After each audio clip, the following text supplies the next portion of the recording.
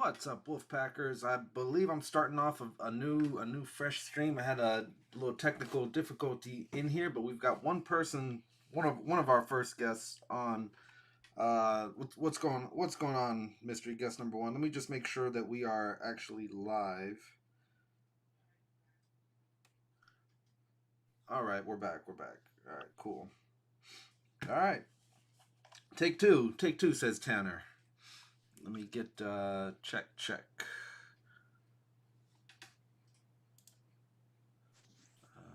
Oh yeah, can you guys hear me? Yep, I got you. All right, well, for those of you guys finding us after I cut us off, switching over from scene to scene. I haven't figured that one just all the way yet, but let me see. Let me get no, that's not it. Come on, Wolf Dad. Every day you do this. Every day you do this. There we go. All right, Brandon, Mr. Hero Collections. How you doing, sir? Good, thank you. How are you doing? Oh yeah, okay. Good. I'm just trying to. Okay, I got it up on the I got it up on YouTube now. How you doing, bro? Good. How you been? It's been a couple months. Since the last time we had you on. Yeah, it's been a while. It's been a real while. The time's just flying by though. Definitely. It's been crazy. Yeah, it's really been crazy. We're at the 1 year anniversary mark, man, and I know. You guys in your show, man, made me wanna. Well, you know what? I mean, the numbers might not be the same, but I'd like to do a weekly thing where we talk figures and just get to know people and things like that. Yeah, man, absolutely. Yeah, you guys are kind of inspired by a true story, I guess you could say on that one, right? Yeah, no. The only thing is I can't see you. Oh, all right. Let me see. So I don't know. I don't know where to look. So hang on. I can't quite see. But yeah, no. I mean, it's. Oh yeah. Okay, got you. Okay, I got you now. Amazing. Good. Let me do this, and then let me go here. Okay, great. So I can see both of us now. Cool. Let me move that around like that so you can see me. And here we go. Yes. And we're off. We're being interviewed. And here we go. Yes. But no, it's amazing, man. What you guys have been doing is just amazing. Especially the last however many months since the Wolf Mother came in with her Instagram. Her whole brand of humor and things like that. Yeah, she's a definite needed kick in the butt for this channel. Yeah, no, for sure. And I think I mean it's great to hear. I think that was one of Dan's main things is that he just wanted to. He knew a few people in the community, and he just wanted to kind of pull the strings a bit tighter and get everybody closer together. Metaphorically, at least not physically, but it's been amazing. I think for everybody to get to know each other, and this is what you've done with your streams is a real testament to that. You guys have been going solid for a year now. It's the graphics are looking great, and it's good. It's really good. Yeah, thank you. Come a long way. So congratulations on a whole year. Appreciate it. No, thank you. Yeah, shout out to everyone in the chat. Yeah, we are back now. We're back on with Hero Collections. Brandon, good friend of the channel. Yeah, like I said, man, you guys from the graphics to from these lovely graphics to the motivation that you guys put out, you and Dan on your stream, of course, with Rich and Phil and those guys.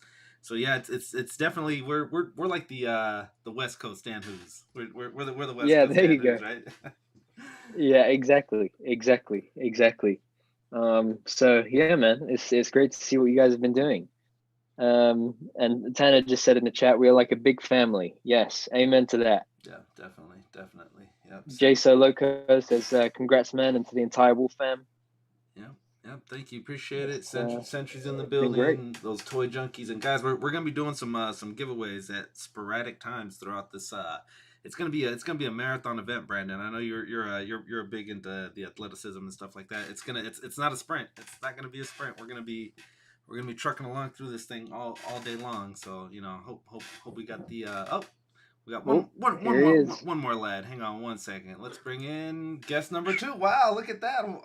Oh yes, you did the screen. That is beautiful. That is beautiful. I'm proud of you. Beautiful. I'm proud of you. Yeah, it's almost like I had coaching. It's almost like I was coached up to get here, to get to this point. It looks beautiful, Miguel. Bravo, my friend. Yeah, and congratulations, by the way, on 1 year. Like, as me and Brandon know, doing this consistently isn't easy. Life gets in the way, throws you hurdles, unexpected things, tech issues, all of that. So doing it for a year, like because of the time difference, I'm not always there live, Miguel, but I'm there on the replay, always supporting you and the lads and the Wolf Mother. Like, I say this all the time, but you're genuinely one of my favorite wholesome channels in this community. Do you know what I mean? So, but bravo, round of applause for Miguel and the whole Wolf Pack. Thank you. No, thank you. Brandon, can we hear a wolf howl, please, Brandon? Wolf howl. Yeah. I was trying to get Brandon to do. I always try and get him to do stupid stuff on camera, and he never goes for it ever. Never fall for it. You know what I'd like, since I've got both of you guys here. I want to hear your best American accents, man. I can't do accents, Miguel. Honestly, right? I just can't. I'm proper dyslexic anyway, and I have a lisp and like speech impediment. I can't hear something and then copy it. Like I've tried. I just can't do it. I can't do it. I've tried. I'll continue to practice, and one day I will do it. One day. Honestly, I can't do it. I see Brandon's got a look in his eye, like he's been working on a Christian Slater. Oh no! I was just getting ready to copy Dan's excuse to get out of it. That's what I was doing. That's what I was doing. You've got fam. You've got fam in America. You can learn. You can go and pick up. Just go and spend some more time with the brother over there, and you'll pick it up in no time. Yeah, there you go. Yeah. Nice. Yeah. All right. Well, way back when this stream started, I think we were in like episode 2 or episode 3. I was short-handed on material. I didn't know what to do, so I just cut up a bunch of names, and you guys' names were actually in that in that jar of impressions that we had to do. I had to do Arnold, the Croc Hunter, but a bunch of different people. But yeah, Dan, who and Brandon were in there. A few YouTube personalities have tried to do me, but it's easy because you just say "pow," and there you go. You're doing a dance straight away. So coin the phrase. With Brandon, I've always said he's like the Zach Morris, the UK version of Zach Morris. You know, Is that like the better looking sidekick essentially? So essentially, well, as long as you're not Screech, right? But no, yeah. With Brandon, he's more like, bro, it's just like, if you can't find it here in the UK, you go on Amazon Japan, and that's how you get it. That's kind of Brandon's Brandon's MO. He's just very chill, very very laid back guy. It's the funniest part about that is I actually did say to Dan today, didn't I, Dan? About Japan, yeah. No, he was talking about one of the import sites, and I said no. From now on, just straight up Amazon Japan. But that's all Rich M's fault. That is. Yeah, no, Rich source, got me on the source. The source. The source. It's a really good hack. It's a really good hack for you guys on the island when and I'm to the point where I'm even considering doing it when I can't get stuff out of here. I'm looking at it right now. I'm tempted to get one of those new Mafex Jokers. I've got the Hush Batman. I've got the Superman. What's the date today? If you order it now, it'll be here on Tuesday. Yeah, it's very tempting. I've made so many baskets on this Black Friday sale, people, and I've yet to press checkout on any of them. But I could easily drop hundreds of pounds right now if I just went and press checkout. But I can't, because we all know Doomsday is coming. The 16th of December is coming, so we need to hold out. Yeah, so I was listening on that. It's the conversion rate would be over $1,000 what you're spending on in dollars. It's all current pre-orders. But obviously I'm not going to get them all now. I'm going to have to cancel some and move some around or whatever.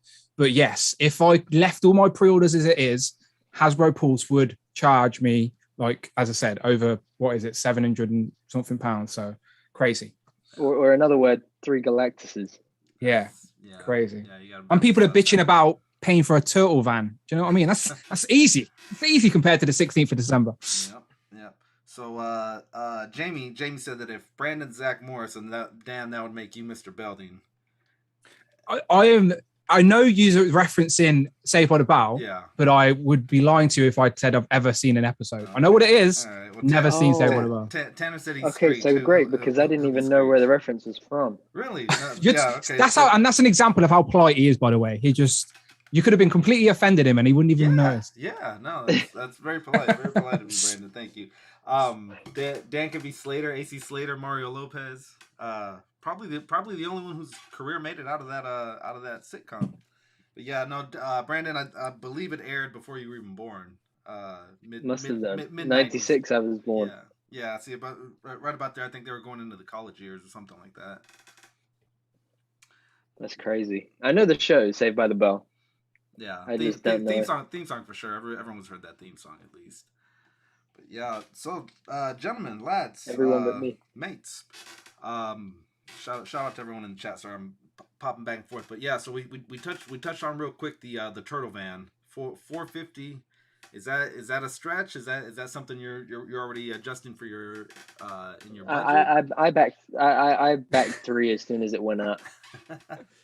Shows how much he knows. It's not even a back project. You can just buy it. Right, I've pre-ordered mine. It's in. I sent the screenshot to Tanner as soon as I did it. My companion on Turtles and Tea. So in the UK on Comic and Cocktails, it's about 400 and I got to be careful. Amanda's back now. It's about £4. No, 469, and the deposit was 50. Yeah, so it's 50. So what's left is 4.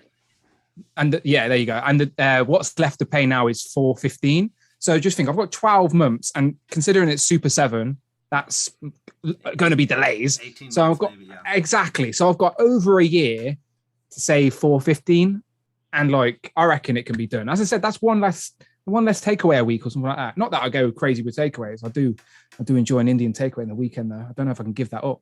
Yeah, no, it's definitely one of those things where you're instead of doing your normal Starbucks run, now you're making your own coffee for a little while because it just clicked. That's why you were saying earlier on in the week you're going to get a piggy bank. Yes, so I can put the money in a separate location.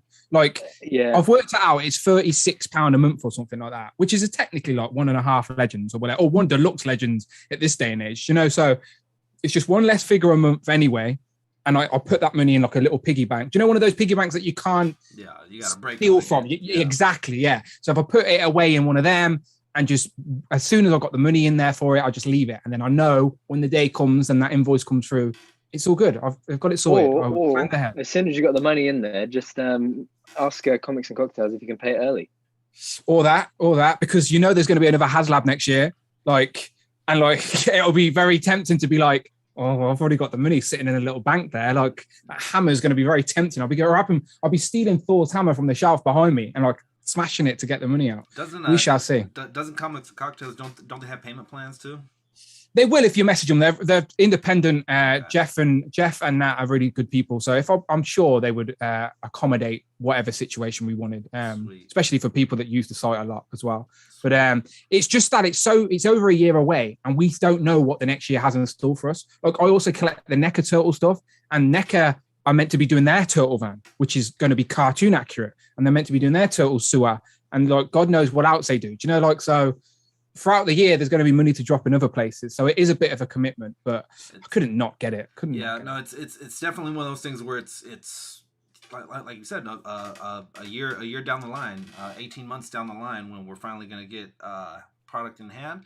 And don't get me wrong, I'm seriously considering backing the Super 7. It's just that their production is so slow. NECA would push out 3 different waves by the time we get the one from Super 7, but you're getting more. I mean, it's eye of the beholder, I guess. But Super 7, you're getting a little more. Dare I say NECA, better articulation on the figure? I don't know. It depends. It's down to personal preference. If you're a Turtles fan, you're aware of these 2 brands, right? And Super 7 recreate the Playmates toys, and the Playmates toys inspired the cartoon, but they weren't accurate to what you're seeing on screen. NECA are accurate to what we're seeing on screen, which we never had before in figure form. This is the first time we're getting it. So for me, who had the toys as a kid, and as a kid I loved the toys, but I was frustrated they weren't what's on screen. As now in my 30s, I can get both iterations, what I loved as a kid and what I've seen on screen. So I genuinely think if I'm a betting man, I would bet that we're going to get NECA's turtle van in hand before we get Super 7. Yeah, definitely. Which may put people off getting the... Yeah. they may think, well, I don't need the Super 7 anymore. So we shall see. But are you going to get? You've got on the Super 7 wagon a little bit, right? You reviewed, or you went to the store. I seen a video. Yeah. No, we've got the store down the road. So yeah, I took it upon myself to dive in. I picked up all of Wave 3, I believe it's the April Leo. O'Neil. Yeah, well, the April O'Neil and Michelangelo. Oh, okay, yeah. I believe that's Wave 3 or Wave 7. I'm not even. No. It's just 3. We're literally only in 3. Wave 4 has the best turtle in it, and it's not been released yet. Apparently they're on a boat on the way. So yeah, we're only. This is why it's easy to play catch up if you're behind. Like that's what I've still got to get some to catch up. Yeah. So. And it's easy. It's easier to do it now than it is wait a year and then want to do it. Well, it's easy to mix and match if they're going to be up on a display where no one's going to touch them or anything like that. You can fudge them a little bit, but if they're going to be figures in hand and reviewing, the Playmates and the Super 7 they're in the same ballpark, but they're not comparable. If you agreed. If you get my drift. Agreed. And then but that's not to say that I'm not liking what they're doing on the NECA side, on the cartoon version side. Some of those, I think I've got some here in the room, but yeah, some of the NECA cartoons are really good, really accurate. Like the Rat King was almost spot on. Vernon, a lot of people had to get a Vernon to get a Rat King, so but the likeness is awesome. Did you go for the San Diego Comic-Con exclusive box set with the Channel 6 news crew? No, I didn't. It's a very unique. It's very niche, like you said before. It's very niche to certain particular episodes. I could see the ACBA ramifications for it. It's so many people would pose that even with what's his name? Bring Me Pictures of Spider-Man, J. Jonah Jameson or something. J. Jonah, yeah, something like that. I mean, the ACBA ramifications on that box set alone are really high. So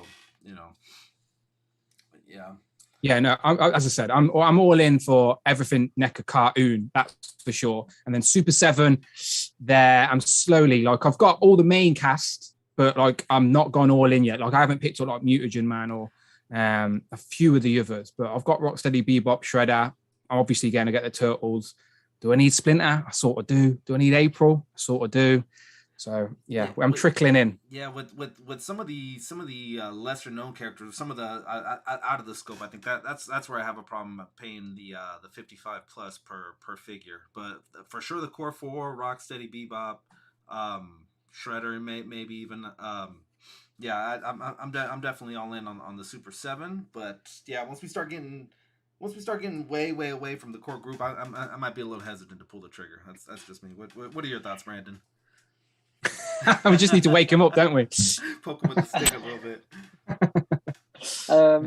I mean, what Super 7 are doing right now is phenomenal. So anything that they put out, I'm pre-ordering. It's. Can you hear the British sarcasm through his voice?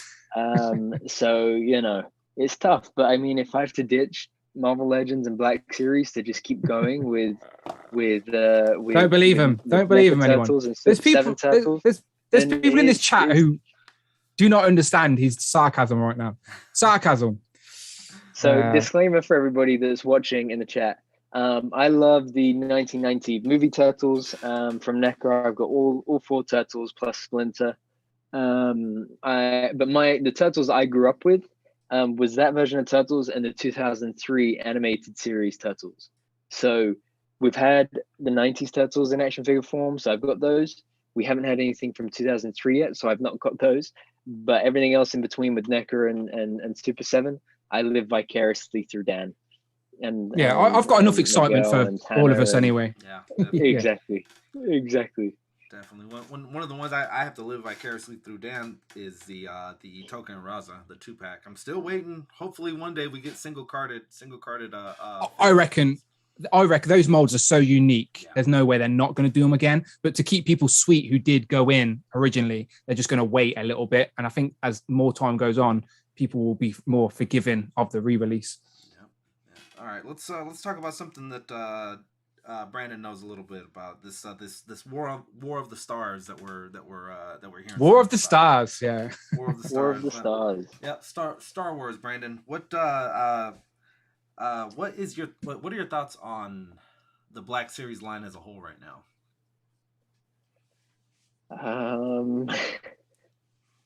I mean, I think the best two lines that there are Black Series and Marvel Legends. Not in that order, I would switch them around, but Marvel Legends and Black Series are the best. And the reason why I think Black Series has that number two spot is because they put out an insane amount of product, right? We get a lot of figures.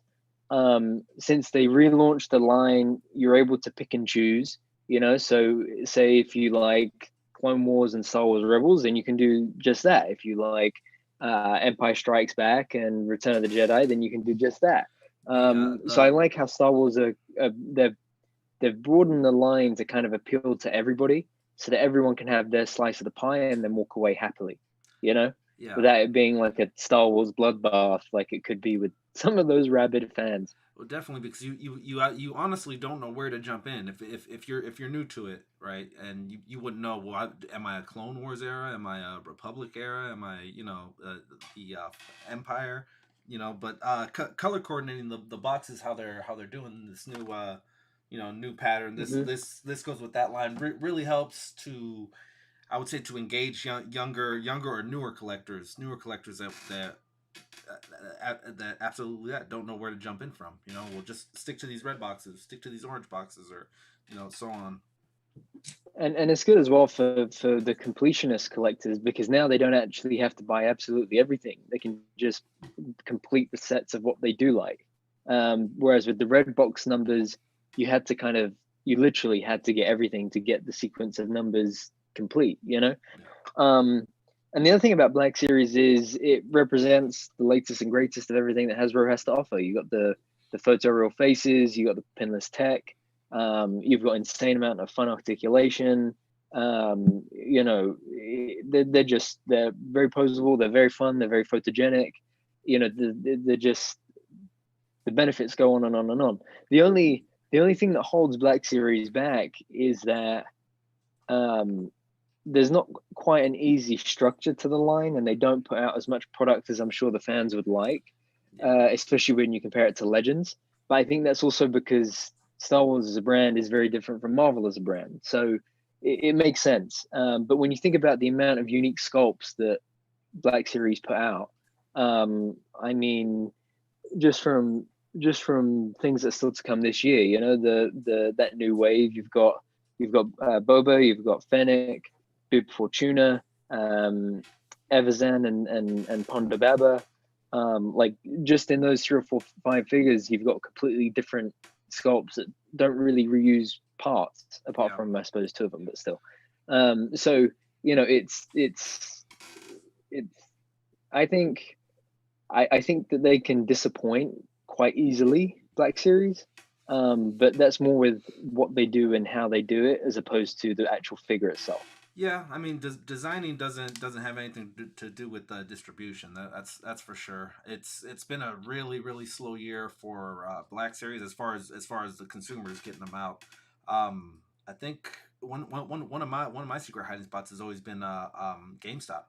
GameStop will constantly. I mean, it's not every day, but you'll come across like the army builder, the jetpack stormtrooper, or the off of the video game line and things like that. But as far as waiting for the Costco Reeves wave to drop at Target, oh god, they kept pushing that thing back. First it was August, then September, October. Here I am. Going up. The only thing on the shelves are Grief and Grief and Quill. So it's So waiting on this line was very hard. Waiting on the Costco Reeves. We're still waiting for her. We still don't have Costco Reeves or Wrecker in the UK. Wow, you're gonna hate this next giveaway then. No. Well, I mean, I got Wrecker already, but I mean, if I'd known that Costco Reeves was going to be this far delayed, I would have done the same with Wrecker and just imported it back in July. Yeah. It's crazy. But it is what it is. But I think once Boba kicks off and next year, especially because we got Boba, we got Kenobi, Andor, Bad Batch season 2. Yeah. There's once once Star Wars properly gets going, I think with its Disney Plus offerings, and the content starts rolling like how the MCU does, I think the product will pick up for sure. Yeah, bright times for the Disney Plus Star Wars universe. Bright times. And then yeah, Cowboy Collector says he hasn't seen a Black Series since June. It's been it's to the point where Walgreens. I'm going to Walgreens to get my Black Series because once in a while you'll get a hit there, and you know most of that Zero Costco Reeves wave. We picked up mostly finding them in Walgreens, which you never find anything in the Walgreens. No.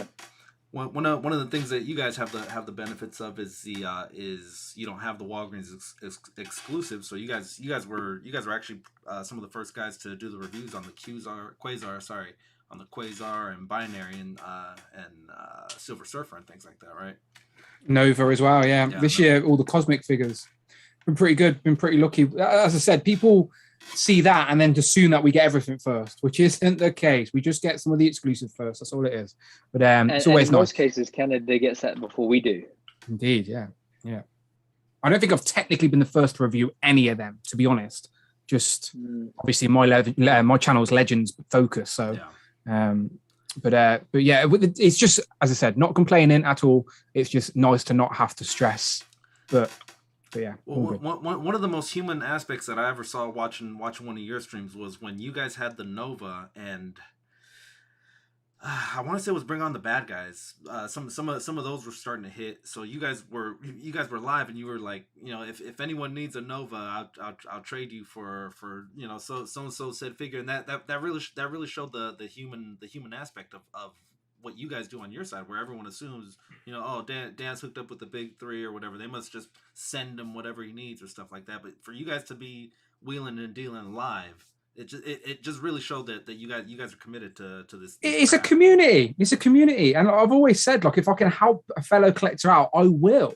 It's just that we're all so deep in this game. If there's something someone really wants, they've probably already got their avenue of getting it. Yeah. Like, Miguel, how many times do I ask you? Like, you help me out all the time because, as I said, I trust you, and it's hard to get that trust with someone. You know what I mean? If you're sending lots of money across a way, you've got to have that trust, haven't you? Definitely. So, like, as I said, like, it's once you've got that sort of that you've built that community of trust, then it's the green light. It's like, what can I help? Can I help? Let me get you something. What do you need? You know, it's just you're the Wolfpack toy reviews. You're a toy hunter. You know, so like, you go out and hunt these things down. You very don't really need me to get you anything because you have that option to hunt them down. We can't hunt them down really, so I send the Wolfpack off for me. I give you the scent. Give you the scent. I'm like, right, I need a turtle blimp. Here's the scent of the turtle blimp. Go and hook me up, and then the Wolf Mother does the business. So much appreciated. Speaking of which, we've got a donation in the chat. I've actually haven't inserted the graphic in here, so let me see how this is going to work really quickly. Oh boy, let me see. All right, let me see if this works, and then exit full screen. Sorry everyone in the chat, everyone watching live. Let me go. No, you know what? It cut it off last time. I better not do it because that's what ended the stream earlier. All right, we'll go back to this. Sorry guys. Apologies to Scooby Snacks. I will get you. I will flip you a unicorn next week when we're not on this format, because I'm afraid if I switch over to the other one, it's gonna end the stream.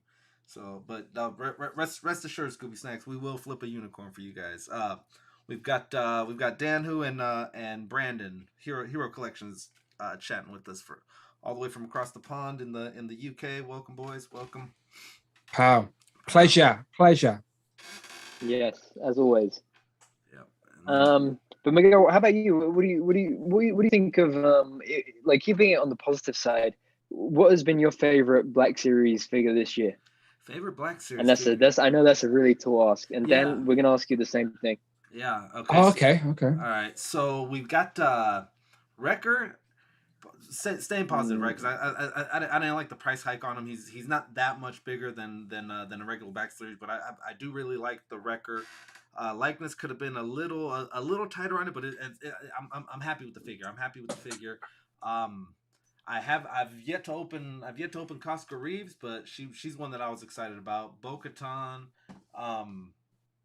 Tech Zero, but I'm gonna say for this year the Han Solo, the re-release of the I believe it's the 20-year anniversary of was it Empire Strikes Back, I think. Power of the Force. Yeah, there you go. On the Power of the Force card. Yeah. There you go. You got the select. Yeah, see, that's what I was waiting for. I knew he was going to go for that. No, that's the That's the Black Boba. Series. Okay. Mm-hmm. Yeah, I also love that the one. Mando stuff as well. Yeah, nice. I forgot really that we nice. got that one because mine's still carded. I opened up the select. Oh no, you got to open up that deluxe one. The deluxe is amazing. Yeah, with the split sword, with the split blaster. Yeah. It's also got the flames on the back of his backpack. I don't know Yeah. how well the camera can show it, but Yeah. see how the flames drooping a little bit on the display. Yeah. The plastic doesn't hold up over time, but still it works when I'm looking up at it anyway. Yeah. Sweet. And then you've got the movie turtles, which they came in 2-packs, right? Originally, the movie turtles. No, I got mine from the San Diego. Oh, okay. So it came in a 4. Yeah, Brandon knew. Yeah, first I got mine in the San Diego ComicCon 4-pack, so I never actually got the single released or the 2-pack versions. Yeah, that's just some of it. Like it's still all in boxes upstairs, but there's my turtles. I'm starting to rebuild the Power Rangers display. That pig, by the way, is magnificent. That pig and Finster, get them. Don't miss out. It's magnificent. If you're a Power Rangers fan, that pig is beautiful. I took a trip to Target and the Wolf Mother hits me up. She says, "Make sure you look for that pig." Yeah, the pig's good. What's so annoying is that so we all knew the single packed pig was coming, but we just, because the release date said April, I was like, okay, I'll get the exclusive lunchbox version because I really want the pig, and then if anything, I've got it months earlier than the original release. And nope, the new one's already in stock everywhere. Do you know? So what an idiot. And the only thing that's different with the deluxe one is it comes with a pie and a plate of nachos. That's it. Okay. It's ridiculous. Definitely not worth the extra money. So if you want the pig, pay the £30, not the 60 for the cardboard lunchbox. Sweet. I think I'm gonna wait for him to hit the New Year sales. Yeah, there you go. And then I might pick up the other monsters because I really want. I think, but I don't know. It's like have you not got Pumpkin Pepper and King Sphinx? They're like £13 now on Star Action figures. I know, but I'm like, I'm not gonna display them. I'll take one photo of them with the Rangers and putty sometimes, and then what? And then, you know, display them. The monsters are going to look so good together. iGuys in stock. iGuys in stock on the 16th of December as well. So by the 16th of December, you could have King Sphinx, Pumpkin Rapper, Pudgy Pig, iGuy, Finster, Goldar, epic. I've barely got room for the what do you call them? The Power Rangers, let alone the actual monsters. The monsters. You get more. To be fair, you get more teams than me. You get more teams than me. To be fair. Yeah. Well. See. Yeah. See, you're smart. You only kept it to the Zordon era, whereas I go all the way up to SPD. Jada says so many out of box figures. Yeah, these guys are out of boxers. They're out of boxers here. For the most part, right? Dad's got a nice little collection of boxed up things to your right. Yeah, that's the Spider-Man stuff. I don't know how well the camera can see. I basically can't see what you see. So hopefully you can see my Spider-Man wall there. All the retro Spider-Man figures up on the wall, mint on card, just for display. Like I've got those figures. I brought them twice so I could have them on that shelf and on the card, because the card is so nostalgic. Like I love that retro line. I'm hoping all of that is in stock on the 16th as well. That's something I won't be skipping. I'm definitely getting them.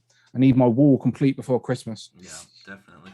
Now you bring it up. What Christmas purchases do you guys have that just kind of sneak into the budget somehow? Make what something had to go to get this Christmas purchase. Do you know what? Christmas, right? I don't really get toys for Christmas off anybody, or do I buy toys? Yeah. Like because I buy so much throughout the year. Christmas is like the time to get some deodorant and socks. Do you know what I mean? Like I don't get people, because I don't trust people to buy me stuff either, because I'm so particular. Like, and because our civilian friends and family ain't embedded in this community, they might buy something and think it's a really good gesture, Like someone nearly brought me like one of those Titan 6, like 12-inch figures, Marvel figures. Yeah. And I'm like, they're like the worst thing you could buy me. Like, come on now. Like I'm articulated, I'm accurate, a collector, not a toy hunter. Yeah, exactly. So so I'd rather just everyone just didn't. And so that's my little niche hobby. I don't expect my family to get involved. It's fine. So no, nothing exciting, mate. Just paying for those pre-orders on the 16th of December. D-Day. We're calling it D-Day from now on. Yeah. Our civilian friends, what some of the family they're offering to get me something. I'm like, oh, you're not gonna find what I want, because by the time you go looking for it, it's probably already sold out, or you're not gonna hit the pavement like I do trying to find these things. A few years back, when they re-released the Luke Skywalker, the Return of the Jedi, where the black cloak with the green lightsaber, the one that's on the stretch goal right now for the Ranker, it was a Walmart exclusive, right? So I told the Wolfman, I was like, if you give me one thing this year, make sure you lock down that pre-order. So, okay, yeah, I got it. Comes time, you know which one she got? She got me Master Luke, the older from The Last Jedi. Yeah, that's funny. With the gray. Yeah, with the gray. She's like, it's the same thing. It's like, it's a little bit different. It's a nice gesture when people want to do that, because it means to me it shows that they're accepting of your hobby. So like when people want to buy you something, it's like they accept it. They get it. But yeah, it's as I said, I need some new socks. It's fine. Get me some socks. What do you got, Brandon? Christmas wishes. So the way I usually manage it is that any pre-orders that are coming out like around December time, they will be saved for Christmas Day, right? So it's not that people buying me stuff, but anything that I'm planning to get anyway, I will save and open up around Christmas. Presents from Brandon to Brandon. Yes. Yeah, because let's face it, for us, it's like every day is Christmas Day anyway, definitely. Right? But it's just, I think that if there is anything special that's like, for example, if I get it in time, those retro Spider-Man figures will go under the tree for Christmas. If D-Day drops as we expect it to on the 16th, there's a couple of things from that I will open up straight away, like the retro Captain America. But then what else is there, Dan? I've got the list. I literally get the list. Miguel, did you watch the stream? Did you see what we said? Yeah, I watched up until when you guys were doing the reveals, where the possible reveals. Okay.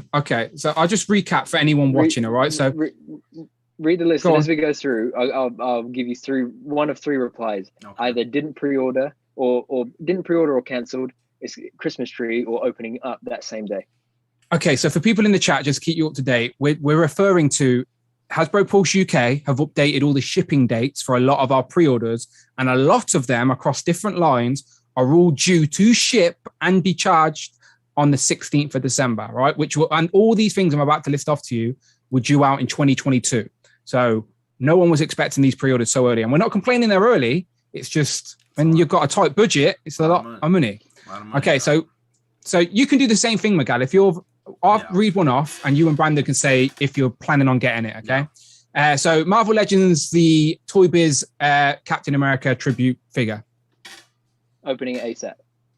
Yeah, two of them. Yeah. Yep. Okay, 3 days later on the 19th, so close enough to D-Day, it's the Iron Man. Not getting it. Passing. I got it. I am considering canceling it, but it is slated to come in, one of them. Yeah, I'm in for all four of them, Miguel. I've got to be. Keep one on card as well. You're right. The Army Builders School Troopers in the single carded pack, the Hasbro Pulse exclusives, gone for 5 of them.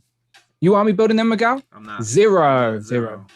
Yeah, save your money. The Marvel Legends Walmart exclusive Doctor Strange, the classic Doctor Strange. Opening it as soon as it comes. Same. I'm picking that one up. Yeah, the Flashback Winter Soldier, the Marvel Legends Flashback Winter Soldier. Cancelled it.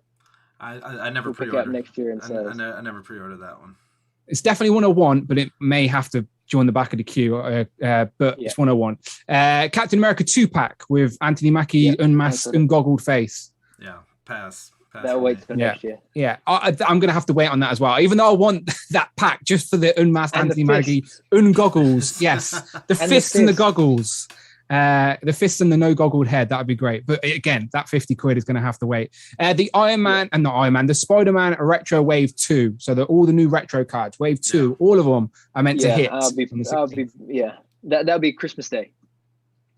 How about you, Miguel? I didn't pre-order. I'm gonna hunt those. I'm gonna hunt those in the wild. Yeah, I need 2. I need one to open, one for the wall. And then the Spider-Man No Way Home wave has been trickling in on the UK, but the rest of the wave are due in on the 16th as well. I'm assuming both of you have already got some of those figures. Yeah, with the armadillo build. Yes. Yeah. Good wave. Costa Reeves is already due in that day as well, but you're already showing that off. You've literally got it in hand right now, Michael, I think. The Power Ranger and Turtle 2-packs are starting to trickle in. 2 on the 16th. On the 16th, it's Michelangelo and the April O'Neil. Yeah. The Power Ranger. Those were passes. Go on. For me. Passes for me. Yeah. Those I have ordered, but I don't know what I'm going to do with those yet. I want them, but I wanted them all at the same time. Do you know, like, so I don't know. I don't know what I'm doing. The Ninjetti Rangers. All of the Ninjetti Rangers are due on the 16th or the 19th. It's really funny because the Ninjetti Rangers and the Turtle Rangers, like my main criticism of the Black Series, of the Lightning Collection line, is that they don't do enough unique stuff. And then the one time they do, the 2 times that they do unique stuff, and I'm like, I don't know if I'm going to get them because I don't know where I would put them. But I know I will get. I know I will end up finishing both of those teams for sure. That's kind of the thoughts on Super 7 with their whole they're very unique. Like say like the Ninja Turtle or the Simpsons. It's a very unique set. So a lot of people might not want to get it for. Are you in? And for any of those Ninjetti Rangers? On the Ninjetti, no, I'm passing on those. Okay, you were about to say the Simpsons, though. You getting the Simpsons? Yeah, I'm getting the Simpsons. Out of the 4, I think my least favorite will probably be Mo, but I'm probably still gonna get Mo's my favorite. Well, the thing is, there's the itchy and scratchy robots are very unique. Like you're never gonna get those, Agreed. In Wave 5. Same thing with Space Homer. So I mean, we might get another Mo Sislak down the line. There's so many figures. There's no reason for them to ever revisit a design. No way. So what else is due that day? The Eye Guy, which Brandon's already said he's not getting. If you got any of the Power Ranger villains, so how do you get a lot of Power Ranger stuff, Miguel? You know what, the Wolf Mother kind of surprised me this year. This year she's been kind of big on collecting them, and I was like, this whole time I didn't know. I could have been picking them up. Now we got to go see the scalper and things like that. But yeah, I had the Sphinx and the pumpkin, and they just sat there for a while. It's like I didn't review them for 3 months. I was like, maybe send them back. Someone who wants them should actually get them. So yeah, I sent them back, and then a little bit after that they went on clearance as well. So maybe pick them up now that the Wolf Mother's all in on Power Rangers. The Wolf Mother wasn't happy that I posted a picture of the Pudgy Pig eating the Yellow Ranger. Yeah. Trini. But yeah, all of that stuff that I'm mentioning, a few other things as well, a few other Power Ranger stuff are all due on the 16th of December, aka D-Day. D-Day. I think someone called it UK Toy Armageddon. Yeah, it's not a bad thing. I'm not moaning about new toys. I'm really, really not. I want all of these things, but I just can't do it all at once. That's the only issue. Yeah. First world problems, I'm well aware. Problems, so definitely. Yeah, I'm well aware. Definitely. Yeah, like the Razor Crest. Have they even said when that's gonna be released? Next year? They have pushed. Yeah, they have pushed it to next year. They've said it will be 2022 now. All right. Well, did you back that one, Brandon, or you're not a vintage, right? I've got a few vintage, but not. I wasn't gonna back the Razor Crest. Gotcha. Same with the Rancor, which I haven't actually checked on in a while. Is that? It's going backwards. It's going backwards. Oh. Well, there you go. Yeah. All right. So if you were in the boardroom, how would you fix the Rancor? If there is a fix, if there is a fix for it. I mean, I'll throw one out there just to get it going. Drop the price down $100. I was about to say the same thing. Yeah. 250 is I can do 250 for for something like that, and then your stretch goals would probably go up too, just because you're dropping $100 off that markup price. I don't necessarily think Hasbro will do something like that to where change your plans, we're dropping it down $100. So yeah, the thing for me is that as somebody that was like, I love the original trilogy, don't get me wrong, but I don't love it enough to drop that kind of money on it. But like, as someone who would have been open to it, they really did not go above and beyond to try to reach me at all. Like, my demographic of customer, someone that loves Black Series, would buy into Black Series, but if you give me a reason to. I thought the stretch goals were just really, really boring, like so boring.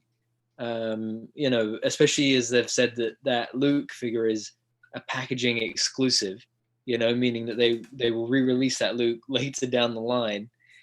So it just, and as well, I got nowhere to put a Rancor, and I have no reason to get a Rancor. Like, Sentinels are in how many years worth of Marvel Comics and Marvel Media? Galactus is in how many years worth of Marvel Comics and Marvel Media? The Rancor had what, 15, 20 minutes in Return of the Jedi in it was 1983. It's one of those things that's iconic, though. It's you think of Star Wars, or especially Return of the Jedi. That's one of the things you think of. The sand barge, Jabba, Leia, and the gold bikini and things like that. But yeah, definitely. All right, gentlemen, this has been a pleasant little evening. I appreciate you guys for coming on. I'm trying my best to stick to this schedule, but we're getting ready to do this quick giveaway. You guys will hang in the chat and check out the giveaway. You guys can enter. It's let me go full screen really quick. I do love a Wolfpack giveaway. Oscar Reeves, who we've just said we haven't got. Yes, I'm entering this giveaway. Let's do it. Yes, 100% entering this giveaway. Let me get, and for the record, you are a very generous YouTube channel. You give away stuff all the time. So if people are not watching your live streams, they are just missing out entirely. Gotta tune in to win, right? Indeed. Be in it to win it. In it to win it. Yeah. So let me get Killer Mike in here. Killer Mike, I think, is gonna put some names up on the In this whole last year that we've been streaming some of the giveaways, we had Karen, the Wheel of Death. Then we went to the elimination races, the duck races, which Dan I actually found those through Dan. Dan's the one that told me about them, and then I got the other thing where you can do the wolves and all that stuff. But yeah, we'll even keep it old school and just write a name in a jar and pull out a jar. But yeah, there's gonna be four giveaways today. You guys will be kicking off the first one. Killer Mike. You're a good man. You're a good man. Thank you. No, thank you. Where can the people find you guys before we get rid of you? Dan. Well, as I said, first and foremost, congratulations yet again, Miguel. A year of streaming, as I said. Speaking, me and Brandon both know what it's like. People don't realize the work that goes in behind the scenes for these small YouTube channels. So, as I said, nothing but love to you and the whole family. Congratulations on a year. Hopefully, we'll be back to make a cameo on the 2nd year anniversary. And I told you, one day I'm coming to the West Coast and we're going to go and get a Koppelberg somewhere. There's got to be some bar. There's got to be somewhere in California where we can crack open a Koppelberg. Definitely. I'll track one down. But you can find me on YouTube at Dan Who Reviews. Instagram is Dan Who, and tweet me on Twitter at Dan Who Reviews. Simple as that. Sweet. Mr. Hero.collections. Yes, and just to echo everything Dan said, keep up the amazing work, Wolfpack. We love you. We watch you. You guys are some of our favorites, if not our favorites. And as always, it was a pleasure to be here. You guys can find me at Hero.collections on Instagram. Very, very, very grateful to have been here. And as Dan said, looking forward to the 2nd year and the 3rd year and every year after that. Every year after that. Sweet. There you go. Yeah, Brandon's got he's got his own team logo up. That's great. Great. There it is. Awesome, man. Well, yeah. Keep up the great ACBA, guys. Keep up the Brandon. Keep up the great ACBA. Dan, keep doing those wonderful reviews. That you're world famous for your reviews, guys. And you're definitely not. and your live stream is pretty good too. Your live stream is pretty. I appreciate that. I appreciate it. Dan's Thank branching you. out. He's got the Legends and Liquor. That's every other Sunday, and then You joining me tomorrow, by the way? Are yeah, you busy? Yeah, no, definitely. Good man. I'll definitely pop in. Definitely pop in. And Good then man. you've also branched out and you're doing the Turtles and Tea, right? That's Indeed. bi-weekly as well, or Nah, that's just once a month. When enough turtle news, once enough turtle news is gathered, then me and Tana will jump on camera at least one Tuesday a month. Sweet. And then maybe when those Super Sevens drop, maybe we do that Donuts and Duff stream or something like that. Oh, mate, 100%. Even if that's an annual stream, just every time a Super 7 drops, a Super 7 wave drops, I'm in it, 100%. Definitely. All right, guys. Well, thanks for hanging out. Appreciate you guys being good friends of the channel, hanging out. Of course. Throughout this year, it's been a great year. We will see you guys on the next one. Of course. Bye-bye. Deuces. Thank you, guys. Thank you. Bye-bye. Thank you. Bye-bye. All right. So Killer Mike is gonna start typing in some names over here. Head over to the browser. Which one are we doing? A wheel race or let's see, dog race. Dog race or wolf race? Yeah. So wolf Dan, race. so Dan and Brandon, you guys are already entered. How are you guys keeping track of the names? You're not. No. Oh, that's great. All right, well, come over here and you start typing some names, and then we will work on getting our next person in here. Have a seat. Just start putting Greg, Sirius Black, IE Toy Hunter, Jason Loco, oof. I'll be right back. So,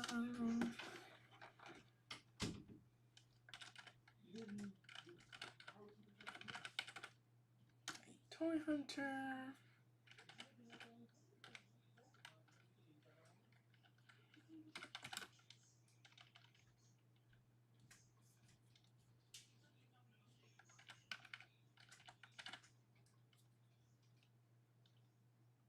Sirius Black.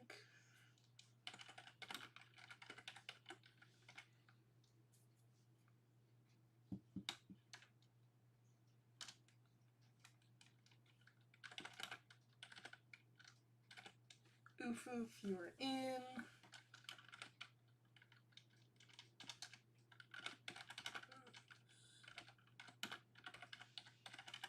Toy Junkies.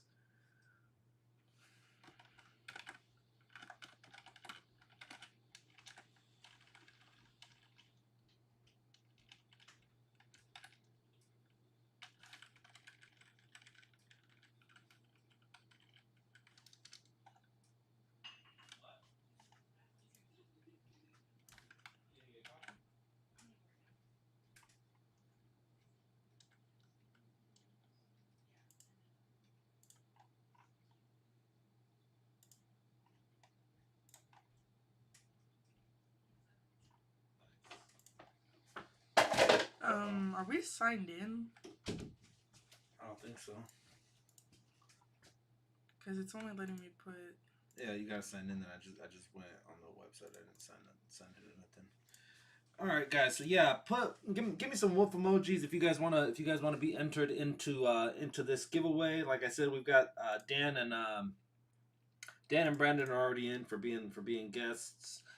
Put Jamie Gishard and Mr. Tac Tac. Guys, you guys are on deck. What's going on? I gotta get the email. Huh? The email for the account. Oh, all right.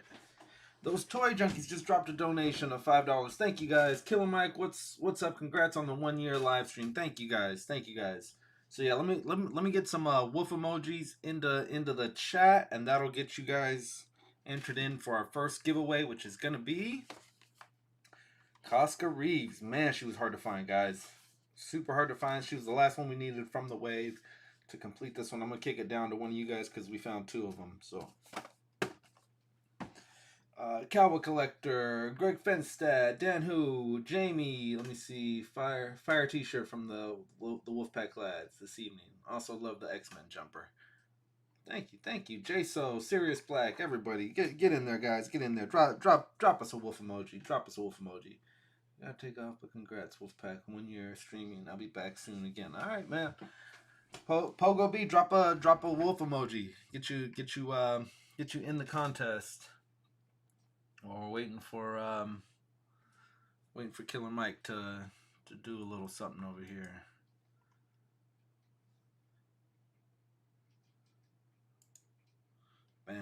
let's take a look at that just in the meantime while we're waiting for Killer Mike. And yeah, guys in the chat, just keep dropping those wolf emojis, and then that'll get you. And we're waiting on the email for it.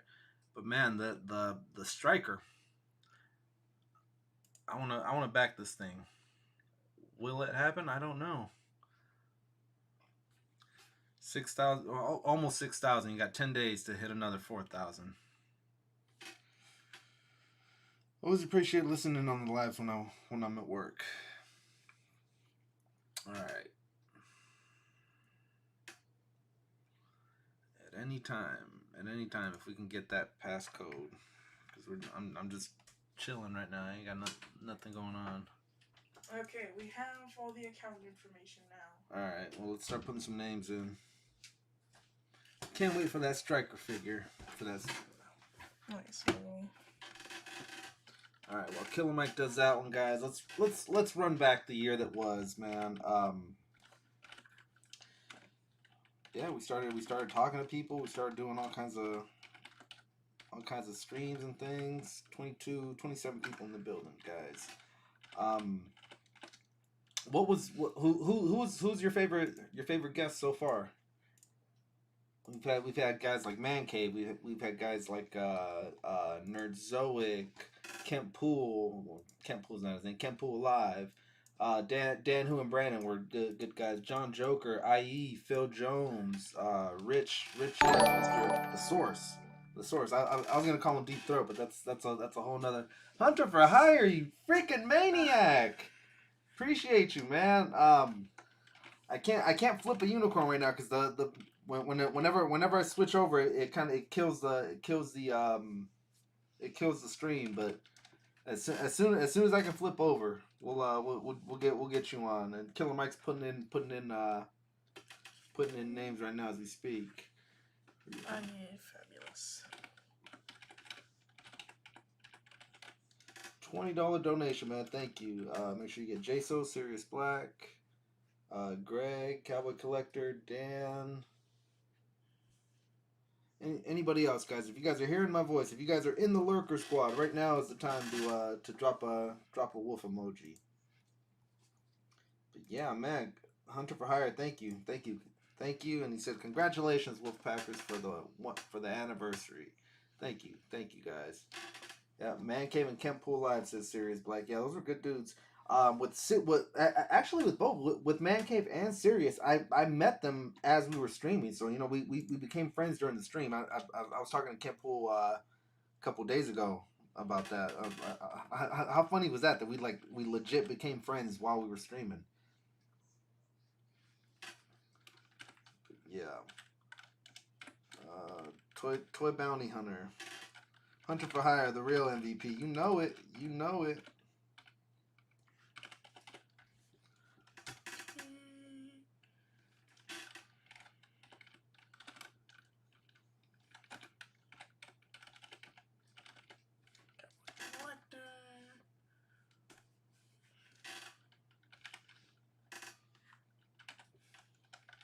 Great guests all around, especially that one guy, IE Hunter. He was a legend back in the day. Yeah, he was. He was pretty good.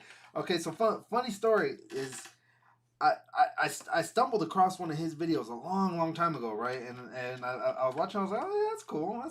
Going to stores, recording stuff like that. So I started watching. I was like, all right, well maybe I'll do some stuff like that. And then yeah, once we had the channel, my sister-in-law told me to make an Instagram for it too. So I was like, now that I got the Instagram, let me go find this guy. That I liked back in the days. This IE guy, IE Toy Hunter guy. But yeah, and then I don't know, little by little we just started chopping it up and became friends. Became friends with Mr. One IE Toy Hunter. We good? Yep. Alright. Yeah, that's all the names that I saw in chat. Alright. Bam. All right, so here's the squad that's gonna do it. Here's the racing team. We got Dan Who, Hero Collections, IE Toy Hunter, Sirius Black, Greg Fenstad, Oof, Hunter for Hire, Fabulous Disaster, those Toy Bounty Hunter, Cowboy Collector, Jay's Toys and Collect, and Pogo B. You know what? Let's add Lucky Ducky.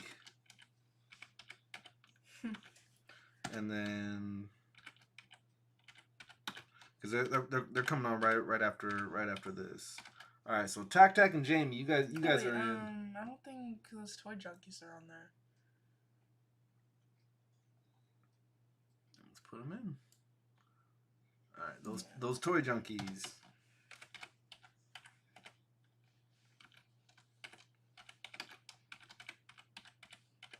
All right, those toy junkies. Let's go, says Brandon. He's ready. What about Sunny? Yeah, it's the Sunny channel. Sunny channel's been a guest as well. All right. Let's set it to 2 minutes. All right, and we are off, guys. Oh, Tanner too. All right, yeah, my rival. Forgot about my rival.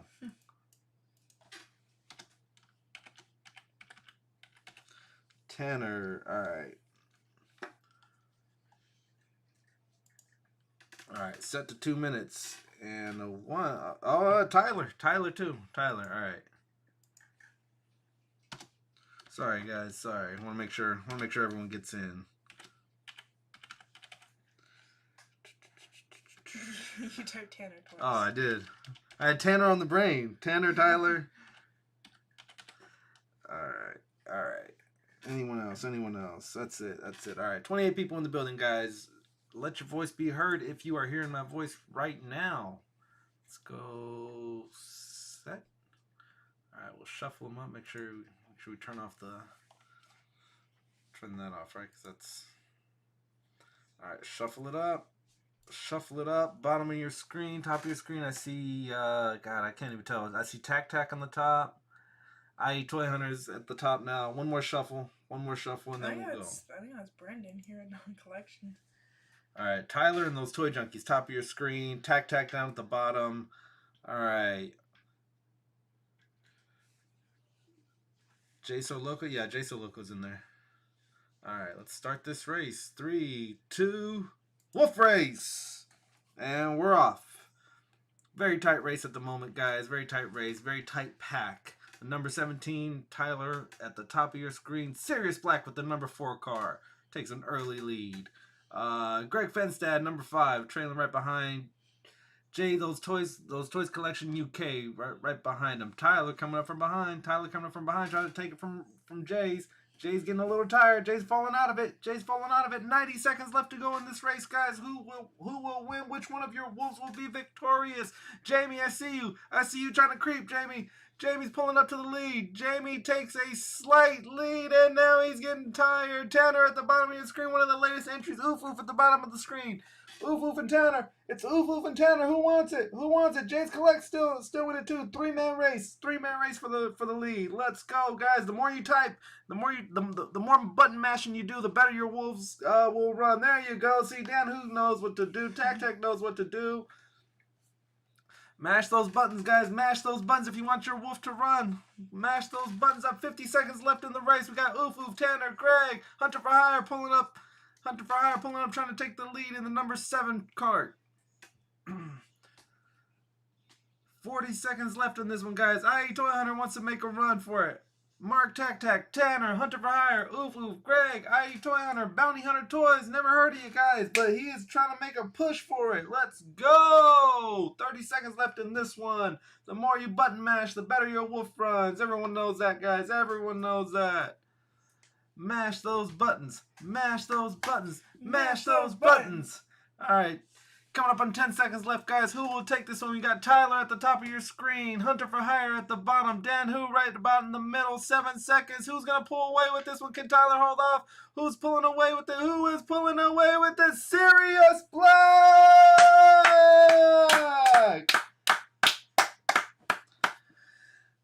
Sirius Black, my guy. Slide up into the DMs. Let me go. Sirius Black, slide up into the DMs right up here, and message me where you want this lovely lady delivered to. Cosca Reeves will be going to 1 Sirius Black. Congrats. All right, let me stop this guy. I think I just removed them, but Did it? Yeah. Set the names. Where do you go to set them? I forgot. Right here. Yeah. All right. Oh no, he's still in there. All right, cool. So we'll leave that one set up for the next one. Congrats, guys. Congrats. Matter of fact, we can take this to the wheel generator. All right, so we'll copy the names. Don't feel bad if you didn't win, guys. We are going to be going to... We got a wheel generator going in just a little bit. So, bam. Everyone who was in it before is now in it.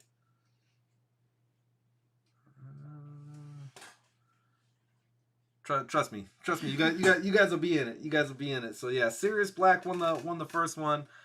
Message us on the Instagram.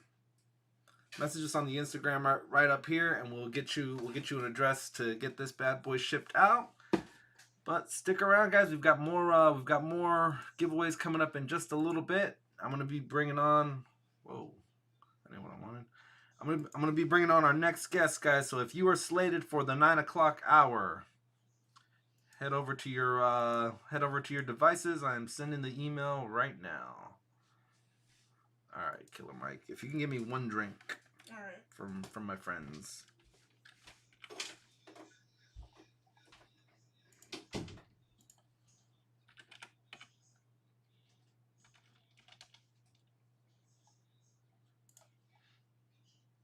All right. Emails are sent. Just waiting for the next line of guests. That was fun. That was fun on the That was fun on the wolf race. It was a good one. Yeah, we'll be bringing back the Wheel of Death. Wheel of Death will be making a comeback. Let me get myself situated. Congrats, Sirius Black. Everyone's clapping it up. What's up, Killer Mike? Thank you, sir. Thank you. Hi, Miguel. Can you hear me? I can hear you loud and clear. Loud and clear. All right. Without further ado, guys, let's bring in two more guys. Hi, Jamie. Two more guys Hello. from the Hello, mate. How are you? All right. Not the East Coast, but the Good. All good, mate. Yeah, ready to. the deep East. I don't know if Miguel can hear us yet. Yeah. I'm not sure. Yeah, I'm just watching it. I'm sort of watching it on my iPad and got it on the phone here as well. Here we go. There we go. There we go. All right, guys. Well, welcome, guys. How we doing? Yeah, all good, Good, Miguel. How about you? Good. Congrats, by the way, on your 1 year anniversary. Hey, no, thank you. Yeah. Congratulations. It's been a fun wild ride, and you guys have been with me for a good portion of this thing, man. Jamie for the longest, he's been a big supporter of the chat, and things like that. Both of you guys, I first met you on the Dan Who stream, our Yeah, that's true. our last guest, and yeah, definitely bringing that community tight knit and closer together. Yeah, definitely, Miguel. Yeah, I always see Jamie in the chat. Actually, I always see Jamie posting comments in your chat as well, Miguel. Yeah, so he's quite a good follower of the channel. Okay. But yeah, cheers, boys. I know it's about 9 p.m. Your time. Yeah, that's locally. right. Yeah. What are you drinking, Miguel? I was just drinking a coffee, and I went from a coffee to a hard seltzer, a grapefruit seltzer. Okay. So Lovely. Splash of vodka in there, I believe. But yeah. All right, guys. So we got those toy addicts. Tyler in the building. Abnugler. Abnugler got in just a little bit late. We just did a wolf race, Rafa. You missed it. Sirius Black will be taking this lovely lady home. So you guys, the Black Series wave hasn't touched down. I hear from Brandon. Yeah. I feel like I was just listening to Brandon say that as well. Yeah, apparently we're a bit behind. I haven't really picked up much Black Series recently, so I wasn't aware, Miguel. But yeah, apparently, are you quite a big Black Series collector, Jamie? Or I dip in and out. Like, I only buy what I like, which is good with Black Series because I don't have building figures, so you haven't got to get the whole wave. Yeah, very true. Yeah, that's true. And you, Miguel, are you quite big on Star Wars and stuff? Yeah. I'm looking to get some clear risers, some of that plexiglass risers, because right now my Star Wars shelf is about to pop with one or two more figures in there, and it's just they're all gonna fall on the floor somewhere, Have you got any favourites? Well, Miguel, and Jamie, what do you guys think about the Rancor? I heard Miguel, you were asking, you're asking Brandon and stuff about the Rancor. What are your thoughts about it? Because I've been watching it a bit on Hasbro Pulse. What are you thinking? Go ahead, Jamie. Go ahead. For me, I think it is a bit rich for my blood, especially on top of Christmas. If it had to paid when shipping, then I probably would have gone for it. But they expected the money near enough Christmas Day. Yeah, which is a terrible time. Mind you, with that big Hasbro Pulse drop that Dan was speaking about on the 16th of December, that's quite a big incoming cost for us as well. And Miguel, was it something you were quite interested in backing? It was leading up to it. I had said, I was like, please don't make it 300, no more than 250, no more than 250, please don't make it that. And then they dropped it at 350, and then the tiers were, I wouldn't say they were astronomical. They were doable. It's just the only one that really intrigued me, like, oh man, I need to have this one, would be the 19,000. Okay, which one's that again, Miguel? That's the Luke Skywalker. Okay, yeah. It's the final one in the tier, and I was weighing down like, okay, so yeah, you do spend the 350. You spent a little extra to get this one figure, right? But I'm probably never gonna open it. It's gonna stay carded. It's too nice of a card back. It's got the mint coin, so something like that. I'd probably never take out. I suppose that's the thing, isn't it? With something like the Rancor, sorry, Jim, you want the stuff to take out, don't you? You want to display it with the Rancors. So it's kind of ideally you'd want figures you can unbox, right? Yeah. Like I believe with the Sentinels. With the male and female, they didn't even come carded. They were just in a plastic sleeve.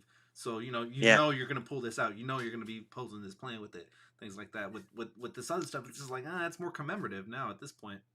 Yeah, absolutely. Yeah. What about you, Jamie? What was it you were gonna say? Sorry. I think the stretch goals are a little lackluster. To be fair, I think that they didn't really think out of the box. They gave us what they had, and it was like, there you go. These are your stretch goals. We don't care whether I get the impression that they didn't care if it hit the goal or not in terms of the stretch goals. The thing is, it's crazy in a way, isn't it? Because the stretch goals aren't even hard to, it's like everyone is talking about the same thing. What we could have had: Rancor Keeper, Ula, like maybe Slave Leia or Princess Leia in the bikini. Any of those things could have been like great stretch goals, but. So it's not even like a difficult, or even if they just throw those in at some point now, or to kind of help boost it a bit. But I don't kind of get why they didn't make those things, especially the Rancor Keeper, because in a way it's the character that goes with the Rancor, so it's something that would be perfect to go alongside the the actual HasLab, and it's something you probably wouldn't want like single card release because. You can display it with the Rancor, so it's kind of it's a bit of a head scratcher, really. But that's like the Silver Surfer with Galactus. You get Galactus, you have to have a Silver Surfer. Yeah, exactly. Yeah. What about you, Miguel? Would you have been keen on like a Rancor Keeper and Ula? Definitely. And I want to say that there's no mold made right now for a Rancor Keeper. Maybe that would have been one of the things holding it back. A lot of people are saying that the Gamorrean Guard was just all that was a re-release or a respray of what we just had out not too a year ago. I wasn't crazy about the Salacious Rum, the lizard monkey. Yeah. So for especially as that character is like a Jabba's Palace character, so he's kind of like on the surface of that scene as well. He's not even in the Rancor cage. So it's kind of. But I guess they must know what they're doing on some level. Yeah. They're giving us that in those new reveals as well. The pack of monsters. Yeah, exactly. So it isn't anything new. Yeah, exactly. It's I guess we'll see though. Who knows? Do you think? I've got a question, Miguel. Jamie, do you think that Star Wars will do another HasLab based on what this one in 6-inch form, based on what this one turns out like? Do you think that will put them off, or do you think it'll continue? I'm not sure, to be honest. I think for me, if they had have gone big with something like a diorama or something like that, something very different to Galactus, I think it would have got a lot of people more interested. Yeah, yeah. What about you, Miguel, as well? Do you feel the same, or like? I think that they need to either stick to one or the other. Either have the HasLab be a dio, or have the HasLab be a playable figure, because they're kind of going into both, and their budget can't cover both. It can maybe cover this one, and or maybe cover that one. You saw with the Cantina, giving us a quarter of a Cantina, and then a couple figures that down the line you're going to just release on their own anyways. Which were repaints. Those were also repaints of figures that had already been out. Now with the Rancor, they tried, but say you only had $12 to play with. Well, let's give them cardboard and these bones, and that'll count as something, right? They tried, but it wasn't hard enough. It wasn't hard enough. Gentlemen, I'm gonna attempt to do something right now. Hopefully, it doesn't kick the stream off. I'm gonna switch over to our widescreen because we've got a little gift from one of our friends in the one of our guests on the panel. Let me see if we can get that one set up. Hopefully, we don't lose the stream doing this, guys. If we do, we'll be right back.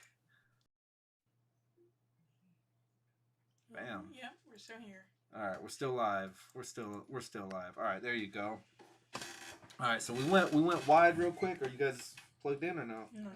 No. Are you gonna plug in, or we're just hanging out? Let me get this box here. All right, our good friend from across the pond, Mr. Mark Tac Tac, made a custom for us. And threw in some goodies to. I sure did. Yeah. Some, I'm excited for you now, Miguel. Look, this is the moment of truth. I'm quite excited to see your reaction. All right, hang on. Let me get this low tech situation, high tech. It's a low tech solution for a high tech answer. When everything's digital, we still gotta. No, I can hear. All right, you guys can hear. Yep. All right. So. It's an exciting moment of truth, Miguel. Yeah, exciting moment. You guys can hear? Yeah. Okay. All right. So the only clue I have about this custom that Mark Tac Tac made for us, he said it was a. Well, go ahead and tell us. Go ahead and tell us how you came about. Yeah. So I knew from, I think it was from our last live stream, Miguel. You were telling me. Well, I better not to actually. You were telling me a Marvel character. This is probably the best way without spoilers. You were telling me a Marvel character that was a favourite of yours. So I took that into consideration when I was making the custom. And then I thought about how to incorporate Wolfpack Toy Review as a theme, like for the custom. So that's what I kind of put together in terms of what the custom is. And then I included chocolates for the Wolf Mother, the boys, and you all to enjoy from the UK. So some chocolate, well, you'll see, Cadbury's, which is like a famous brand here in the UK. I'm sure Jamie will know. Right. Jamie will know Cadbury's. Right. Yeah. And then we got a printed note. You mind if I read it, or? Well, I wrote a letter as well. Yeah, go for it. Yeah. Right. Why not? Dear Miguel, Wolf Mother, and the boys, hope life is good in sunny California. Please enjoy the custom Marvel Legends Wolverine. It's been designed and customized with the Wolfpack review in mind, and enjoy the chocolate orange candy. Includes Cadbury chocolates from it's a British favorite. Tac Tac Custom, Tac Tac Toys of Film. Thank you. Appreciate Yeah, pleasure, guys. All yeah, right. pleasure. Moment of truth, guys. Drum roll, please. We got bam, dairy milk. These are some of the treats. These are the Cadbury eggs, right? Yeah, that's right. Yeah. All right, we'll give these a try. They're quite new here as well, aren't they? Yeah. Are they, Jim? I didn't know they're new. Are they? Oh, okay. Yeah. All right, so I was worried they might melt in the heat in the Californian heat. Oh yeah, but, right. Yeah. Luckily, we're not that. It's not that hot here. All right, so number 4. All right, and then we've got in a lovely GI Joe box. Yeah. It's to down, throw you so off the scent a bit. it's even still to us. It's still a mystery. So let's open her up. 3, 2, customize. Bam. There it is. Wolverine custom, Wolfpack inspired. Look, you guys see the fur? Yeah, that's right. Yeah, really cool. That's dope. Got the good claw. So this is the either the X-Force or the House of Yeah, House of M body Yes, mold, the right? X-Force. Yeah, X-Force body mold, Miguel. And what I did, if you want me to give you a rundown of how I did it, the areas that were grey, I just kind of sanded and dremeled those. Then sort of painted with a bit of primer. I sculpted the fur with what was called milliput, so it's like a 2-part sort of clay bonding agent, and you just kind of like put it together for about 2 minutes, and it kind of you can work with it. So I sculpted that onto the body, and then that goes hard in about half an hour, kind of like that, or eight hours. After about 8 hours, it hardens, and then sort of painted it all in primer, and then painted it up in colours. But I knew you liked Wolverine, because I remember, I think it was from our last chat, you were saying you like Wolverine as your favourite Marvel character, and I kind of thought, yeah, let me try and I love making customs, and I love like sharing customs with people. I got one for Brandon and Dan Who, which I'm working on, which is taking me ages, but I am working on something for those guys as well. But yeah, so I wanted to like share it with you, and then send you a few chocolates for the family as well. So Sweet. Yeah. You guys ready to take a challenge? the taste test. Americans eating Brit chocolate. Yeah. All right. So I see one got an open bag. Yeah, actually, Mike. All right. So grab one. Jamie, have you had these, by the way? Because Jamie's saying they're Yeah, brand they're new. quite which I didn't realise. They're nice. Okay. They're a bit different to the Terry's chocolate orange, but they're quite nice. Okay. All right, ready? Quite nice. Okay. So it's Cadbury. The Cadbury chocolate's really warm. Mm-hmm. Warm, did you say?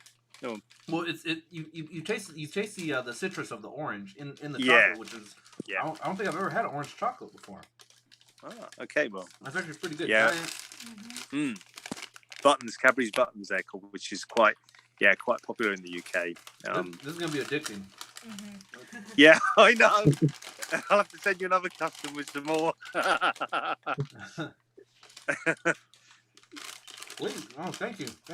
They're nice, aren't they, Miguel? Yeah, boys. Yeah. Well, Tac, we appreciate the Pleasure, guys. Yeah, we appreciate the Wolverine custom. Yeah, as well pleasure. as the chocolates. Americans trying Pleasure. UK candy, Brit candy. Yeah, pleasure. Yeah. Yeah. All right. You guys gonna hang or you guys gonna dip? I'll dip. You'll dip? All right. Well, I Toy Hunter says the official custom of the Wolfpack. the official Wolfpack Yeah, official custom. mascot. There you go. Yeah. That's right.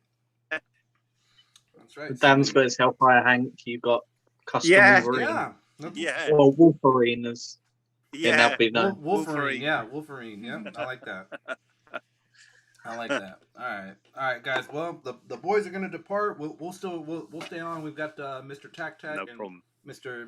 Gishard. Yeah. All right. Thanks for popping in, boys. Hopefully we can get this back to where we had it.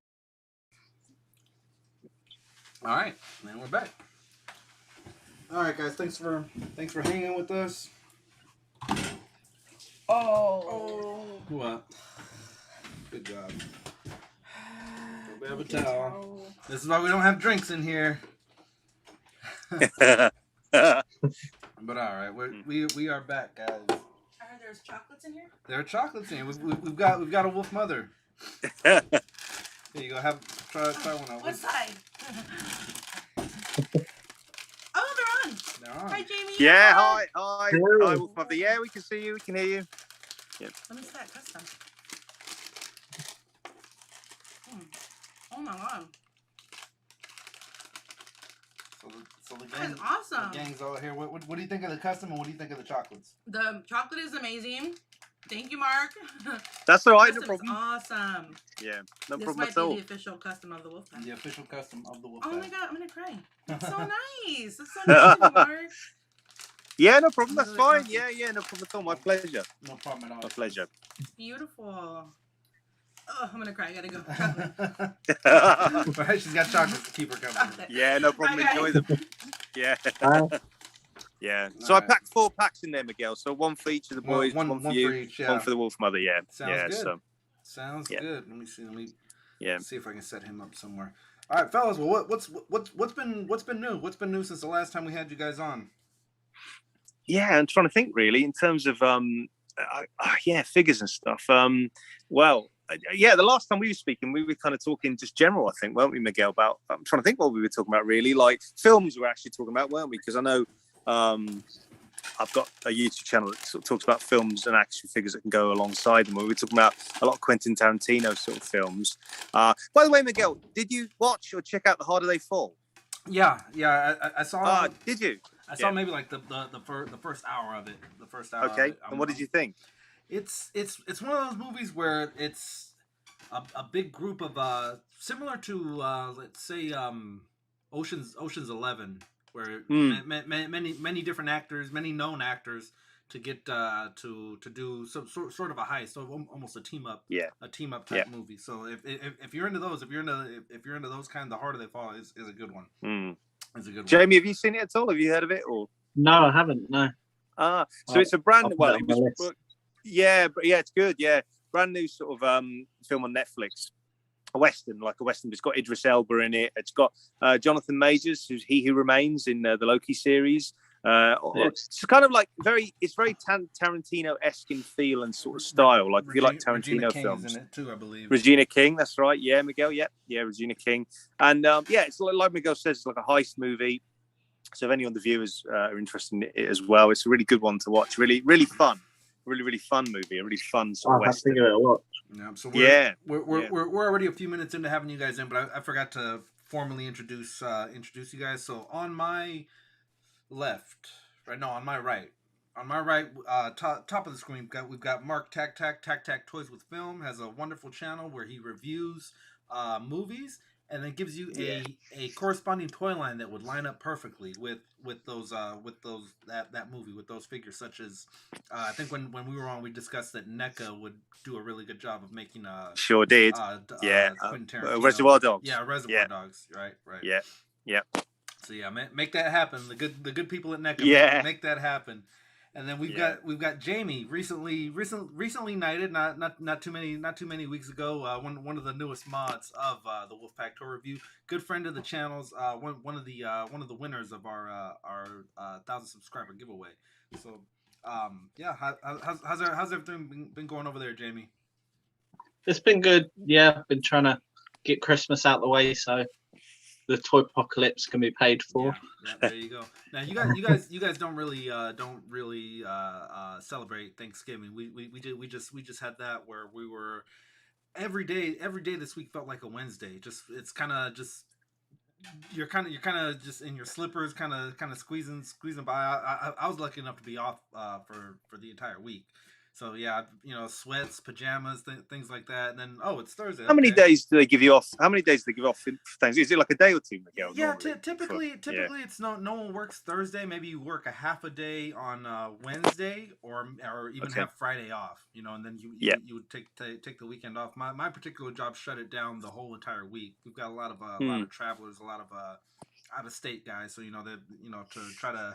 One, to help you out for your travel plans. Two, people's minds are on other things other than work at the time. So so we took the week off, which was good because I was going on. I think at the time I was on 17 days straight without a day off. So yeah, I remember when I was talking to you before, you were working. I don't know, long hours. I know you were saying to help fund with the HasLab stuff coming up and things, but and now by the looks of it, I'm not going to need it. So you guys are definitely a no for the ranker as far as backing it. What about go ahead? Is it a no, or would you still consider it at that price point?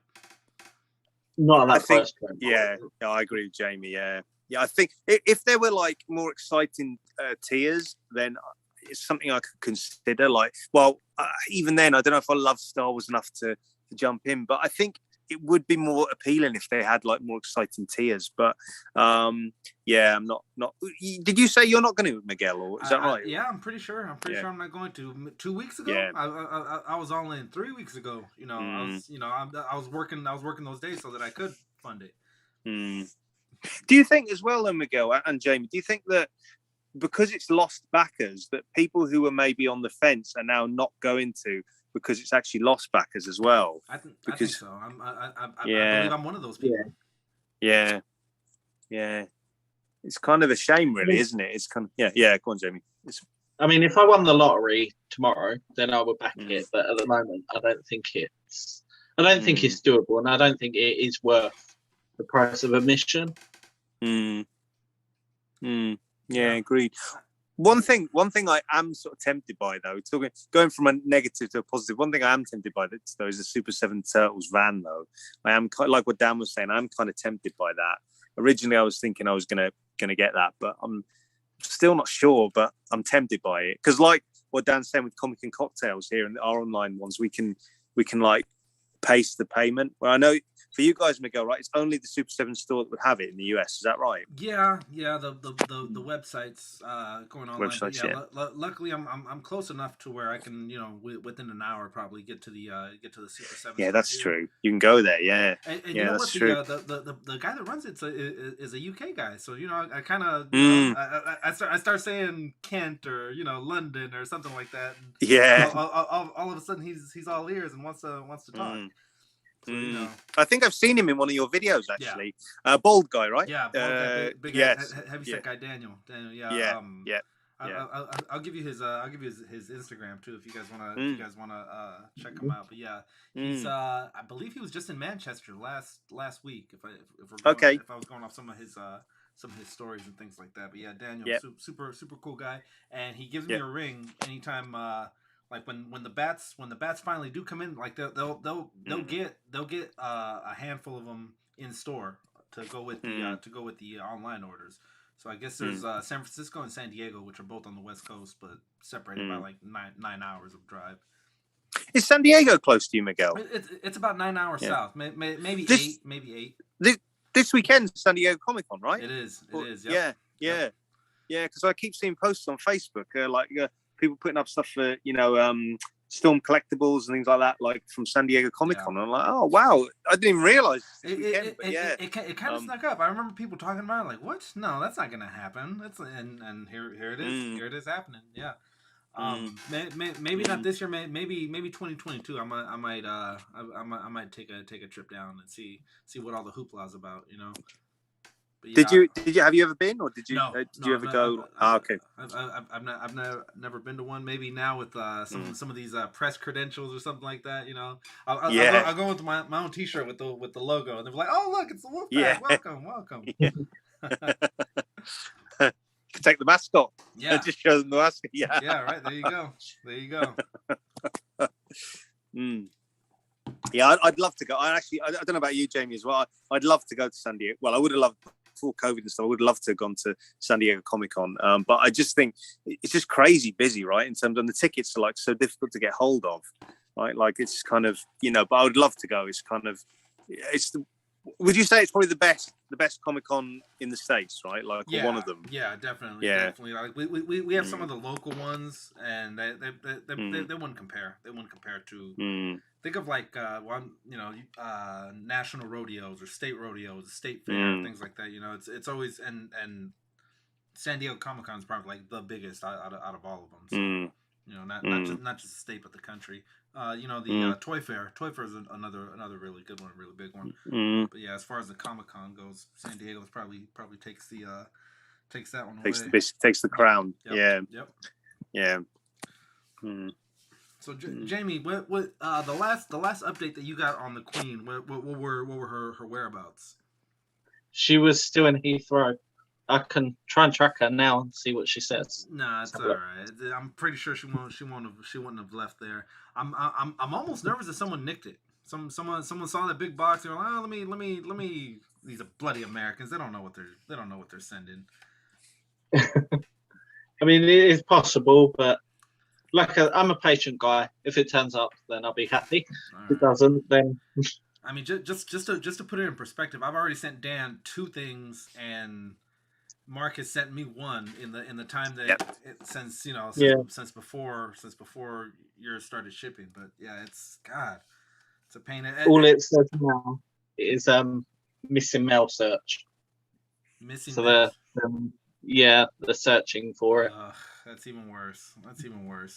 Yeah. At least we know it landed on UK shores. At least that it's not. Yeah. It's not on one of these barges or one of those things. But Yeah, no, a lot of Comic Cons going down, things like that. I think those Toy Junkies said that LA's getting one. Yeah, yeah. So you'd I'm actually pretty made sure it. it was London Comic Con last weekend.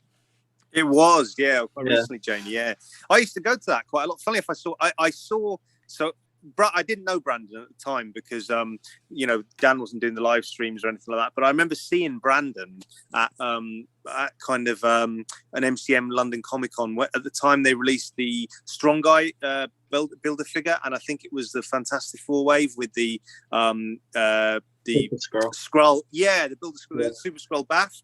And the reason I know that is because Brandon did an interview with Dan Young for his YouTube, like a YouTube channel and things. And that's one of the first times I saw Brandon. And Brandon was in front of me because Dan Young's on stage back then. And I asked Dan Young the question, funnily enough. They were taking questions in the audience. And I remember asking, like, oh, will there be like more bad guys in the wave? And Dan Young said, yeah. And we've got a bad guy wave now, so maybe that's a thought in his head. I don't know, but that might have been it. Yeah, you were great. Yeah, maybe I was the influence. You could have been the source. Yeah. You could have been the source. Yeah, but yeah, I saw Brandon way back when. I mean, he's very tall, Brandon. Actually, I saw Brandon, and then of course now, fast forward to 2021, and we're doing all these live streams, and it's a small world now with our community, our collecting community, how we all know each other. But yeah.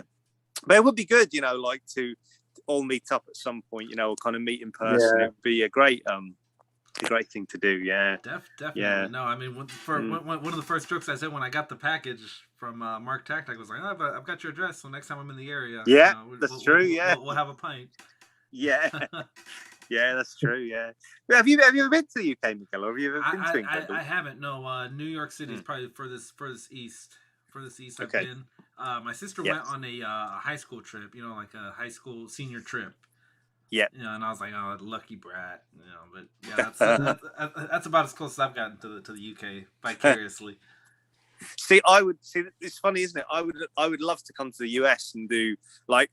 The thing is, what I'd love to do in a way is I'd love to go to loads of comic book shops, but I know you guys do a lot of your hunts in Target and stuff and Walmart. So in a way, those are probably the best places to go to, Target or Walmart. But I'd love to do a round trip of sort of different states and things. And because I've been to Vegas, I know when we were talking, Miguel, I've got relatives who live in like Virginia. So I've been there and things. But yeah, I'd love to travel around the States more. I don't know. Have you been to the States still, Jamie? Or?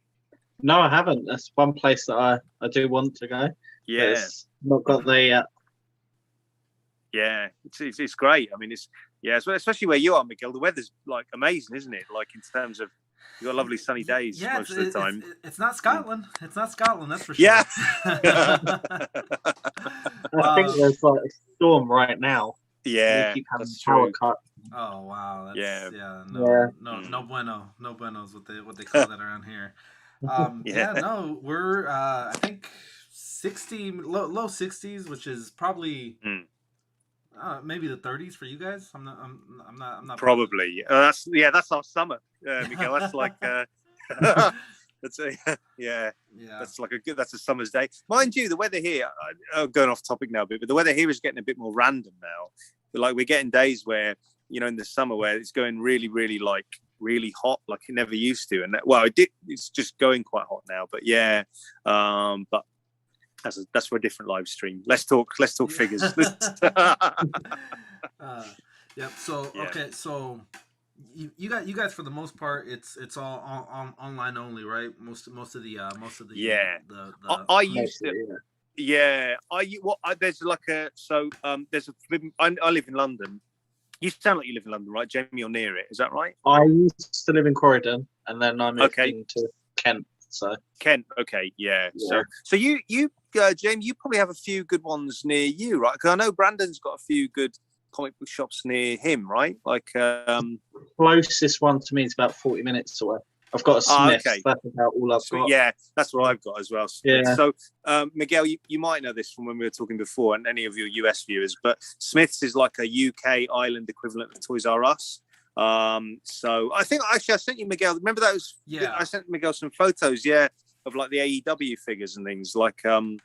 So yeah, Smith's is really, really good. I used to travel to Forbidden Planet in London, which I think Phil Jones has just recently gone to with his work and everything.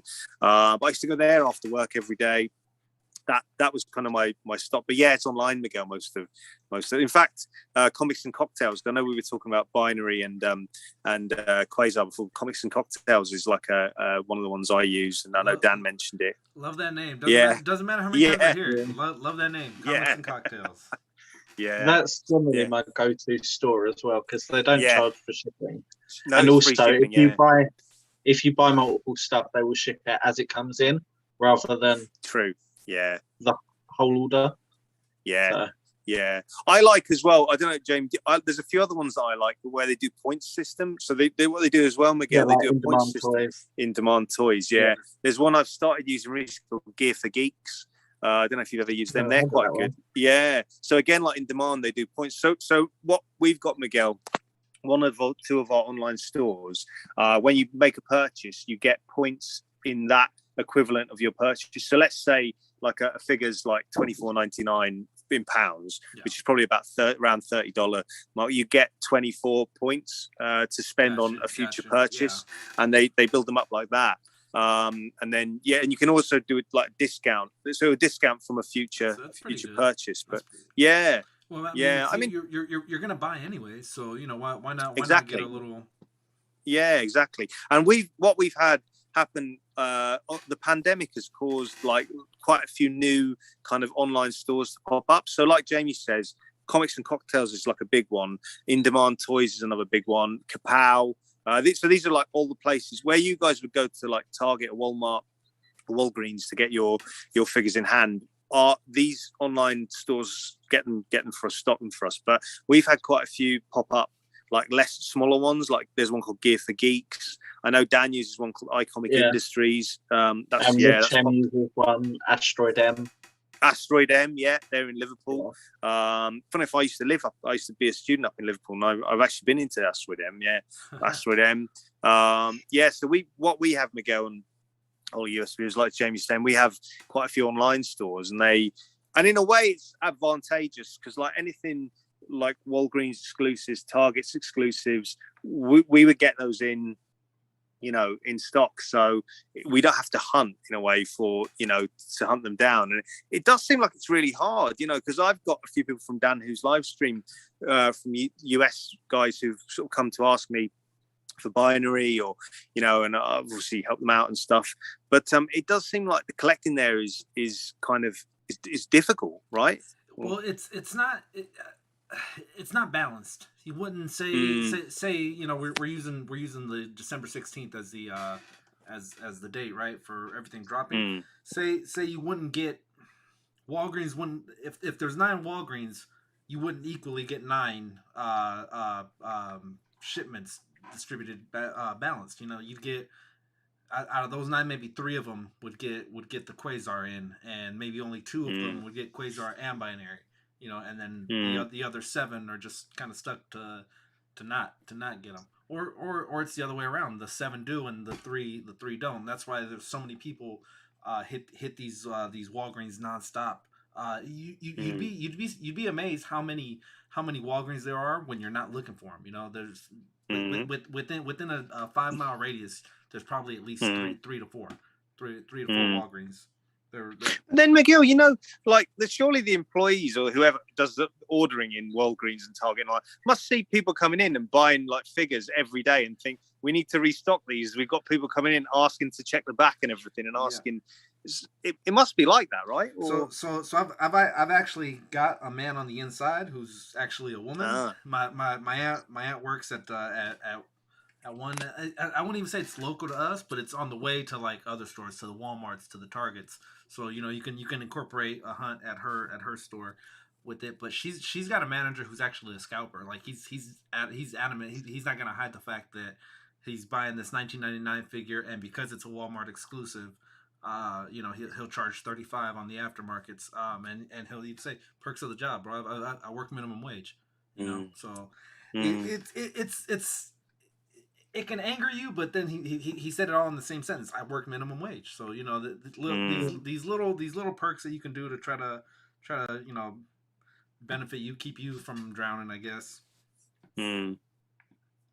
I guess so. It's hard, isn't it, in a way, because like I think we all.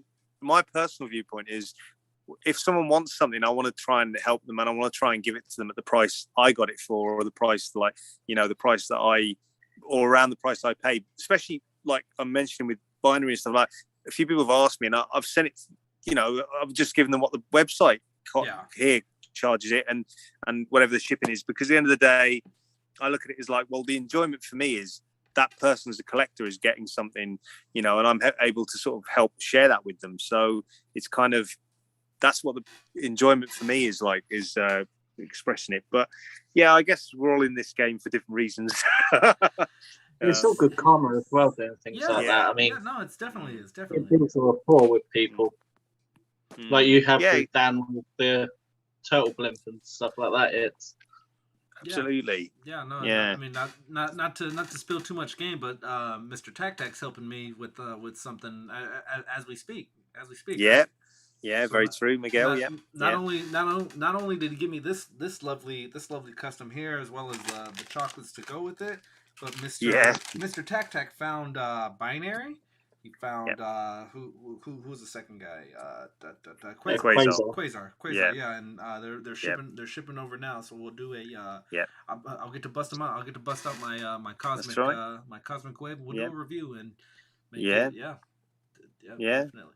But I see, that's the thing, Miguel. I'm happy to help. Like there's people from Dan who's from the US.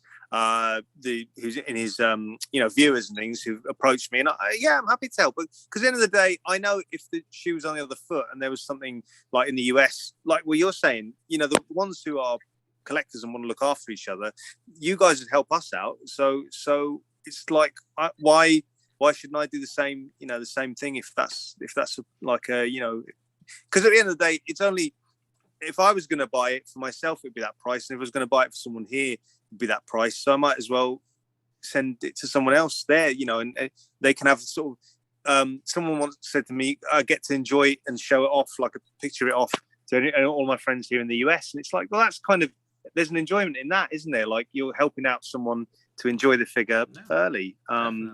Yeah. And like Jamie said, it pushes out that good karma. Yeah. I can remember, Jamie will probably know this. And so way back when, it was probably a couple of years ago, I saw the Spider-Man Marvel Legends SPDR wave in Forbidden Planet London before it was anywhere in the world. And I happened to go in and see it. And I don't know, I think I messaged a couple of people on Facebook saying, I've seen, no one believed me as well. And I started showing pictures as per people's requests. And Dan, who actually did a video, including me, obviously I didn't know Dan very well at the time, but including me in that and in relation to that. But yeah, that was probably one of the only times way back when we saw Marvel Legends wave before anyone else, because like what Dan was saying, we get the Walgreens stuff in early, but apart from that, I think, well, you guys in the US and particularly Canada, they get stuff like really early, but we tend to be the last ones, apart from the Walgreens. Kevin, my secret connection, Kevin. Mr. Toying Around, the Butter Baron himself. I do think Walgreens stuff is the exception to the rule here, though. I mean, we've only just started getting the Nowhere Home stuff in. Yeah. I mean, you guys over there have had it quite a while. Yeah, it's true. It's true. I mean, that must be the fun, like Miguel, as Jamie says, in a way, isn't it? If you guys, when you guys get stuff and you can literally go to, well, in theory, you can go to Target, Walgreens, and just grab it. When if you happen to see it, or there's sort of a fun trying to find it in the wild, right? Yeah, no, that's one of the things where it's just Forrest Gump. You never know what you're gonna get. Well, the thing too is you might have your heart set on I'm gonna go out there and I'm gonna find that Costco Reeves, but maybe you don't. Maybe you find the Legos that you were looking for, or this thing or that thing. I don't know how many times I've shot the intro like, okay, this is what we're looking for, this is what we're doing, and then when I'm shooting the outro, I was like, wait, this is nothing. I just spent like $70 on something that I wasn't even planning on pulling this one out, but. That's kind of dangerous, though, isn't it? In a way, it is very, very dangerous. Yeah.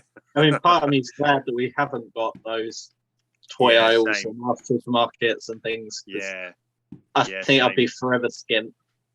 Yeah, same, Jamie. That's one of problems I had when I used to go to Forbidden Planet in London after work. There'd be stuff that just come out, like I just see it, and I wasn't even intending to get anything, and I'd walk out with like impulse buying. Yeah.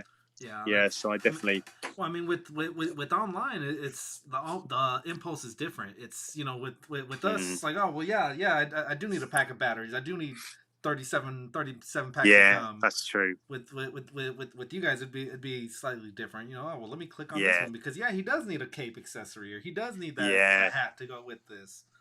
Yeah, that's true. I made an impulse buy the other day, on those Big Bad Toy Store Santa figures. Oh yeah, I know. That was an impulse buy. But they're not coming out to next year, right? They're not. No, and they are looking to get them distributed in this country as well, so I may have to. Are they? Cancel. Yeah. Ah, okay. Do you know what those are, Miguel, as well? No, which ones were those? So Big Bad Toy Store's got this. Yeah, go on, Jamie. Yeah. Something Monkey Collections or something. Yeah.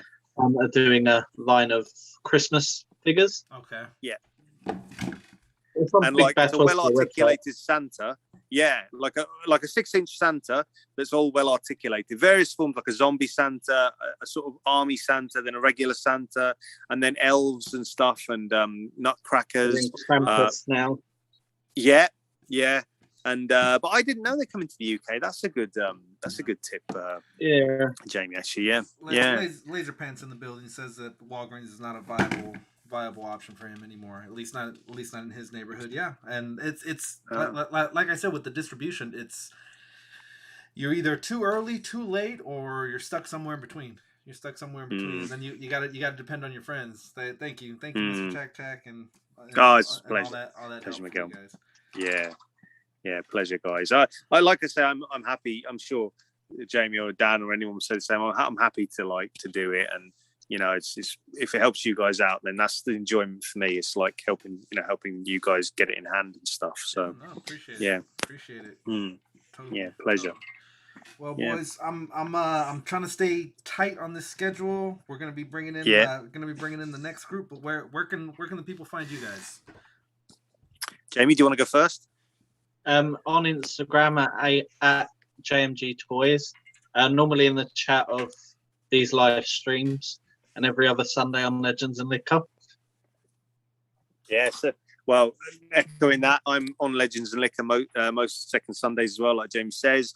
Instagram is just Tac Customs, but yeah, I've got a very humble YouTube channel which is just talks about films and discusses sort of action figure lines to go alongside it. So, in other words, a film which wouldn't normally have an action figure line, like what Miguel was saying, we talked about Reservoir Dogs on one of Miguel's earlier live streams, and then just discusses a potential action figure line in a company that could do it, and that's Tac Toys with film. Yeah, definitely. And that's me. Definitely. Yeah. And one thing I wanted to add with Mark Tac's channel is he does a very good narration of the movie, to where if I've never even seen the movie, I feel like I've watched it without giving you too much away, without giving away the critical plot points of the movie. So rest assured that, you know, if you skim across one of his thumbnails and you're like, oh, I've never seen that movie, I'm considering now maybe I should go ahead and watch it.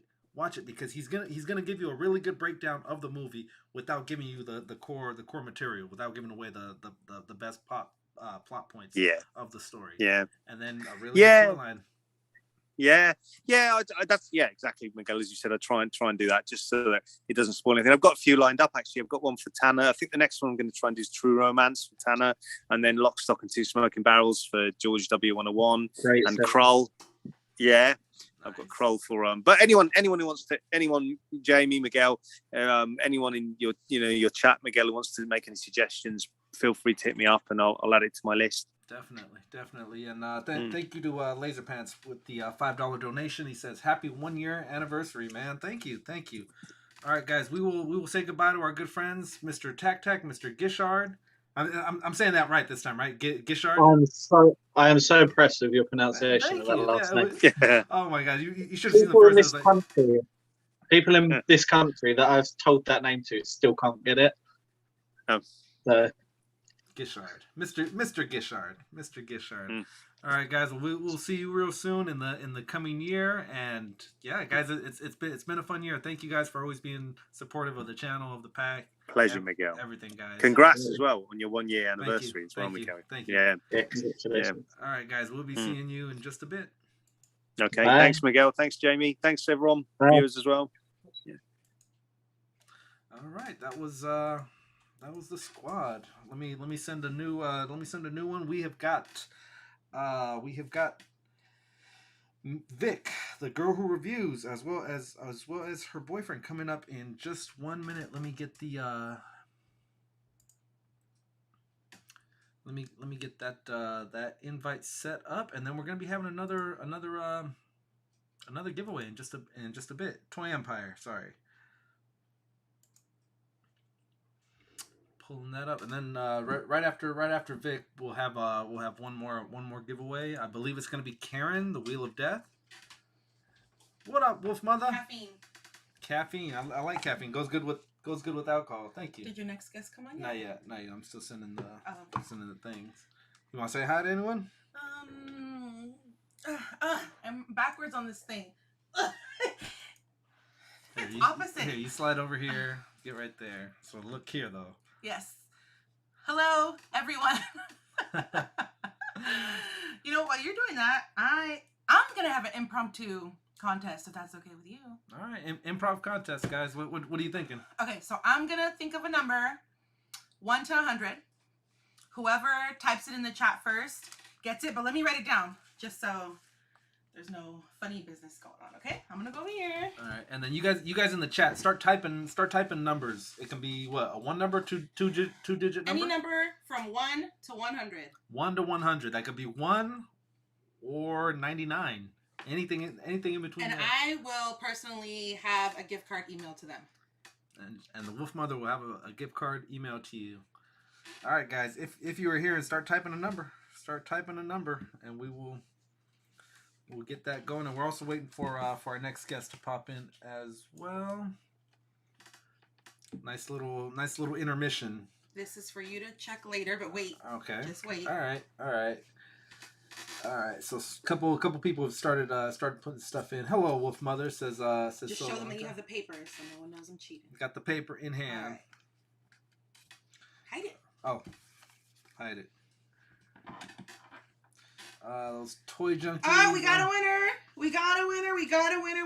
Already? A winner. Wow. All right, so let me see. Let me read off a couple numbers. Abnuggle said 37. Mac Down said 78. Home Dude 69. I know what you were thinking.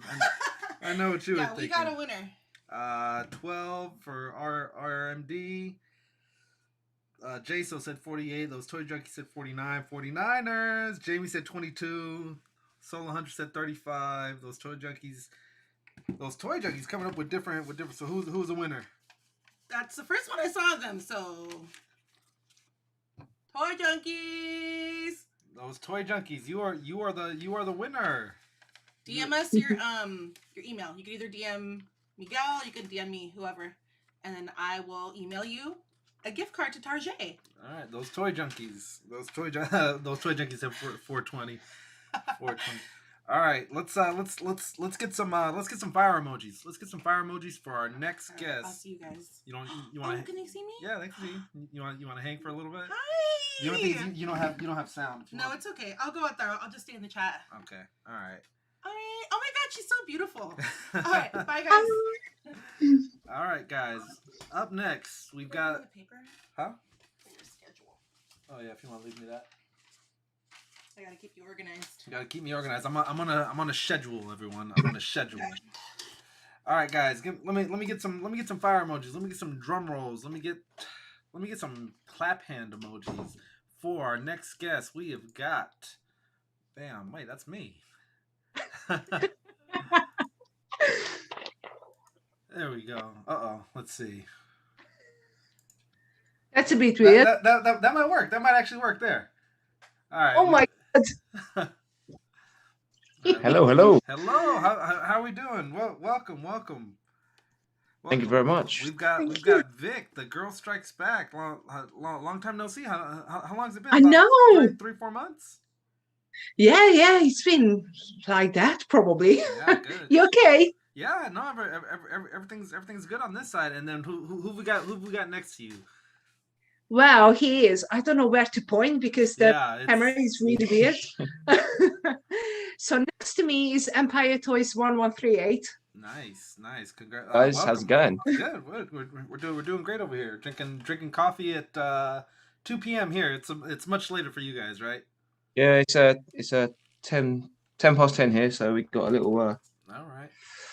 Well, I got more like just juice. You know what? Drink them if you got them. Drink them if you got them. That's what it's all about. So you guys, I'm gonna come to the back of the. Yeah, with the you guys are actually broadcasting from a hotel room today, right? You guys went to a con. Yes. So we're selling at a con today. Nice. And tomorrow. So we're in the hotel room. So if our signal is really poor, it's all right. It's you're Yankee. You're here. You're here. That's all that matters.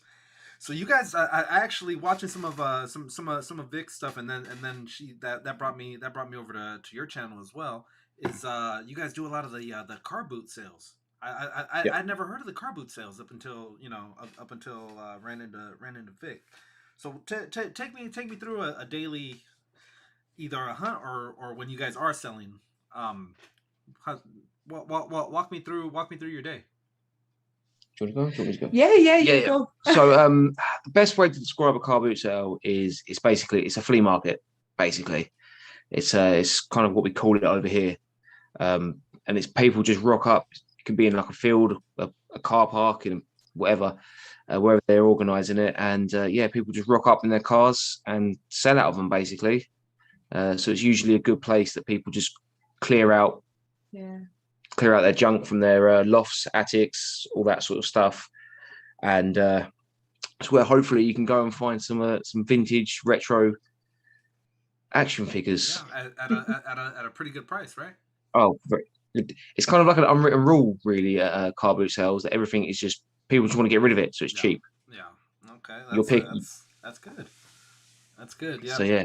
So for the most part, would you say you guys are buyers or sellers on these sales? Oh, well, we definitely more buyers.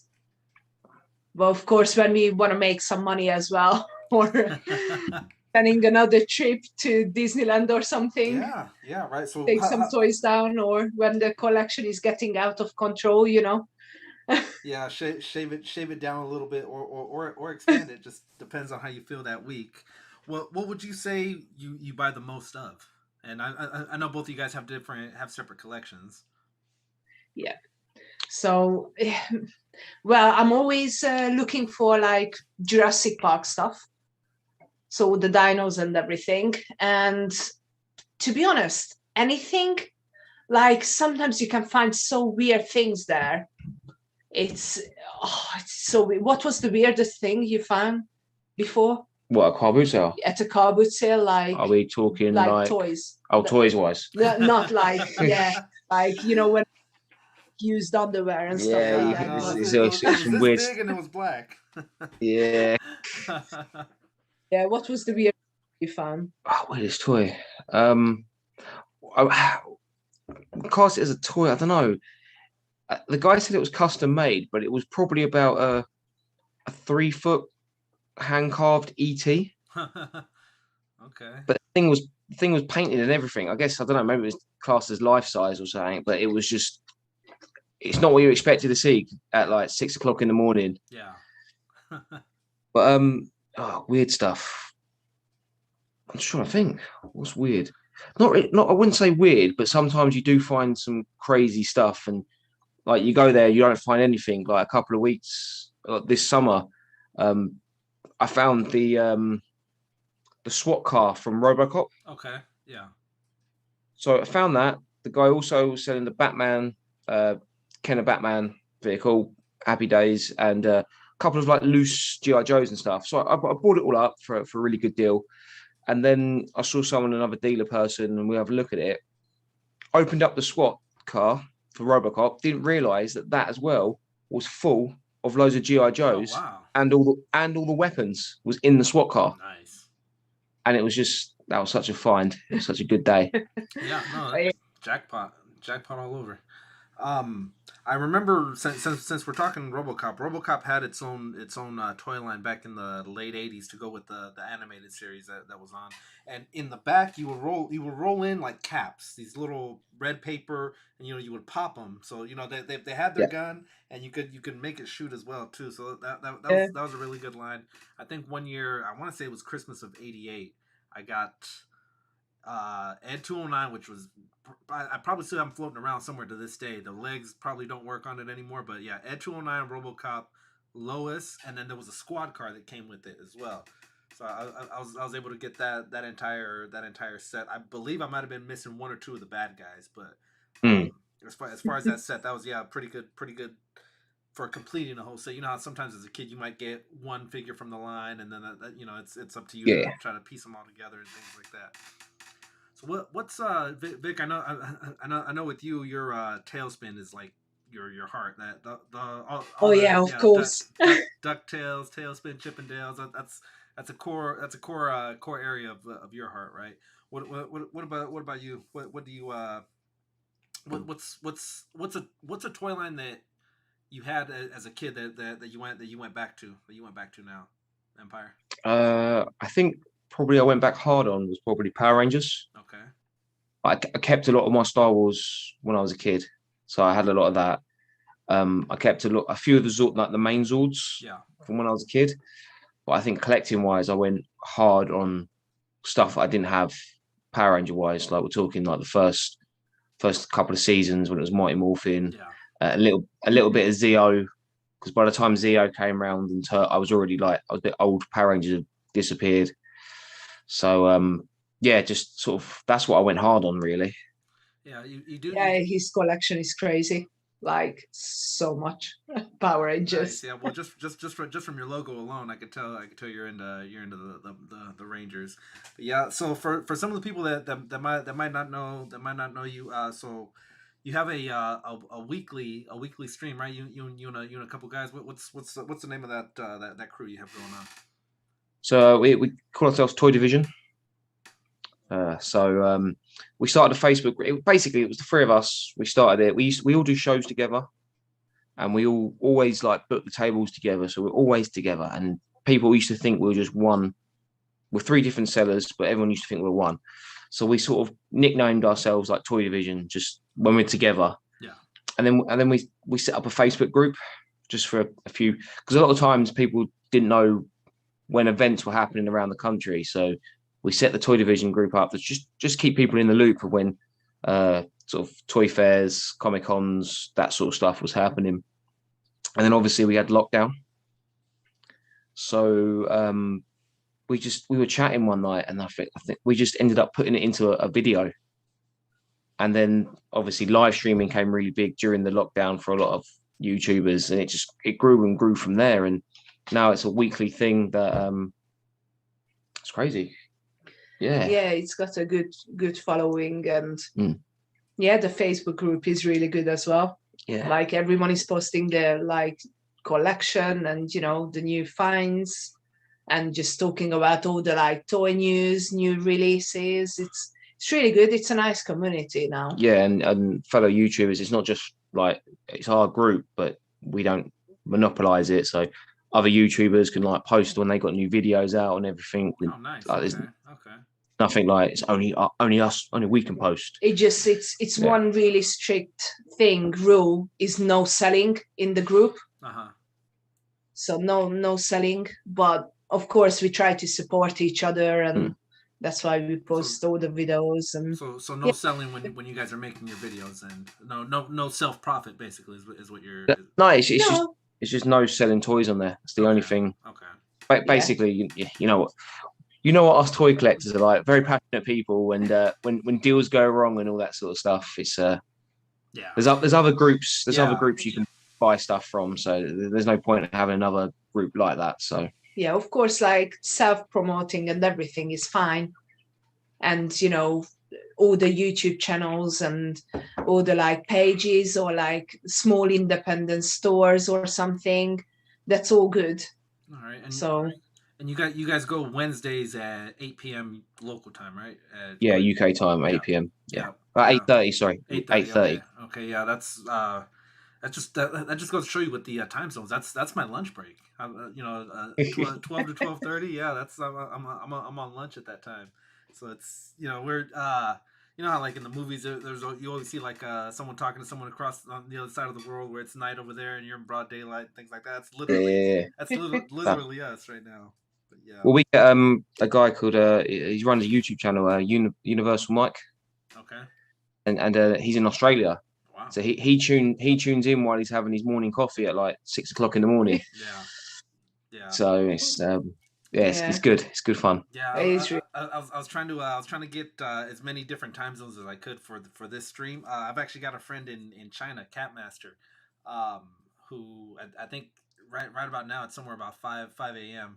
to 6 a.m. for him. So he's not in the chat obviously, but it would have been nice to get him on just for a quick bit and just we've got every continent. I'm still waiting on Antarctica. Once I can get someone from Antarctica, then then I know we've made it. No, that's amazing, and we wanted to say congratulations on the on the year anniversary. Thank you. Yeah, well done. Yeah, it's the stream anniversary or the stream birthday. Yeah. So Vic, what's been new in your hunts? What kind of updates do we have to your wall? Obviously, we're in a hotel room today, so we can't see the collection. No, that's the problem. Like we did get a couple of things from the ComicCon as well, but we left everything by the store. So because they'd lock everything up for the night, we can just leave everything there and set up. Okay. So we don't have anything in the hotel room. Okay. But yeah, what did I get recently? I did get Tailspin Sea Duck. Nice. Playmates plane. Nice. So from Tailspin. So I'm really that. I got that. What else I got recently? So many things. It's just really hard to think back. I had Lord of the Rings Toy Biz Ringgrave with the horse boxed recently. Okay. I think. What else? No, I had like loads of Black Series, of course. So how successful have you guys been trying to get the Costco Reeves wave, the Costco Zero Tech? Have you guys been able to get it out there or not yet? So that's not released here yet. So you guys get all this stuff before we do. Yeah. So there's a good probably, I'll say maybe a month, 2 months. Okay. So I've got that figure on pre-order. So with with the last guys that are on, they mentioned a company called In Demand Toys. So I've got that on pre-order. But yeah, it's not hit the shelves here yet. Yeah, no, that's the fact that you guys are closer to China would mean you guys might be able to get them, but I don't know. I guess the shipping lanes are different. I think Hasbro UK are awful. Yeah, they are really, really bad. But I'm not too sure if it comes into America first and then comes to you guys, and then you guys then gets sorted out to what other countries it's going to, and then gets distributed over. I really don't know how it works, but that's who we need when everyone's doing the interviews with the big three. You know how everyone's gotten a crack at them. It's like, well, maybe these aren't the big three we need. Maybe we need the distribution big three to fit. These are questions people are answering. Where are my figures? Where are my figures at? Yeah, exactly. Well, I think the other day, maybe last month, my Tengu Warriors finally turned up. Okay. And I pre-ordered them back in February this year. Yeah. When they first announced, yeah. Yeah, I pre-ordered them and they turned up a couple of weeks ago, and they must have been on a container somewhere that's was just sitting out at sea for months, because I had stuff that I pre-ordered later on in the year that was probably flown over that arrived first before these. And my Sentry, my Red Ranger Sentry guys, which I ordered from Hasbro Pulse UK, been pushed back to this. It got pushed back from August to September to November to October, and we're midway through December at the moment. Yeah, no, you're kind of at the mercy of these companies when you want the figures. With the Casca Reeves, I pre-ordered her as soon as they were announced back in, was it April, May, somewhere around there, and they gave us a release date, and even Target would confirm it if you had the barcode, you could scan them. That it was August 1st. So everyone all summer long, I can't wait to get my hands on these Black Series. But yeah, August came and went. You ask them to scan it, they look at you and they laugh at you like, you dope. That's not coming out till December. But little by little it would trickle into to Walmart's. You would know that the wave was there because the one peg warmer that you always found was Lando Calrissian. So if you found Lando, you knew that wave was there. You just happened to get there a day late, an hour late, 30 minutes too late. Yeah. But do you get problems like that a lot in the States?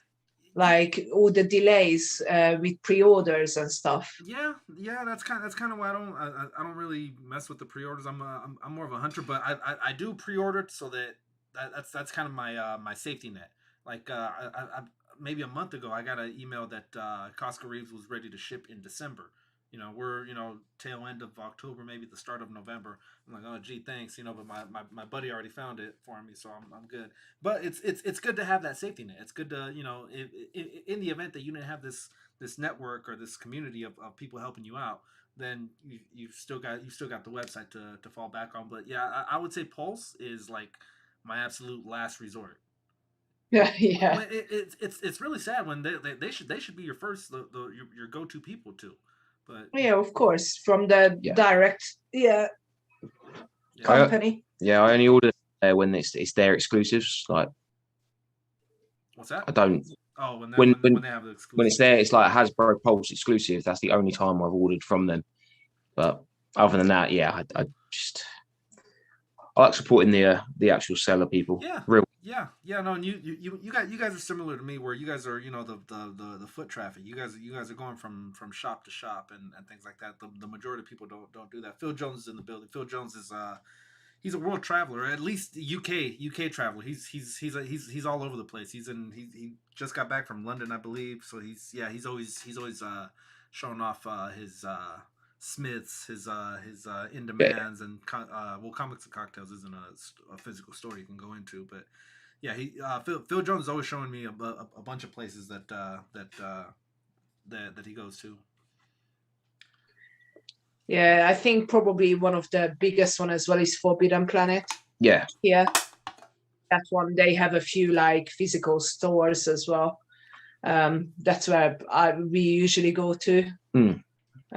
Just to have a look. But yeah, pre-orders as well. It's we don't really pre-order much stuff anymore. It's just by the time you get the figure, it's like, oh, I don't really want it anymore. Yeah. But like what sort of I got Jamie in the chat said, talking about those Tengu Warriors, the Star Action figures. I actually ordered a couple more from them, so I ordered them full price back in February, and we're now in November, and they're already discounted to $9.99. And it's like, and the pumpkin wrapper and the King Sphinx, I bought them at full price when they came out, and they're like £20 now on sites like Black Friday deals or sale deals all the time now, and it's like. Yeah, but I mean, hindsight's 2020. You had a whole six to 8 months to see how the market played out for it to level out or not. At the time, you don't know that something's going to peg warm. Exactly. You just want to you want to lock down, especially with the Tango War, because that's an army builder. It's technically an army builder, and the scope on it is very nice to where if you wanted to, you could slide it over to Marvel Legends if you had to. Just kind of crazy. It's a crazy figure. It's like it's chunky. It's a big, thick sort of. It feels like a proper figure. Yeah, you don't want to get thrown at your head or anything like that. But so it's a good figure, and it looks, like you said, like it'll fit into anything. Marvel Legends, you can even fit into some like 6-inch Star Wars, whatever. Yeah, definitely. Yeah, it's a great multi. You can even stick it in some like Mythic Legions if you had someone like the bird characters from there. They'll fit quite well. They're great sort of multi-platform toy. Yeah, it's a Swiss Army figure. Since you brought up Mythic Legions, how deep are you guys into collecting the Mythic Legions? I'd love to sell the collection and go into Mythic Legions, but they are very difficult to get over here. Yeah. Extremely difficult. Very few people deal with mythics here. They're expensive. They're great figures, but they are pricey. Yeah, but it is, for what it is, I think it's a very good price. So it's reasonably priced because it's so unique figures. That's why I love them. Yeah, there's I know but of course. Yeah. Well, with Marvel Legends, after a while, it's they've been known to do the Bucky Cat mold or the Spider-Man mold. So you get, I mean, with the female mold, you probably have two to maybe 3 different female body molds, and that's the one they keep pushing out. But yeah, it's definitely a nice change of pace to be getting brand new molds on these, and some of those Mythic Legions have if you buy the accessory packs where they transfer over to you can share them basically. You spend I think it's something like $40 on the accessory, which is about the same price as a figure, but those accessories interswap with all your different figures from that line, and they've got some really good ones. They're actually touching into space now, I think. Mythic Space Legions, I think, or something like that. So they're branching out. Wow, that's crazy. Yeah, they're gonna be branching out into outer space stuff in just a little bit. We are planning to go to the States next year, so really? Okay. One of the things I will be looking out for is a few mythics. Yeah. Yeah. So. I believe they're New Jersey based. I could be wrong. So if you guys touch down on the East Coast, it'd be a little easier than here on the West with me. But I think Nerdzoic sells some out of his website. One of the things that our families do, at least on my wife's side, they want to know what I want for Christmas, and I'm just like, well, you're not. I could tell them, I want this. I'll give me the Miles Morales, the Gamerverse, with whatever. I could, to a T, I could be specific, right? And they'll bring me back a Wolverine. Like, oh yeah, Wolverine, Miles, same thing, right? It's like, okay, all right, thanks for trying. Thanks for trying. But no, but one of the things now is that they made a spreadsheet, and you just kind of send links to certain websites. So it's a very efficient way to get what you want. And one of the things I put on there was a Mythic Legion. I was like, well, what's the worst that happens? They get it for me. And now I dove into this Mythic Legion brand. But yeah, it's there with Mythic Legions. They can. There's so many genres kind of that they cover. If you're into do you remember the movie the Beastmaster?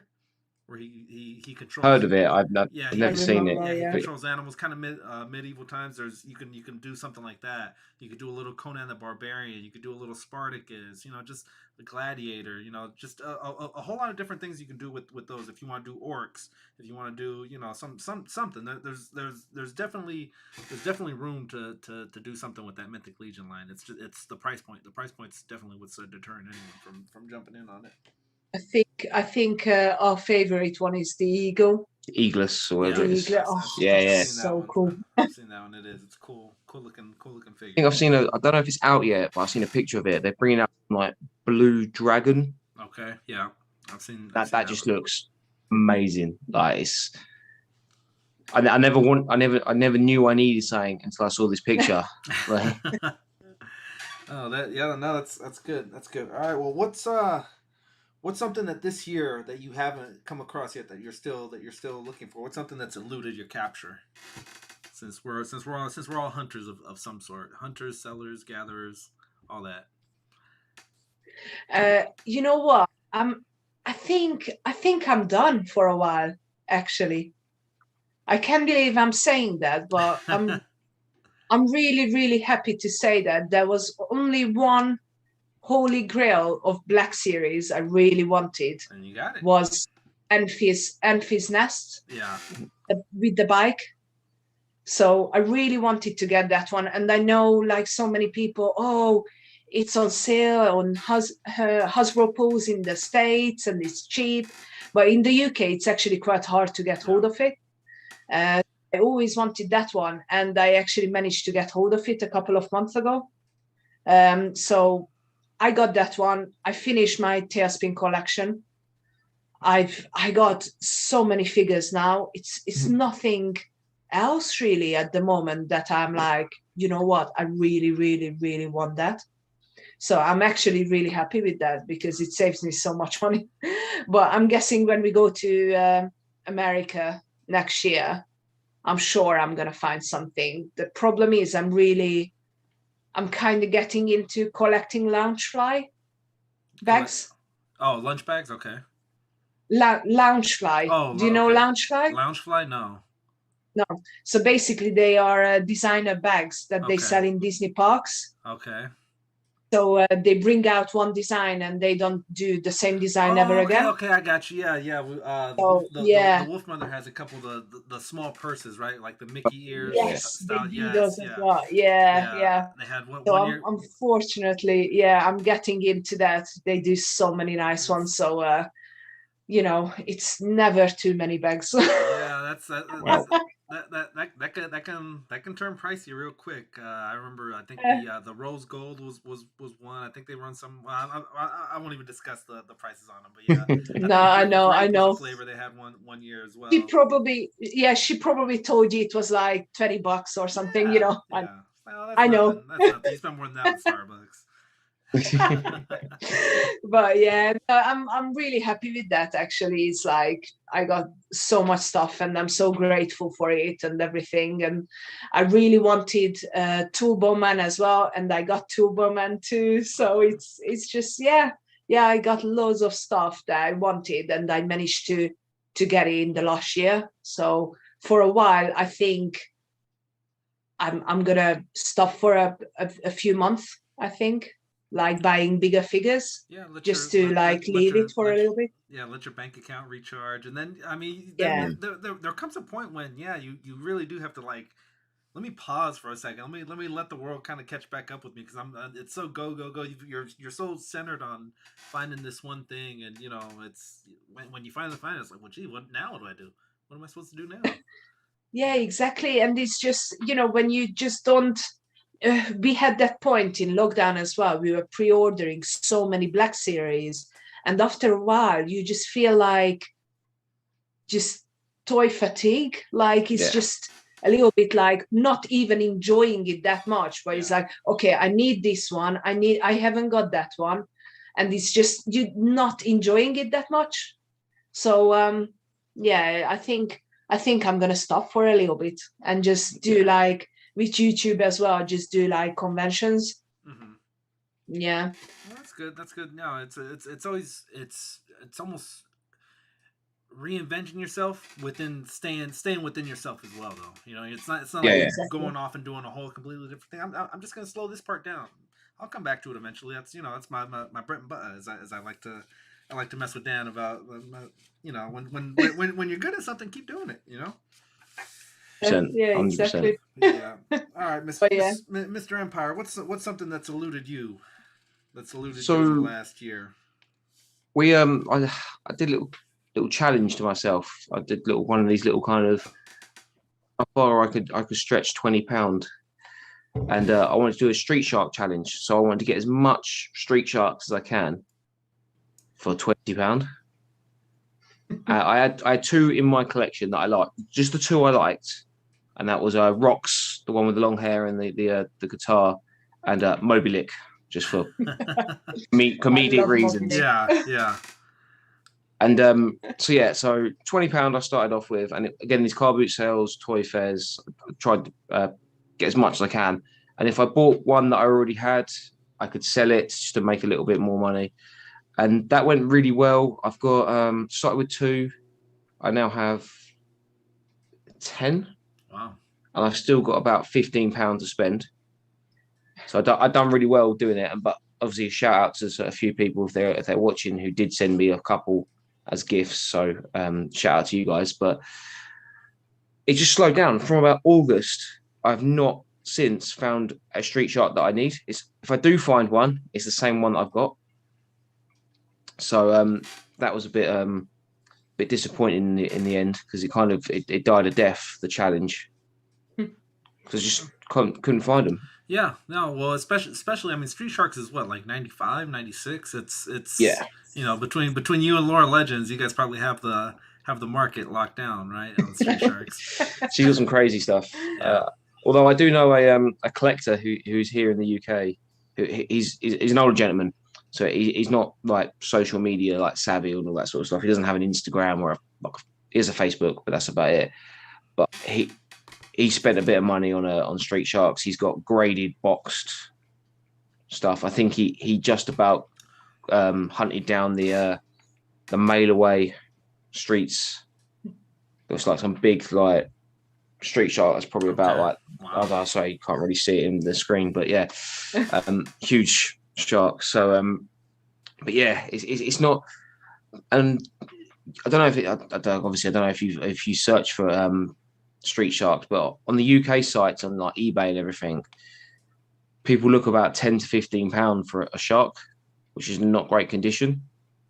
So they can be quite pricey if you start.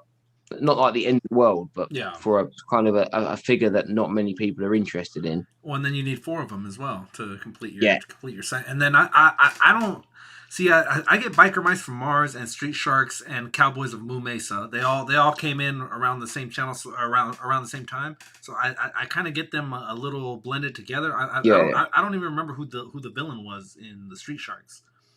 Dr. Piranhead. Okay.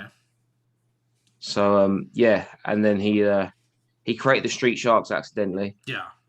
They were the good guys. Mm-hmm. And then I think every episode, or he then creates another sea monster that either the Street Sharks like, oh no, you're not really a bad guy. It's not us. It's not us who are the bad guys. It's what they've done to you. And then they become hence like Moby Lick and Rock.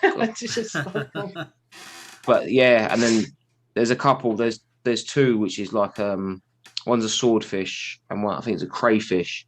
They're kind of the Rocksteady and Bebop of the Street Sharks world, who are like the 2 that stay bad guys. But all right, well, no, yeah, cool design. And like I said, I mean, most of them, they were all trying to copy the same mold as Teenage Mutant Ninja Turtles. You know, it's some kind of mutated anything. Yeah, SWAT Cats. Yeah, let's make 4. Oh, SWAT Cats was a good one. I remember being like in high school talking about I want to be a SWAT cat when I grow up. SWAT Cats. That jet alone, that fighter jet was pretty dope. SWAT Cats was a good one. Did you guys ever get Rugrats? Did that? Yeah. Rugrats is massive. Okay, yeah.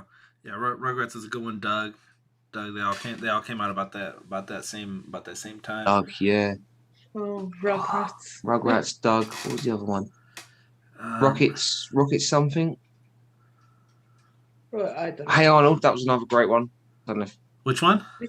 Hey Arnold. Oh, Hey Arnold. Okay, yeah. The football shaped head. Yeah, football. Yeah, great one. Yeah, yeah.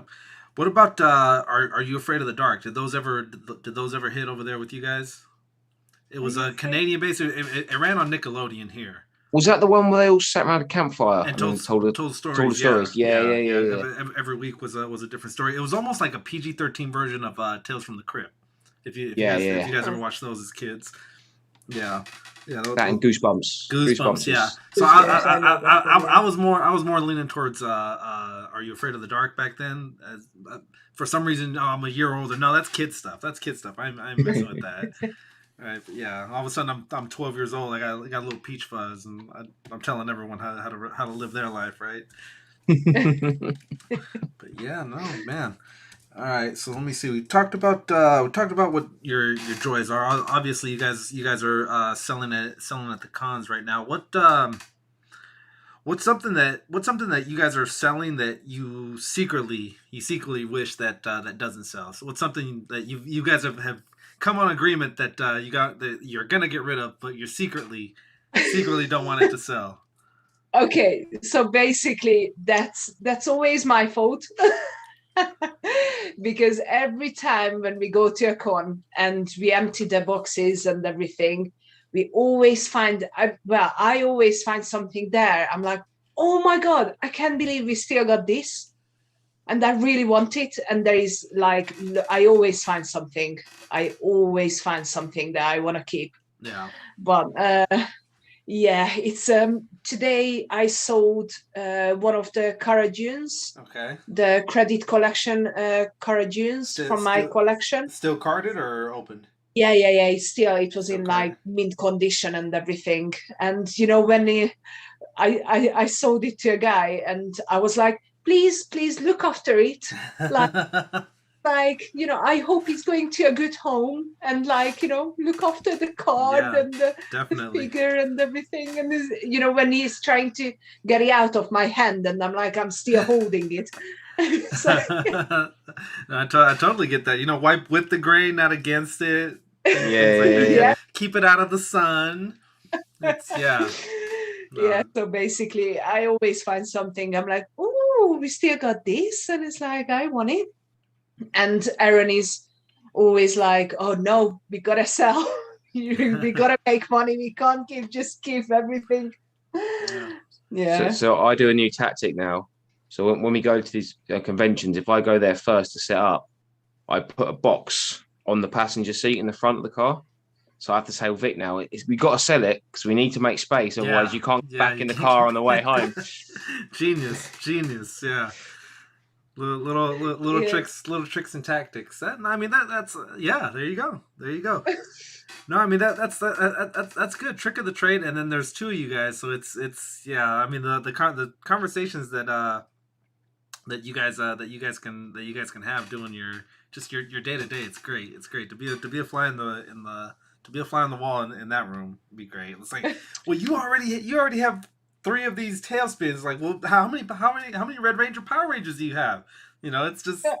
That's the thing. The problem is it's completely the opposite, because we are like, oh, you know what? I think you should get that, and it's like it just ends up being so expensive.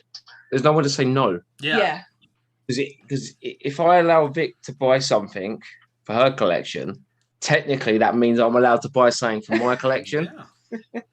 So it's like you don't tend to say no. Whereas if you had someone who wasn't quite into it, there's someone there to keep the lid on the price. Like, oh honey, maybe this one shouldn't be a good idea. Maybe we should eat this week instead of buying a hot toy. Right. It's who needs to eat. Let's buy a hot toy. Oh, that's sweet. Sweet. Yeah. Then, how is it? Oh, sorry. No, yeah, go ahead.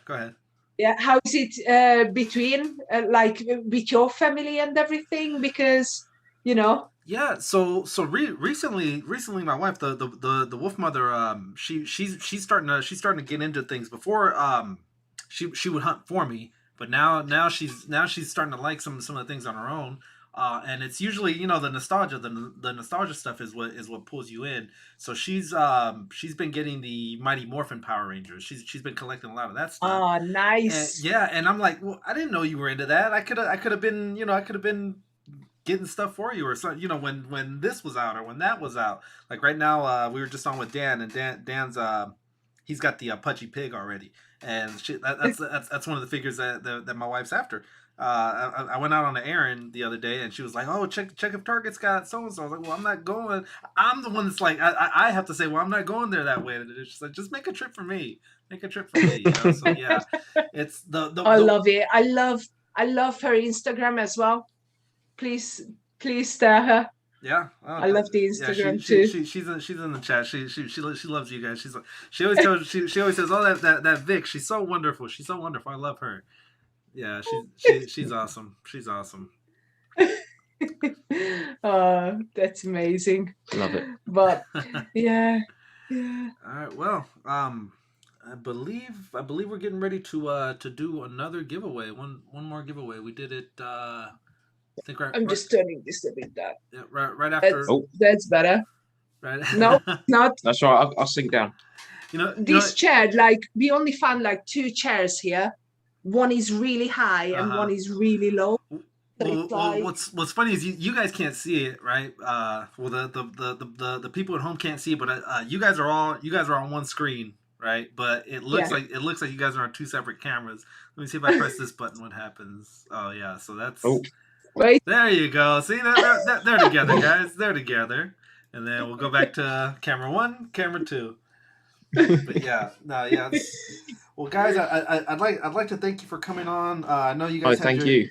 Yeah, I know you guys had your sale going on. You guys were selling at the con, so I appreciate you guys taking the time and out of your hotel room. So I mean that took extra effort. So appreciate you guys.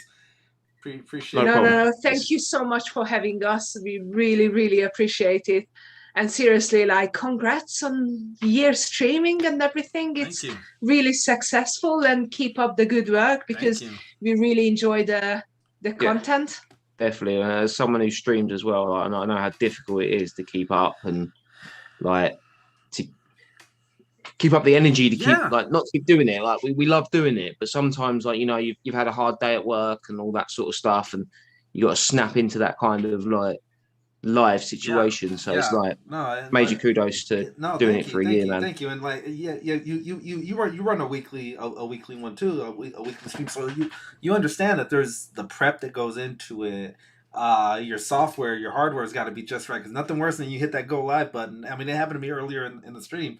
I go and move a few dials and I cut the stream off. So right now, if you were to look at like the archives or whatever, I've got 3 of this same stream, just because we had so many difficulties with it. But yeah, it's fun, because you want to. I wouldn't say you want to try to top the next week, because that means you're constantly going higher and higher. The next thing you know, I'm shaving my head and painting my mustache green or something, just to keep up with opening Mox vintage Star Wars figures just for views. I know. Yeah, right. So it's a slippery slope. But we always on a consistent week to week basis, we try to give about the same amount of energy every time. Put in the same amount of effort. That way, it's consistent. If you were to watch something from the archives from like 3 months ago, a year ago, oh yeah, he's technically doing the same exact thing, you know. But yeah, it works. Exactly. If it's not broken, don't fix it. That's true. Yeah. That's true. All right, guys. Well, I appreciate you. Where can we find you guys? We've got Empire Toys. Where can we find you, sir? So all social medias: your Facebook, Twitter, Instagram, and YouTube. Empire Toys 1138 on the end. And so all the major social medias. And if you type in Toy Division on Facebook as well, you'll find the Toy Division Facebook page. Join that and spread the Toy Division love. Yeah, nice. Check them out. And if you guys are familiar with, say, like the way the Infinity Equation kind of does their almost round table of guys that talk and, you know, just about the things we love. Same exact thing. You guys go at Wednesdays at 8:30. Yes. Wednesdays 8:30 Greenwich Mean Time. Yeah, UK time. So UK time. Yep. Yeah. And then Vic, the lovely Vic, where can the people find you? Well, same as well, YouTube. So I do very, very not exciting videos, talking all the nonsense about toys on my YouTube channel. And I do toy hunting, and I got Facebook and Instagram and TikTok as well. I know I'm over 30 and I'm on TikTok, but you know, you gotta join the crowd as well. So basically that's it. All social media. Yeah. All the big hitters. All the big hitters. You won't find me on TikTok though. You know what? He is on TikTok. Miguel is on TikTok. Oh, yeah. This Sentinel thing kind of pulled me in, and going around doing my day-to-day life with the Sentinel. Plus, there's one where I fall on my ass, something serious. So, yeah, I mean that's what TikTok's for, right? Exactly. Definitely. Yeah. Thank you very much. Yeah, thank you guys for having. Thank you so much. Thank you guys for having us. Thank you guys for coming on, and we'll definitely have you guys back on in the next year. The next year is 100%. Thank you, and hopefully it's gonna be different setup and everything, not the hotel room. Hey man, you guys were here. That's what mattered. Thank you very much. All right. Thank you very much. Bye. All right, guys. Deuces. Later. We will see you on the next one. Bam. That was Vic and Toy Empire, guys. We've got another giveaway coming up in just a little bit, guys. If you guys want to be entered in that giveaway, let me get some wolf emojis, and we'll get the list going. We'll get the list going. I'm gonna converse with the wolf mother, get rid of my recycling, and I will be right back.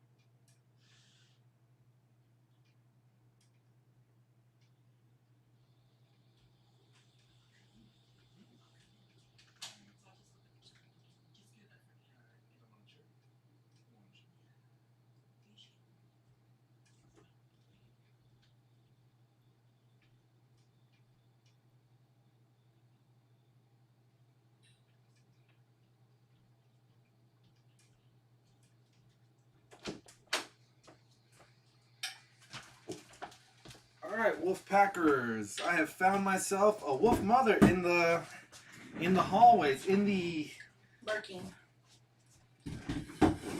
inner workings of the Wolfpack den. I found a wolf mother. She's gonna start typing in some names. Let me see who's got Home Dude, Greg, Geek Addict, Jamie, Tyler, Lalonde. Let me see. Let me get you going. What's our time? We gotta stay tight on the time. All right, we got about 5 minutes. like type stuff in while you bring your next guest in. But I need the screen for that. Oh. All right, so this is who's in right now. If you want to add some people, I'll go. Okay. All right, and then I will read off some chats. I'll read off some chats for the people. We're gonna be getting another. One, we're getting the names in for this giveaway, and then 2, we're giving a little bit of time for our next guest to come in. I think I saw the Sunny channel popped in for a second. What's going on, Sunny? I didn't know you were doing dances on TikTok, Miguel. Yeah. He's got the moves like Jagger. Got the moves like Jagger. Valley's in here too. I think Jasol's already in there. No, you guys didn't have him. You had that one. Oh. Y'all played him. I played him. I did. Now say sorry to him. Sorry, Jaso. Sorry, Jaso Loco. But you rest assured you were in this. I got your back, Jay. I got your back. Valley came in too. Greg, you got him. Enjoying that cool drink. Valley. Cheers. I haven't even checked the Instagram to see who's hitting us up about things. Oh, you know what? A big thank you to all the Wolfpackers that joined the stream yesterday that Miguel was on with Reptiles and Games. He ended up getting over, he's over the 400 subscriber mark now, thanks to you guys. So that was really cool. Okay, yeah, Greg's on there. Hunter for Hire. Those Toy Junkies. Grido Nespido. Okay, so I'll add Home Dude. I will add Sal. And I'm currently messaging with my next guest. So wait, I didn't see Sal, huh? No, I didn't see Sal. Sal, are you there? Sal. Okay. All right, so we've got two guests coming on right after this. Shall we add Vic and Empire? Yeah. Empire. Oh, there you go. Big thank you for having us on. We loved it. Oh, no problem. No problem. I want to say his first name was Aaron. I could be wrong. Sunny. And then Geek Addict is here. I put him in. Okay. Do you get Roughlin? No. No. Abnugler. Abnugler is in this. And one. Phil Jones I saw. All right, Phil Jones in the building.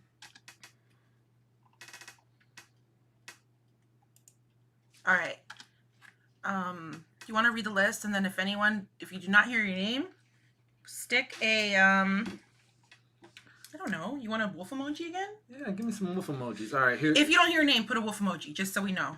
I'm looking at the chat right now. All right, Phil Jones, Abnugler, Sunny, Empire Toys, Vic, Tasman, Geek Addict, Home Dude, Greedo, Fabulous, Valley, Jaso, Tyler, Tanner, Those Toy Junkies, Tac Tac, Jamie, Pogo B, Jay's Toy Collection, Collection UK, Cowboy Collector, Bounty Hunter, Fabulous Disasters in there twice.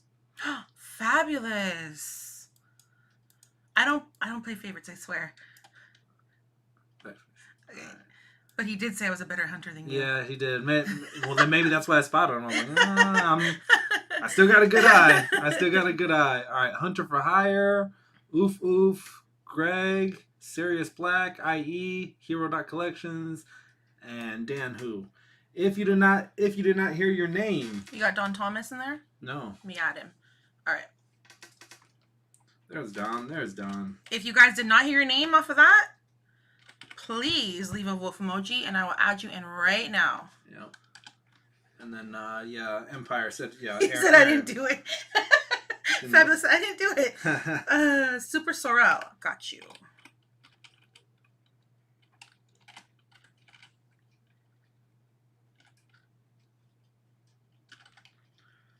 Anyone else? I know there's like a little bit of delay, so I will give the chat like 30 more seconds. And then we can get that going. I'll send the links. Oh, Laser Pants was here. You're right. Thank you for that, Greg. LP.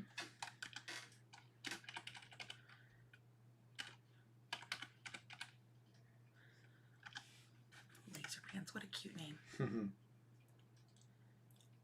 That's it, right? We got Greedo in the Speedo. All right, so we're doing a spin wheel, guys. Press this button down here. IE's in there too? Yeah, he's at the top. Okay. All right. Well, I'm gonna go. Stick around. First one's name's called is the winner. Single elimination, guys. Oofy's in here, right? Yep. Keep giving ad money, says the Oof. Thank you, Oof. All right, and you send your emails to your guests, right? I gotta do that as soon as. Oh, okay. All right, guys. So let us spin. Let me see. Where do you shuffle? Oh, there you go. And we're off.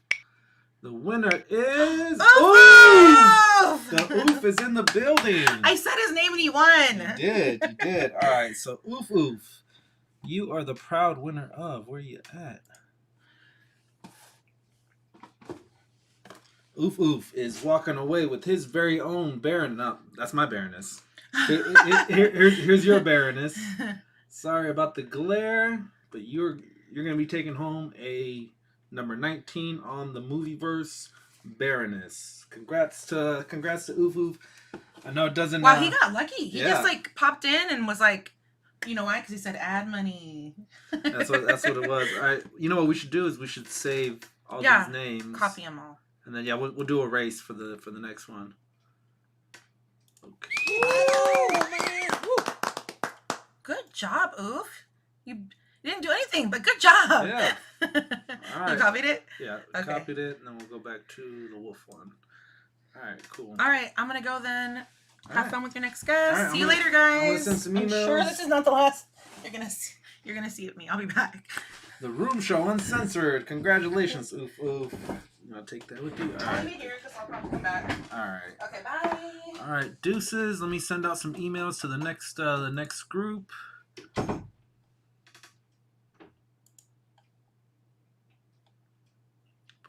Boom, invite.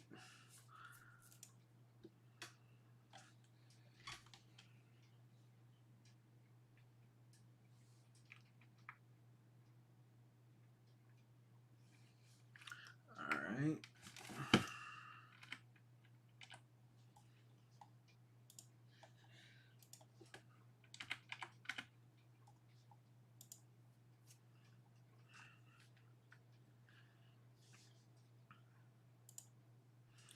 All right, and sent.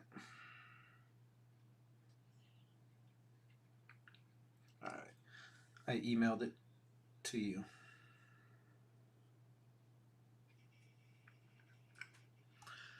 All right, let me get one more guy. I think we can bring one more on. Invite a Gmail, and let me.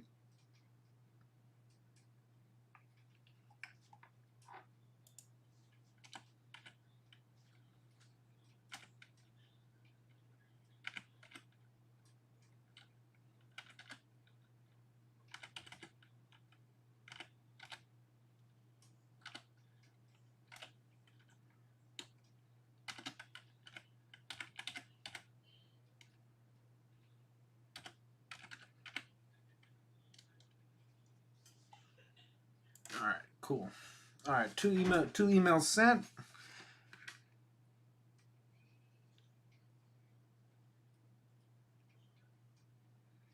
Bam. All right. So now we just gotta wait for our guest to appear. Let me see. Unmute.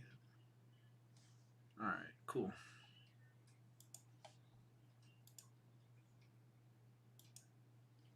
Why do I always do that? I always press that button.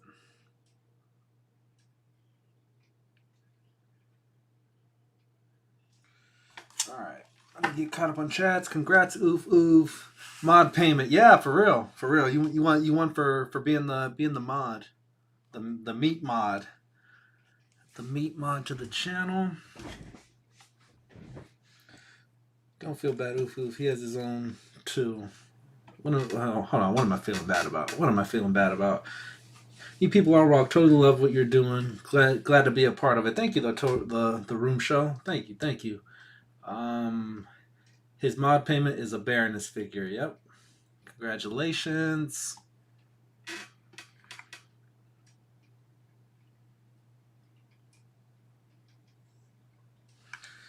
All right. Let me see.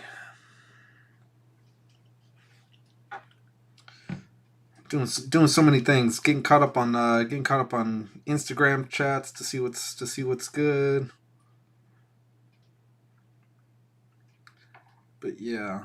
All right. Let me see. Boom, boom, boom, boom.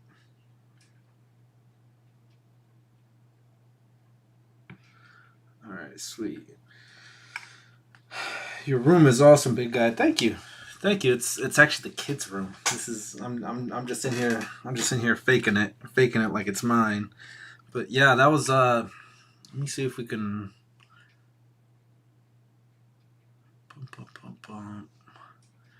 We are waiting on Man Cave and Art G. Art G told me that he might be a little bit behind. Man Cave, let's see. Did you get it?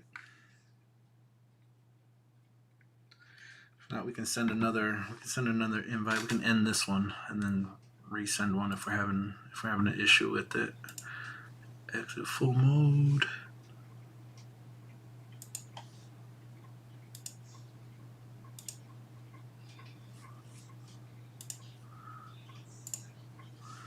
All right, let me see. Just to pass the time while we wait on the next one, let's do a fake winner and see who would have won the next one.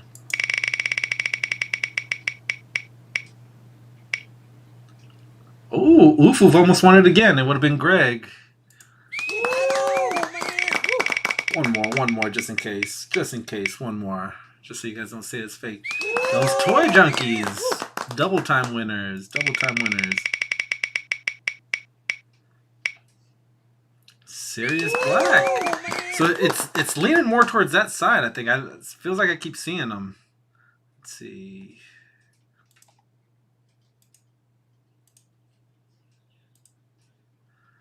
Is there a shuffle? Anywhere? Reset's gonna do something else. Yeah, see, that just deleted everybody. We'll go again.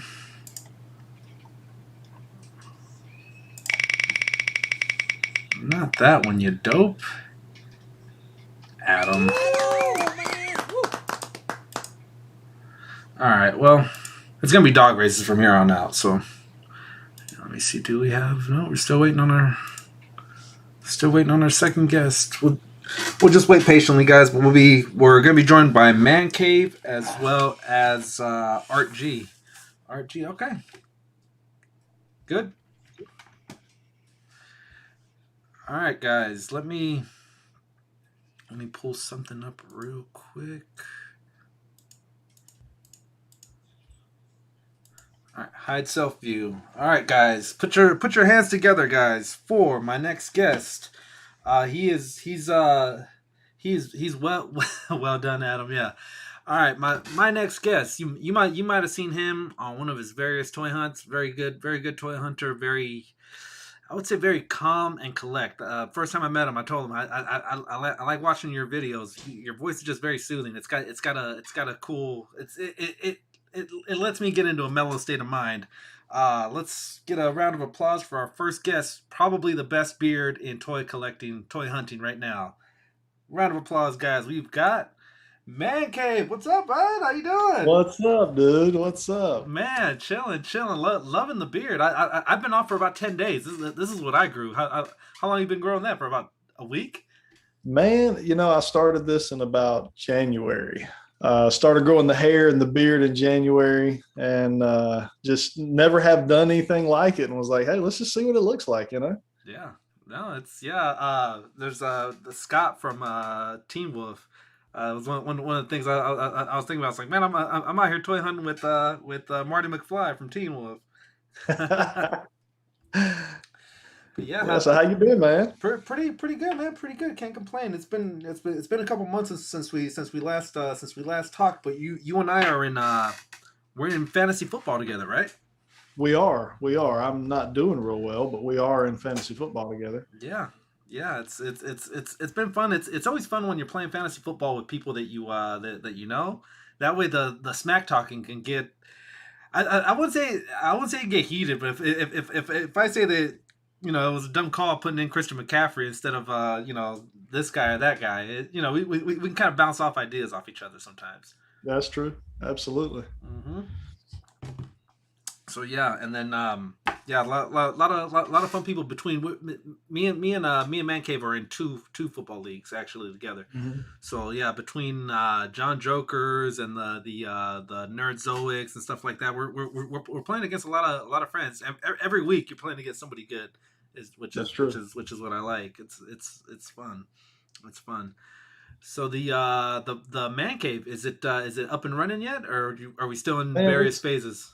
It is very much a work in progress right now. We are, as I told you, life's just been super busy for me here the last couple months. So, and then this thing took forever to actually get built. You know how that can be with all the permits, and the delays on stuff was insane. Like one of the windows we ordered was supposed to be like a 6-week lead time, ended up being like 13 weeks. Wow. So, just stuff you can't predict, Hopefully you didn't take the old window out, right? Until the new one had to go in.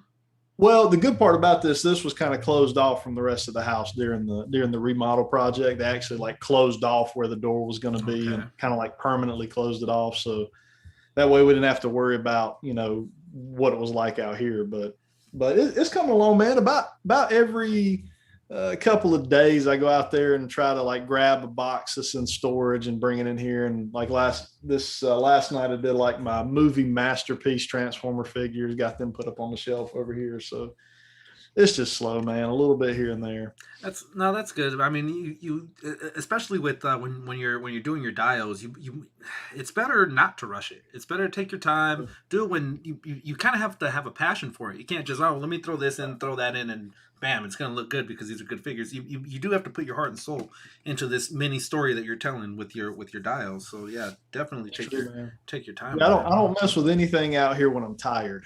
Like after a 10-hour day at work and, come home, get all the kids fed and that ain't the time for me to come in here and start messing with this stuff because you just ain't got the passion for it. Like I said, you just want to go to bed. Definitely. So so I like to do it on like Fridays, Saturdays. When I'm off, not doing anything. So it's a slow process, but over the next month or two, we'll get it completely done. I hung some more shelves today, so we're just slowly chipping away at it. Yeah, no, that's good. I like watching the progress. I like watching the progress in your videos. I'm always like, oh, cool, this is up, or this he's got this going now.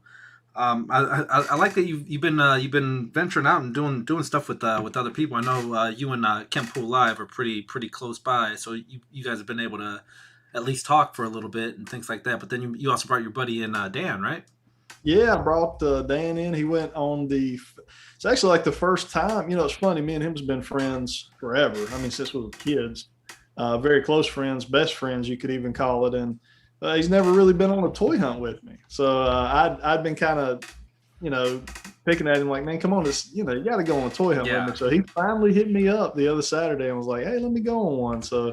So he went, but Kemp Pool will be another one, man. Me and him need to like collab on something at some point, Yeah, because we are right out here, kind of in a similar area. We just, I'll hit him up sometimes if I find something, and or he's hit me up before, and hey, man, are you looking for this, or do you need this? Let me know what you need.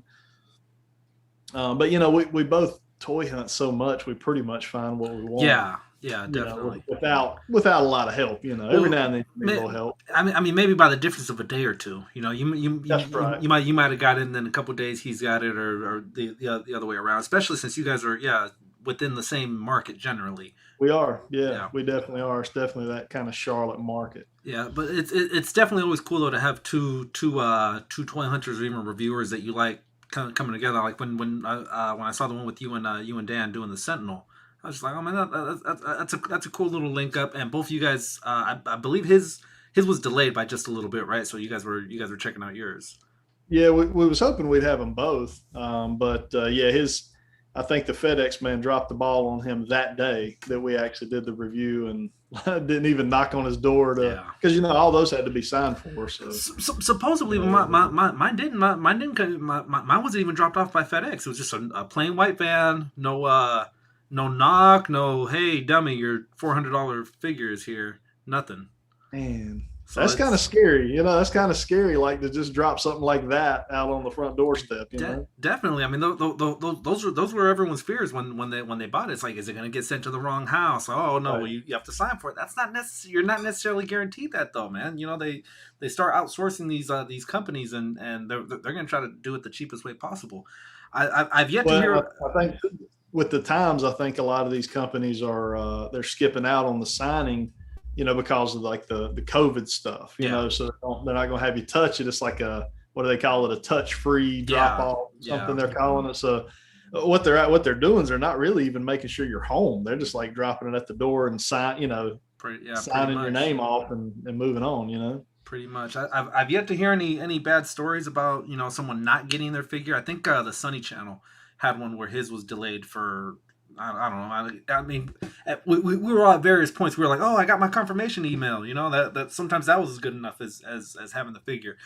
Then we came across the people who bought multiples of the Sentinel, and they were actually putting them on hold. Their releases. If you bought, I think more than 3, you had to wait almost a whole entire month, if not more.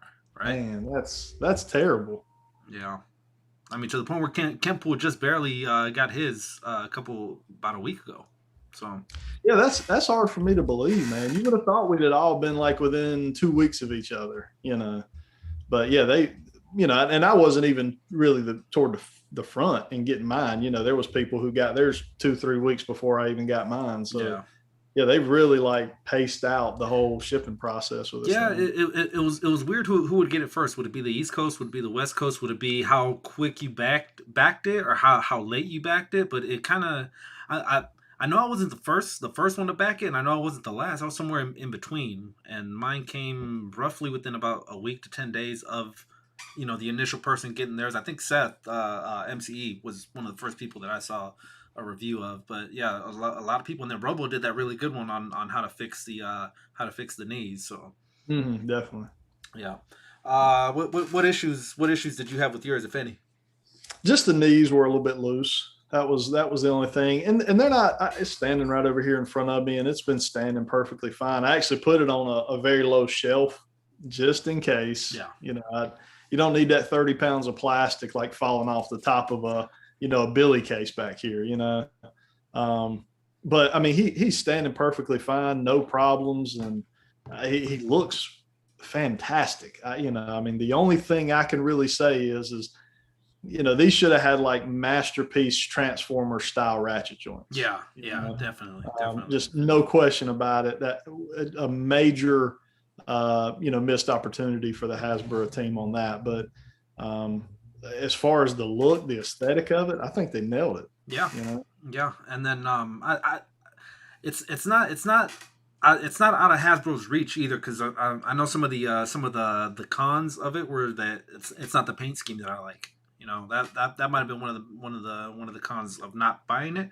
Well, they've got the mold. They didn't break the mold on it, so maybe a year down the line, 3 years down the line, we get something with a paint scheme fitting a little more. If you're the animated series or just something modern to now, it's the mold is there. The mold is there. It's just tweaking it just a little bit to fine tune that one that you like. I would definitely be down for like a 90s, like the 90s animation style. Yeah. Cause I mean, they're branching off now. They're going to do that whole line of the, like cell shaded, Marvel Legends figures. So yeah, I'd be totally down for that. I see them more likely using the last Sentinel mold. It was it was with the 3.7. It was like the Marvel Universe mold, it come with the 3.75 inch figures originally, and then I think they re-released it with a Wolverine figure here about 2 years ago. But I could definitely see them taking that. I could definitely see them taking that, maybe retooling the head a little bit, turning it into like a 90s style. Yeah, well, that one had something that this more expensive one didn't have, which was a voice box. You got the when you press the chest, you got something like 20 phrases. I would have liked something like that into this Sentinel. I'm happy with what I got. My knees were good. The hips, if anything, are a little bit loose on mine. But I'm totally happy with that purchase. I'm totally happy with that purchase. Would I have liked to see maybe a voice box, a little something, maybe the hands lighting up? I don't know how they would have been able to work that, but that's probably what I would have wanted out of that one. Are you displaying yours as Sentinel or Master Mold? Right now, I believe I've got him as Sentinel, but and only because I've only got one smaller Sentinel, and he's still carded. I've yet to open him up, but I've seen some of these displays where they look really sick. Where you can almost get a chair from anywhere. You can go to Dollar Tree and get a small kid's chair and make it for your Master Mold. That would look pretty good. I actually got to Thanksgiving. We were at my dad's, and I was playing some of our videos for some of the little kids, and that was the first time they were like, "That thing is bigger than me," to my niece.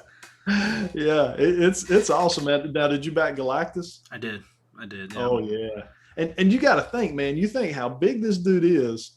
Looking at him, and Galactus is what, like 4 inches tall? Yeah. I'm like, where am I going to put this guy? Like, where is Galactus going to go? No, but we needed to have it, right? We had to have it. Just please, Hasbro team, give us some ratchet joints in the knees. Yeah, I'm pretty sure they learned from their mistake, to the point where when they were announcing the Ranker, they had to make sure that they talked about the ratchets in the arms. That's true, and he had some nice clicky sounds. So it sounds like the Rancor, they definitely, like you said, they learned from the mistake on the Sentinel. You just hate it's a $400 mistake, and I guess that's maybe being too harsh.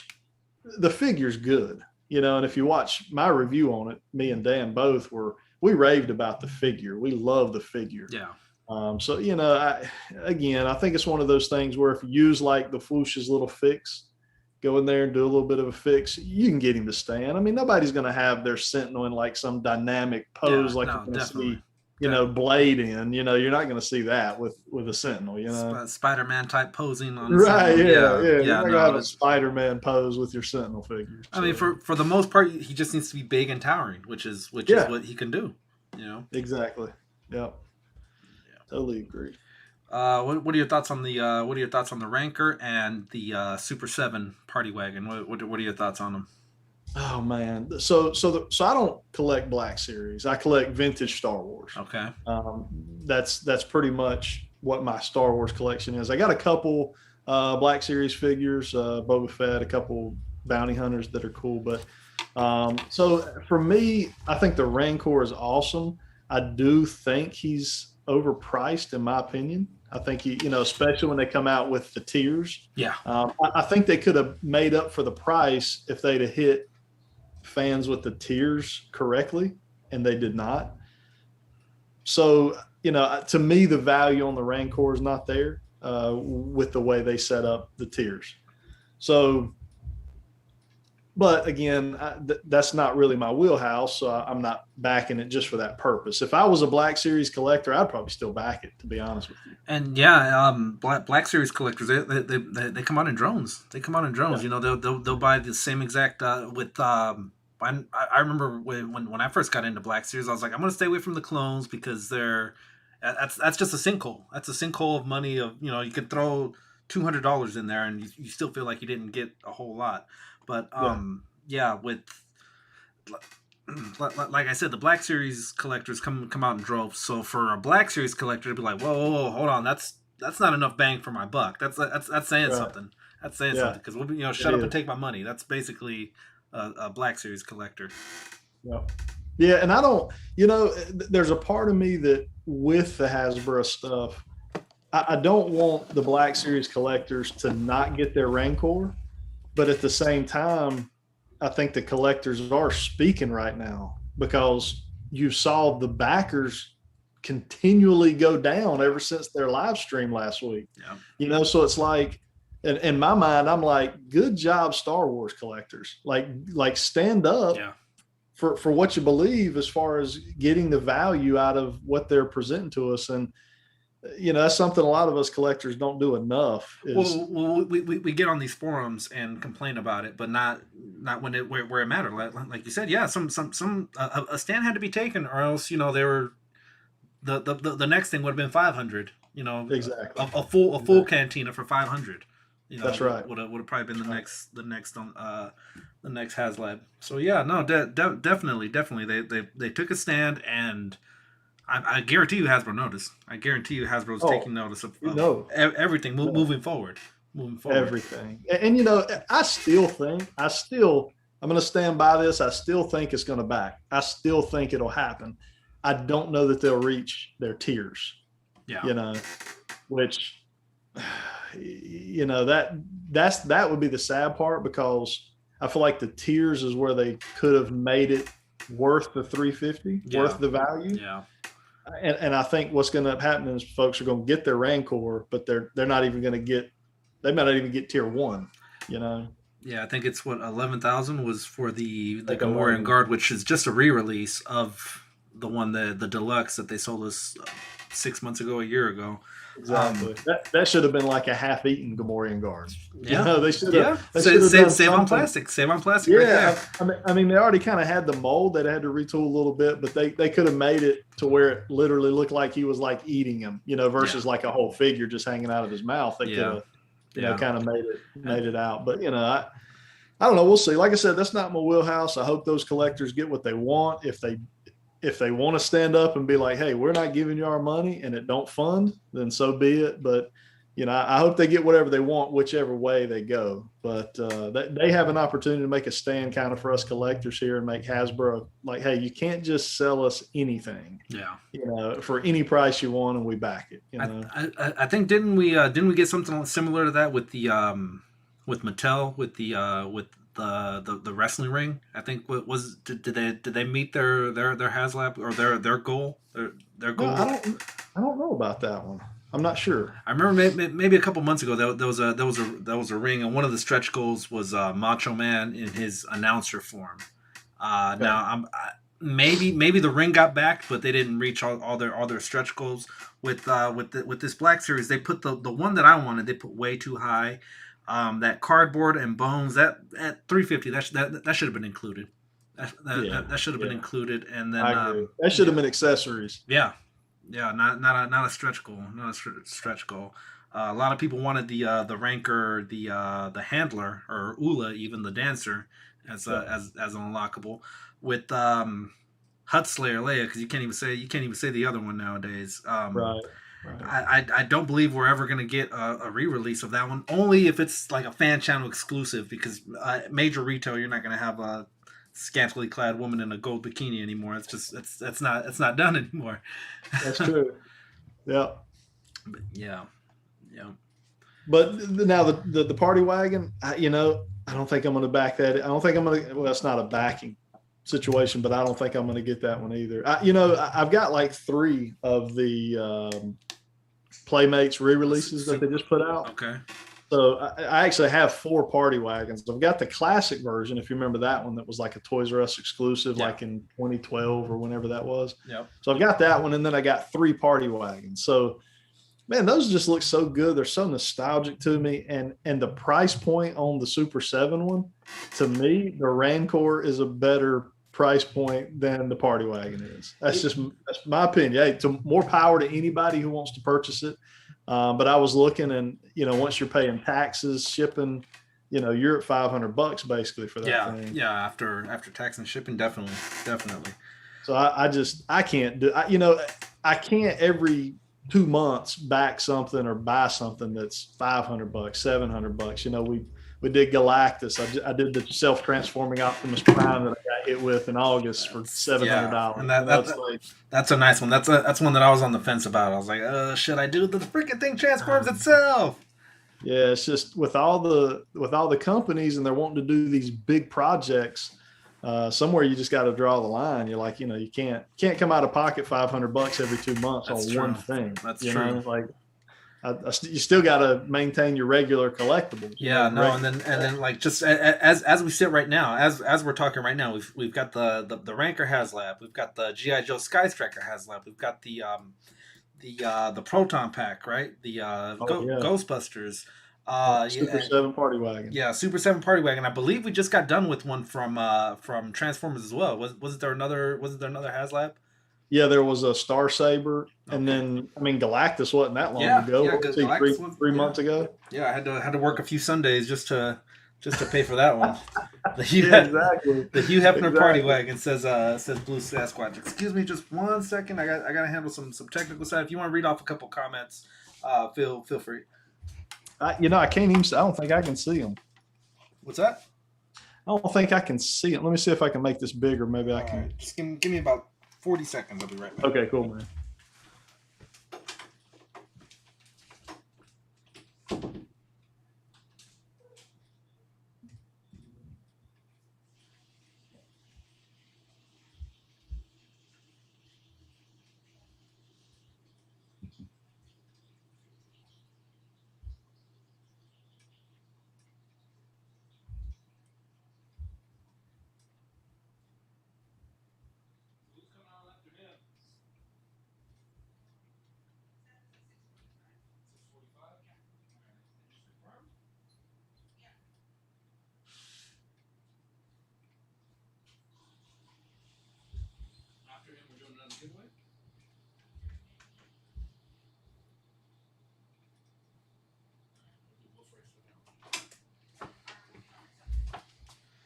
All right, we're back, guys. We're back.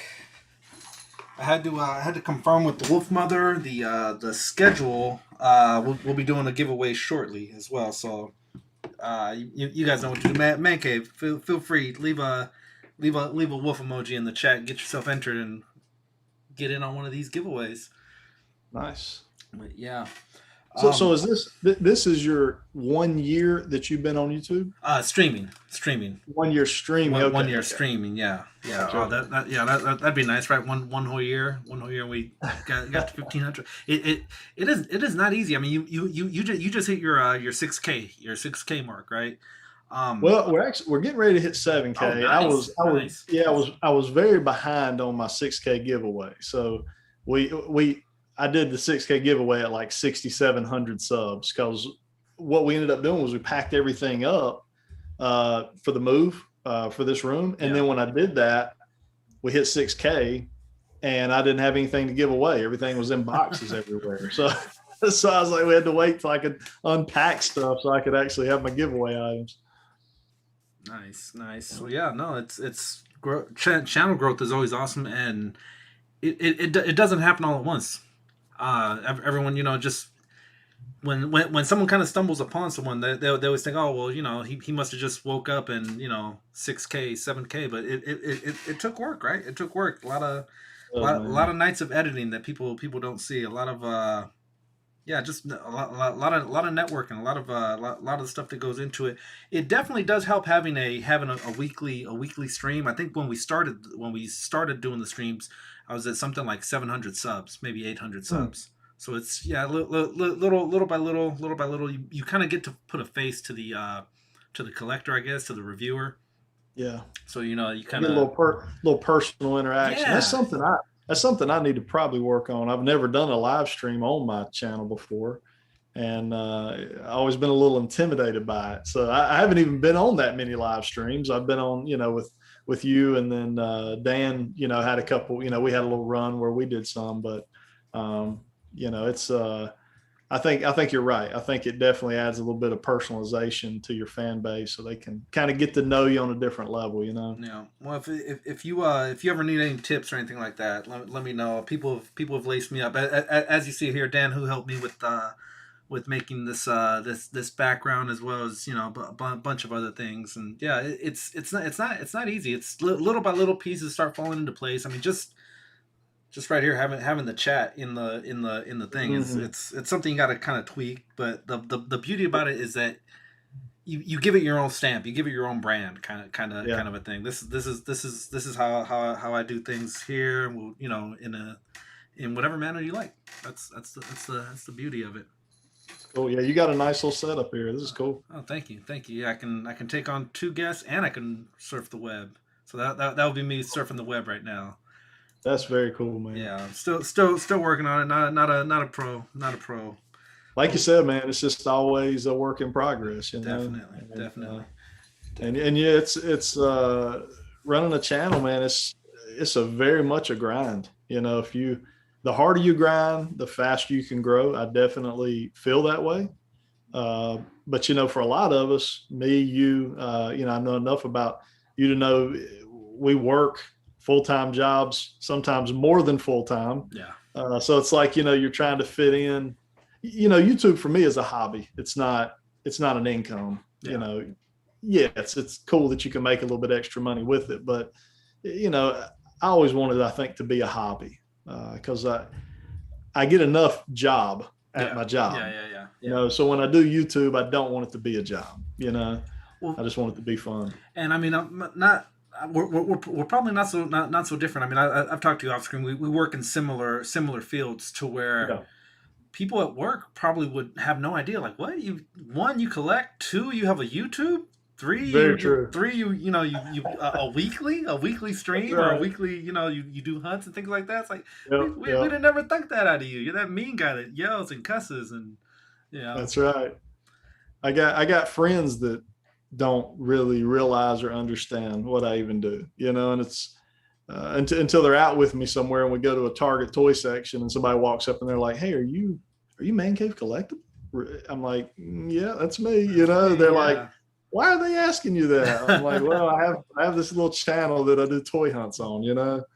People do watch it. Yeah. No. Whenever the wife wants me to do the dishes or something like that, I'm like, "I've been recognized twice in public." Yeah, there you go. I need somebody to do dishes for me. Yeah, there you go. Yeah, get a roadie, a dishes roadie. That'd be sweet. Yeah, that's right. That would be sweet. Do you guys ever feel obligated to purchase things when you're not finding anything? That's a question for the from the chat. If you're doing a hunt and it's not really hitting, do you feel obligated to pick up anything just for the sake of the hunt? I think I used to. I did. I used to feel pressured to where it was like, if I go out and do a toy hunt, I've got to come back with something. So I would buy stuff that wasn't something I loved. So I've kind of gotten down now to where it's like, if I spend money on it, well, and also too, back then I would do stuff. I buy stuff specifically to review.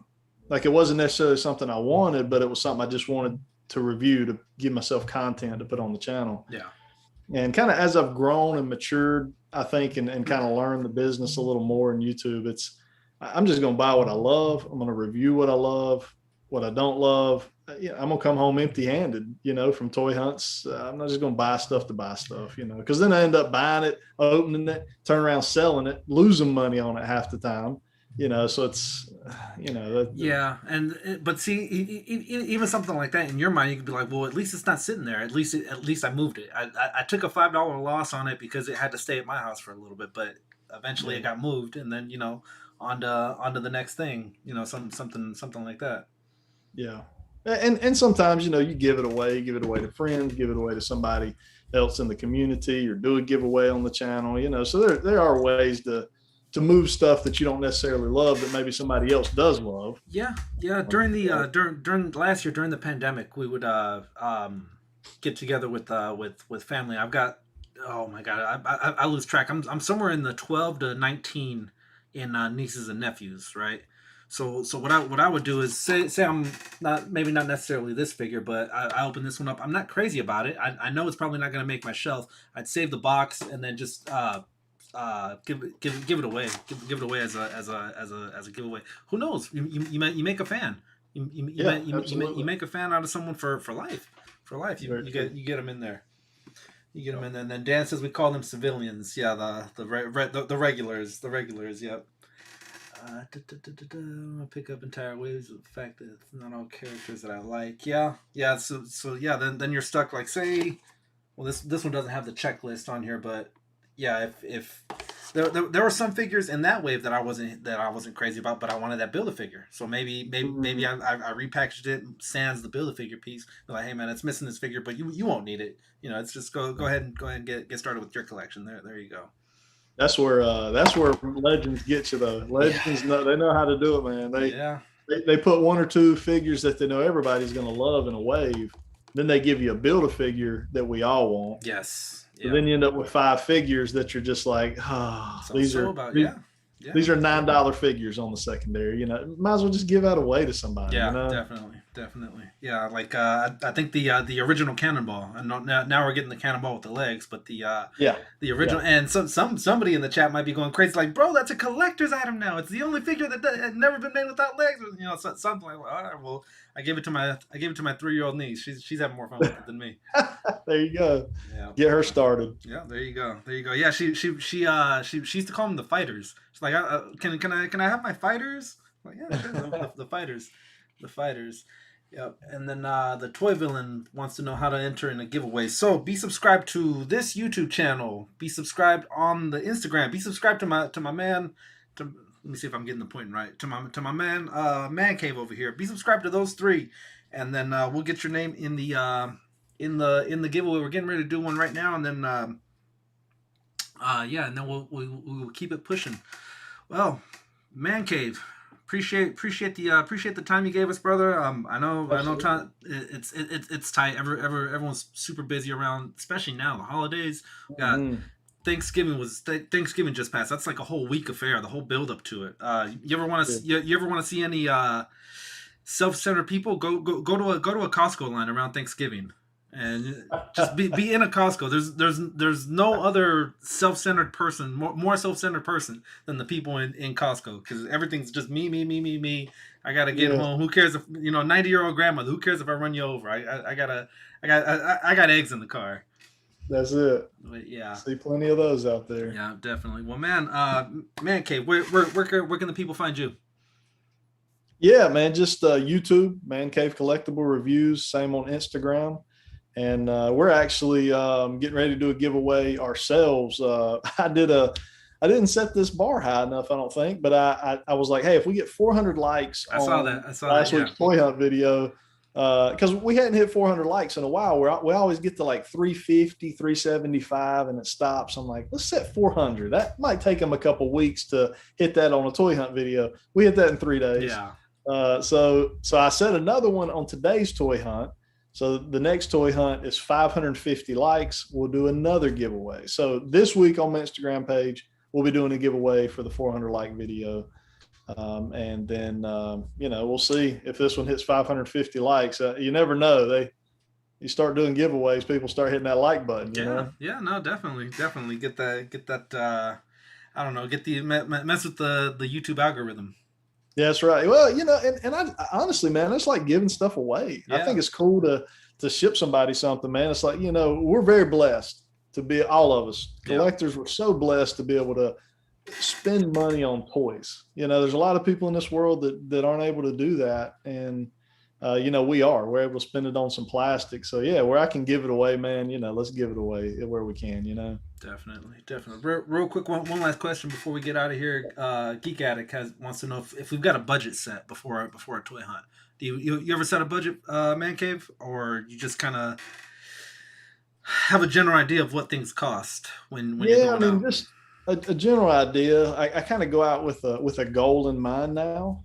Used to, it was just, hey, if it looked halfway decent, let's buy it, you know. But again, that was just kind of like having to learn the business and learn you don't have to walk away with something every time.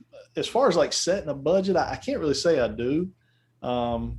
You know, I mean, there's times where I may go out and you just hit everything and you end up spending $300, and then there's sometimes you go out and you spend none. Yeah. You know, you might have 2 or 3 toy hunts in a row, you spend no money. So you spend more on coffee and gas than the actual hunt. Yes, Starbucks, exactly. My pink drinks, man. I spend more money on that.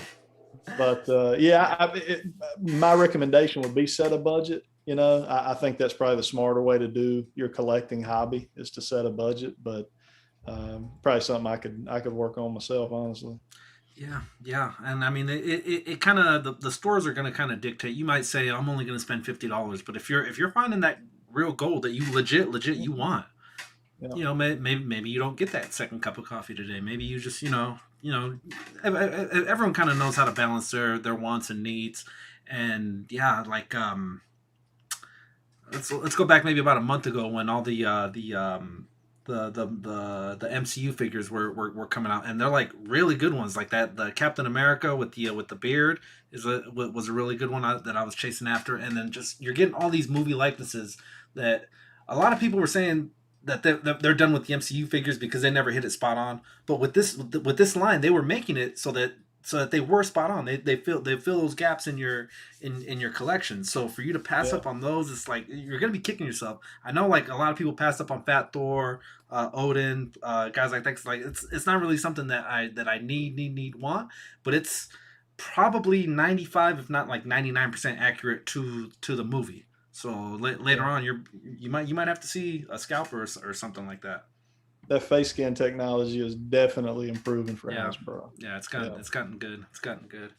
Yeah. Hey, sometimes every now and then you see them. I mean, at a $22, $24 figure, it looks better than sometimes your Mezco and Mayfix figures. You know, when you come down to like face scan, they're doing a very good job on that now. Definitely. Yeah, that RDJ that we got in the 2-pack with Thanos is. They hit it out of the park with that one. Are you gonna be doing a top 10 this year? Do you do absolutely? Yeah, okay, absolutely. Right. Can't wait. That's another reason I got to get my figures unboxed, because I love doing that video last year, and I can't wait to do it again. It's I love, you know, I don't watch a ton of YouTube, to be honest with you. I do YouTube. I do my toy hunt every week. I do a random review here and there. But I don't get to watch a lot of YouTube. But top 10s are something I watch everybody's I can. Yeah. I love watching people's top 10 videos. Yeah, we're gonna get we're gonna get ours going too. Cause I've been telling the kids the last month. All right, start getting a mental note. Cause come as soon as Thanksgiving starts, or as soon as Thanksgiving is over, that's the official time to start getting it going. And then you've got up until, you know, roughly New Year's, maybe 5-10 days after New Year's to drop your video. And then after, no one wants to see a top 10 video in March. You know? That's right. Yeah. You only got about a week or two into January. You got to have it out. Yeah. All right. Well, we will say goodbye to our good friend Man Cave. You can find him on his YouTube channel, Man Cave. Is it Man Cave Collectibles, right? Man Cave Collectible Reviews. Yep. Give him a holler. The Wolf Mother tagged it in the chat. Well, Man Cave, appreciate your time. We'll catch you on the next one. We'll sometime during the year we'll have you on as a guest again. Thank you, Wolfpack. I appreciate it, man. Thank you guys for having me on. All right, yeah. You're welcome anytime, brother, and we'll get caught up with you later. All right, bud. All right, deuces. Man cave, everybody, man cave. All right, so let me see. Do we bring on our next guest or giveaway? How's everyone feeling? Let me get wolf emojis if you guys want the next guest. Let me get fire emojis if you want a giveaway. I'll give you guys a quick second while I check out. This thing is sweet, man. He's got the hair coming out. I like that, Mr. Mark Tac Tac, Wolverine. Let me see about getting the next guest, lining them up at least. And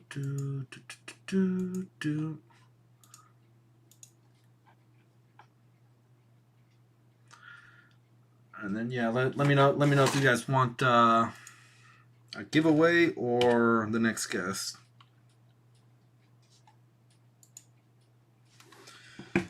Let me message the next guy, see if he's ready to go. Rich M donated through Super Chat. Thank you, Rich. Thank you. Happy anniversary, Wolfpack. Sorry I missed the show. I will catch it all on the replay. Have a great night. Yeah, thank you, Rich. Thank you.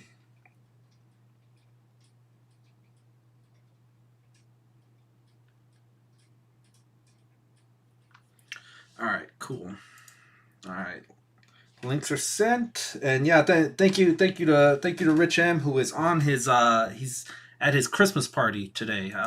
Rich was going to be on, another friend of the channel's. Couldn't make it today, but we've had him on before. We'll have him on again. Rich is a good member of this channel. Same with Gucci. Gushard, sorry. Gucci. Jamie Gucci. All right, so I just sent the link. We are waiting for our next guest, and bam, we have got it. What is up? Let me take myself off of mute. Hide self view. You ready to go? 3, 2. His name isn't Rich anymore. Says Dan. All right. Bam. What is poppin'? What's up, bro? What's going on, man? What's going on, Seth? How we doing? Nothing, man. I feel like it's been forever. We've been going back and forth trying to, having schedule conflicts, but you finally caught me at a good time, man, because I'm always on the go. Yeah, no, appreciate it. I know we talked about that last time you were on. One of the busiest men in YouTube. You have no idea, man. You have no idea. Yeah, if you're not editing, if you're not going live, if you're not reviewing something, you're on someone's channel. I mean, you guys, the MCE is extensive, right? You guys not even that, man. I've taken on like so much other stuff. Like now I'm doing like a podcast, that I do now too. So it's like not only I have YouTube, I've got a podcast that I'm doing. It's just everything nonstop, 24/7 between work, the kids, the family, everything in between, man. It's nuts. Yeah, man. It's tell me about it. Yeah, you're plenty of coffee, right? Keep the I don't drink coffee, dude. I'm just high on life. That's good. So you guys recently, was it last Saturday or two Saturdays ago, did that 8 hour? Two Saturdays ago we did an 8-hour Lego live stream, which that was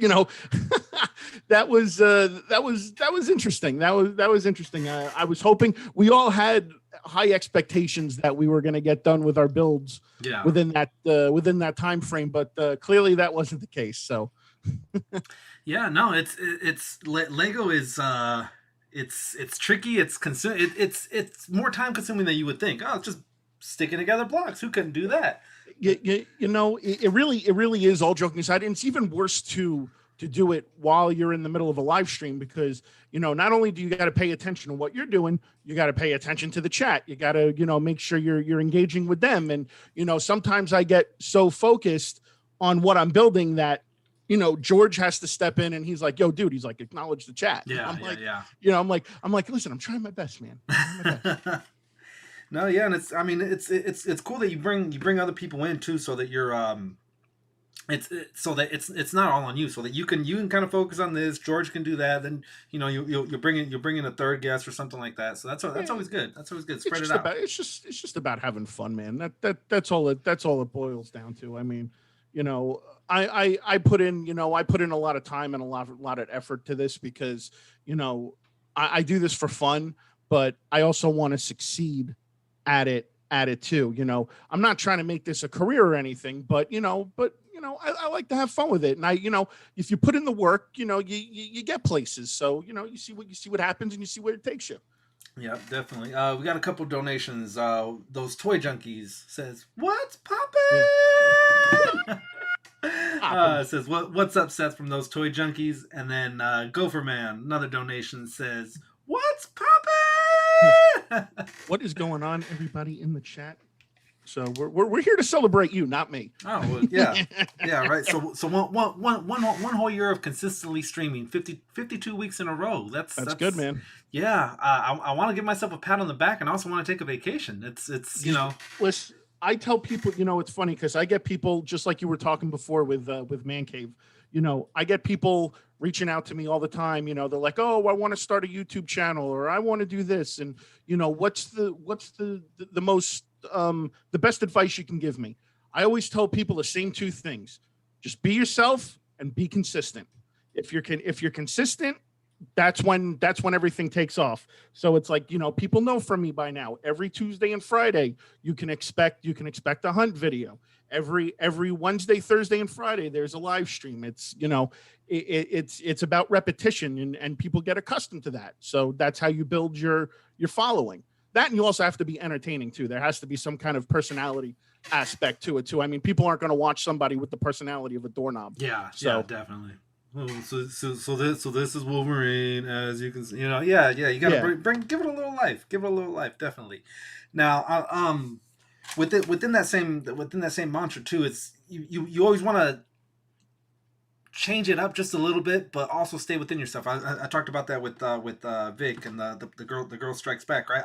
You wouldn't see me do something as extreme as grow a pink mohawk, and but you do have to you do have to reinvent yourself. We brought in the Wolf Mother. The Wolf Mother's a bigger part of the channel now. When originally it was just the three wolves. That was our logo. Listen, Wolf Mother, all joking aside, is like a godsend for you. Because she goes out. If you can't find it, more than likely while she's out, she's gonna find it. Me, on the other hand, I fly solo. You refer to your wife obviously as Wolf Mother, and I refer to mine as the Thing. The Thing does nothing for me. Okay, if anything creates unnecessary work and unnecessary drama for me. She went out to Target the other day. I was like, if you're out and about, I'm like, can you just check to see if you come across this? I was like, hey, by the way, did you look while you're out? No. Why not? Because you're the Thing. You don't do what's asked of you. Yeah. No, it's yeah. I'm definitely happy to have her. It can go one or two ways. She can either be 100% have my back, or I don't care about this thing. This is it's just taking up space. It's just taking up space. So get it out of my way.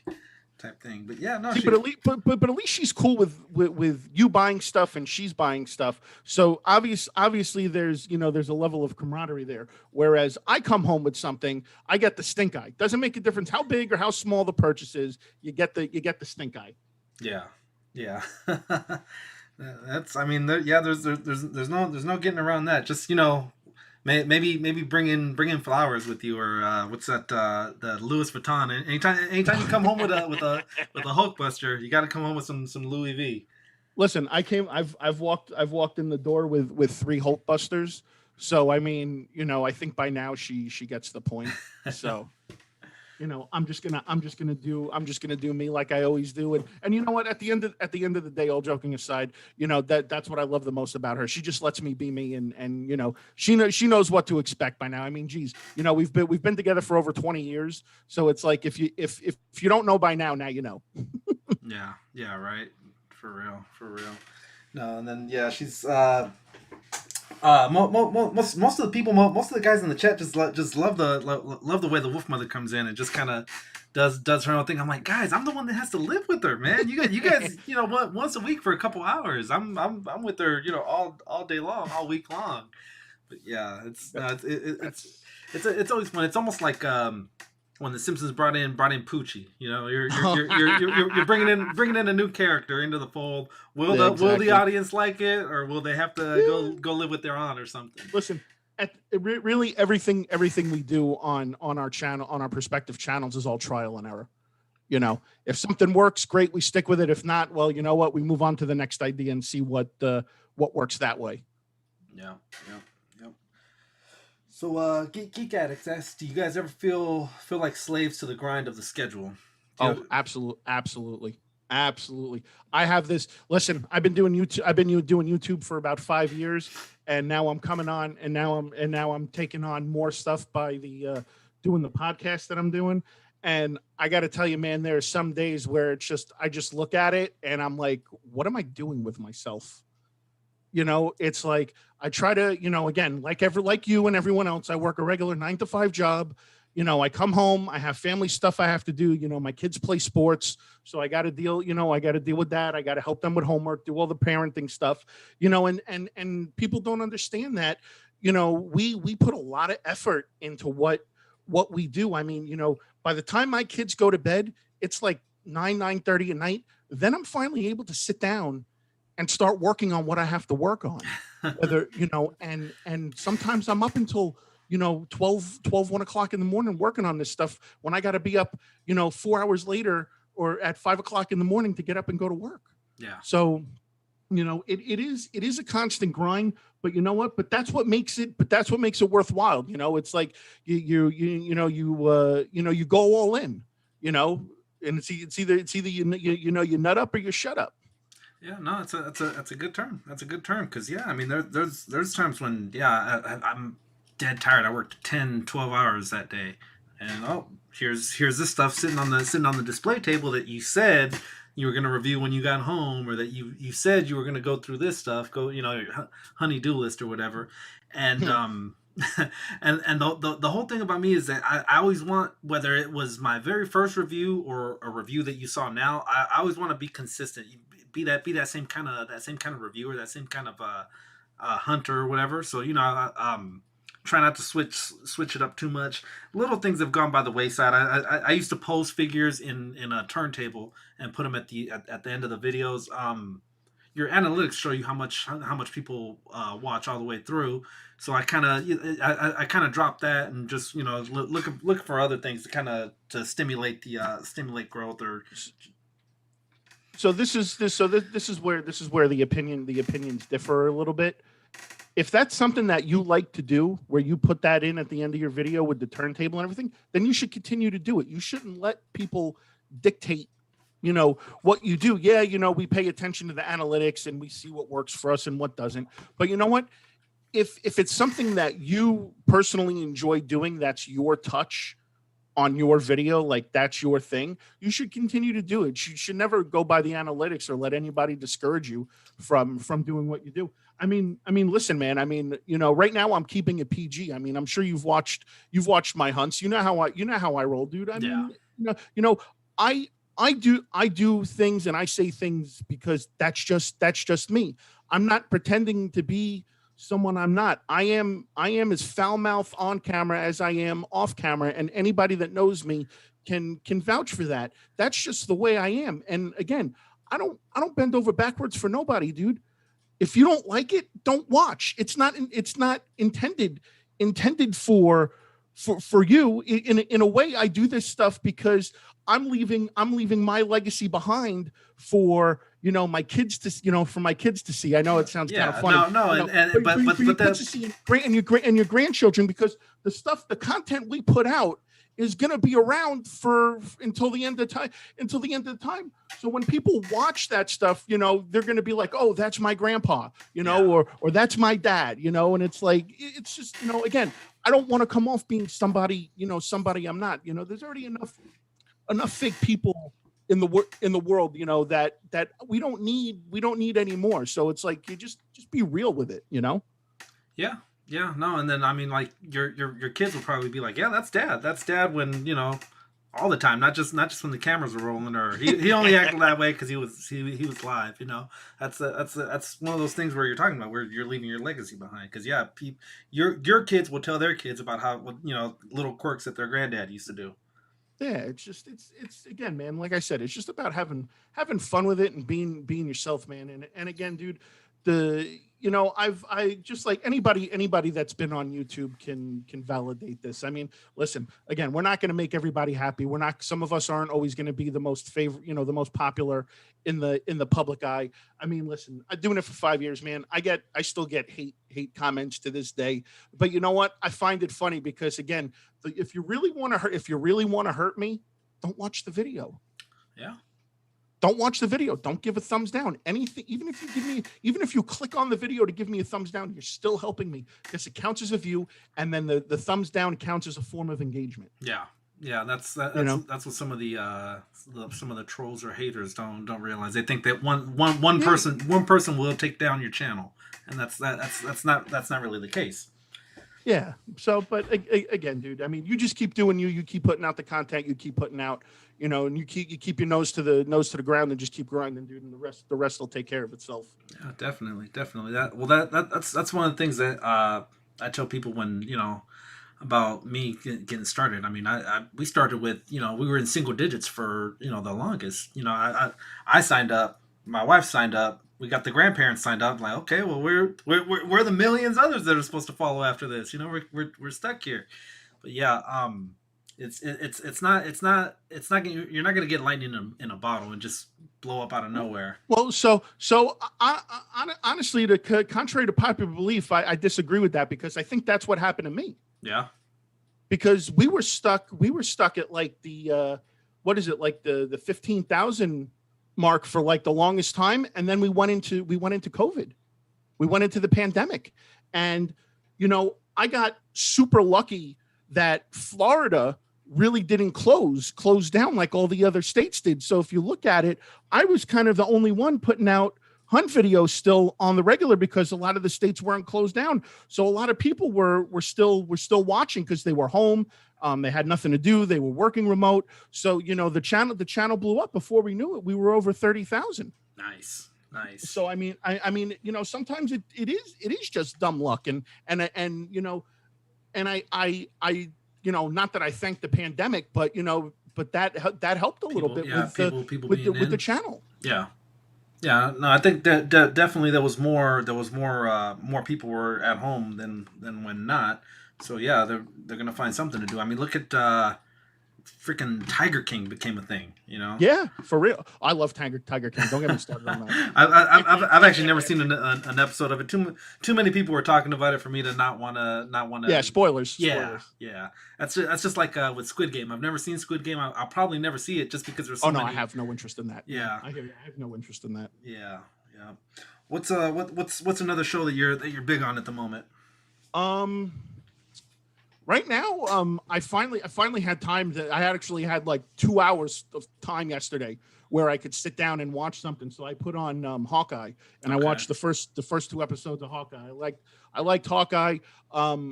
Normally on the reg, I'm either watching football because like you, I play fantasy football. Yeah. So I'm constantly trying to see who's in, who's out. Like I caught such a break last week, dude, because I think they took out Lamar Jackson like 30 minutes before the start, and I had him as my starting quarterback in my big money league, and I forgot to replace him. So I had him stuck as my quarterback. There was nothing I could do. I wound up beating the undefeated guy in our league without a quarterback. Wow. That's not easy. Yeah, talk about luck of the draw. And he also had the running back from Indianapolis. Oh yeah, went 5 touchdowns. Yeah, he put up 55 points for that guy, and I still beat him without a quarterback and him playing that guy. For those of you guys that aren't familiar with fantasy football, your quarterback is he's a good quarterback. Will get you at least 25, if not 40 points. And yeah, I was trying to get you into our league. Unfortunately, you were already tied up on. Yeah, next year we can do that. Next season we can do that. Next year.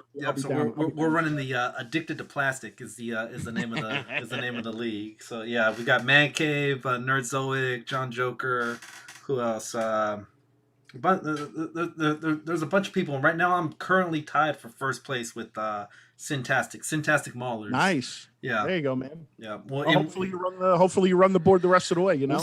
We'll see. You know, if you're a Giants guy, right? No, I'm actually a Jets. I'm actually a Jets guy. Okay, all right. So I was gonna say. Yeah. Oh yeah. Oh no. We're having such a horrible season. It's like, you know, I'll take what I can get. I mean, listen, dude.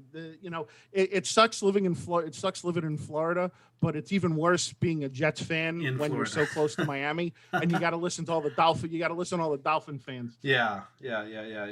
Definitely. Well, to this day, I still can't bring myself to draft any division rivals. So everything that the Rams are doing, everything that the Seahawks are doing, which the Seahawks aren't doing much right now, but no, they're not. Yeah. But yeah, I almost have to forfeit those points because I can't bring myself to draft a division rival or to start a division rival.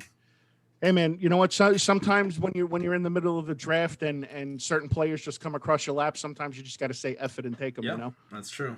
That is true. So what we came pretty close to the Yankees Giants World Series, but not close enough. Not close enough, dude.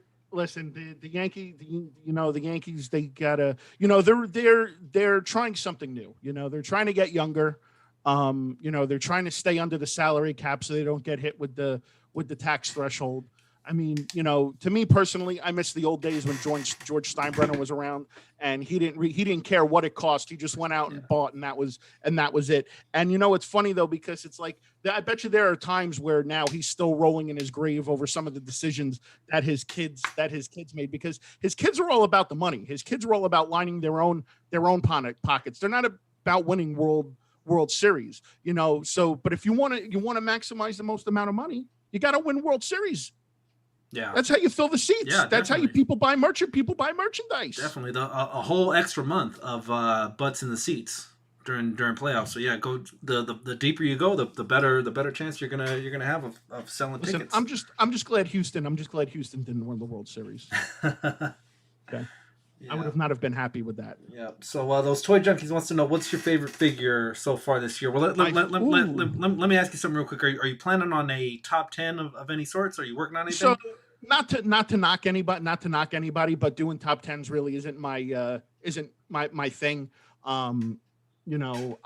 Everybody does them, and like we said, it's all about staying different and and not doing the same thing everybody else does. I mean, again, I'm not trying to insult anybody, but that's not my MO. I mean, I shouldn't say that, because I might do a top 10, but if I do, it's going to be my favorite moments from this year of my toy hunts. I mean, that's about it. Like, I don't like doing top 10 Marvel Legends and top 10 Hot Toys and top 10 statues. That's just, I feel so weird doing that, because it's not my cup of tea. Yeah. Well, I mean, I'd watch a top 10 moments from either. You could probably even put in some crazy stuff that happened in the streams. It's hard to go back and remember, just because when you're doing a show on a weekly basis, and especially with you where you're multiple shows in a week, it's hard to pinpoint just the one thing, the one thing that stood out per stream. I keep notes, good sir. I keep notes that way at the end of the year when this comes up, it's very easy for me to go back to my notes and be like, okay, it was at this point, at this time stamp in this video. Yeah. And then that way it saves me less work of having to go through every single video. Yeah. All right. Well, back to the question then. What do you think is your favorite figure of the year so far? My favorite figure this year, honestly, it's a hot toy. I'm gonna have to go with the Mysterio. I just reviewed it. I actually did the Hot Toys Lounge live episode on it not too long ago. And I mean, honestly, dude, fantastic figure, from the Jake Gyllenhaal portrait to the dome lighting up. I mean, it was a great piece. It was a great figure. Yeah. The suit's super articulate. The accessories that came with it were fantastic. So if I had to pick one out of one for the year, I think that would be it. Mysterio. Let me write that one down. I gotta check that out. Yeah, it sounds good. I mean, most of the what Marvel Legends lacked, I think, this year was an accurate Jake Gyllenhaal head to go with that. Well, I mean, that came out last year though, right? Far From Home. Yeah, that came out 2022. Yeah. Oh, okay. 2020, I should say, not 2022. Okay. Yeah. Well, since we're on the Spider-Man theme, the Lizard Clearly, the lizard got punched by a ghost figure, right? What's going on behind that? Tell us your thoughts. It's very simple. It's the same thing that they did when they put up the trailer for Civil War. If you remember when they all had them lined up and they cut out Spider-Man from that lineup, so you didn't see him until the final trailer or whenever they wanted to put him in. So again, I believe that Tobey Maguire and Andrew Garfield are going to be in there. It's the multiverse. You've already got Doc Ock. You've already got the Lizard. You've got Sandman. You've got Electro. I'm wondering at what capacity is Venom going to show up in that? Is that going to be and are they going to build this as the Sinister Six? So that I'm excited for. I'm excited to see the Spider-Man movie. I think this is Andrew Garfield, not Andrew Garfield. I think this is Tom Holland's last Spider-Man movie on his contract. So I hope they re-sign him to do more.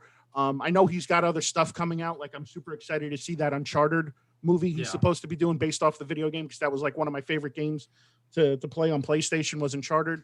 So, but it'll be interesting to see. But I have a feeling they just edited that out just to, they want people to be surprised when that part comes in the movie. But we all know what's going to happen. I mean, I don't know why they're bothering. Yeah, I mean, just one of those things where it sucks to have this thing lined up. Like Terminator 2 was notorious for spoiling. Think back. I mean, the movie's 30-something years old now, but think back to the very first time that you found out that Arnie was going to be the good guy for a change. That was big plot twist. Big plot twist there. There's no way. There's no, like you said, there's no way of getting around it. It's the multiverse, so we're gonna be getting these guys popping up. I think at Endgame, the white suits were CGI, and they found a way to take it was either Hulk or Fat Thor to CGI him out completely, so you don't because they were trying to keep that a mystery. The Doctor Hulk and the Professor Hulk. Yeah, Professor Hulk and Fat Thor. That was one of the things they were trying to keep under wraps. Yeah. So yeah, I mean it's 2022. They can CGI in or out a lot of different things. Like how do you people don't even know I'm live with you right now? I could just be CGI'd in. Exactly. Yeah, he Seth hasn't been a real person since 1978. Yeah, exactly. I'm just CGI right now. I'm like what is it? The Dr. Armin Zola. I'm just a computer. I'm just a computer that can generate. Yeah. Just CGI. That was good. Man, so where can we find that your podcast? Oh, so for anybody that doesn't know, I'm a huge pro wrestling fan. So that's my my jam right now. So I've been a pro wrestling fan since I'm a kid. I've taken some time off from it just because going through the early 2010s, wrestling really wasn't exactly the best. But my passion for it's been reignited. And so now I do a podcast, and it's on Spotify. It's the World Wrestling podcast. It's me and my buddy Jan. He goes by the world's strongest podcaster, and I go by the Rated R podcast star. So that's just another funny gimmick. But it's honestly, dude, I've been enjoying, and people are probably going to be like, no. I've been enjoying doing the podcast more than I've been doing YouTube. Really? People don't understand how easy a podcast is to do. You could bang out probably about 5 or 6 podcasts in as much time as it takes you to actually film, edit, upload, do the thumbnail, the description for the videos, and tag everything. By that, you can knock out so many podcasts. It's so simple. Man, I mean, now I'm intrigued. Now I'm intrigued. Did I just become a podcaster? I don't know. We can cliff note it right back to this point.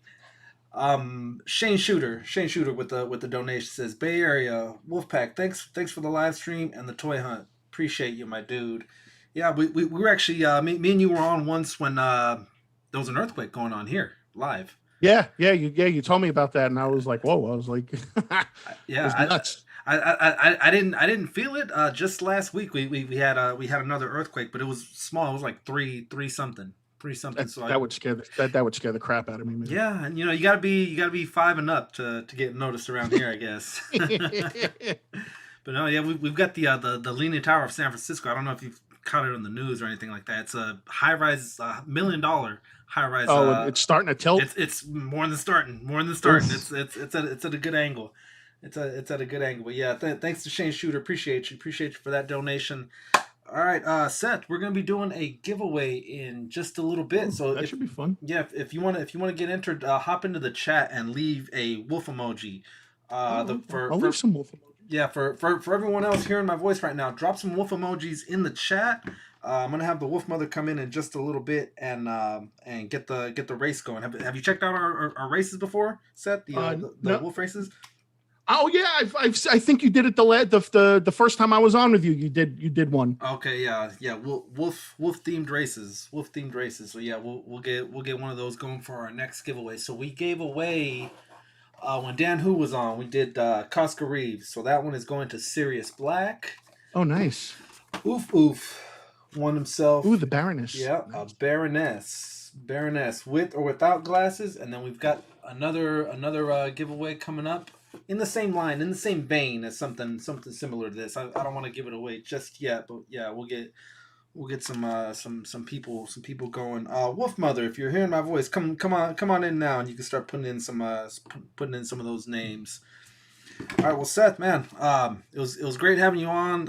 Good friend in the chat. We actually didn't know each other up until we started streaming that one day a few months back, and yeah, we hit it off. We stay in contact. We're always DMing each other and liking each other's stuff on the Instagram. Listen, anybody that's a YouTuber or anything, I always put this out there. My door's always open if you have any questions, because again, like I've said this before on other people's channels and everything.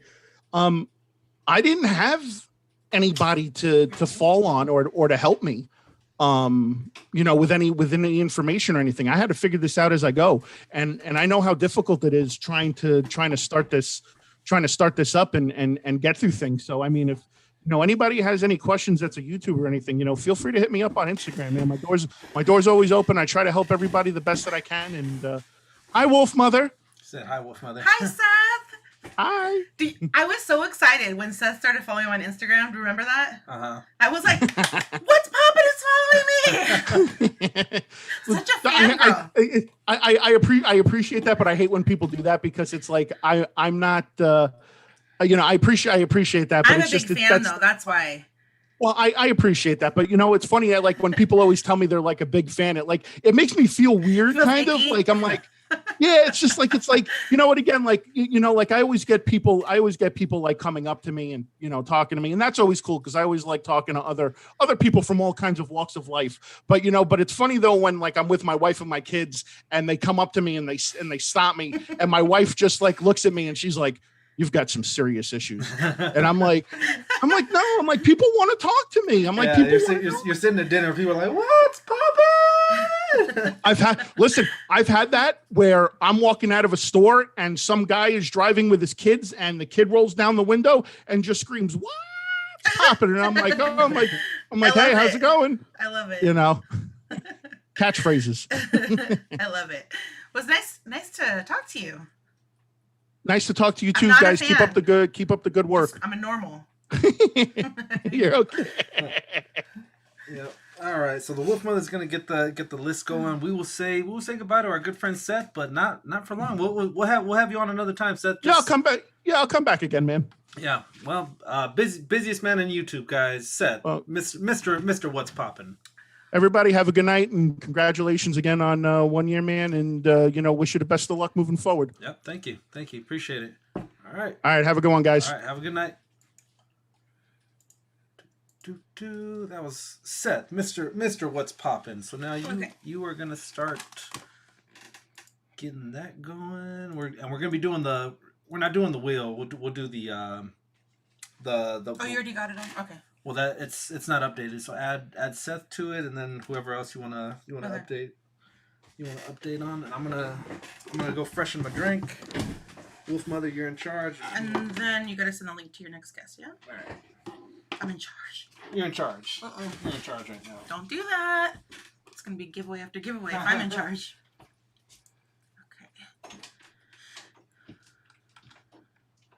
Okay, so if you guys were already entered in the previous giveaways that we had on the live so far, no worries. But if you joined since then, just I don't know, leave me like a wolf emoji so I can look in the chat, okay? And then I'll add your name on here. Boss lady time, right? Geek addict. All right, you get a prize, you get a prize, and you get a prize. All right, I got you. There was somebody else that I was like, yeah, I'll add you in. Who was it? Okay, so for sure we're gonna add Seth. And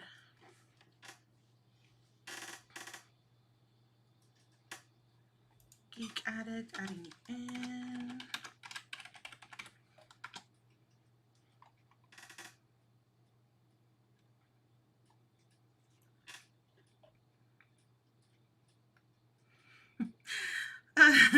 Wolfman was in charge. He comes back and all the shelves in the room are empty. That would be funny. All right, Blue Sasquatch. Oh, you were not into earlier. Okay, I'll add you in right now.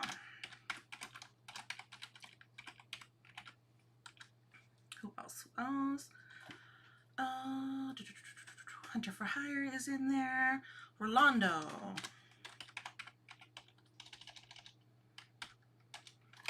Rolando. Who else? Who else? No Rich and Mallout. Oh, okay. All right, so I need to add you, Rafa. Okay. Abnuggler. Okay, who else? Who else? So if you hear me and you know what? I'll just read off the names. How about that? If you do not hear your name, then leave me a wolf emoji, okay? So I have Danhu, Brandon from Hero.Collections, IE Toy Hunter, Series Black, Greg Fenstad, Oof Oof, Hunter for Hire, Fabulous Disaster, Toy Bounty Hunter, Cowboy Collector, Jay's Toy Collection UK, Pogo B, Jamie, Mark Tac Tac, Those Toy Junkies, Tanner, Tyler Lalonde, Seth, Geek Addict, Blue Sasquatch, Rolando, and Abnuggler. Is there anyone missing? Oh, you know what? I don't see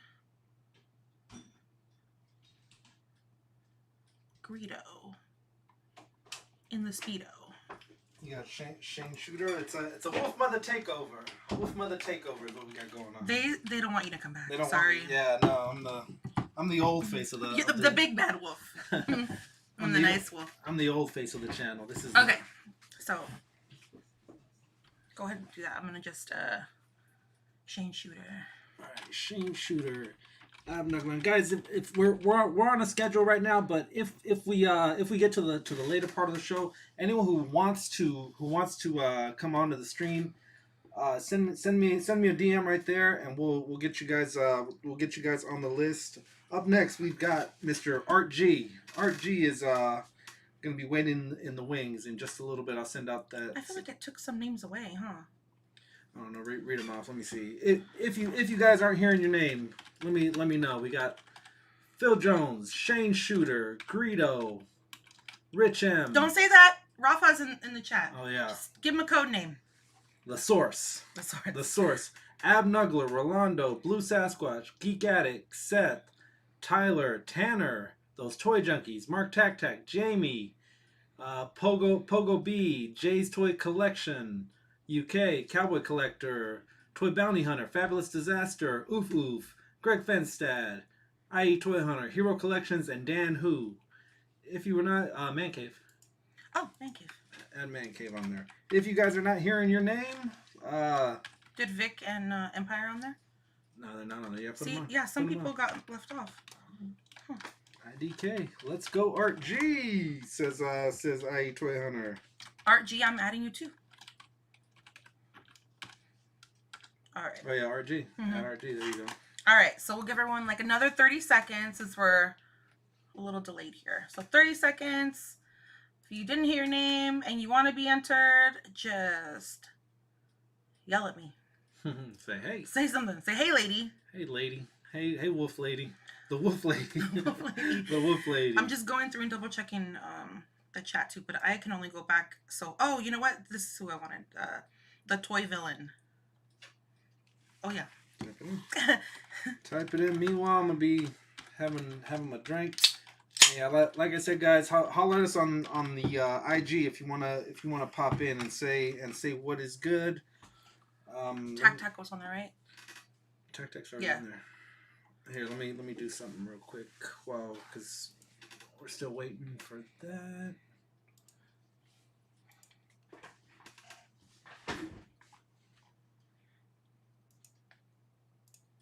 Let him play, even though I don't like the guy. Who? Habnuggler. Oh, about Rich. Blue says, about the Saurus. Yeah, Greedo and Speedo would like to take his name off the race and replace him with another Blue Sasquatch. All right, I think that's everyone. I say go. All right.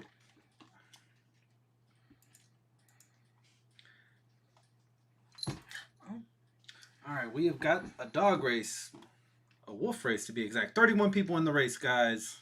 Set it to 2 minutes. Oh, Home Dude. Home Dude. Derp. Thanks, Home Dude. Add it. Please goes a long way. Please. Add it, You're please. talking to a mom. Can I have a variant like Phil has on the Legends and Liquor Go Duck back races? up again. Yeah. How high up? Go back up, because, yeah, some of the names did get taken off. Laser Pants is not on there anymore either. Adam. Very, very interesting. Very interesting. Yeah, so please, if you guys did not hear your name, let us know, because it looks like it didn't copy everything over. That's weird. Alright, so Laser Pants, Home Dude, Toy Villain, Art G, Empire Toys, Vic, Man Cave, Rich M, Phil Jones, Shane Shooter, Greedo, Abnuggler, Rolando, Blue Sasquatch, Geek Addict, Seth, Tyler. Not you, Home Dude. I was talking to him. Tanner, those Toy Junkies, Tac, Jamie, Pogo B, Jays, Cowboy Collector, Toy Bounty Hunter, Fabulous Disaster, Hunter for Hire, Oof, Greg Finstad, Sirius Black, IE Toy Hunter, Hero Collections, and Dan Who. Woo. All right. Please and thank you. All right. We will He's going to be afraid of me now. We will set, and then let's shuffle it up just a little bit. All right. All right. All right. And we are off. The Wolves are racing, guys. The Wolves are racing. Who's your early leader? We've got Empire Toys with the early lead. Toy Bounty Hunter falling behind Seth at the top of your screen. Dan Who right next to him. Hero Collections at the bottom in the number 2 train, the number 2 car. Dan Who and Tyler. Dan Who and Fabulous. Dan Who, Tyler, and Fabulous. Three-way race. Home Dude at the bottom of your screen trying to make a push for it. 90 seconds left to go, guys. The more wolf emojis you put, the faster your wolf runs. That's what I heard. Someone told me that on the internet. Type in those wolves. There you go. You know what's up, guys. You know how to make those wolves howl. 80 seconds left to go. We've got Cowboy Collector followed by Tyler. Man Cave at the bottom of your screen. Fabulous Disaster at the top of your screen. Vic making a strong push. Vic making a strong push at the bottom of your screen. Can she hold off? Can she hold off? 77 seconds left in this race. Who will win it? 67 seconds. Keep hitting those wolf emojis, guys. It's the only way. It's the only way to make those wolves run. It's the only way to get them to run fast. 55 seconds left on the clock. We got Geek Addict, Toy Villain, Rolando in the tight lead. Man Cave, Hero Collections at the bottom of your screen making a push. Can he beat off Rolando? Can he beat off Geek Addict? Where is Home Dude? He's howling, but his wolf is nowhere to be seen. I think his howl button is on mute. 30 seconds left in there. Blue Sasquatch with the pickles. I'm a pickle Rick. You can't see me. I see Abnuggler. I see him at the bottom. Tyler in the. Oh, you know. Right. Hold on, let me mute us real quick. Oh. Where is Home Dude?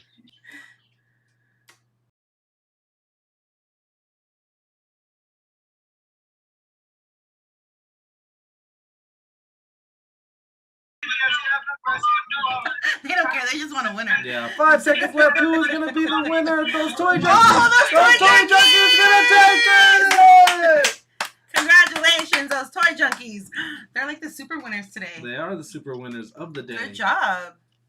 Those toy junkies. Let me go back to. Is it because they were fist pumping? Probably the whole time they were doing the Zemo fist pump. All right, let me go. All right, I gotta go. Let me go full screen. What will those toy junkies be winning? Let us know. Let us know. Me? Yeah. Oh, this. What is it? It is a Cobra Commander. I'm not a really big G.I. Joe fan, so I'm just reading what it says here. All right, give it rotate it. Rotate it. Tell us what you see. All right, very, very good description. Now I know exactly what you're talking about. G.I. Joe Classified Series Cobra Commander, wearing a hot little outfit with a hot little helmet with a really, really cute little gold chain to go with this hot little outfit. You see that? That's all you toy junkies. Got a hot little Cobra Commander. Look at his little outfit. It is cute. I gotta go. It's matching. I gotta go. It's matching. It's his matching outfit. It's matching outfit. Look, I've done my part. I gotta get out of here. Right, Call me for the next giveaway, okay? Wolf Mother, we thank you. Appreciate you. All right, guys. That was Wolf Race number 2, giveaway number 3. Those toy junkies, big winner on that one. So congrats to them. All right, let's bring up. Am I muted? Yeah, I'm muted.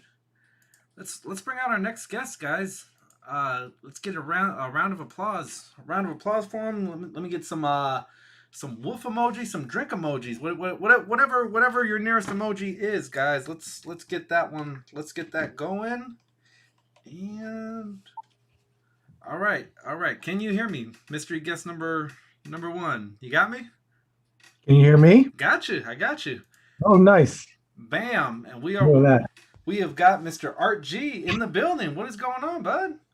Not much. How are you? Sorry about the delay. All good. It's we're kind of grit, spit, and duct tape. That's how we're putting this stream together. Oh, is that it? Okay. Grit, spit, and duct tape. Yeah.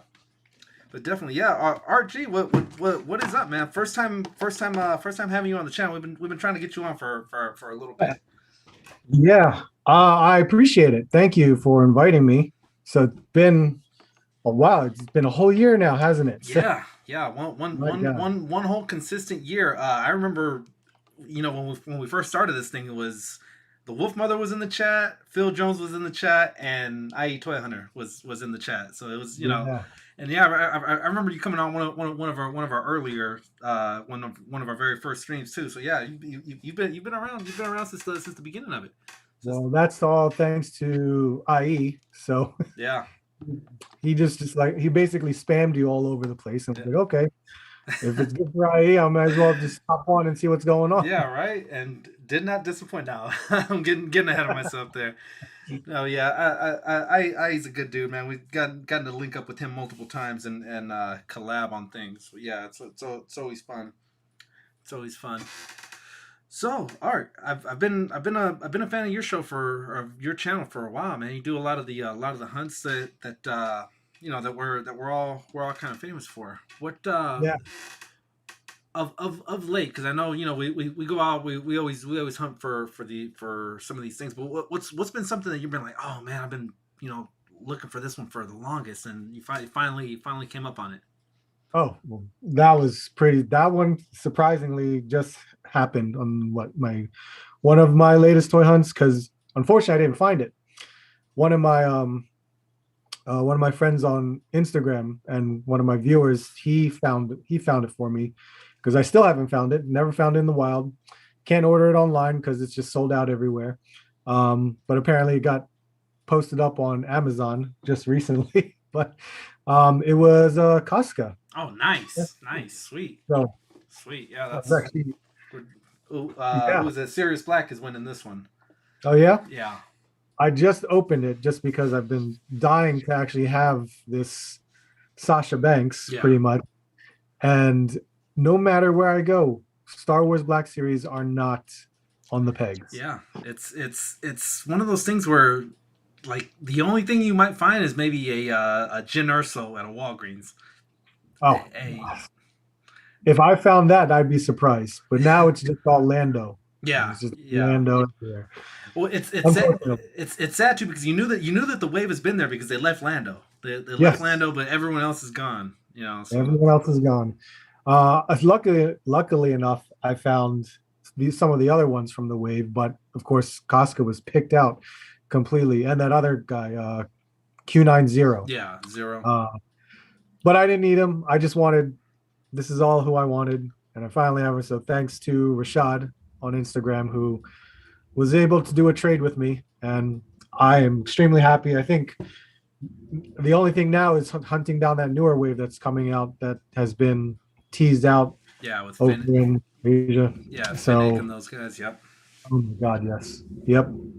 That's gonna be troublesome as always.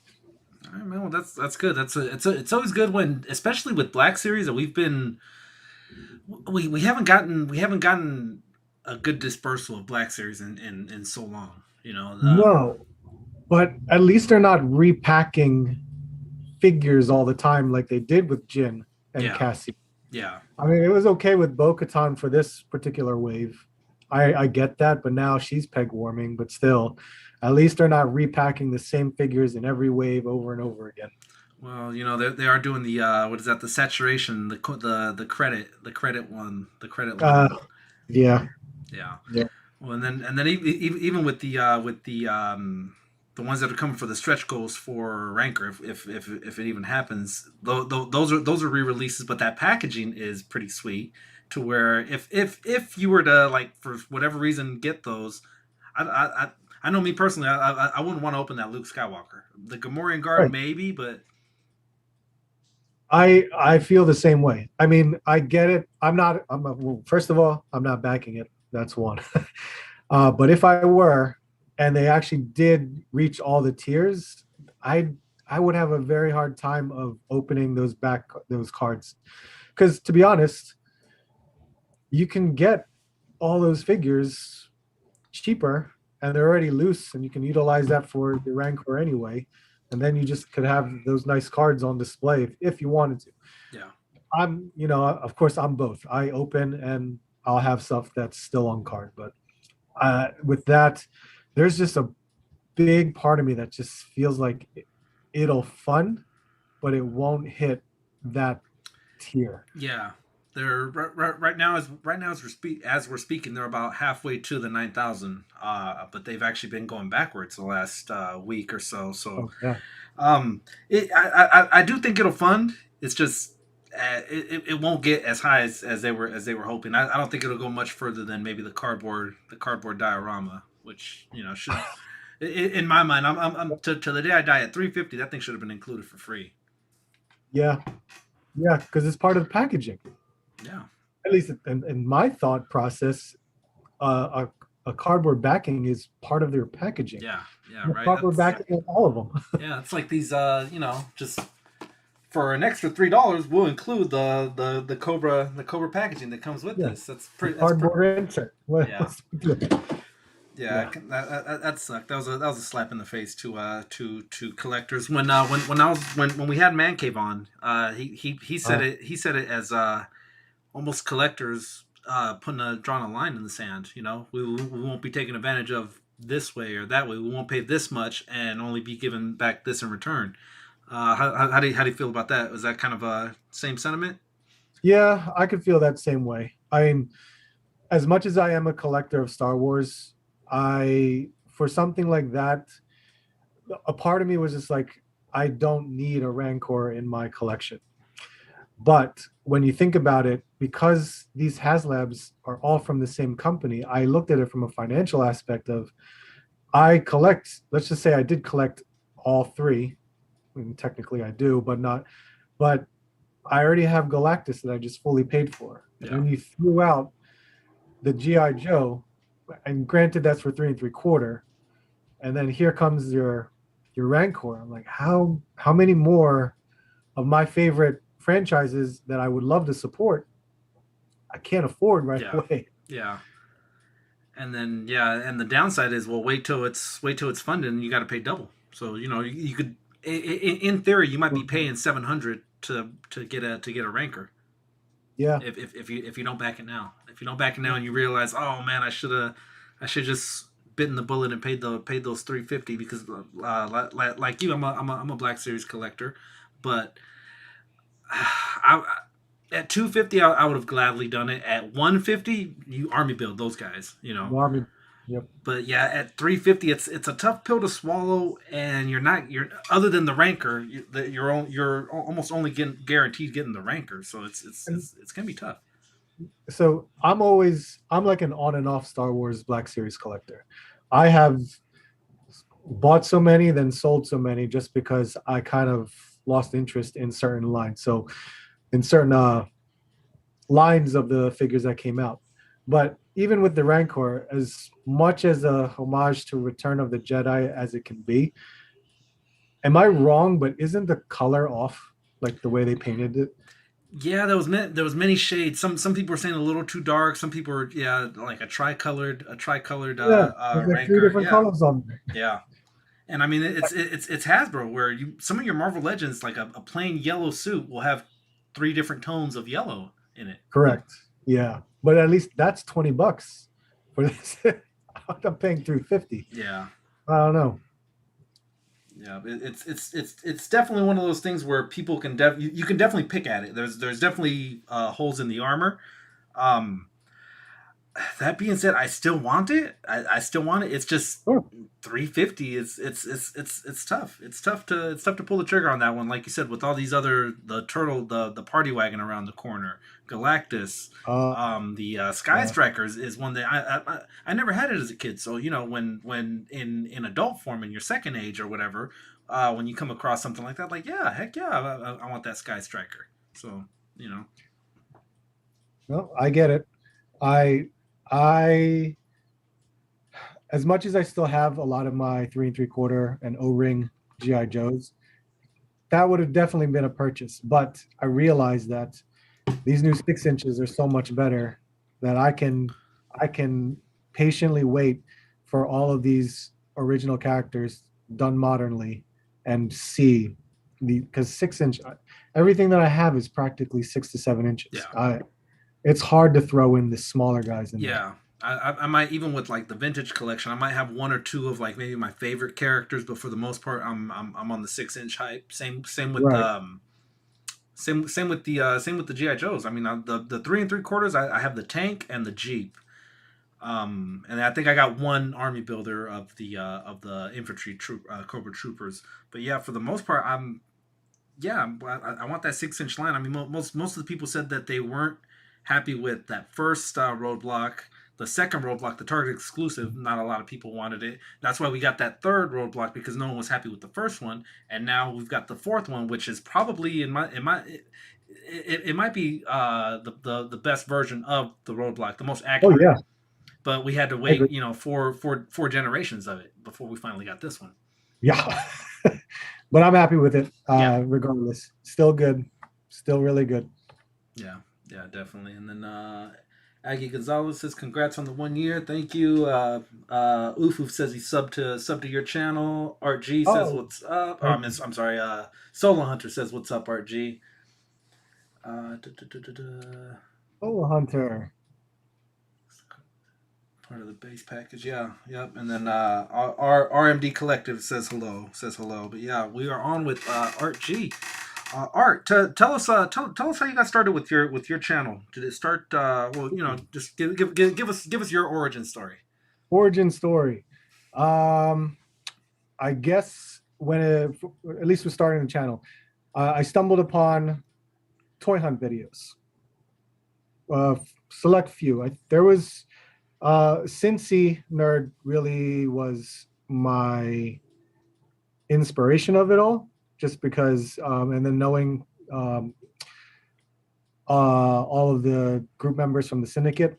So I had started a channel with my kids, and we would just go toy hunting. I would find my stuff, they would find their stuff, and we would come home and just kind of collaborate on what we all collected, or what not collected, but what we all just brought home.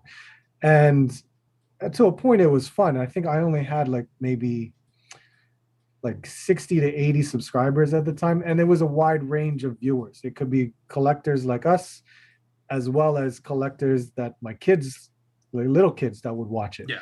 So unfortunately, that wasn't a good idea because there was just too much of how old are these people commenting, as well as you have the negative adult collectors that will comment like, why are you showing us all these little kid toys and things like that. Yeah.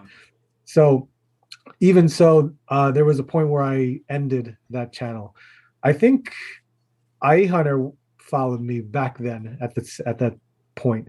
So I ended the channel because there was just a lot of negativity during that time towards my kids, of all things, because they were on the screen too. Yeah.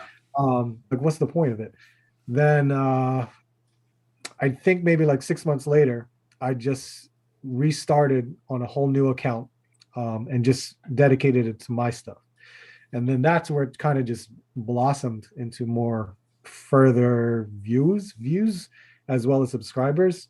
And of all things, taking my kids out of it was probably the best thing I ever did, just because of the whole like YouTube thing going on that happened previously. I think it happened when you started, I think. Yeah, the whole I mean, I still include it in my intros. What is it? The not the COVID, the yeah, I know. Not the Costco, but the Copa.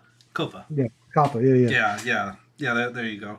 Yeah, and no, it as a parent, I totally understand that. That was one of my biggest fears, bringing the kids into it. You know, I didn't want to say the real name. I didn't want to say the city we were in or where they went to school or things like that. Because Exactly. these are all things that people can, you know, we to us it's just, you know, whatever you're letting out, you're talking, you know, to someone who's watched, like, oh, well, it turns out, oh, they're in the northwest part of the state. One goes by this name, one goes by that name, you know, and next thing you know, you got someone knocking at your door. Hey man, can I check out your collection?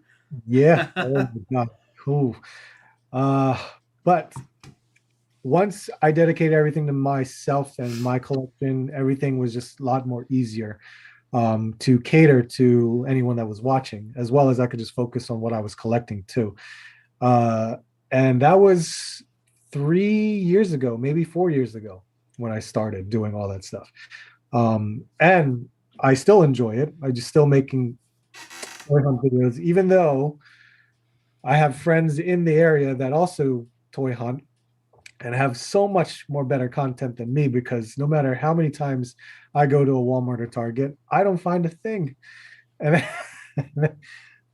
it happens, but at least I'm able to, you know, collaborate with other YouTubers or Instagram people to kind of, you know, get that going, get that information out there to hopefully people can enjoy it. And then I started doing like review stuff, just more like unboxings, which more just fun for me, so I could have fun with opening my toys on screen. It is the most terrible thing to watch sometimes, just because I don't really have a format. I just go along as it is, but it's still fun for me to do it. And there are some people that actually enjoy it just because of that. They just, I guess, they like to hear the commentary of it. Well, yeah, or live vicariously through you. Maybe they didn't make the purchase, but you took a dive off that board and made the purchase. I think when I first started my channel, it was one of those, almost like a consumer report. You know, like, watch me open this figure. It might not be your cup of tea, but watch me do it. And if you were on the fence, you know, let me know. Leave a comment if you still didn't know, but checking that one out, you decided, you know, you're all in on it. That's right. That was kind of the mentality that I had about it. Is, you know, think of it like a consumer report. That's basically what we're doing with these reviews and things like that. But yeah. So which would you say you enjoy more, the hunts or the reviews? The hunt. The hunt, yeah. Well, it's definitely easier, I'll tell you that. Yeah. Just I could just walk around and just hopefully find something that is worth looking for. But it's always fun. The pain in the butt part is sometimes just editing it all together, of course. Just putting it all together and cutting out anything that's just not necessary. That's really what the goal of me trying to put out a video, because I like to try and have like at least between 15 to 20 minutes, but I can never do that because there's just so much stuff that I go throughout an entire week. Yeah. It's hard to limit the time. I mean, 15 to 20 minutes, that's easily just editing 10 minutes of actual view time. It's people don't realize how much of a edit you have to put in. That's why sometimes it's easier to do your reviews live than it would be to, just the entire format of shooting it, just make it look good, right? Editing all that in, if you throw in, and any little digital effects, that's all time it adds to the review.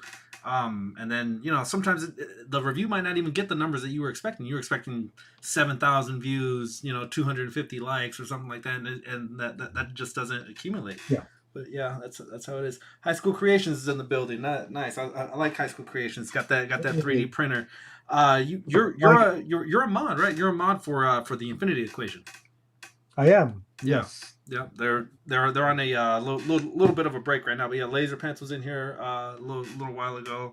Dante, we all know him. Good group of guys. How'd you guys just from being a fan? They ask you to be a mod, or how'd that work? Do you know them personally?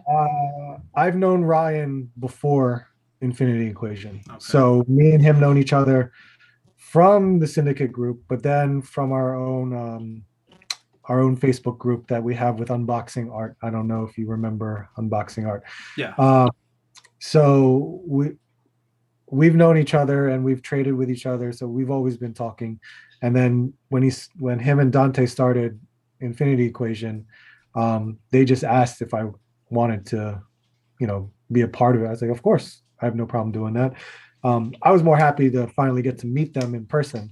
During New York Comic Con. Yeah, I saw that. That was a good little link up. Anytime, like we're fans of each other. Whether it's Cincy Nerd, whether it's Seth, whether it's any of these other guys, we're all fans of that same genre. So anytime, like I love it when I see Seth linking up with all his guys, all the MCE guys and stuff like that. As far as New York to Florida, and you're on the East Coast too.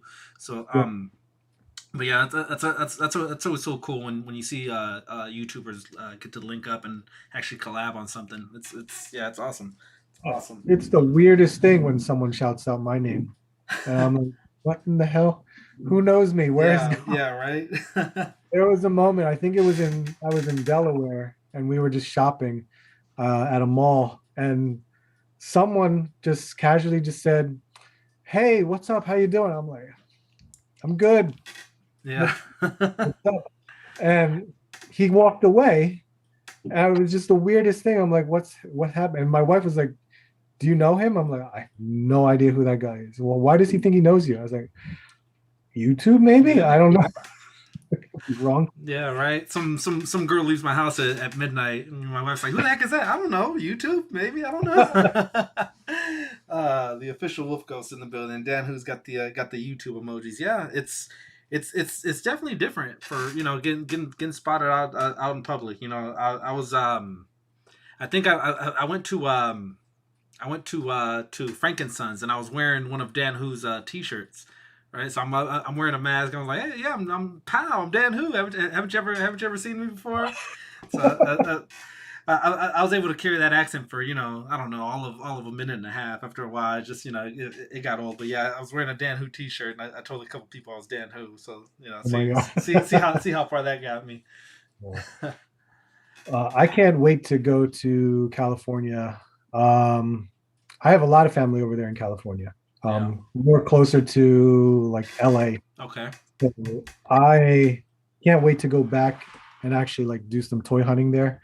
But I know more than likely I'm going to go during the time when Star Wars Celebration hits up. I think that's in April or May. For May the 5th or whatever, or May the 4th. Maybe. Yeah. I could be wrong, but I know it's around. Yeah, with Disneyland right now, you gotta, because we're looking to get some tickets. This week since we were off with school and everything and work. Oh man, they're booked all the way into December right now. So just the tickets. Just the tickets, yeah. Oh, because they're limiting capacity.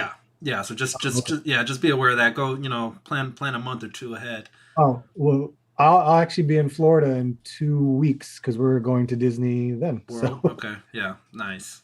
Yeah. Disney World. I don't think maybe twice. One of the times there was a hurricane. That's the only time they shut down Disney World.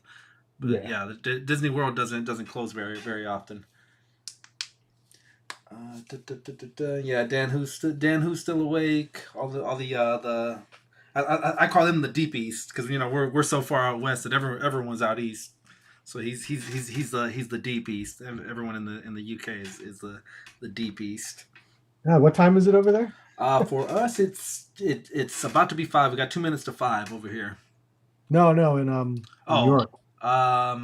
In the UK it would probably it's about midnight right now. Oh, okay. Yeah, I think so. Well, they're 8 hours ahead of me, so it's gonna be 5 here. Oh, it's way past midnight. It's late. It's late over there. It's late for the UK gang. But yeah, man. What are you working on? Any collabs with anyone, or is there anyone in particular you got your eye on? No. Me and Disavowed Action Figures. Okay. We live close to each other, so me and him are always talking, at least every other day. So we always, because he'll find a lot of stuff on his toy hunts, way too much, and we're only like 40 minutes away. So my Walmarts are terrible, while his Walmarts are plentiful, and I should just go hunt in his area sometimes.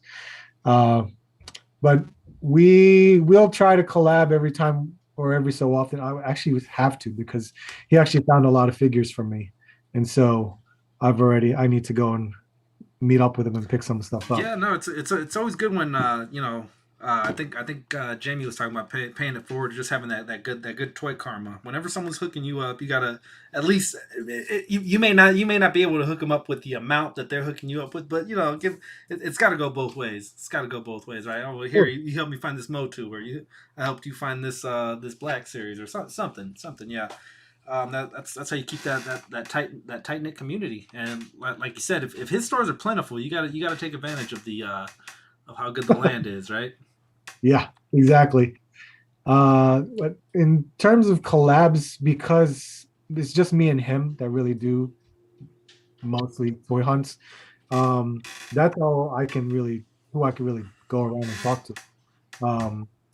I was trying to do some more like toy conventions or any other conventions, but you could spend a lot of money every time I do.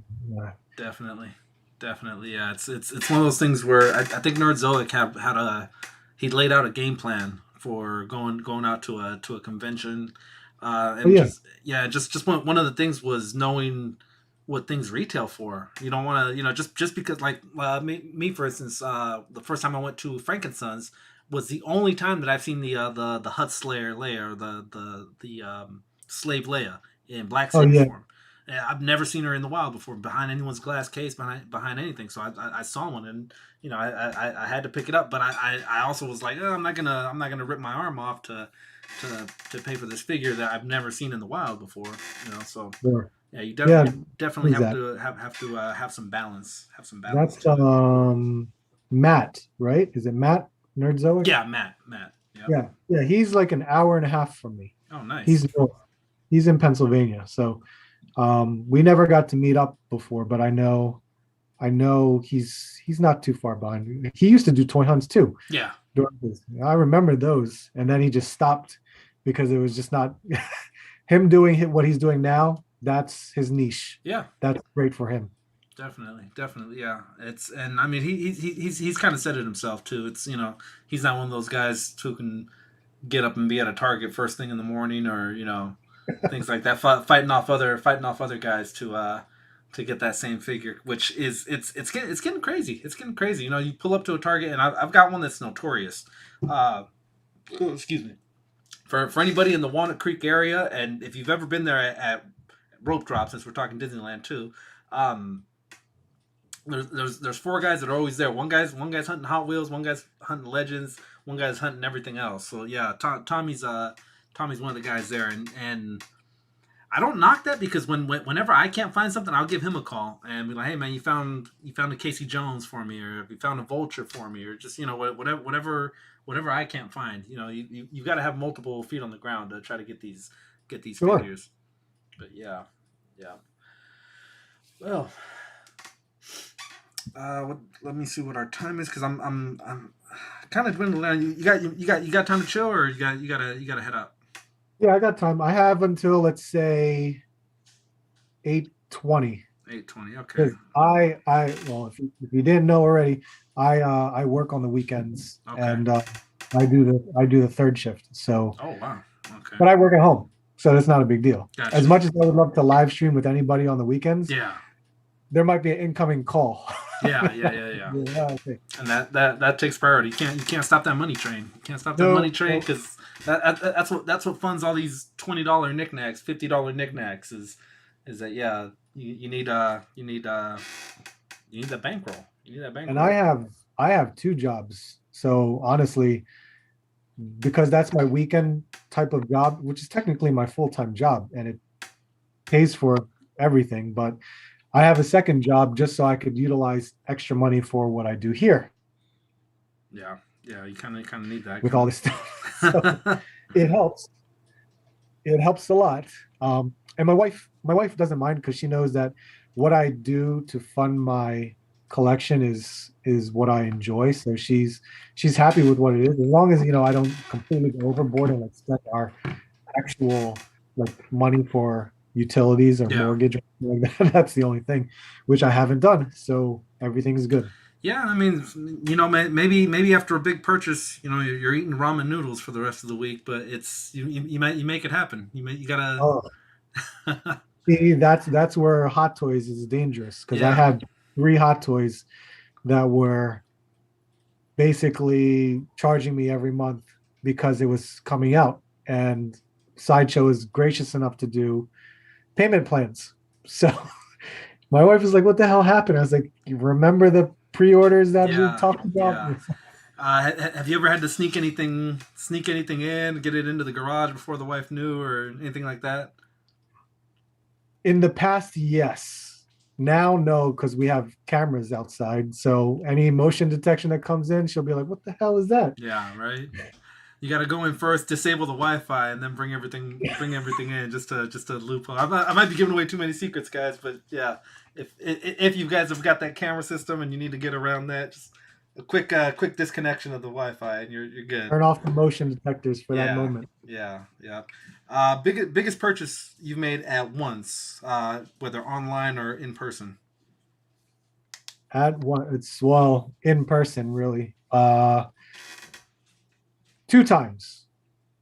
One several years ago at a Philadelphia Wizard World ComicCon. Bought a lot of Kotobukiya statues and figures, things like that, comic book. It's a Comic-Con. I'm never going to see that stuff, and I never see it anyway in the stores to begin with. Yeah. So yeah, when you see a deal, which you can bargain with some of your, you got to take it, and then your credit card looks like hell afterwards. As well as finding 2 different Marvel Legend waves on a toy hunt, especially when they're brand new and they just came out. I probably the Venom Pull wave came out, as well as about last year this time. Yep, and I was just like, God damn it, I want it, and I was. So you just do it, just get it over with, buy it. It was as well as Black Series probably threw in there. I'm sure there's a video of it that showed the giant haul that I made. God, it's crazy. Yeah. As much as I don't think I could ever give the 6-inch figures up, the 1/12 scale up, because I could easily just jump into Hot Toys and stuff like that, but it just doesn't make sense buying putting the whole amount, 4 figures for $1,000, basically, if you think of it like that. That's a lot. Yeah. I just enjoy all the articulation out of my 1/12 figures. It's crazy. Yep, Definitely, yeah. Don't give out the secrets, as definitely. There's stuff that you want to keep close to the vest because, like you said, we're still hunters at the end of the day. We're competing with everyone else. So yeah, you don't want to give all your tips and tricks out, but you know, it's all in good fun. All in good fun. Well, Art. It's been I'm trying to get everyone about 45 minutes of time, and then we'll jump to the next guy. But definitely love to have you on again and spend a little more detailed time. Picking your brain. Let's talk really quick about your customs that you make. Tell us how you make your customs. Okay. Well, let's see. When it just comes to dioramas, I can just try to replicate something that anyone wants. I've been using this like stone diorama for a lot of my flame effects, which I will go over in a second. But the stone diorama stuff is pretty simple because I actually use, the pink foam or the green foam from like Home Depot, and then I just carve it out around the sides. And on top, I actually use Quikrete sand because that has so many stones in it, and you just put a glue layer and just put that sand right on top. I don't know if you can see the right there. Yep. Detail. Yeah. So these are real simple to do. I can do this in probably like a half an hour because of it's just using simple material. But when it comes to like explosion and flame effects, that takes a little bit more sculpting because you're working with cotton balls. Yeah. And hot glue. And then you're going to paint it. And then of course you gotta put lights. If you want, I can put lights in it too. So I had different kinds of explosions effects, and that I was just basically just trying to do something with more in like photography. And Just Jay Hernandez asked about it, and I sent him a couple so he could just try them out. And he liked it, and they did its job. So these were the explosion effects that I've created. Yeah. There you go. Yeah, we'll squeeze them in somehow. They look cool as hell. They look cool as hell, and I've always wondered about it. It's like I've seen them on your Instagram, and I'm just like, damn, that thing looks dope with the lights. It's definitely one of those unique looks that no one else is doing right now. So if you needed something to make your dials kind of pop, talk to Mr. Art G. Mr. Art G will make that happen for you. These are just like flames that you just shoot out. Like if you watch wrestling, they use a lot of pyro effects. Yeah. You'll always see like a flame just burst out from the ground. So these are kind of mimicking those as well. These are nice because these are actually with a tea light. Nice. So it'll light up from the bottom. Got it. Yep. I don't know if you can kind of see that flicker. Yeah, we can make it out. It'll try to go all the way up, but these are sculpted, and then I paint them. They're still flexible, so it can be moved around, but not too much. And then these are good for 3 3/4, but you can make it work with your 6-inch for using in the background. Wow, that is dope. These large explosion effects.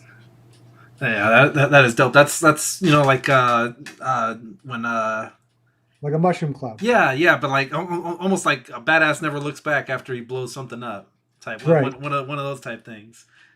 Right, and then this one is what I'm more proud of because you can utilize, which you guys, if you've seen my Instagram, you see this in the background. This is the wall. Yeah, that's dope.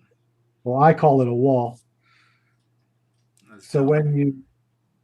And the best part is that I know it doesn't look like much like this, but when you edit your pictures, you kind of like increase the saturation and all that stuff. The light inside just makes it pop more. No, yeah, they look really good. They look really good. And your Instagram is it's like a big inspiration for me. I'm looking. I'm like, man, I need to step up my ACBA. My kids make fun of me. They say I've got preschool ACBA skills. Yeah. So what the bigger one, not the wall, but the mushroom cloud, start to finish, how long do you think that would take you to create? Oh, this one, this will this may take like an hour and a half to just sculpt it all. And then painting may take a good half an hour based upon how much it dries. But yeah, that's it. And then of course the light can just fit right inside. Right in there. All right, sweet, sweet. Yeah. Well, and you have a website for them, or just contact you directly on Instagram if you want to Nope, just Instagram. Okay.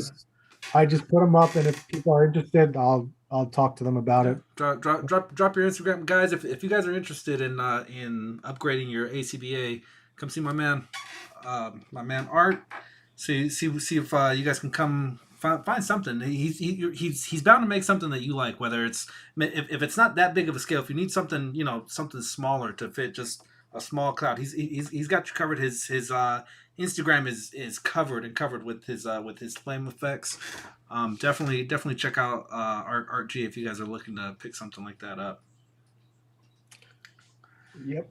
Yeah, just you guys can message me. It's not a big deal. I'm pretty open to talking about anything. So it's not any discussion you might have. Hey, whatever. I'm all good. Nice. All right. Well, we will say goodbye to our good friend Art G. Not for long. We'll have Mr. Art G back sometime soon in the next 52 weeks that we're gonna do concurrent, right, Art? Please, hopefully sooner. Yeah. Right. Yeah. No. We don't want to keep you waiting. We don't want to keep you waiting that long.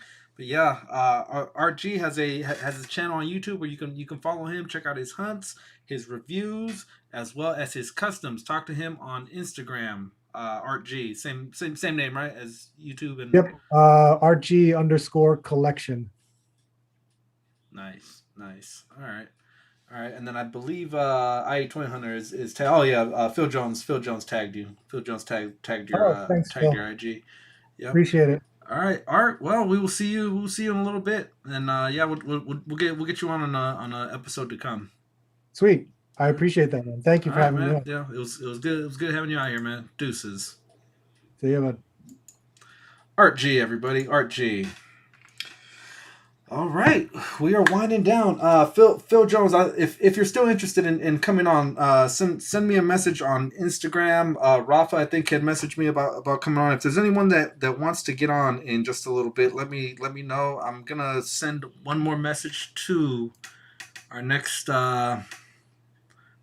group. We'll get those guys in here in just a little bit.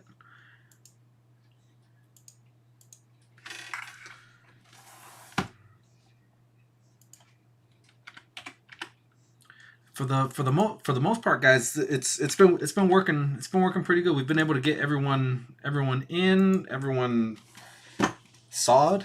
Everyone got sodded in. So okay, so we've got the invitation going to the next group of people. RG's in the chat, guys. So yeah, message RG. What's up, Wolf Mother? Hi. Just brought some nutrients. we need nutrients out here. 21 people in the chat watching me have a keto board. You know what? Can we get the little spotted light? Because now it's getting dark over here. I'll get it. I need a form of a flashlight. I'm gonna move that over in just a second. Bam. Here we go. We got meats. We got cheeses. Because your boy's on the keto, so I can't have the carbs. Can't have the carbs, but yeah, station everyone. TM Nerdy, what's going on? Yeah, I'm still here. Thank you for having me. All right, cool. So right now, I sent the message to Peruvian Fanboy and Gianco. I sent the link. All right, and then let me get Sergio. We're just waiting for them to pop in. We'll talk to those guys. 2/3 of the Peruvian Fanboy action.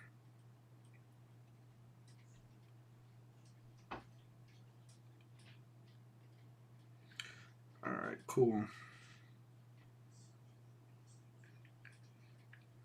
Cool. All right, so we'll wait for those guys to get in, and I'll have a couple of these. What the charcuterie plate? Charcuterie plate is nice. Yeah, meat, cheese, no carbs on anything on here. We got wine cheese. We got all kinds of specialized. What's up, Killer Mike?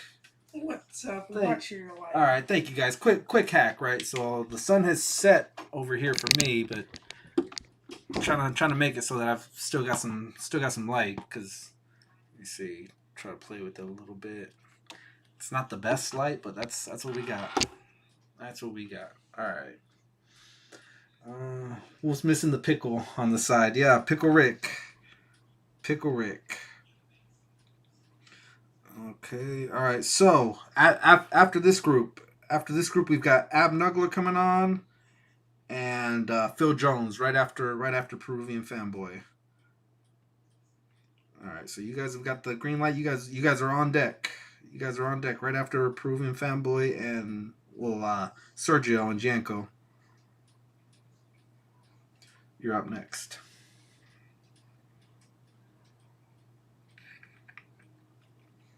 All right, chilling out. Huh, the Wolf Mother did a takeover. All right, yeah, and anyone else who would like to pop in, let me know, and we'll get you guys going.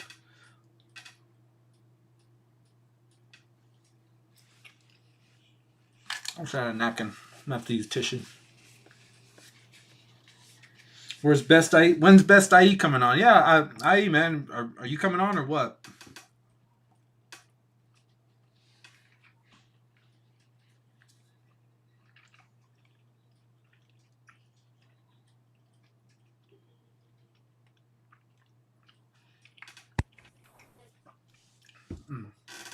All right.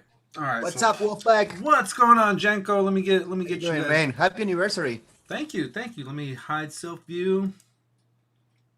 Time flies. Yeah, no, definitely. One whole year, un año. Un año muy rápido. Yep.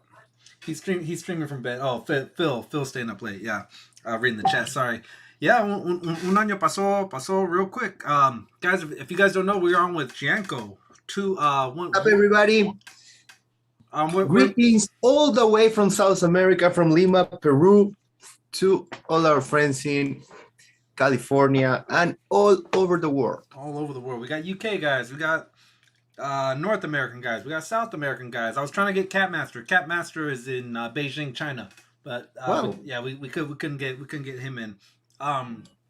Guys, we are also going to be doing one more giveaway, so leave those wolf emojis. Let me see if I can show this without showing it. I think I just did, but that's our next giveaway. So leave those wolf emojis if you guys want to be entered to win that one. You too, Janko. If Sergio can get on here, we'll see if we can get him on.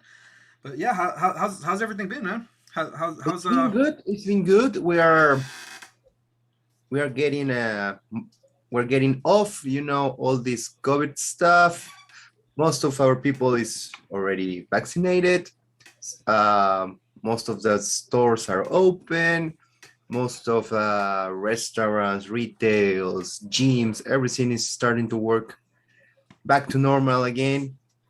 Toys are starting to come very fast. Last month was crazy because after months and months of delayed pre-orders, everything pops up at the same time, so it made me a little crazy because I got a lot of stuff right out. It was like, damn, it was like every day I got a new email from BBTS telling me new pre-order arrived, come on, take it easy. Relax a little bit. Yeah, it's hurting the wallet. It's hurting the wallet, but they're good problems. Yeah. Some buenos problemas tener. They're good problems to have is when every time you open your door, there's a new package. There's something good. There's something good in there.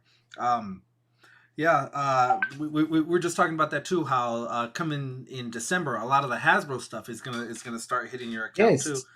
And other stuff is like I'm really into the Mayfix line, and the last couple of months, if you don't get them on pre-order, they just fly away.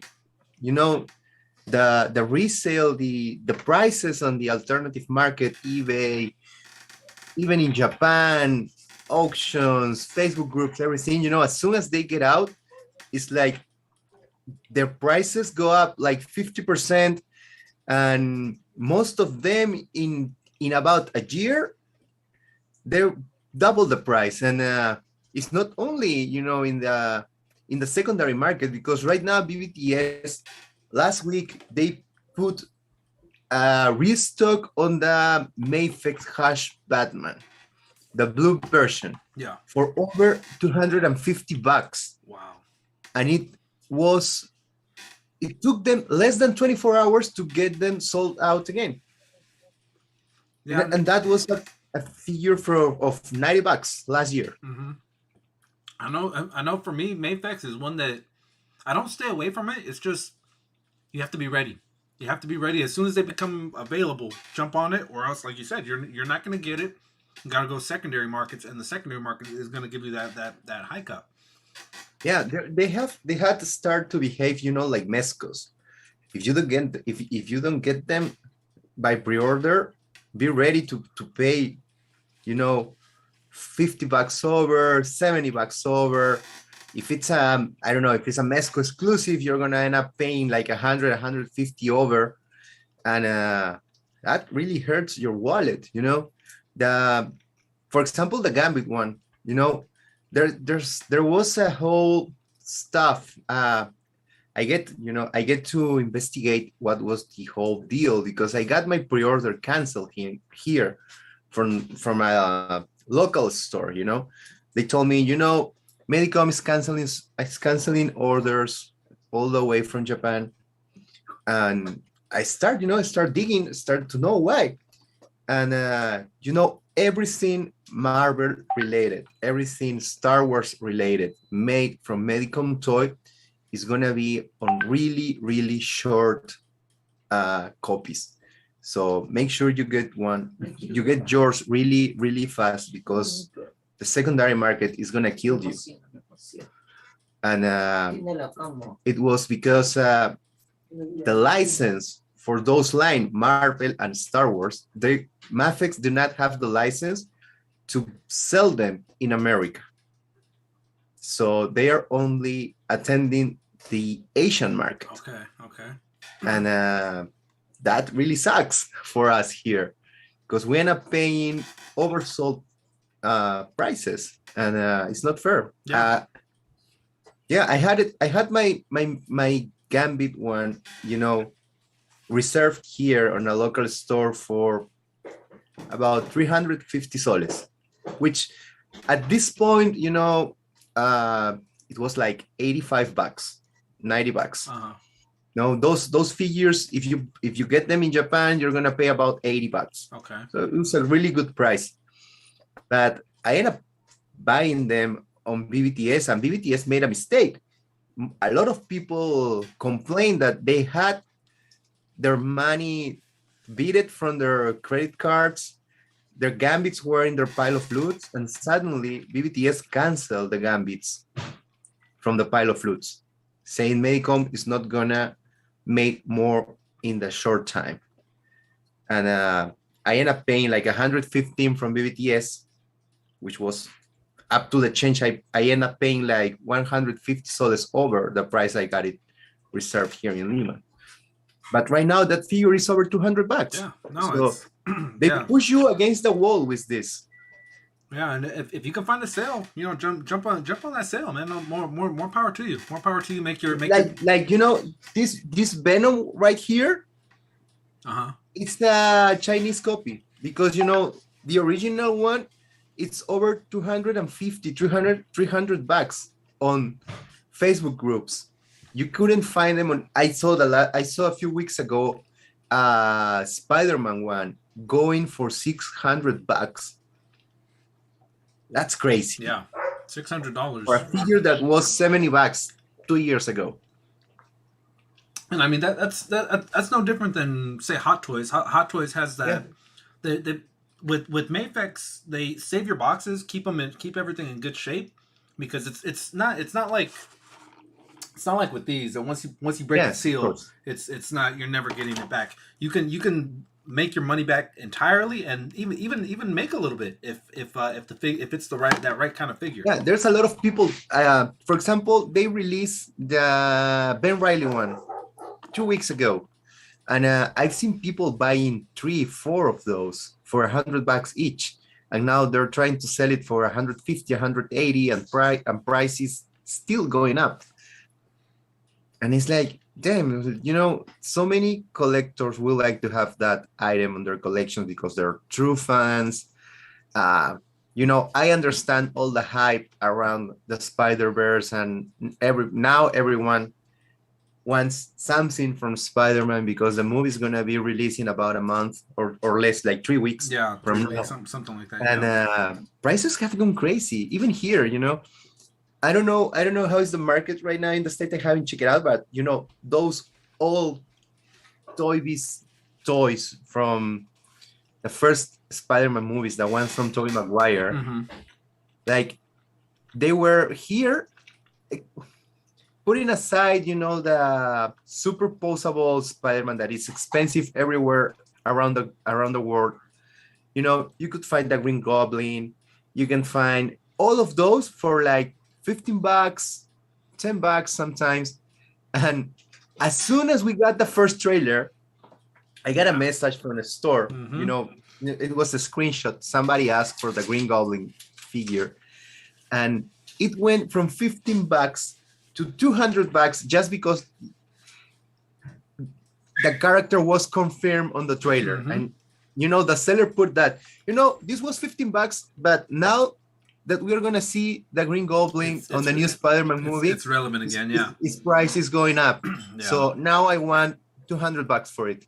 It was like, it's the same crappy figure. It haven't changed a thing. And the only way to make that stop, or only way to make that disappear, is not buy into it. It's just wait, and that seller will drop it back down to its original price. That's correct. Yeah.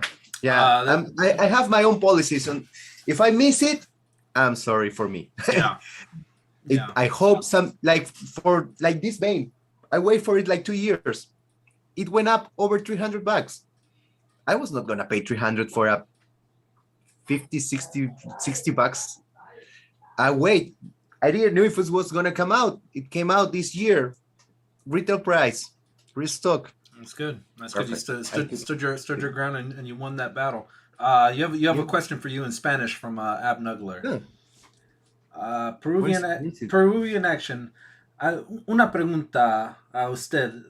Go ahead and read it if you want. My Spanish is not great. Let me find it. I can find the question. A ustedes les cobra impuestos de importación y más o menos que. Sí. All right, so the question was in Peru, are you guys getting import taxes on it? We have, as long as we import under $200, our items are free of tax. So you can bring several times, and every time you gotta be sure, the whole price is under 200.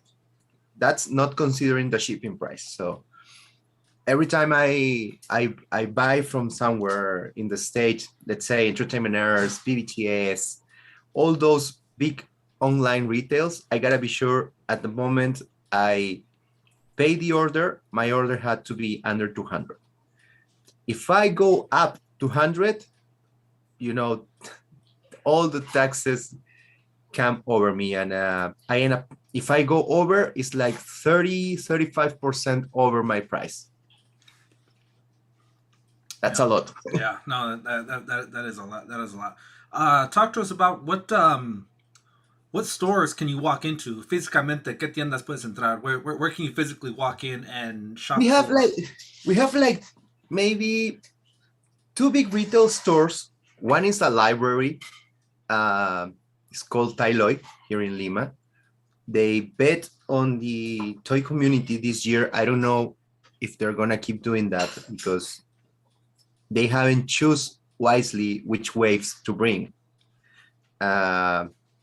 I think they're not getting as much money as they want. And the other is Phantom. Phantom used to be a music store. You know, they sold CDs, but now they sell all sort of action figures and video games. It's kind of sort of like GameStop here. Okay. Yeah, we've got one FYE. It's similar. Yeah, to I know. It's like FYE. Yeah, that's correct. They sell a little bit of everything. That's the same. It's the same line. Okay. And retail prices aren't that bad. You know, you can get a Marvel Legends for around, let's say, $30. Okay. $35. You know, it's pretty much, but that 25 plus the 18% sale tax that we have here. Okay. So it's not crazy. If you go to the secondary market, you know, some people that import by their own means the toys, you maybe can save like $5 to $10. But you know, we need those stores to sell if we want to see more waves. That's the thing. And those are the biggest. Then we have two more stores. One is called Falabella, the other is called Replay. There are major retailers like, could say like Macy's. Okay. Some sort of stores, they sell clothes, and they have, you know, a toy aisle where you can find some pretty much McFarlane toys and Marvel Legends. You won't find anything else in those. Nice. So Sleeping Collectibles is going live right now as well. He sent a bunch of his people over to say hello and say congratulations. Let me say hi to them real quick. So we got Cobain Gaines, Nathan Bowden, Hey Archer, Dave's Empire, Casey M, Nymeria, Figs 432, Autobot Trash Talker, and Joseph Michael. Sorry, Married to a Nerd. Everyone's coming in to say hello. Big Tommy, thank you guys. Appreciate you guys coming by. Shout out to Sleeping Collectibles for sending the love this way. So with the stores that you go to, do they? Because you guys are pretty popular on the YouTube. Has anyone ever reached out from these stores and been like, you know, can I get a promotion or something like that? We had worked with some of those stores, you know, to promote. We promote McFarlane toys, and we promote some of the stuff from Hasbro.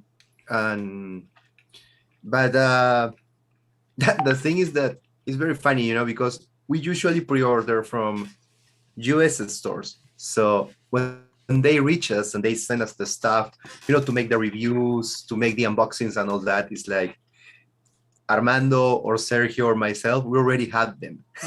And sometimes, you know, the review is being online for like 2-3 weeks, sometimes a month or 2 months before they reach us. And it's like, hey, we need you to make this review or this unboxing for this figure. And we're like, yes, I already have it. Yeah, go to my channel. I saved you the trouble. I can send the link to you and yes, use it. It's fine. It's already there. But how do you have it? It's like, we haven't even launched this here. It's because we buy from the States. Yeah, right. It's like, if we don't pre-order, we don't know if you're going to bring it. And if we don't buy it on pre-order, we might be exposed to pay, you know, over prices. So that's a problem. Yeah, no, definitely. You know Plastic Cadico, right? Yeah. The YouTuber, yeah. Okay, there was a question in the chat from Home Dude. Yeah, good dude, Plastic Cadico. I love smelling the boxes after I open them. It's a must. It's a must. You know. Yeah. The smell of fresh plastic. Plastic, yeah, nothing can beat it. Nothing can beat it. Okay, so talk to me about like your typical day, un típico día para ti. You get up, you work first. I woke up. You hunt first. I start working right on. I get to teach CrossFit online for a gym, so my day start with that. Then start working daily basics, and some point in the afternoon, I managed to get the toys out, start doing some pictures. I'm starting to do, you know, the fast reviews. I love to make the fast reviews. I love to make them really quick. And then on this Instagram Reels formats, trying to don't go over 30 seconds, because most of them, we already know them. We just need to see how detailed are, the faces, which new accessories are we going to have, and if it's really good, if it's worthy to get it or not. But because all these Mayfex, for example, they have the same mold on the bodies, most of them. For Marvel Legends, Bucky mold still alive. It haven't changed. It's just minor details depending on the character. They promise, the pinless ones, but for example, the Age of Apocalypse wave, the last one, not every character has the pinless one, which I don't understand why. I don't have them, but I've seen the reviews from Sergio, and he was complaining about the same. It's like on the Hasbro PulseCon, they say from now on, every single figure is gonna be pinless. Next wave, we have the pins. Yeah, it's they kind of almost pick and choose. Like what? Yeah. Like I know when they announced the retro Spider-Man body mold for Marvel Legends, I thought they said that was gonna be the new Spider-Man mold, and they haven't used it yet. I think the black suit is gonna be the same as the retro one, but we already have like 2 or 3 Spider-Mans after the retro one. We have the cyborg one, we have the negative one, we have the blue one, and those still use the Pixar mold. Well, so Cyborg is on the retro. The Cyborg Spider-Man is on retro, but the other two. And I thought, for sure, I thought they were gonna resell us the same exact figures, only in the retro mold. But we haven't gotten that. We got the 2099, which if you guys missed it in, I think it was 2016. If you weren't collecting, that's a perfect way to get a. It's the moment. Yeah, I have it on the way. I pre-order it, and I have my happy box on the way, and on that box is the 2099. Yeah, because it looks great. It's an amazing, and like you said, the one from 2016 just went really high on its price, and I'm sorry for the more purist collectors, but it's not worth it to pay, I don't know, $100 for a $20 figure. You can even say Pizza Spider-Man, which is to date was the best body mold ever with all the hands that they included in the soda or the pizza and all that. But it's all the retro cards are getting really high prices. I don't know if in the States it had went that much, but for example, the Spider-Man, the retro card one, you can find it here in Peru for less than $80 now. Wow, yeah, that's a lot. I stopped looking for them. So I got the one that I opened, and then I got a second one to keep carded and just put up. So I really at that point I only had one, but I sold it to a close friend as soon as I got the Mayfex one. Because I don't need more than one Spider-Man. That's it. Because if I start collecting all the Spider-Mans, I'll be, I will need another wall to fill like with Batman. The other one that have gone really, really expensive, and I'm sure it's because of the movie, is this one. Oh, the retro card Green Goblin. Yeah. I saw it last week for about $60 or $55 here in Peru. In box, everything sealed. In box made. Wow. Just for the box. Yeah. See, once I have my own, I stopped searching. I stopped searching on the aftermarket. It's when I don't have the figure that I'm constantly looking to see. Do I pull the trigger? Do I spend $40 on a $20 figure? Do I spend $35 on something like that? It's really crazy. It's really crazy. Yeah. And then Hero Collections, Brandon from the Dan Who live stream. He's real big on the pinless tech. So, and I mean it's good. It's just I had one bad occasion with it where the Magneto and Charles Xavier 2-pack. You know how you switch the head and you get the old man or the young man, you get to pick. The biceps on Magneto, it was a little tight to where the bicep wouldn't swivel. I'm like, every time I'm forcing it, and it just snapped off. And I was just like, I blame it on pinless tech. But yeah, one bad figure out of, I don't know, what have they had already? About 12, 15? I don't know. I had it with the Red Skull from the villain's wave. Yeah, yeah. I don't remember if it's pinless. I don't have it close to here. I think it was. But I had the same problem, not on the bicep, but on the foot articulation. Okay. It wasn't hard, when you move it up and down, but when you try to rotate it, it won't rotate. So I end up breaking the boot. I was like, damn, why this happened? Why this happened as soon as I took it out of the box? Yeah, right. So I fix it. It's okay, but at that moment you just wanna get the figure and throw it. Yeah, and then with us, we have like a Target or a Walmart that we can go back and return and be like, hey man, you sold us a broken figure. But you guys don't have that. You guys can't return it. Yeah, I can. But McFarlane customer service was really, really good with me. I had the gold label Batman, the McFarlane design. Inspired, yeah. And it broke. The McFarlane articulation, is like this is the socket, have two pegs, and the leg have, 2 holes. So one of the holes from the leg broke, trying to articulate it broke. I reach out and I explain them. I'm from Peru. We don't get these figures here. I bought them from a local store. I had a receipt from this local store. I know this is a Walmart exclusive. I do not have a Walmart ticket from this. I can send you all the info from the store. I bought it here. Probably they had someone in the States who bought them from them, but my figure broke. As soon as I took it off the box, I end up with one leg in my hand, and the socket is broken. Wondering if you can assist me, if you can send me a replacement leg, or how can we manage it? And they were really polite, and they just told me, if we have it under stock, I'll send you one. That's good. If no, we'll find a way to compensate your broken figure, even if you are in Peru. That's awesome. That's awesome. Most of the times it's just I do. You figure it out. Yeah. And that was really, really great. I did not expect that answer from McFarlane customer service, to be honest. Not bad at all. How are we looking on time? Or I know you've got some stuff there. Yeah, we can speak like for 15-20 more minutes. Okay. That's all right. Yeah, I gotta compete tomorrow. Okay, yeah. So I gotta go to sleep early. You got the football, right?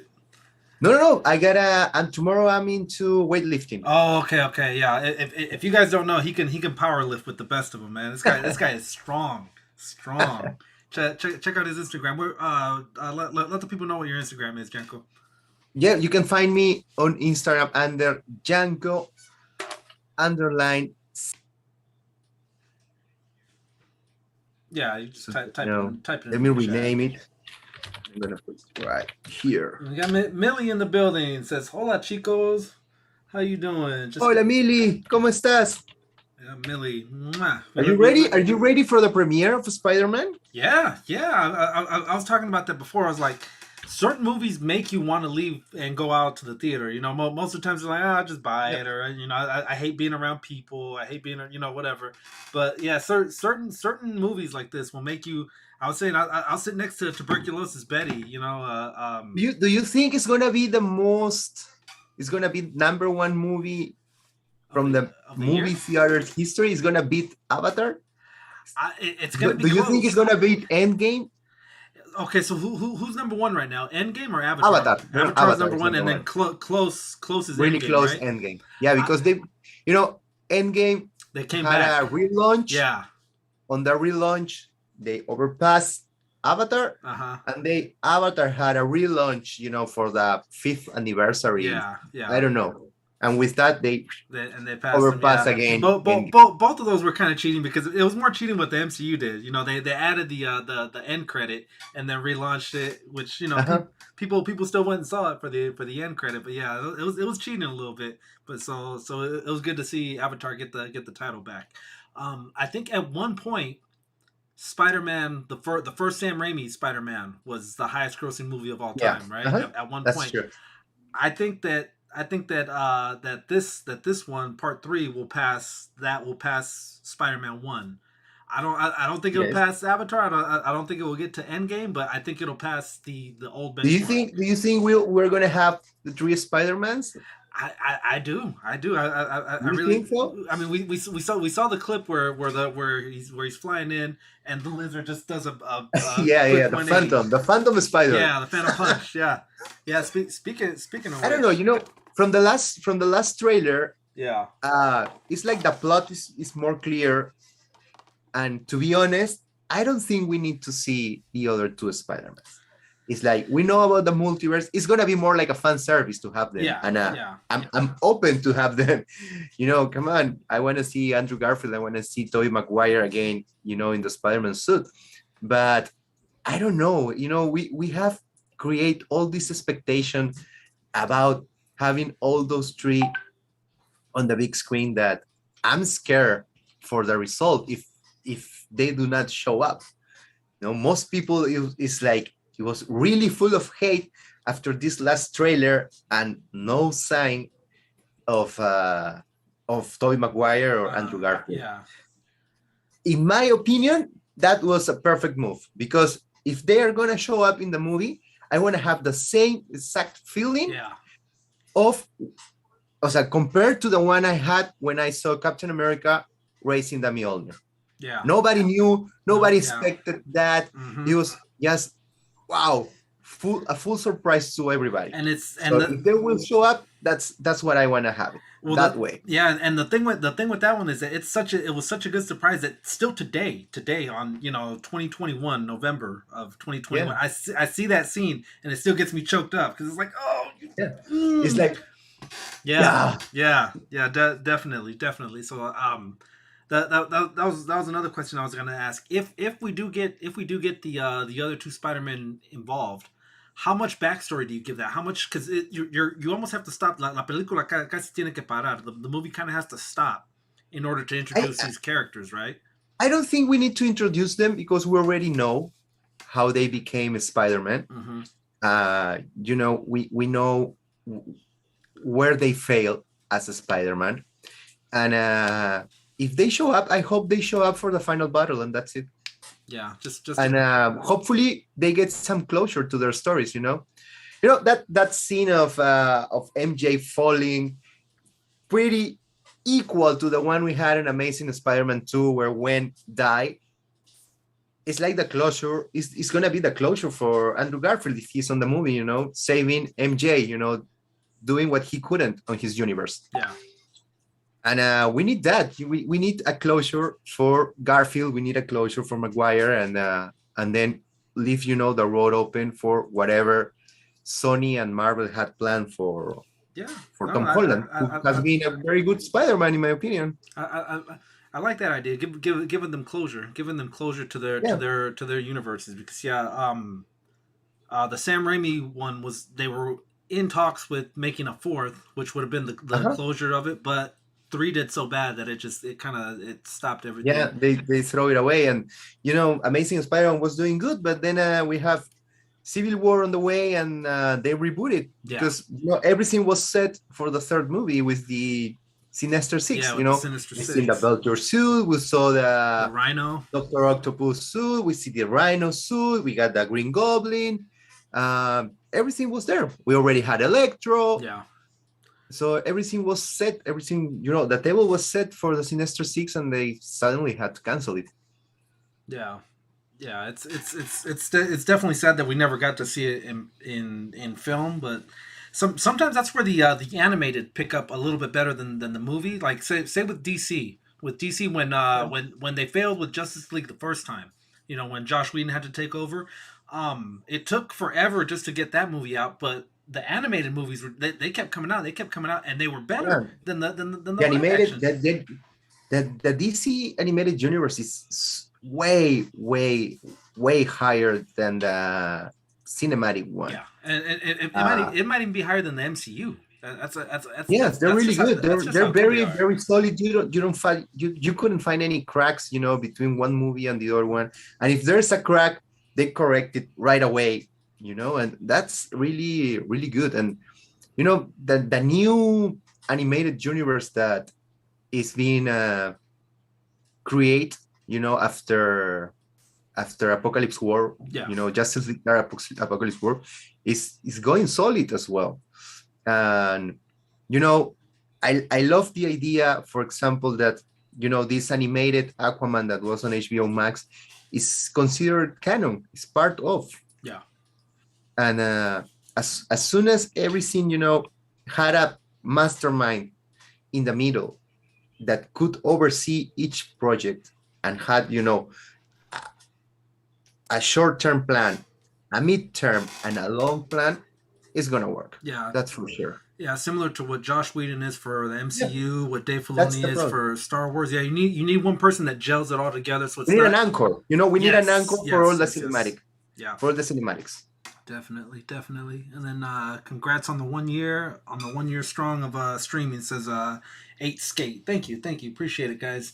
Let me see. I think Abnugler had a question. What?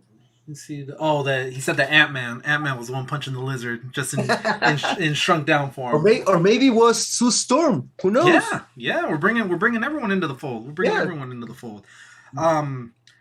If for whatever reason, and I'm not saying it would happen in this movie, but if they were to let the X-Men into the MCU, obviously Hugh Jackman, you would still bring him back, right, for Wolverine. But who else would you shuffle around? Who would play a good Colossus or a good Jean Grey or Cyclops? I think they need to go. They have to in some point, you know, do again the Avengers formula. You know, get actors that are not highly known in Hollywood, that can build and can last, you know, for a long time. Carry your franchise. For example, you know, Chris Evans has been Captain America for how long? 10 years?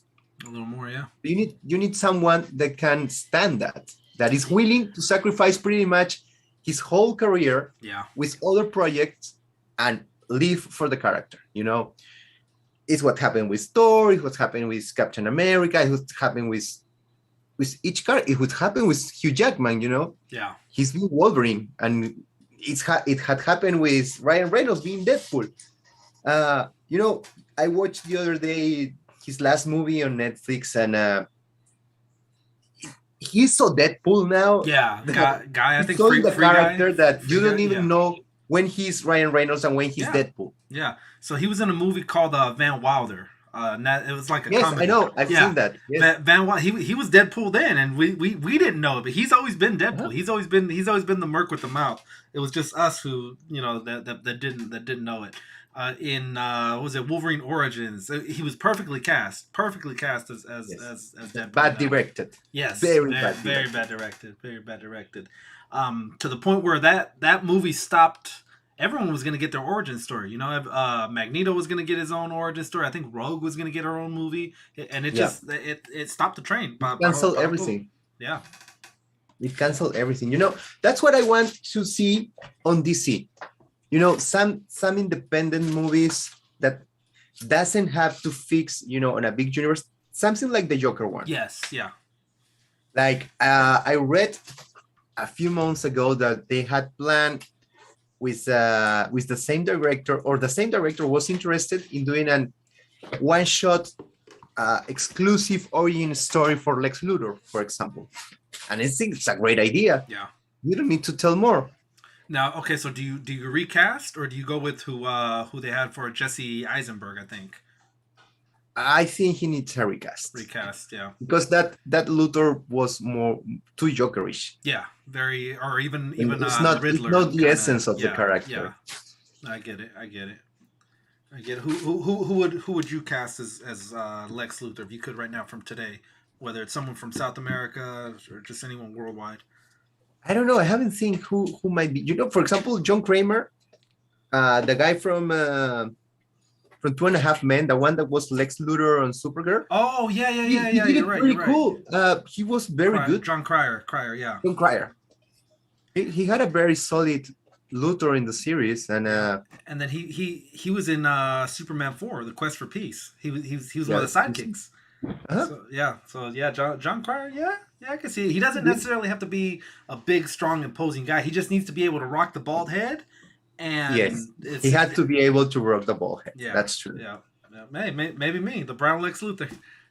Rasenbone was amazing. That's true. Yeah. Rick Vincent. Rasenbone was amazing. Yeah. It was so pity that we never get to see a Superman on the show. A Superman, fully suited. Yeah. Recast Rosenbaum. Yeah. In Smallville. Yeah. That he was good. He played the like a college aged Lex Luthor. Yeah. How far in on Smallville did you ever get? Did you watch all the way through, or? I haven't watched it. I from time to time. In that point, I was at college, and here I remember, if my memory doesn't fail me, it was on the Warner Channel. Like every Tuesday at 8.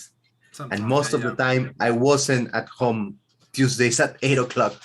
So it was really hard to pick it up. I end up have to watch it and, on the reruns and stuff. So I have, now that HBO Max is up, it's something I need to do, But it's like, I think it's 11 seasons, 10 seasons? Something like so that. Long Yeah, show. Yeah, it was on for a long time. I only got into maybe by season 1 and season 2.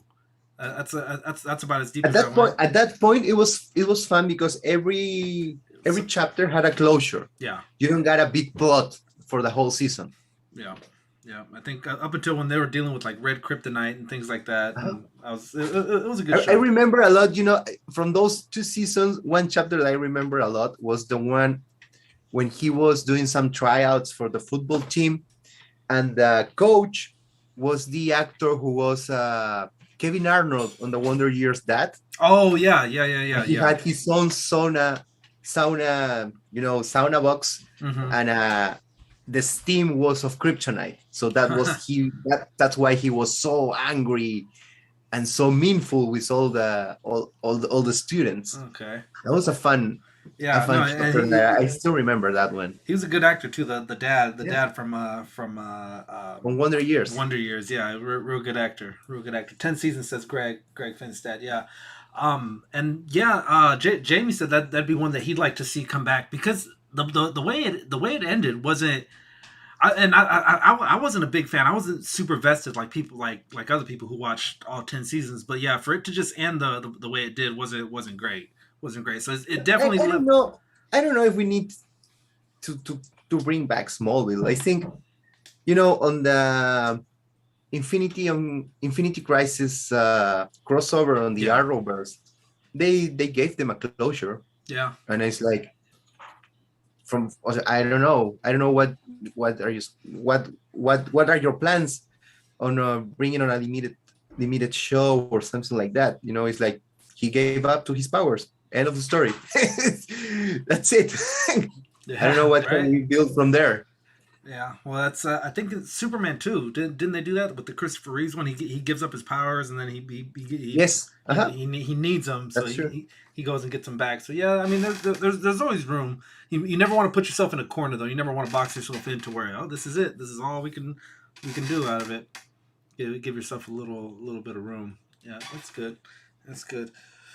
So Janko, every Thursday, you guys. The only Thursday we're not gonna be online is on December 16th, because forgive us, but we are gonna be on the premiere for Spider-Man. Nice. So yeah.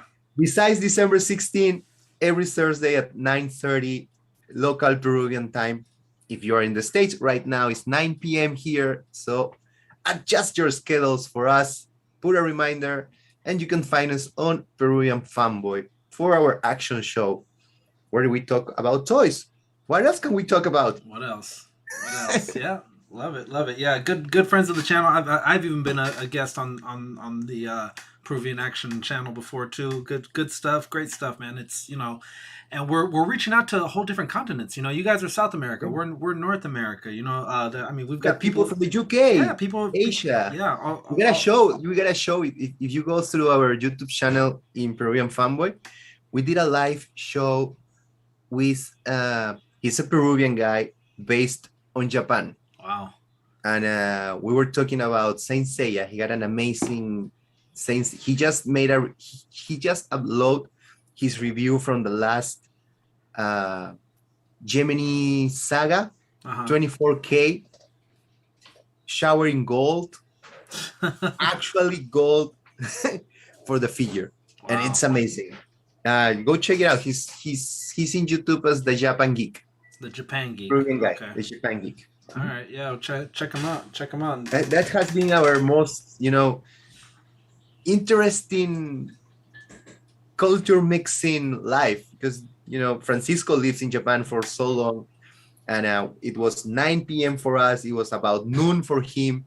He was really kind to accept doing a live for like 3 hours talking about Saint Seiya with us at noon. Yeah. He paused his work and everything to be with us. Yeah, no, that's always awesome. That's always awesome when you can get good communication, good just everything, participation from around the world. That's awesome. That's awesome. Well, man, I don't want to keep you. I know you gotta Right, yes. mentally and physically. You gotta get yes, right. I gotta go to rest. I gotta get some food, but I couldn't be doing all that without stopping by, saying congratulations on this first year, saying hello to all the people that is here, all the WOLFPACKERS, and please get my best regards to your kids, which are an amazing part of this channel. Yeah, thank you. And Wolf Mama too. Yeah, Killer Mike, Mischievous Unicorn, the Wolf Mother. Yeah, thank you guys. Thank you for always being a friend, man. Thank you for always being accessible whenever we chat on Instagram and things like that, man. Thanks for always just like I said, thanks for being a good friend. Thank you. You couldn't say it better. Friendship is what the toys bring us. For real, yeah. All Yeah. right. All right, Right. we will let you go. We will catch you Thursday nights on Peruvian Fanboy See you on Action. Thursday, and take care. Enjoy this first party. Yep. See you soon to everybody. All right, deuces, guys. Thank you, Janko. We will see you on the next one. See. All right, that was Gianco, my guys. Gianco, one third of Peruvian Fanboy. Gianco, Sergio, and Armando are the core guys behind the Peruvian Fanboy Action. One of the best theme songs on YouTube, guys.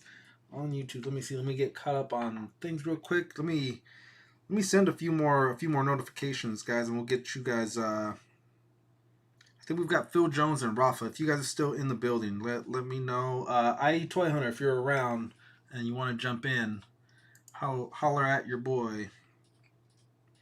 Oh, we've got a giveaway. We've got a giveaway to do. So start dropping those wolf emojis. Start dropping those fire emojis, and we'll do one more giveaway.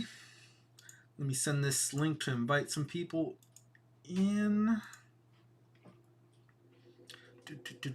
Drop some wolf emojis. Drop some fire emojis. You guys know what's up. We'll do a race.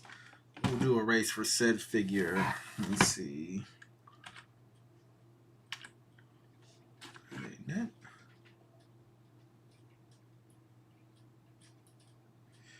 Okay, so Phil said he's tapping out. Let me see.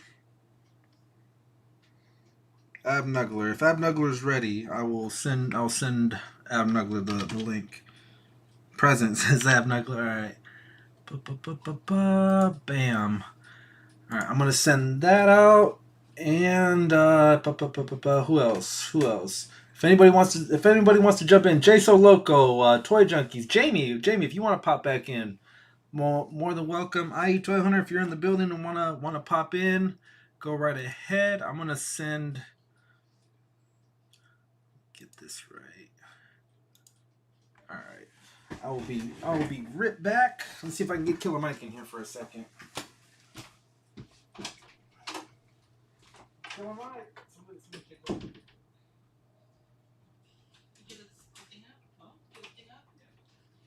Did someone say giveaway? I'm back, you guys. Told you, you're only gonna see me when it's time for a giveaway. Okay. Okay, let's see here. Where do I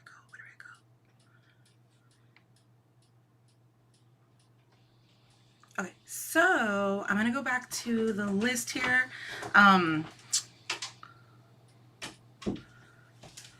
Hey, it's Rafa. Rafa's in the building. This one mine or yours? That's mine. Don't touch. Oh, you're only gonna see me? Okay. How do I get to the thing to... Click up here on that one. This? Yeah. And then, oh, you know what? No, to do the races. Oh. All right, minimize that. I'll be right back, Rafa. Yeah, don't worry about it. So, I'm gonna go back to the list here. And then go back to the dog race. And double check the names, make sure. Those toy junkies. Okay, so do race again? Yeah. All right, and then... All right, so go to the settings, go to the little bar. Oh, here. And then edit names. It's 33 names. Let me see this real quick.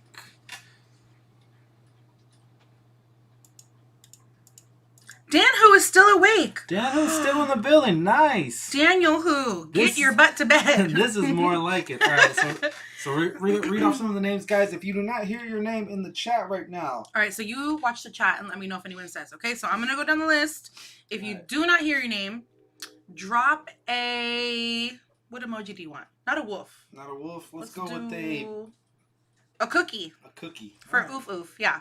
Okay, so if you don't hear your name, drop a cookie emoji. Okay, so Dan Who, Hero Collections, i.e. Toy Hunter, Sirius Black, Greg Fenstad, Oof Oof, Hunter for Hire, Fabulous Disaster, Toy Bounty Hunter, Cowboy Collector, Jay's Toy Collection UK, Pogo B, Jamie, Mark Tac Tac, Those Toy Junkies, Tanner, Tyler Lalonde, Seth, Geek Addict, Blue Sasquatch, Rolando, Abnuggler, Greedo, Shane Shooter, Phil Jones, Rich M, Man Cave, Vic, Empire Toys, Art G, The Toy Villain, Home Dude, Laser Pants. And now I remember Sleeping was in here.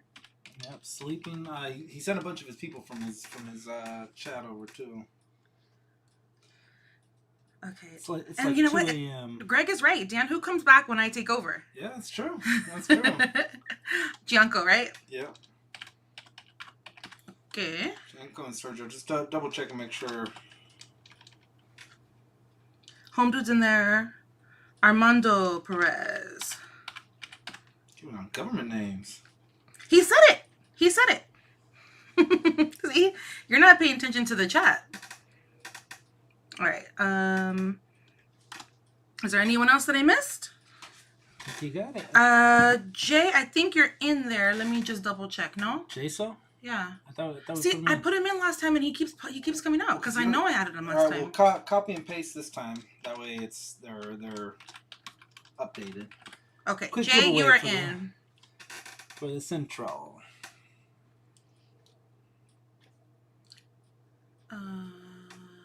See, like I remember putting Sunny in there. I don't see his name either. It's so weird. You probably didn't save it. Like copy paste. No, your game is biased. My game. Yep. My game is biased. Yep. All right. Yep. All right. So anyone else? Last chance to enter. If you guys are ready to race, give me some wolf emojis. Oh my! You just love seeing wolf emojis. I do. I love seeing wolf emojis. Quick giveaway for the Sentinel. That was good. That was good. You know what, Blue? Why not? Why not? All right. So that was everyone, yeah? Yep.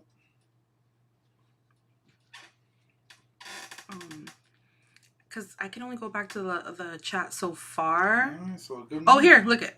Do you want me to add? Nathan Bowden was here. I'll put Nathan in. All right. I mean, some people want to race. Look at that. Look at all these wolf emojis. But this is the last giveaway of the night. Well, so you know, we also have the other ones. Remember the ones you said we'd do for another week? Huh. Okay. Time out, you guys. Before we get started with this, let me just tell you, okay? I was going through, like, we have, like, this box O giveaways, right? And so I'm going through them. And I was like, oh, this. Apparently, it wasn't the box O giveaways. It was actually his stuff. So it was like, those are my toys. You can't give those away. So I want to apologize for that. But everything that we've been with so far, these are from the box O giveaways. It's not his stuff.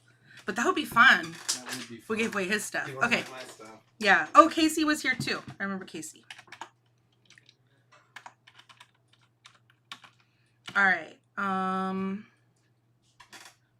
Oh yeah, 8 and Skate. Thank you, Greg.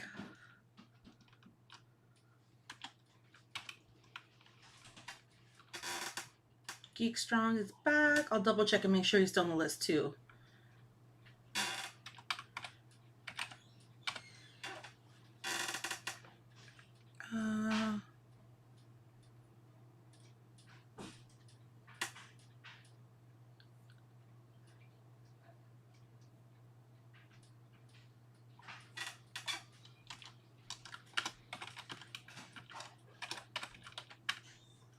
Okay, Geek Strong. Am I missing anybody else? Because I think that might be it. Oh, here, love, where are you at? Go through there and tell me if I need to add anybody on. Millie was here. Oh yeah, Millie. Millie. My girl Kobe Millie. Gaines. Who? Kobe Gaines, Nymeria. Oh, can you spell those for me? Married to a Nerd. Big Tommy. Big Tommy, I love the name. Big Tommy. Married to a Nerd, no spaces. Married to a Nerd. I know the feeling. Huh. Joseph Michaels. Autobot Trash Talker. Oh, I love it. You guys got some great names. Figs 432. Figs 432. 432, okay. Nymeria, you got? Oh, can you spell that for me? Nimearil. Nymeria. Like the like that? Yeah. Nymeria. Okay. Dave's Empire.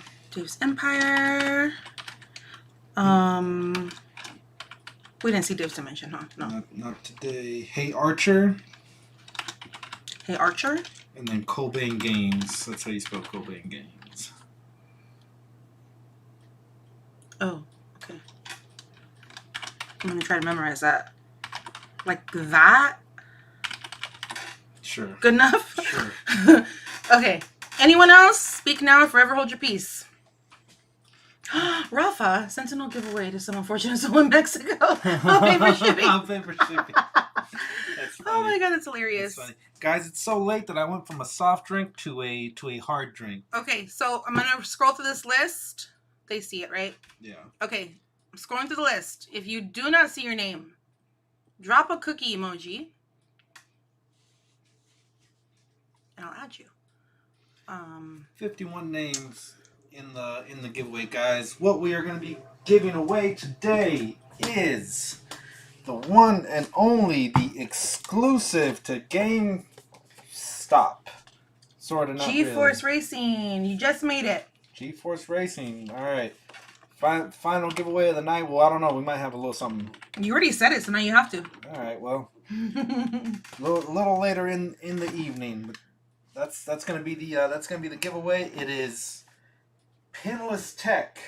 It is articulated. It has a Build-A-Figure. So not only are you... Oh no, Canada and Mexico are going at it. Blue says no, the giveaway needs to go an unfortunate soul in Canada. Look what you started, Rafa. Art G, did you add my wife and 2 kids? Bring him in the chat, Art. Bring him in the chat. Sleeping. We got sleeping. Sleeping is right there. All right. I have a question. Is Geek Addict and Geek Strong 2 different people? I think so. Oh, okay. All right. Well, I guess that's it. So let me copy this. Oh, thanks, Rolando. I got GeForce Racing in. Is Rolando in? Yes. Yeah. Okay. We're gonna copy this just in case. Dan who doesn't go to sleep. Dan who doesn't sleep. He's a vampire. Okay. Copied. All right. I'm gonna go. So good luck, you guys. Let's start this puppy. Take your phone, madam. This is me? Yeah. Okay. Good luck. Good luck, all participants. Yeah, like I said, guys, I'm already. Rafa says 1 for each country. all the North American countries, guys. Cheers and good luck. The lucky winner is going to be taking home 1 Miles Morales Gamerverse. Which would you guys say? Which would you rather have? I know which one's gonna be the hardest to find in the wild. I think would be this one because it's GameStop exclusive only technically. But I saw 3 of them when I went to pick mine up, so we'll see. All right, Dan, who has insomnia? Yeah, that's true. That's true. Dan, those eyes. Dan, who has eyes for my wife. All right, 2 minutes on the clock. Still see Rafa hanging out. Sit tight, Rafa. You are up next. You are on deck. Let me see. Can we? How do you start? I always forget how to start. Set. All right. Shuffle them up just a little bit. All right. So at the bottom of your screen, we've got Seth from MCE, Mr. What's Poppin'. I see a Mark Tac Tac. I see G-Force. Dave's Empire. I see a lot of names, guys. Are we ready? 51 people in the chat. Or 51 people in the race. 3, 2, let's go! Race them wolves! Race them wolves! Oof Oof, All About Trash Talker, The Toy Villain, Janko, Big Tommy, Blue Sasquatch, all holding it down. Toy Villain standing strong. Armando coming up from behind. G-Force Racing at the top of your screen. Blue Sasquatch at the bottom of your screen. Big Tommy, Toy Villain, and Armando. Armando with a slight lead, about a 3-wolf lead. Phil Jones making a comeback. He's lying in bed, but he's making a comeback for it. Can Phil Jones take the lead? And Phil Jones is your leader. Phil Jones is your current leader, followed by Gianco and Dave's Empire. Phil Jones falling out of it. Gianco in the lead. This is his warm up to his kettlebell exercises that he does on the weekends. Jay's Collection UK.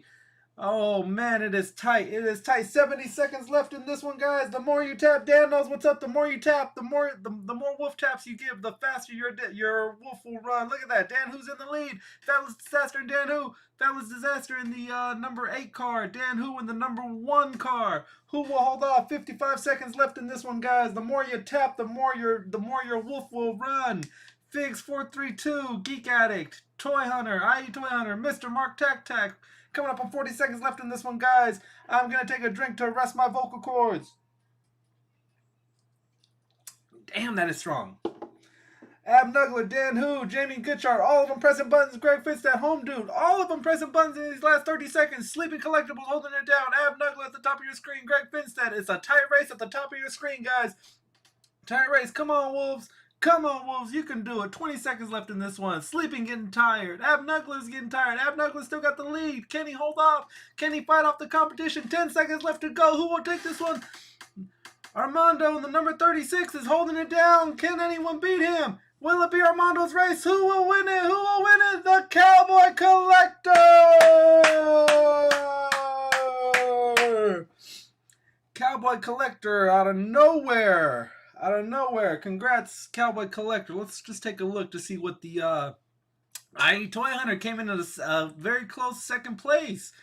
Hero Collections 3rd, Sirius Black 4th, Fabulous Disaster, Dave's Empire, Casey M, Rich M, Armando, Aiton Skate, Ab Nuggler, our next guest, came in 11th place in this one. G-Force Racing, Joseph Michael, Blue Sasquatch, Jaso Loco, Geek Addict, Art G, previous guest, came in 17th. Dan Who, still in the chat. Thanks for staying up with us. Came in 18th. Rolando almost had it. Nathan Bowden, Tyler, Married to a Nerd, Mr. Mark Tac Tac, Big Tommy, Gianco, Jamie, Greedo, Hunter for Hire, Sleeping Collectibles, Hey Archer, Man Cave, Greg Finstad, Shane Shooter, Seth, Toy Villain, Pogo B, Tanner, my arch rival, the Super Turk, came in 37th. Laser Pants, 38. Empire Toys at 39. The Oof at 40. Cobain Games, those Toy Junkies, Nymerio, Geek Strong, Autobot Trash Talkers, Phil Jones, Millie, Home Dude, Jay's Collect, Vic, Figs 432, and Toy Bounty Hunter. Yeah, you know what? There was a few names that didn't come into this one. I don't know, but yeah, Cowboy Collector, guys, message me, Cowboy Collector, and we will get that. We will get your figure sent out to you. But don't fret, guys. We've got some giveaways coming up in just a little bit. We're gonna go mass races just like this one more time, a few more times. I think we've got four other gifts to give away on top of these these figures. But right now, without further ado, the man's been waiting patiently, very patiently. He's been chilling out, waiting on us. Let me go. Bam, bam, and bam. All right. Can you hear me? Yeah, I can hear you. Can you hear me? Yeah, I can hear you. And our next guest, still tired from that race. We have got Rafa, Mr. Abnugler. Welcome. What's up? What's going on? Congratulations, man. Hey, thank you, man. Cheers to you guys. Whatever you're drinking. If you got water, that's fine too. I got some water here, some Jamaica water. That's the best kind. That's the best kind. Yep. So yeah, congrats to you, Miguel. We haven't met for a long time. Yeah. No. It's been short, but you're a cool guy. Yeah. No. And like most of us, we met through the Dan Who stream. For Rich, Greg. Don't mention that name. Oh yeah. Right. So if you guys didn't know, there's a nice rivalry between the source and Mr. Abnugler. I'm not even sure where it originated from anymore, but it's kind of grown. It's taken a life of its own. The rivalry, right? Yeah. Yeah. So all in good fun. All in good fun. It's all in good fun. Yeah. What'd you think of the race? It was fun. I was up there, but my guy got tired. Yeah, he got tired. I think the last 10 seconds you were holding it down. You were holding it down pretty steady.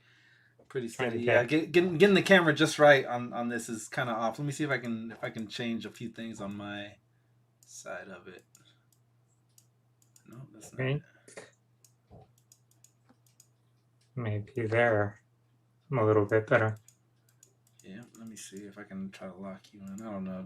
Dan showed me how to do all this, and Dan ain't exactly here right now, so yeah, no, but good dude. Yeah, no, like I said, a lot of us have met through his stream, through other streams. Sleeping Collectibles actually sent a bunch of his people over because he was actually streaming at the same time and was just like, hey man, go show my buddy Wolfpack some love, which is always appreciated, man. I appreciate anytime anyone takes the time out to just come in and say hello. That's sometimes as a YouTube creator, when someone comes in and is just like, hey man, hey Wolfpack, I love what you're doing. I love that gives you the motivation to want to keep it going. Sometimes like we get a little fatigued of the schedule of week after week after week trying to do the same thing, trying to also be different, trying to put out a better product for you guys, right? And right. For people to acknowledge that and say, hey, you're doing a great job. It really does help. It really does help with all that. Oh, there we go. That kind of cleaned up a little better. You like that? Yeah, view? There you go. Yeah. Yeah, that's good. All right, so your name actually came up in real life the other day. So we were my mom was over and we were talking about places to go on vacation because she was she's always looking at like the tropical places, Cancun and places like that. And then we started talking about the pyramids and Tulum and all those areas, which it's a few hour bus ride from Cancun, right? Yeah, I think Chichen Itza is closer and Tulum is a little bit farther away. But both are I've been to them a few times, and both are pretty cool.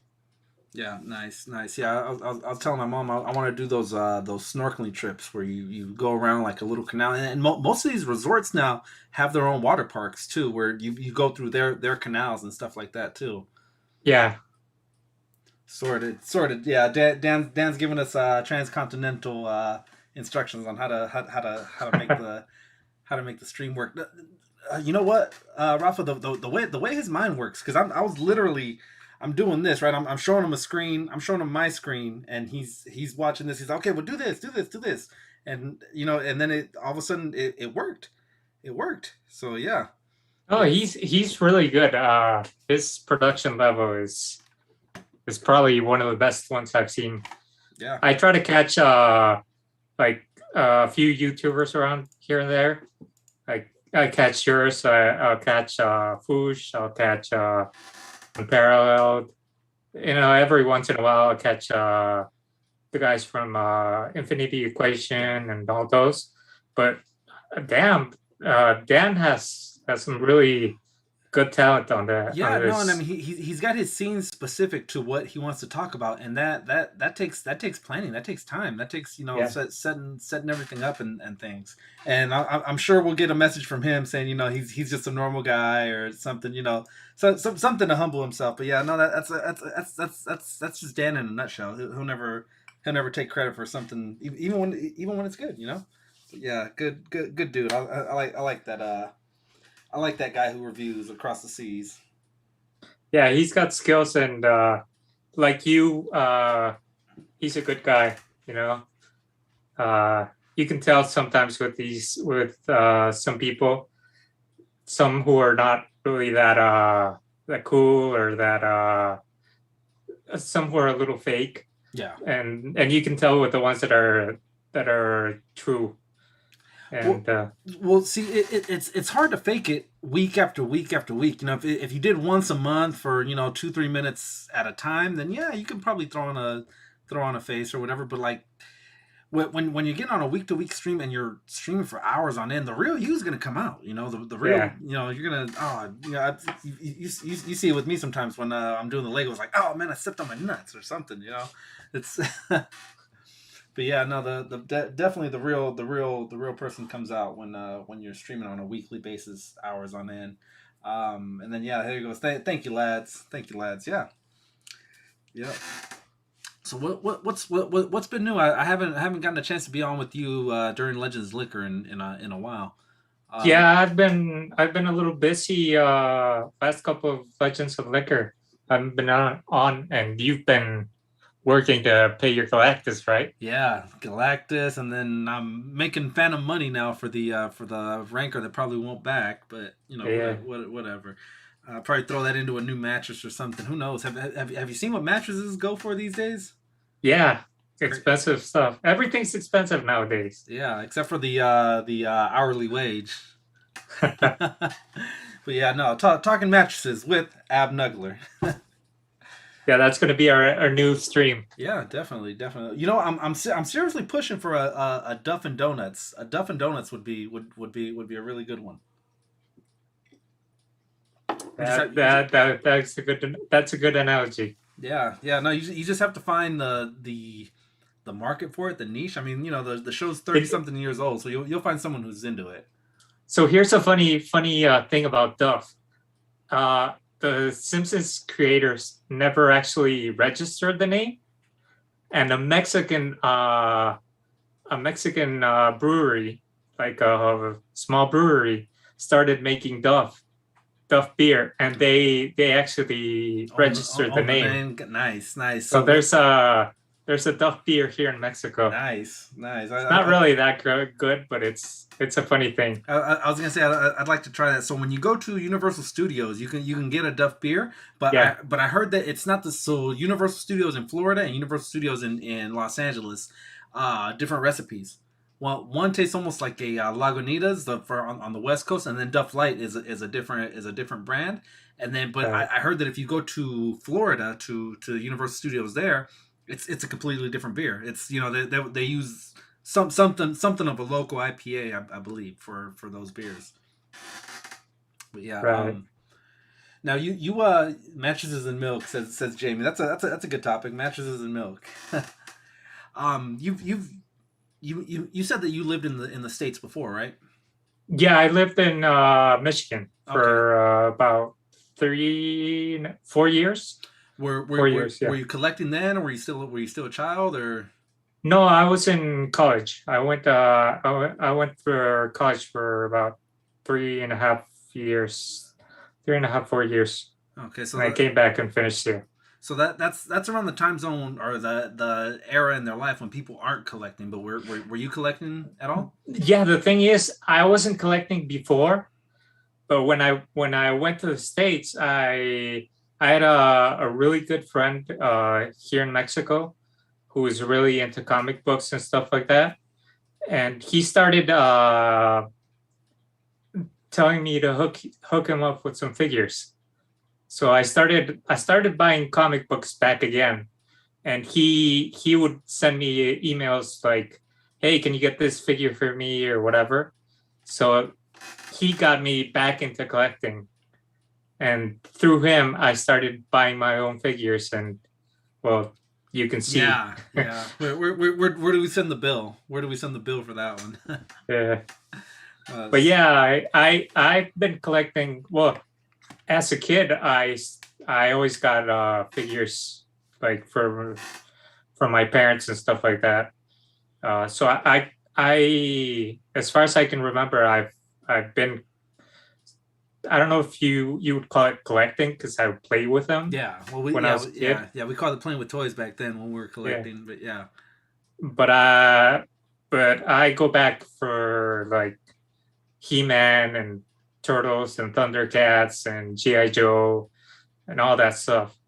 And in maybe high school, probably, maybe by the end of middle school, that's when I started stop buying toys. And then when I went to the States for college, and my friend asked me to get him stuff, that's when I got back into collecting. So, yeah, it's always that one friend that pulls you back in. I was safely out of it. And then you guys, it's like that the episode of you pull me back in. The Rick and Morty. You son of a bitch, I'm in. Have you seen that one? The heist episode? Yeah. So okay, so you've got schooling in the U.S., right, or in the United States. How is it different? Are you more? Would you say you're language wise? Because I know that you guys have everything that we have here as far as the TV shows. It's just dubbed. Yeah, most of it's dubbed in Spanish. Would you say you prefer watching it dubbed in Spanish or in English? No. Well, the thing is, I lived back in the day before I went to college. I lived in a city that was about 2.5, maybe 2.5 hours away from the border. So we would be very immersed in the American culture. Yeah. We'd go to buy stuff over to the US every, I don't know, like 3 or 4 weeks, because it would be cheaper, like clothes or electronics, stuff like that. So I was really immersed in the American culture, and I went to bilingual school. Okay. For most of my life. Yeah. So sorry. So the closer you are to the border, you I know, like going to like Tijuana, Rosarito, which is like the West Coast landing spots for Mexico. They actually still accept cash. Most places will take your cash, and then they kind of do their own conversion rate.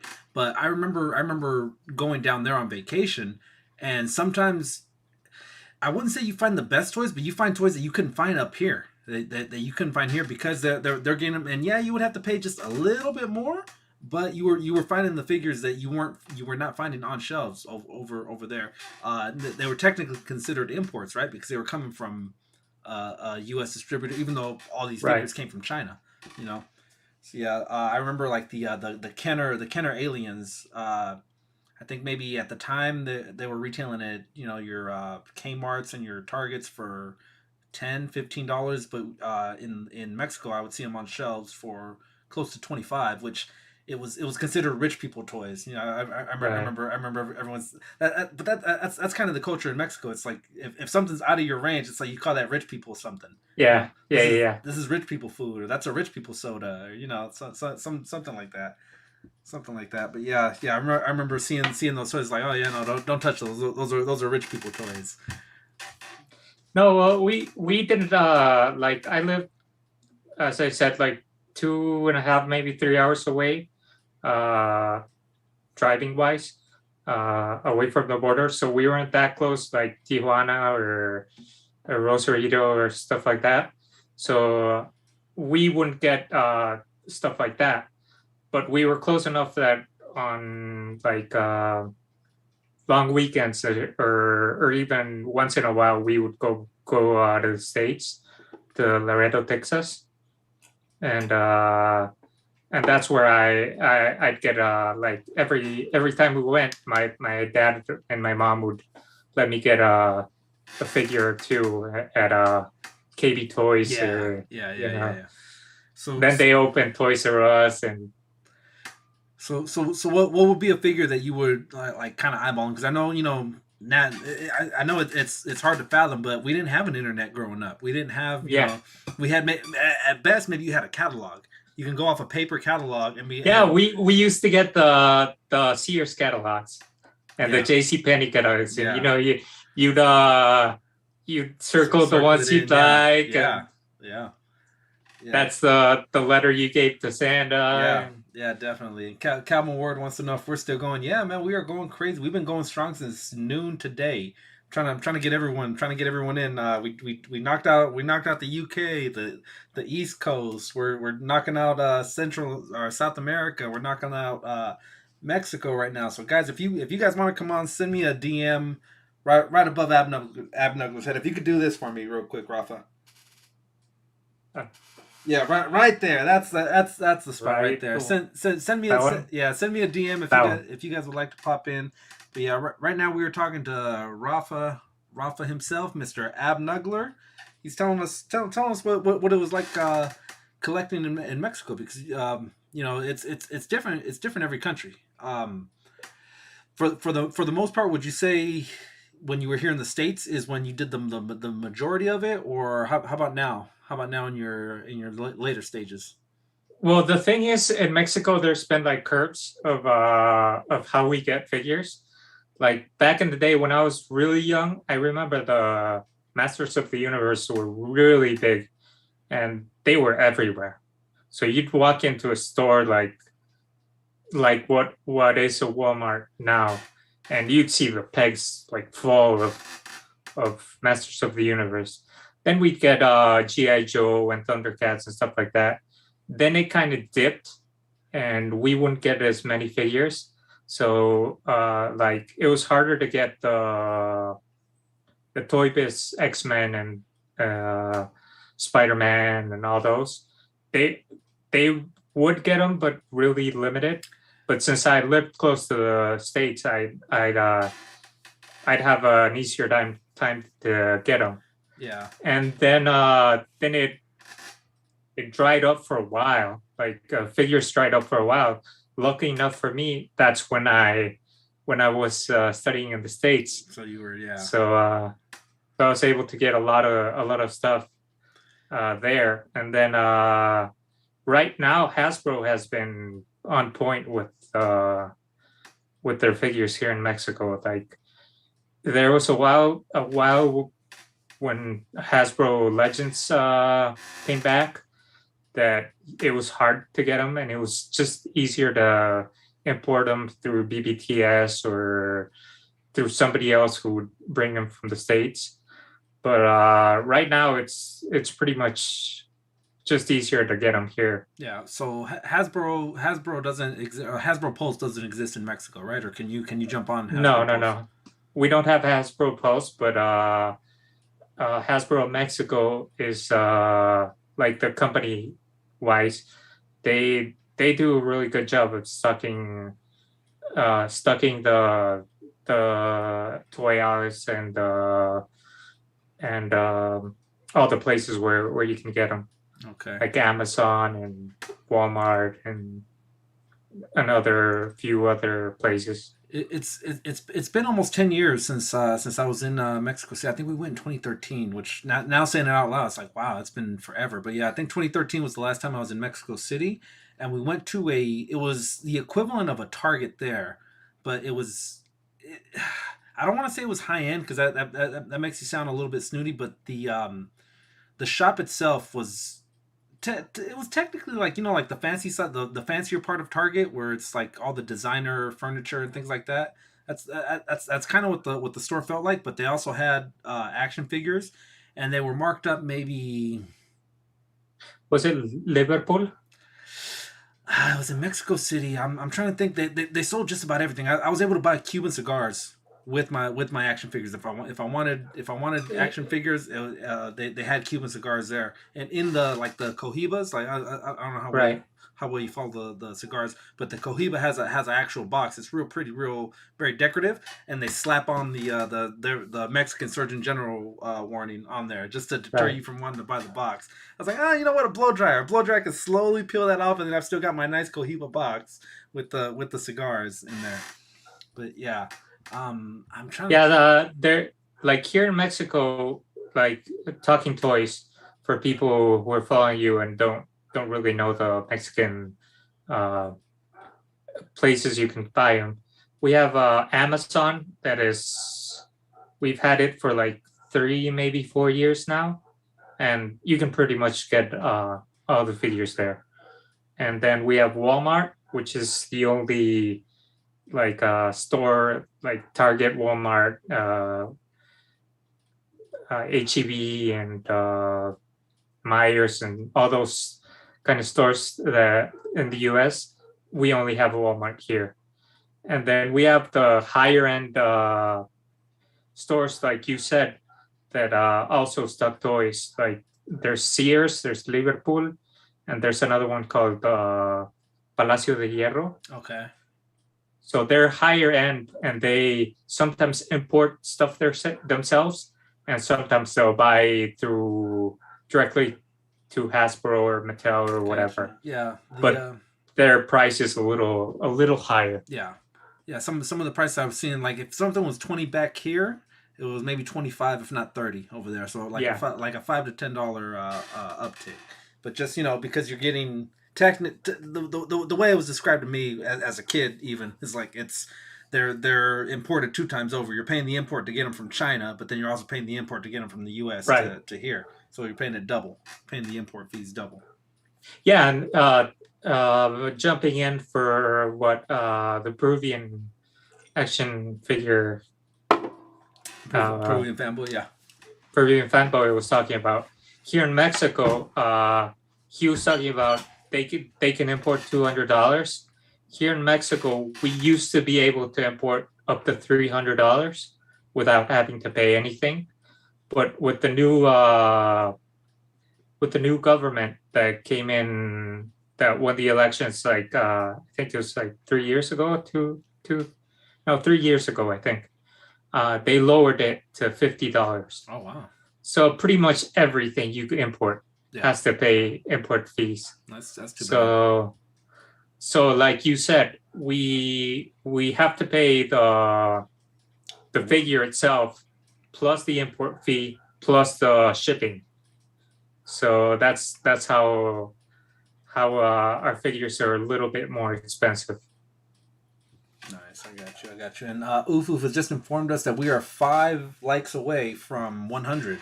Let's get a live stream to 100 likes, man. That's sweet. Yeah, hit the like. Yeah, hit that for your boys. Got Rafa, Mr. Abnugler, talking to us right now. Let me see. So you are an avid football fan, not the football that we follow, but you're a football. Who's your team? No, I'm actually not that big into real football, not the American soccer. Like I watch what the rest of the world calls football. I do watch them, but I'm not that big of a fan. Like I don't have a team. Okay. Mainly because the state I lived in, or the city I lived in when I grew up, didn't have a team. So I was like, usually you root for your home team, right? Yeah. So I never was really big into that. And since we were close to the States and we get the programming from the States, that's how I got into American football. So I'm a fan of the American football. Wow. I do watch what you call soccer. I'm a fan of the Mexican national team, of course. Like I root for them, and every time we go against the U.S., we're like a battle and everything. But it's all fun and games. Yeah, no, definitely friendlies. friendlies Yeah. as they call them, right? Okay, so if you had to, if the Mexican national team was not out, would you say you're Chivas? Would you say you're Americas? Would you? I'm definitely. I think I'm Chivas, only because since I am not. I don't like. I'm not a fan of like one team in particular. I do like the fact that Chivas, they play with only Mexicans. Like that's their thing. They only play with Mexicans. They don't draft anyone from outside. So it's kind of a pride thing. There isn't a 6'5" black striker on the Mexican on the Chivas team, right? Yeah. Yeah, well, it's you know what, that's the thing. You gotta have pride in something. I want to say my dad is, Mexico City, right? Is Estadio Azteca is one of the biggest in the country, right? It's probably, I don't think it's the biggest anymore because they, like, over the last few years they've built a few big ones. Yeah, but it's impressive. I've been there for World Cup elimination games, and it's impressive. And people, it's built in the way the old stadiums were built. Yeah, that you can feel everything, like people screaming, and when the national anthem is on, or when people start singing and shouting, you can feel everything. It's really impressive. Yeah, I'm sure it's not the same stadium anymore. Maybe on the same grounds, but my dad showed me he had home movies of the I think it was the '66 Olympics were held in Mexico City, right? If it was either '66 or '68, and I think it was 60 something. I that's way before my time. Yeah, right. Yeah, so I'm pretty sure the stadium's been built since before then. But he showed me home movies of soccer games going on during the Olympics then. So but yeah, no, the Olympics were held in the University Stadium. Okay. Which is the stadium for the Mexico National University, the National University of Mexico. Yeah.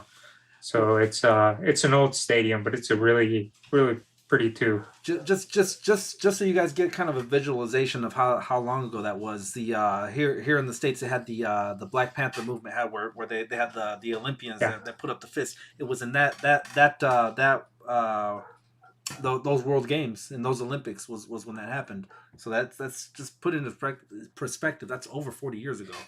That stadium I'm talking about is a very similar. Like, it's not the same, but it's very similar to the old stadiums, like the one you guys have in LA, the Coliseum. The Coliseum. So it's kind of like that, like the old stadiums. Yeah, gotcha. I'm negotiating with the Wolf Mom right now as to what our next giveaway is going to be. If you had to say, would you like a record to be under your tree, a Star Wars Black Series record to be under your tree, Rafa? Would that be something that would get you excited? I'd get excited if under my Christmas tree was a Sentinel. Oh, okay, yeah. No, I'm kidding. What was it in the chat? You said one lowly Mexican citizen or something like that, right? Yeah. Yeah. All right, so I'm negotiating with the Wolf Mom guys. Wrecker's going to be the next guy. Wrecker's cool. Yeah, cool figure. You know what? I'm some of the guys that have been on. I've asked them if they're working on a top 10. Wrecker might make that top 10 just because I like him that much. I like him that much. I was able to find a bunch of them. Target does this thing where I don't know, maybe once a quarter they say you spend X amount, you get X amount back, right? So when that happens, I'm flipping panels like a madman. Any figure that you guys left? Hang on one second. Thank you. And I'm back. So any figure that you guys might have left under a panel, hoping you're gonna come back when the price is right.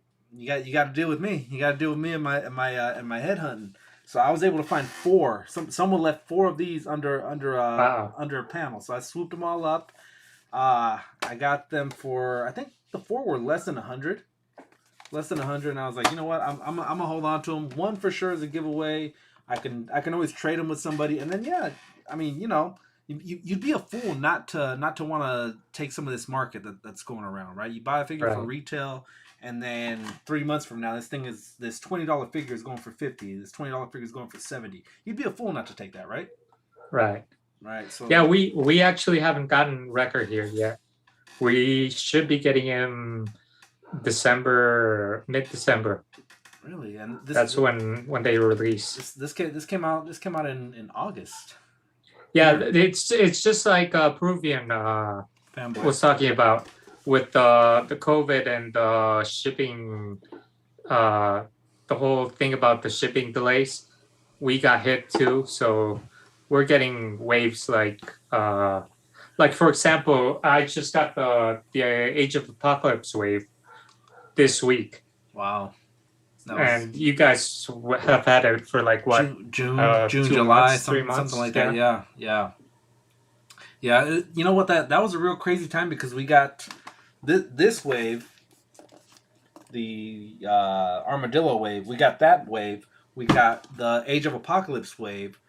We got the What If wave, and then at the very tail end of that, we got the Eternals wave.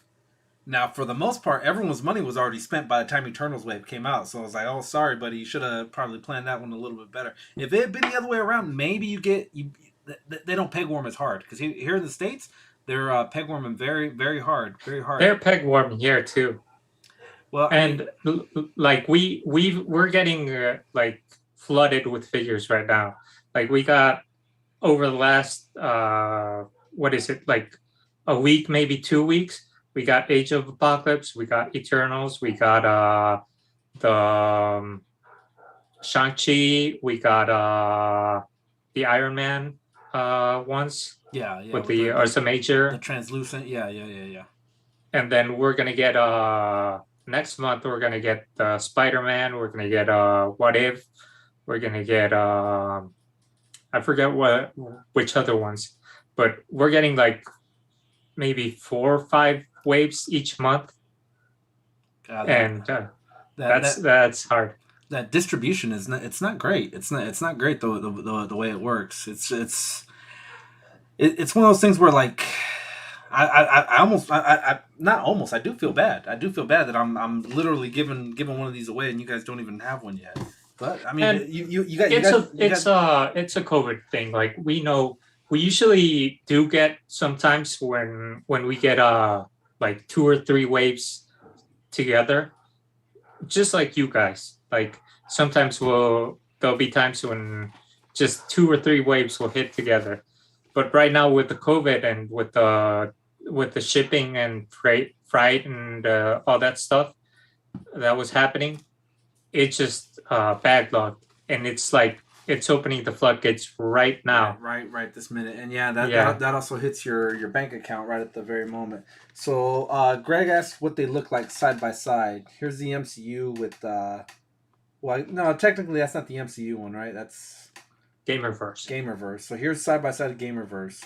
Now I had considered keeping this one carded, opening this one up, and you know whenever you want to pose it, similar to like the translucent Iron Man that we just talked about. There's more times that I want to take pictures with the regular Iron Man, and like the translucent kind of takes a back seat to it. Right. So I'm thinking maybe this one stays carded just because it looks a lot nicer. I think carded. I don't know. It's like I said, they're good problems to have when you're debating which ones you should or shouldn't open. That's always a good problem, right?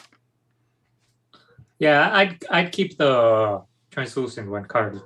If you had to, I'm not saying you guys have to. It's just if you wanted to. Did you get to check out earlier in the show the custom that Mark Tac made? Mark, yeah, I didn't see it that well, but I'm sure you're gonna put some pictures on Instagram. So looks pretty good. Put some IGs. He molded some fur. It's not Wolverine anymore. It's Wolverine. Wolverine. Yeah. I like it. Sweet. But yeah, let me see. You would be a scalper, not to take that. Oh, about the deal with the buying for 20, selling for 70. That's yeah. Oddly enough, so there was earlier this year, I found something before the street date, and then I posted it on Instagram, and I was getting messaged by everybody, from guys from like Shartimus Prime to a bunch of other people that wanted to secure a figure off of me. And there was one that I was about to I was gonna sell it to someone, to ship it to someone, but their girlfriend was leaving overseas, so they wanted me to fly it or send it from the West Coast to the East Coast overnight, so that she can put it in her bag and take it overseas to meet up with the boyfriend, right? Was this a certain hero dot collector? It was a certain hero dot collections. So do you want to know what that certain figure was? And you're gonna laugh when you hear this part. Was it that Wrecker or no? Or one of the Star Wars Clone Wars ones? It was Target exclusive Katie. I found her like I found her like a week before the street date, and yeah, we were messaging each other.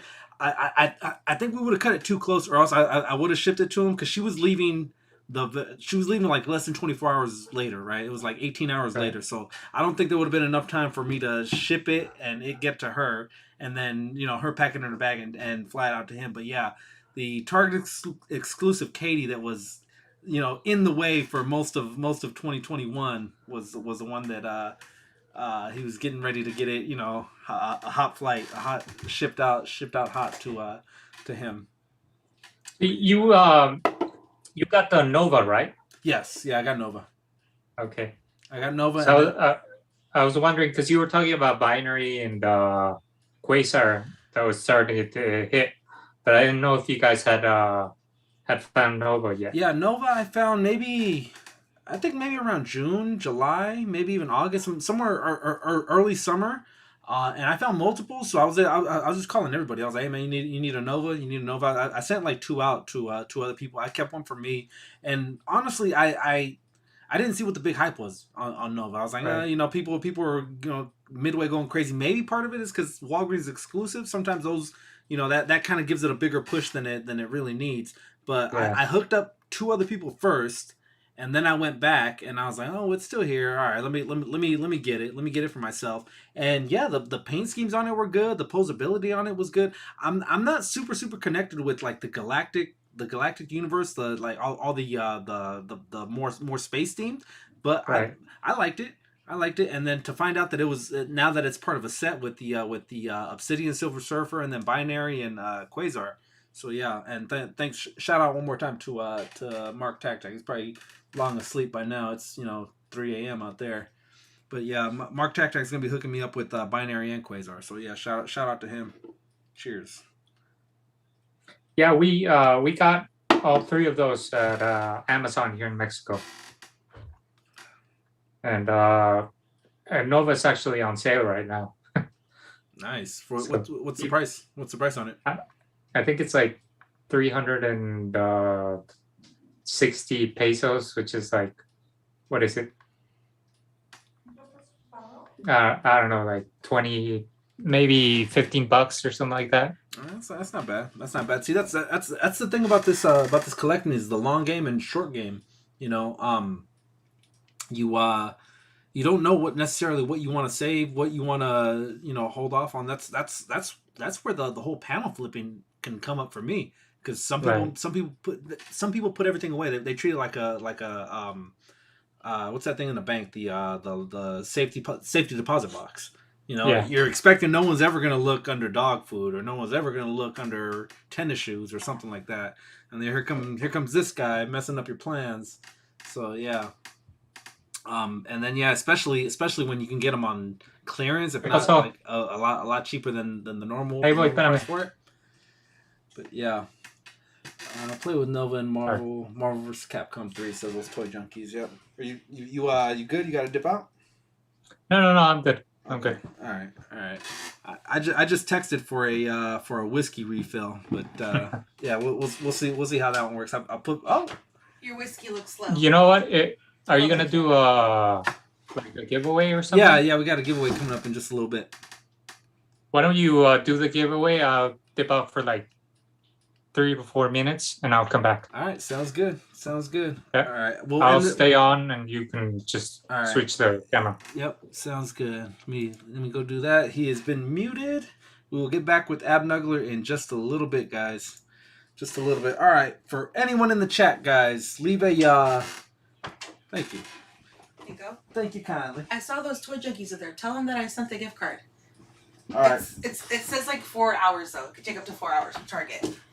All right. All right, those toy junkies. The Wolf Mother has just informed me that you have a gift card coming your way from the Wolfpack. Where we at on likes? 98, two away from 100 on a stream, guys, that we've been going 98 to 1. Imagine 98 to 1. Say you were playing a baseball game, say you were playing a basketball game, and someone scores 98 and you've only scored 1. Who's the winner there? Who's the winner on that one? Yeah, all right.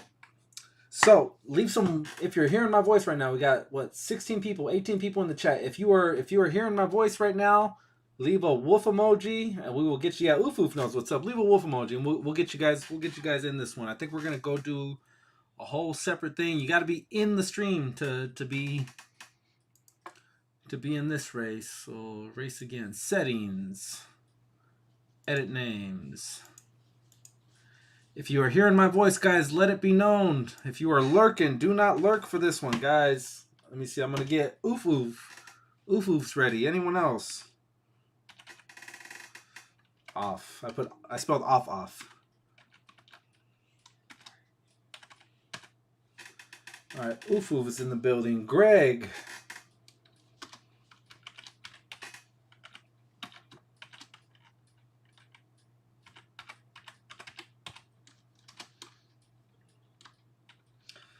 Fabulous Disaster.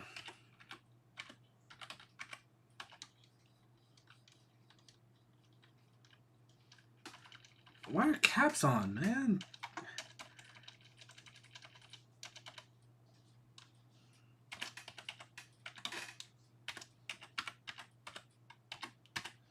All right, Greg Finstead. Let's see who else we got. Blue Sasquatch. Jamie's in the building.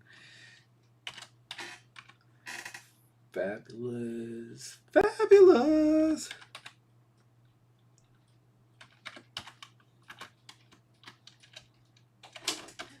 I came to help you.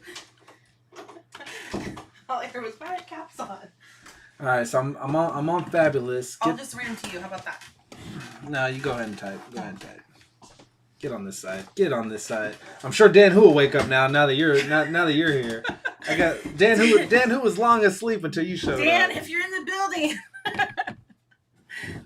All right, Fabulous. Go. Oh yeah, look what you did here. Yeah. All right, Jamie Gishard, Mr. Blue Sasquatch, Blue Sass, Hunter for Hire, Armando Perez. Congratulations, Wolfpack. 102 likes. Nice. All right, sweet. All right, Armando Perez. We've got Hoodlum. Hoodlum Inc. is in the building. Anyone else, guys? If you guys would like to get entered into this one, please toy junkies. Make yourself known. Yeah, those toy junkies. Can they win a third one? Woo! Could they pull it off? That would be a clean sweep. And then Jamie said "Pow" for Dan Who. Pow! Wake on up, Dan. Wake on up. He's here. I know he's here. He's here in spirit. I can feel his presence. He's here. He can't get to his phone right now. Amanda's Dan, got, open your eyes. He's got one arm around Amanda. And with the other arm, he's navigating the YouTube on his phone. Okay, we have Oof, Greg, Fabulous, Jamie, Blue Sasquatch, Hunter for Hire, Armando Perez, Hoodlum Inc. Because those toy junkies, Dan Who. Anyone else? Pow, bam, pow, bat. All right, so how many we got? 10 people. 10 people in this one, guys. We got 14 people in the chat. Rafa, yeah, throw Rafa in there. Yeah. Okay. All right. Good. Blue Sasquatch, you got? Yep. All right, Blue Sass. Two anyone? S's on Sass. Oh, because he's extra sassy. He's extra sassy. Last time he said, don't forget the green Sasquatch, the brown Sasquatch. All of them, all the Sasquatches of the rainbow. All right. Let's go here and see. If you do not see your name, guys, Turtles and Tequila. Yeah, I like that. Don't worry, I'll take one for the UK team. All right. 11 people in the chat. 11 people in this one. We've got Oof Oof, Greg Fenstad, Fabulous Disaster, Jamie Gishard, Blue Sass, otherwise known as Mr. Sasquatch, Hunter for Hire, Armando Perez, Hoodlum Inc., Those Toy Junkies, Dan Who, and Ab Nuggler. Blue Sass, because he's sassy. He's sassy. I'm working on a diorama right now. All right. And we are set. All right, this is a more cozy, more convenient one where we're gonna be able to actually see the names. Yeah, you can actually see them. 51 people was the last one for this guy. You remember who won it? Oh, those Toy Junkies. Didn't those Toy Junkies win it? What did they win? They won the third one. They won the Baroness. Who did win that one? We're gonna have to go back to Oof won something. Oof won the second one. Sirius won something. Sirius won. Oof won something. Okay, so Those Toy Junkies. Here, let's go back to this. So Sirius Black It's been 7 hours. Yeah. I don't know. Way back 7 hours ago, Sirius Black won this one right after Dan Who and Brandon came on. After Vic and Aaron came on. Oh, that's Oofies. Oof won the Baroness. After Man Cave came on. Let me get this home dudes back. Who won this? This is what Oof won, right? No, Oof won the Baroness. Oh, okay. I don't know who won that. Oh, that was those Toy Junkies, right? Because I was saying they got a hot Cobra Commander. Okay, right? So those Toy Junkies. But I don't know who won Miles Morales. Who won that? Who won that one? Speak now. Winner. I won the lady from G.I. Joe. I won the lady. All right, we'll go back to the replay. I mean, we just did this. We just did this one right after Proving Fanboy left, right? Who the heck? Yeah, those Toy Junkies was G-Force Racing. But that's gonna. I mean, now I gotta go back and watch it.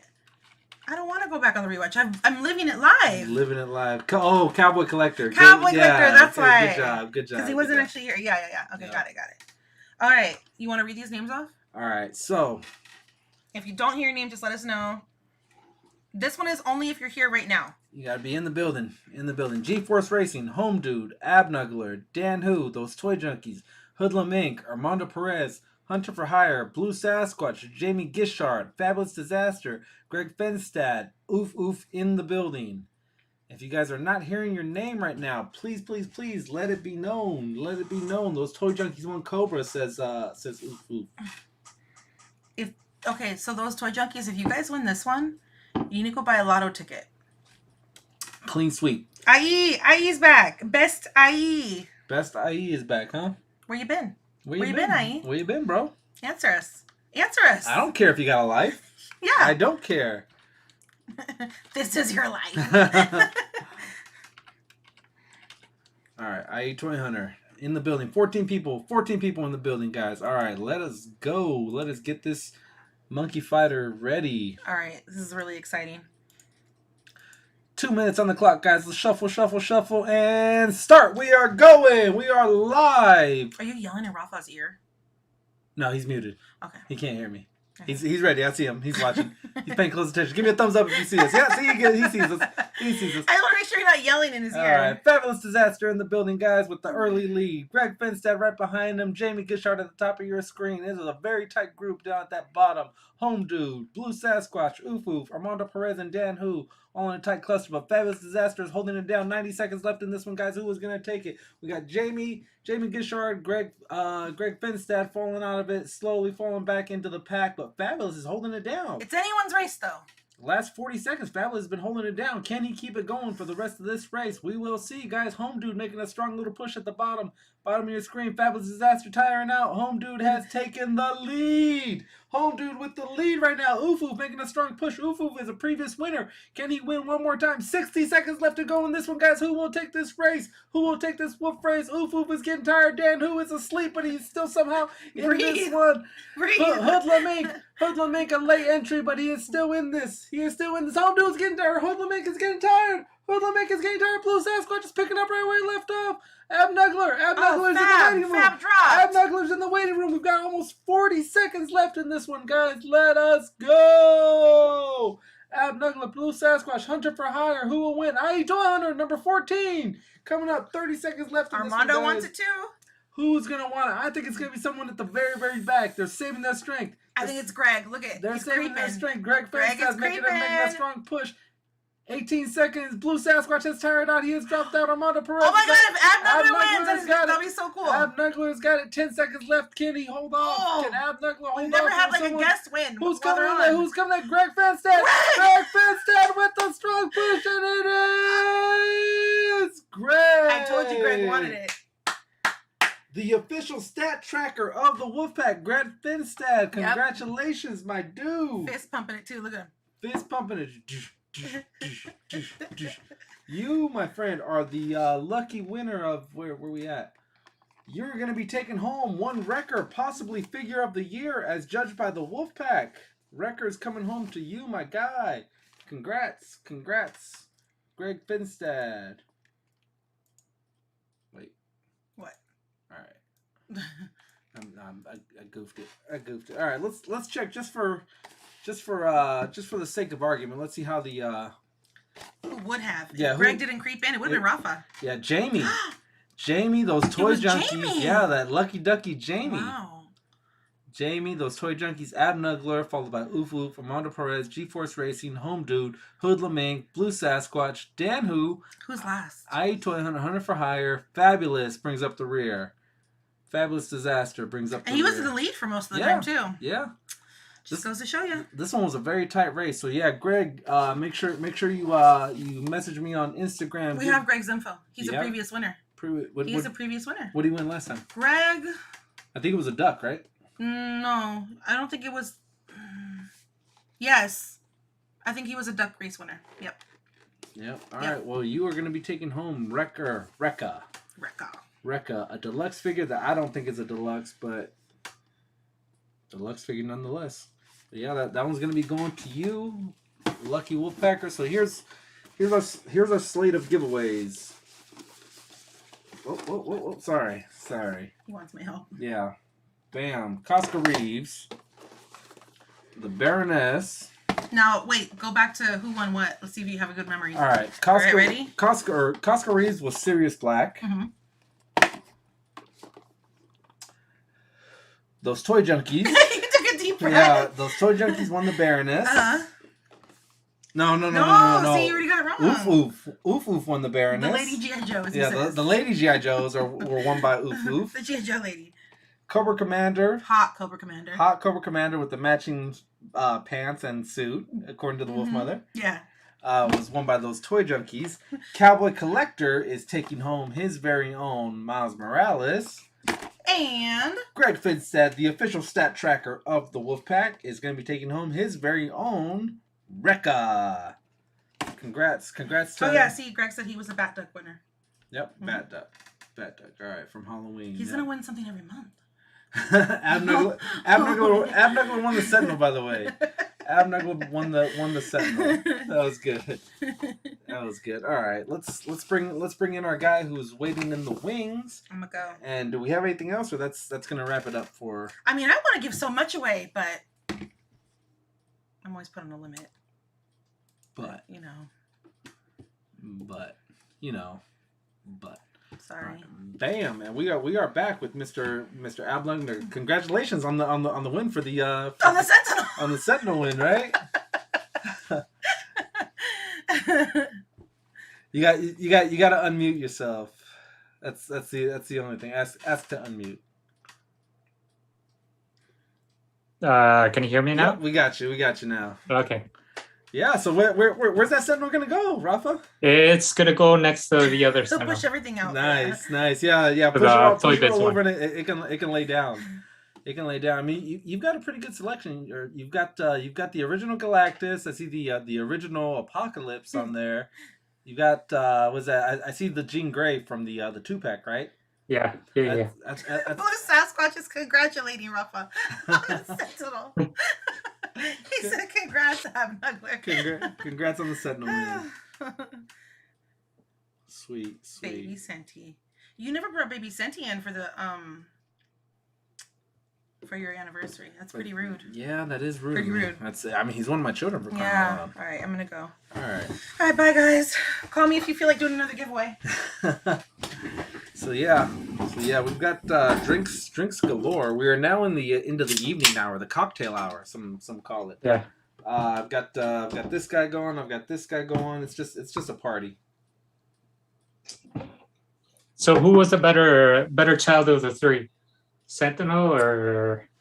I you know what? I never had to change one Sentinel diaper, so that's definitely a plus right That's there. a plus. Yeah. That's the fifth member, says Woof Woof. Yeah, the Sentinel. Sentinel is a fifth member, man. Whew. Let me catch my breath. Let me decompose from all this, because man, it's been a lot. Like I said, we got started at 12. We're going on a 7-hour stream right now, Rafa. That is crazy.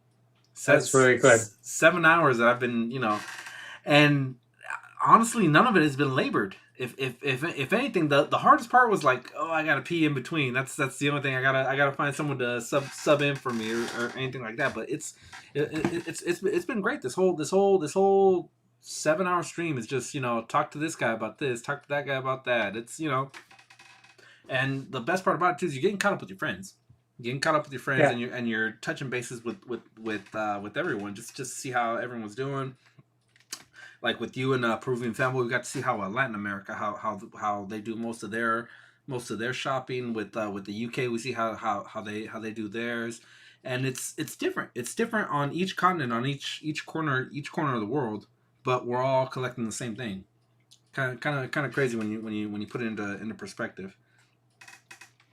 What are some outlooks for 2022? What's something that you want, like, or early I guess New Year's resolutions, I guess what you would say for collecting? Early New Year's resolution is spend maybe a little less.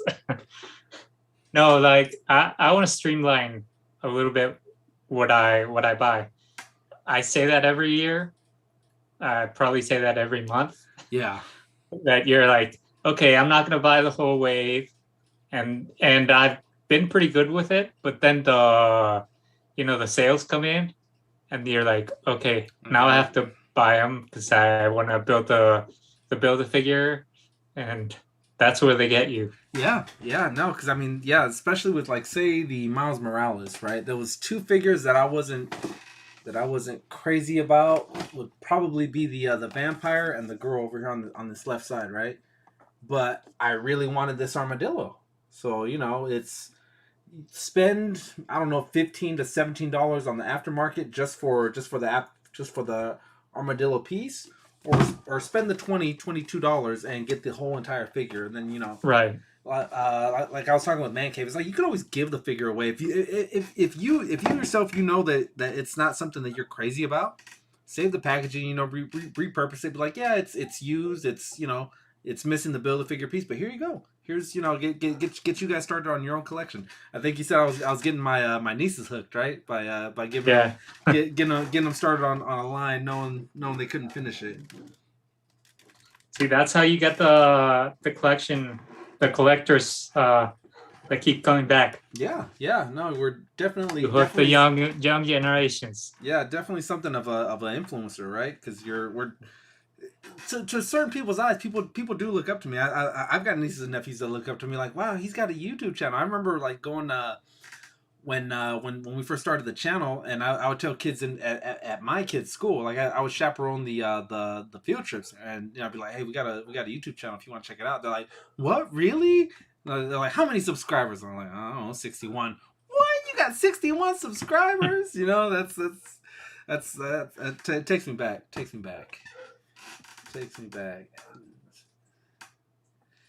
It's the deadliest files, but yeah, man.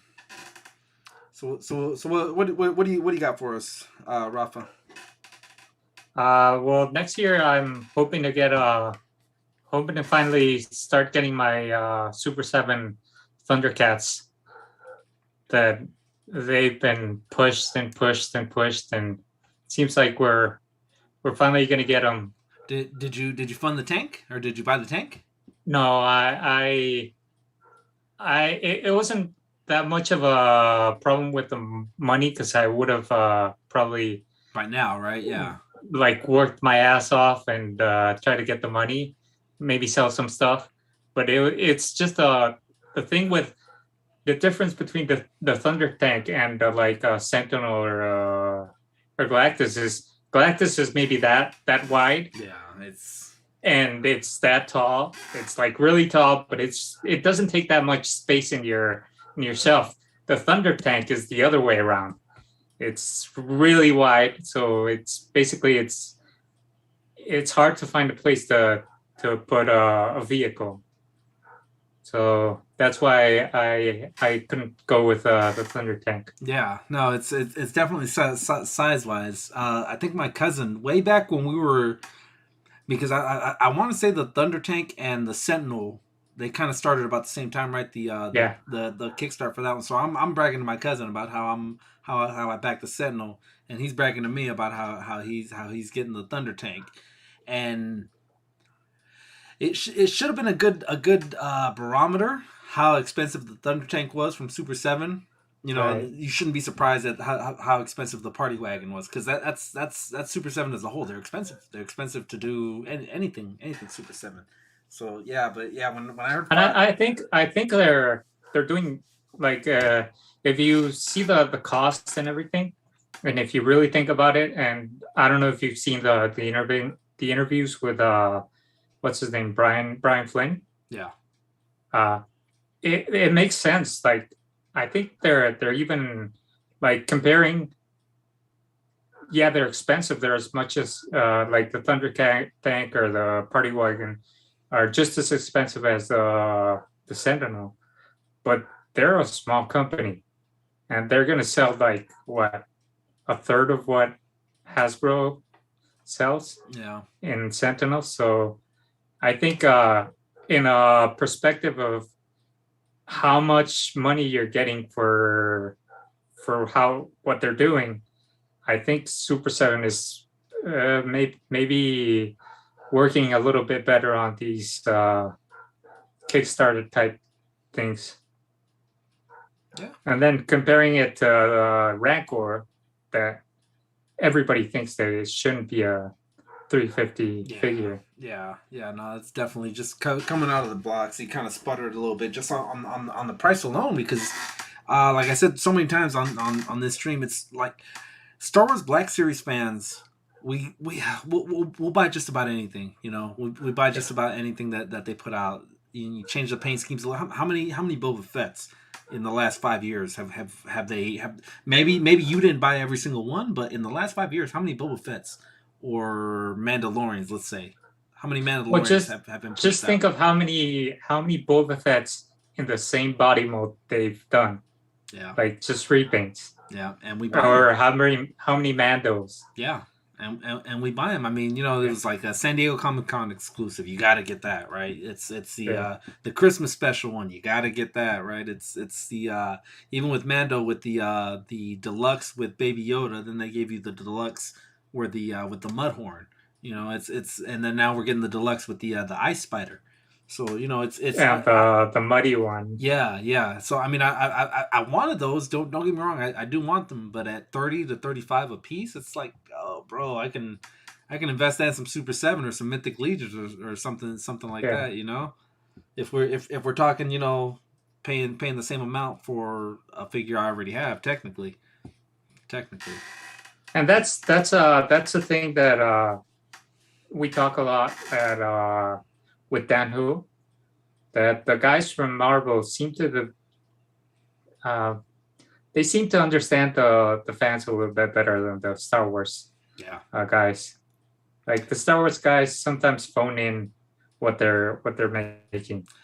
Well, yeah, and then they have a way of just smiling, you know, while they're selling you the same crap. It's like, oh yeah, we've got that classic Mandalorian that you guys all love. We're gonna saturate it one more time, but this time instead of browns, we're going blues, you know.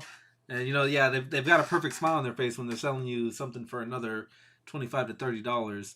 But yeah, with the Hasbro guys, with the big three, you can tell that maybe not them as a whole, but they're aware what the aftermarket's what's going on in the aftermarket. They're aware of what people are customizing, so they start gearing their work in that general direction. With Star Wars, it's a swing and a miss, man. With that last reveal that they did of the saturation, the credit edition didn't sell well, particularly. Maybe with the exception of the Gina Carano figure, just because Cara Dune? the Cara Dune, just because it happened right at the time when she had got booted, so her Red Line series was going for a lot.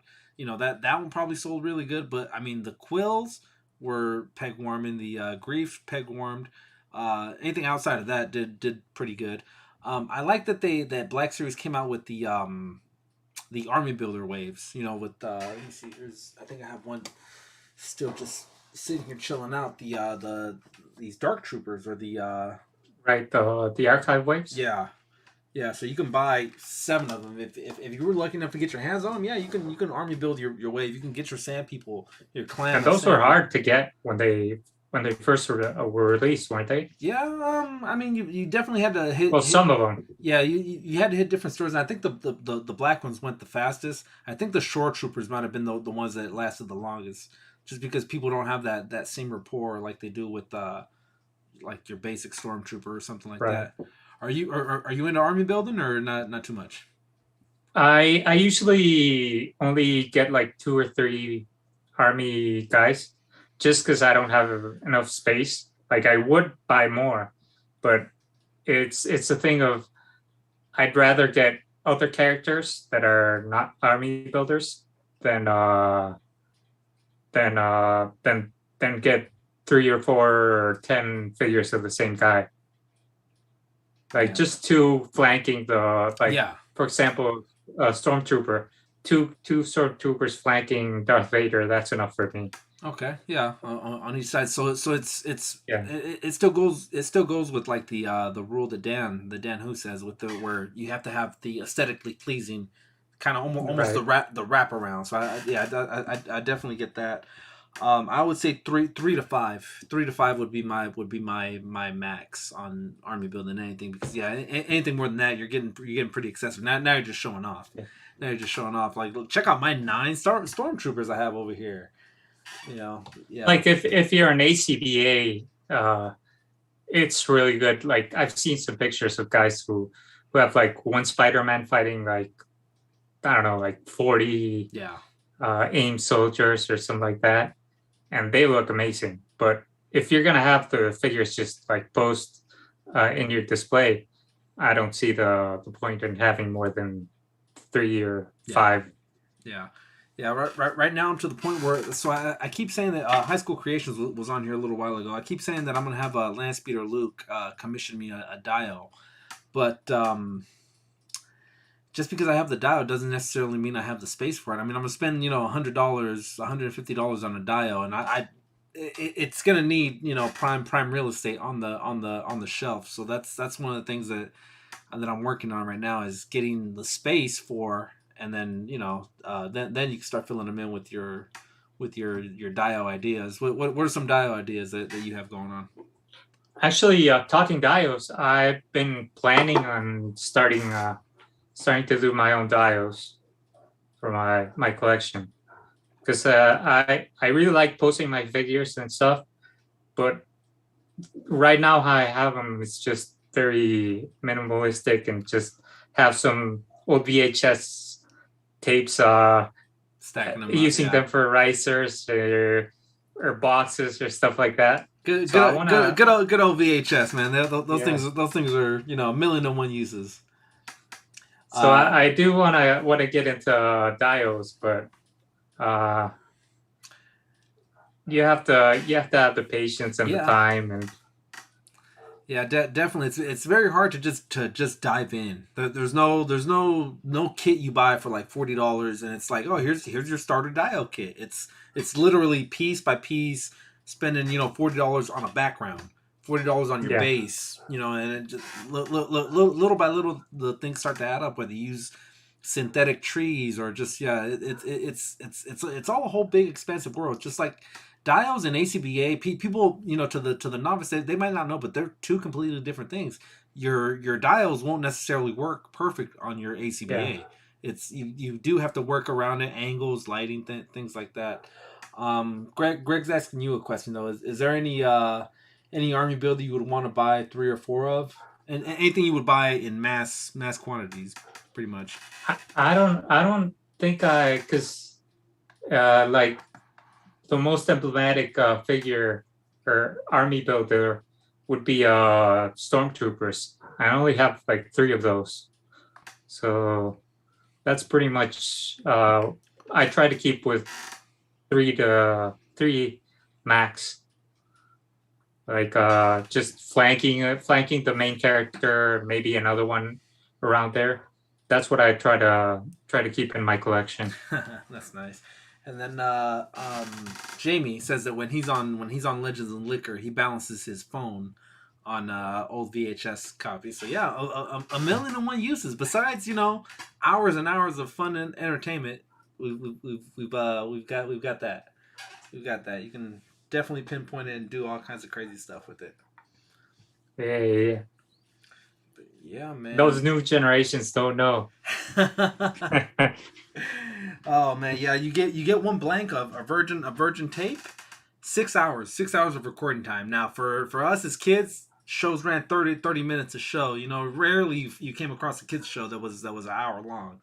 So yeah, you can. You know how many Power Ranger episodes you can record on one VHS tape? You know how many X-Men the animated series you can record on one tape? You can literally every Saturday record that same tape, and then your favorite ones, leave that. You still have 5 more slots. You find another one, you still have 4 more slots. So on and so on. Yeah, and then you have those tapes that had like the 3 speeds. Yeah, that standard play, extended play, and fast play. Yeah, and if you put it in SP or whatever, you could record like 2 hours, and then the other one would be like 4 hours, and the other one would be like 6 hours and stuff like that. Yeah, I loved it. Yeah, having 2 VCRs was that'd be like having a PC with 2 monitors. It'd probably be the equivalent right now, tech wise. Yeah. David Corral says, I don't know, but here's a thumbs up. Oh, thank you, David. Thank you. Congratulations on the 1 year. Here's to many more, bud. Keep going strong. Yeah, David Corral, good supporter of the channel.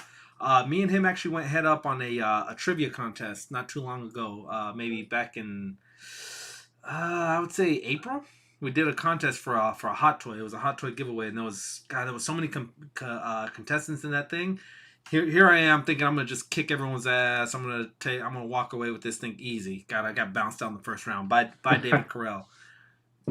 Yeah. No, you need someone like my nemesis, Rich M, the walking supercomputer. Yeah. Well, you know what? I've got Greg Fenstad now. So Greg Fenstad is my stat tracker. Anytime I don't know something, I'm gonna give him my cell phone number, and he can text me while all this is going on. I'm like, oh, you made a mistake on the so and so. Let me correct that for you. That's great. Hitting on Greg's comment, I am looking forward to the Toad because I want to build up my the Brotherhood. Yeah, definitely. It's almost a slam dunk, right? If they gave us 2 of the original figures from the Marvel Legends, it's almost a slam dunk that we're gonna get a Toad. Now, how would they do this Hulk? The Hulk. See, I'm thinking it's just gonna be the 80th with a new head sculpt, and if I remember correctly, the Toy Biz one was a really dark shade of green. So maybe that's what they're gonna go for it. Yeah. Like a really dark green Hulk with a new head sculpt. Okay. Maybe a grimace face or something like that. Yeah. Now with Toad. Let me throw a question out there for you for a second, then I'm gonna run and use a bathroom break. But what body mold? What body mold are we using with this Toad? Are we going the Spider-Man mold? Are we going Bucky Cap? Are we going something brand new that we've never even heard of? Are we going to go back to the Doctor? I think they're going to go with the Doc Ock. All right. Well, I think they're going to go with Doc Ock. Throw out a few more scenarios, but yeah, that Doc Ock / Toad, or not Toad, but Brandon. Yeah, Frogman. Maybe we see the reemergence of that one, right? Yeah. I'll be right back. I'll read the chat. So let's see.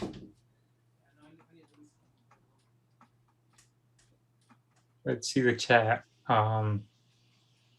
So yeah, Greg, I don't really collect that many army builders, so I would say probably, like I said, stormtroopers or something like that I could get cheap.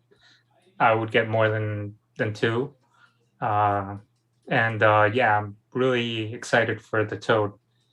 What do you guys think on the Toad? Like, would you want him on a thin body mold, or the Doc Ock body mold, or maybe no one?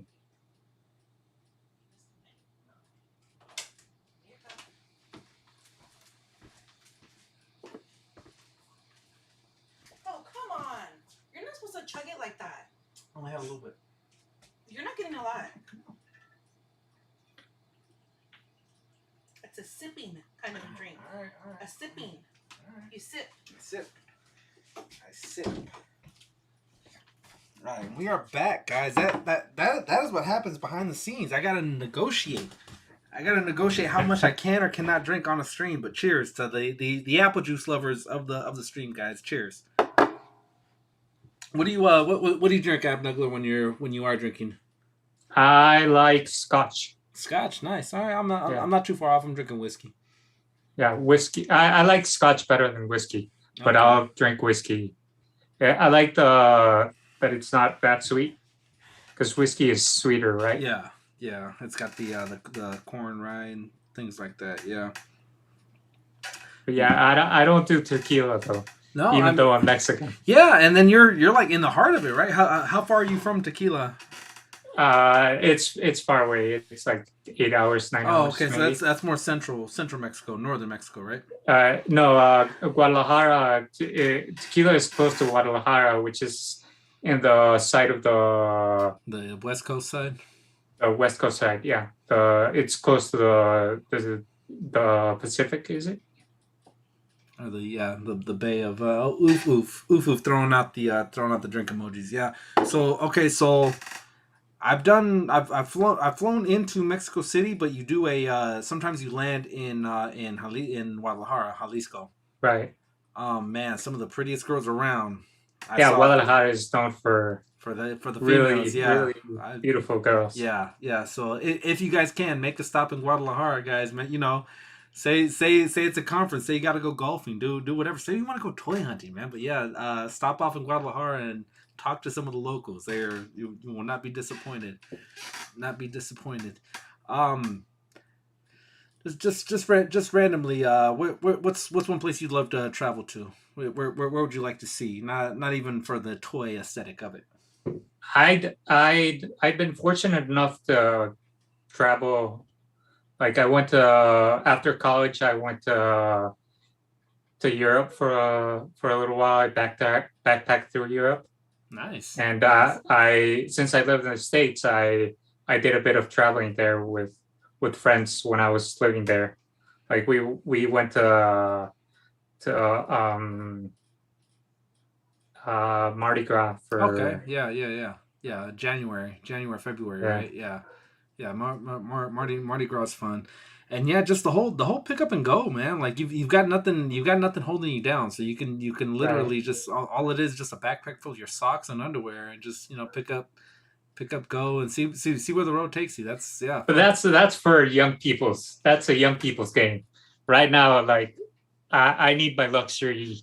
I need a place to sleep. Like not luxury, but I need a place to sleep that's comfy and somewhere where the Wi-Fi connects. Yeah. No, I feel it. I mean, that's just the hostels. I went to Miami in 2019. 2020, just before the world went crazy. Right, we went for the Super Bowl. Right. But yeah, they had hostels. They had hostels like you were overseas, and it was like 9 people to a room. I'm like, that's kind of, and that was one of the bigger rooms, or one of the smaller rooms. They had bigger rooms. It was like 25 people to a room.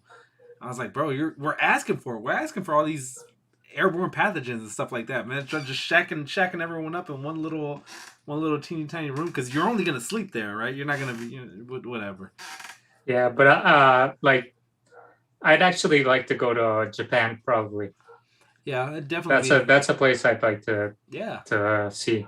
See, the only thing is I'm more afraid that since I don't know the language whatsoever, like it's that'd be my biggest thing stopping it is that I wouldn't know how to communicate with anyone there. It's like, hey, wait, don't touch me there. Yeah. And then the Wolf Mother said, if Rafa left for tequila when the stream started, you'd almost be there by now. Yeah, no, I don't do tequila because tequila's done me wrong in the past.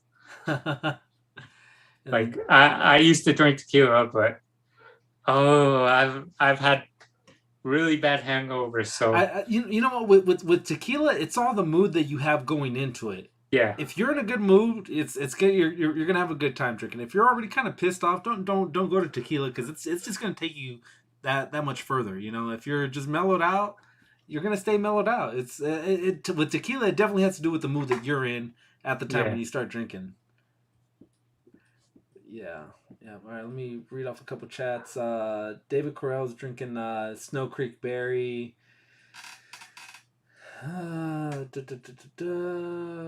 What's going on, Mr. Syntastic? Okay, so we got Syntastic in the building. Yeah, and last week I beat him. I beat him to take first place. So now we're tied for first right now. He's actually, I believe he beat me earlier in the year. So if the playoffs were to start right now, he'd get the higher seed than me just because I've lost to him once and I won the second one, I guess. I don't know. I think at that point it goes to overall points scored, which we're both doing pretty good. We're both doing pretty good. But yeah, you were in the chat when we were doing the fantasy draft, right? Yeah. Has me doing the fantasy draft or me talking about it in the Instagram stories, has that made you want to watch American football at all, or you just whatever? Well, I watched American football like when the season starts. That's my Sunday. Like I get up to be on Legends and Liquor and then watch American football. But that's my Sunday. I like, as I said, I'm a big American football fan. So when the season starts, I watch. I don't do fantasy because it's sort of a new thing here in Mexico. So they do it, but it's not that big. But I would like to get into it. Seems like it'd be fun. Yeah. I remember in past years going down there. Like I said, 2013 was the last time I was down there. But I remember it being almost like similar to here. Like if you wanted the direct ticket where you wanted to watch every game, right? You had to pay. You had to pay to almost like a pay-per-view, but you could get it week to week. You weren't locked in for the entire year.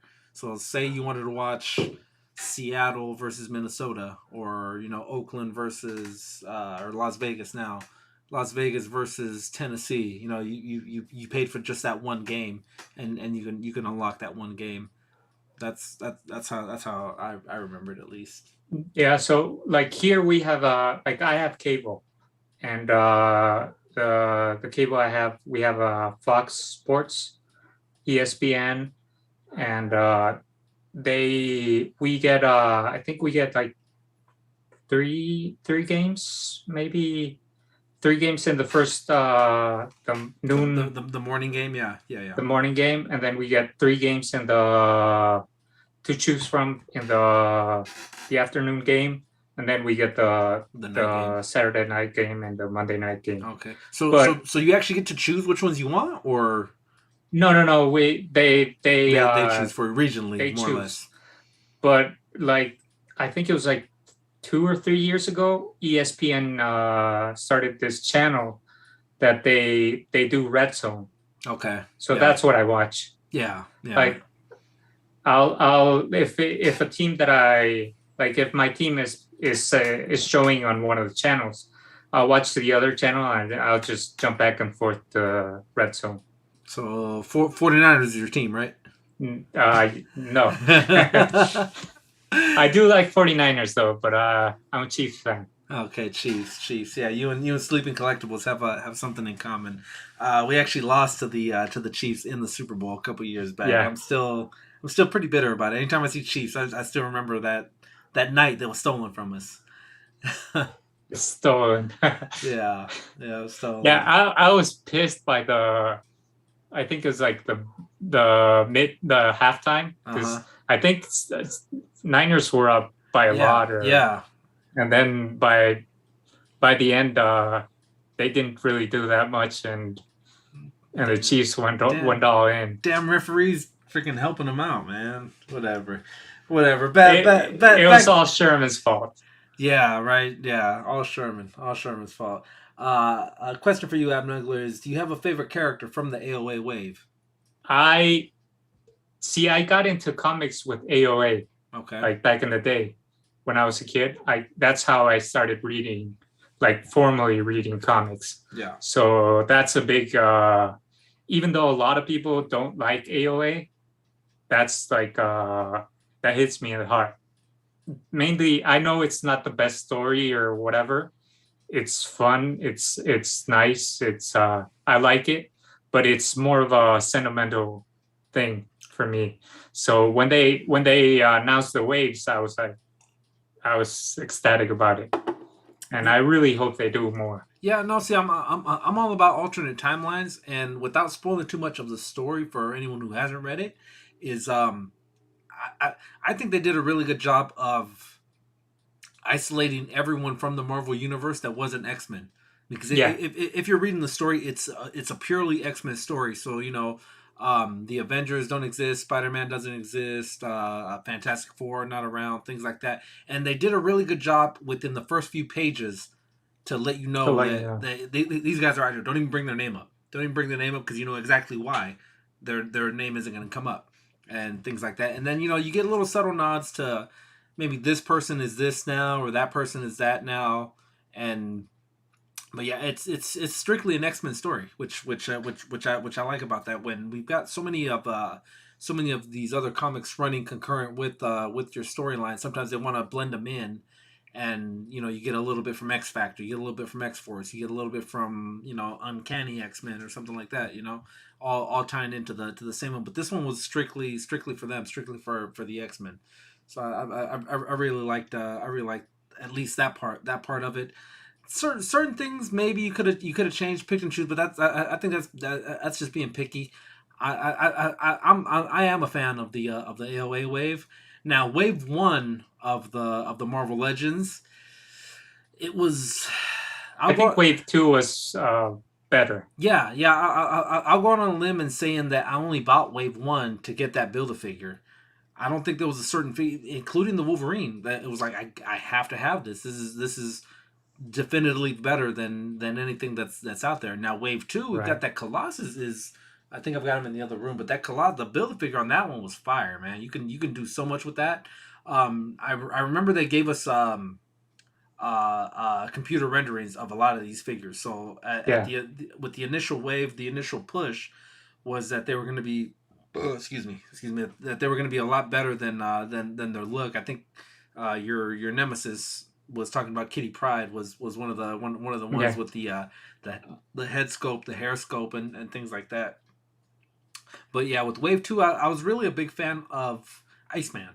Iceman could, if you wanted to, you can kind of fudge him into your 90s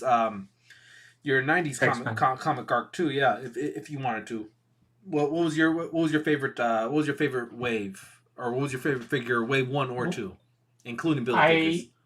I was surprised by Rogue, because I was talking to a friend the other day about it, and she's a simple design, like a really simple figure, but it's done well, and it's a fun figure. But if I had to go with a favorite, I would have to say X-Man. Because we hadn't gotten him ever. Yeah. And I really liked that character back in the day. So when they announced X-Man, I was like, yeah, give me that one. Yeah. Like we've gotten Wolverines, we've gotten Jeans, we've gotten whatever. But that was the character that we hadn't gotten anywhere before, except for Toy Biz back in the day, like 90s Toy Biz figures. Yeah, so that's one of those ones where if it was, because like you said, we've gotten so many rogues, we've gotten so many genes. It was to the point where wave 1, I gave a gene away in a giveaway to someone, just because I was like, I'm probably not going to pose this one. This is my mind's eye version of Jean Grey. Now I'm kind of kicking myself because now I'm going to have to try to find this one, since we're completing a wave 1, wave 2. But with X-Men, it would definitely be one of those things where it was like we've never gotten one. We've never gotten one. A lot of people might not have even known who X-Men was, just because it wasn't a storyline that was very highly publicized, or even got, what was it? Was it 4 issues or 8 issues that the? It was 4 issues. Each comic book had 4 issues. 4 issues, and then later we got touched on it. I think two more issues. I think like they expanded on it years later. I think in the 2000s they went back and revisited it. But yeah, it's one. X-Men would definitely be one of those ones that you had to have read the comic to have some association with the figure. Or else you'd just be like, what is this? Garth Brooks with he's got the, what is he, a gamer? Is he a gamer or something like that? But yeah. What's a figure that you wish would come out from AOA that hasn't yet? I really wanted, let's see, who was one I really wanted. Well, I would have rather have gotten what's his name, Nemesis, or Holocaust. Yeah. I would have wanted him before Colossus, because we don't really have that many bad guys. Like we have three bad guys. Maybe Cyclops can be considered sort of a bad guy, technically, but that's about it. Yeah. And sorry. I would have liked Colossus to be a little bit bigger. I think on some of the digital renderings that they gave us, he looked a lot bigger. He looked a lot bigger, a lot bulkier. I thought we were getting that one, and he's definitely bigger than the 2-pack Juggernaut Colossus. It's just it's different. It's different. I would have liked maybe a lighter gray, a more metallic, like more of a chrome adamantium than the silver or darker adamantium that we got. I'm not completely. I don't hate the figure. It's when I do the top 10 for the BAFs, he's gonna be pretty high up there. I don't hate it. I just they sold us something a little bit better. That whole wave 2, I think it could have been done just a smudge better. I know guys like Dan Hu. I think. But Dan Hu says that his scale changes from day to day, hour to hour too. Where he, I believe he said the Charles Xavier's son, with the Legion. Legion was his favorite. I was like, really, a guy looks like he's in yoga class? That's your that's your favorite figure of the wave? That's I think I would have leaned more towards Kitty Pryde than Legion, but I would say out of wave 2, I like Iceman the best. Who'd you say in wave 2 was your favorite? I think wave 2. Let's see, probably Sabretooth. Sabretooth was good. Was good because he's big. Yeah, he's big. That's the right size for Sabretooth. Yeah. The one thing where they missed the mark, no claws on him. Fisted hands, gripping hands, no claws. Yes, I understand that, but he really didn't use that much claws back in AOA. Yeah. So I'm happy with him grabbing the chain and holding on to Wild Child. At least that they made him compatible with the Wild Child. Yeah. So they knew that down the line, because I remember last year, Wave 1, we were putting Dark Beast on the Wild Child. Dark Beast was another really good one. I think in Wave 1, he's definitely my favorite. My favorite of the wave. What would you say was your favorite of wave 1? Probably like an individual figure would be X-Man, but overall the build figure was the best one, the Sugar Man. Definitely. Sugar Man and Colossus were definitely the best figures of the AOA. Not to be outdone with the deluxe Apocalypse. A lot of people were forgetting that one. I liked it for the simple accessory that they gave him, the skull. The figure itself was so. We were 2 years removed from the regular Apocalypse, from the 616. So it wasn't. It was a little too soon to start a new one, but it was a whole different comic arc. So and you can have a like a wave for Age of Apocalypse without having a figure of Apocalypse. Yeah, it could have been done, even though it's it's in the name AOA. Yeah, it's like give me that AOA. I want that AOA. Maybe they should have waited just a little bit and get people to, because Wave 1 didn't have people clamoring for like what's next. What are you gonna give? What are you gonna be giving me next from Wave from AOA? Now with Wave 2, it's you're a little thicker. Now would have been a good time to drop the AOA Apocalypse. Who would be your like if you had the chance to make a Wave 3? Who would be your 7 characters? See, your Build-A-Figure. Now you start getting into the realm of like, you had to have read the comics. You had to have read the comics to start figuring stuff out now, and you're also getting into like some of the powered down characters. Like the Ben Grimms, the Maria Hills, or characters like that, where you might just need almost army builder type. But I still think that they could fill up a Wave 3 with X-Men figures. Yeah. Like you don't need the human figures. Like one figure I think is a simple design, but it's an important character in the story arc is Bishop. Okay. So he should have been done because he's really important in the story arc. And a lot of people want the Nightcrawler. What? Okay, so correct me if I'm wrong, because it's been a while since I saw it, but wouldn't you be able to use the same Nightcrawler that came with the Wendigo Wave? Didn't his overall look not change very much? It's a little bit different. You need a new chest piece. Okay. Because he had sort of an armor. Like a different type of armor. So that's pretty much sort of the only thing that changed, and the new head sculpt. All right, so that's a figure that would be easy to make for Hasbro. Sweet. And we need what's his name? What I said, Holocaust or.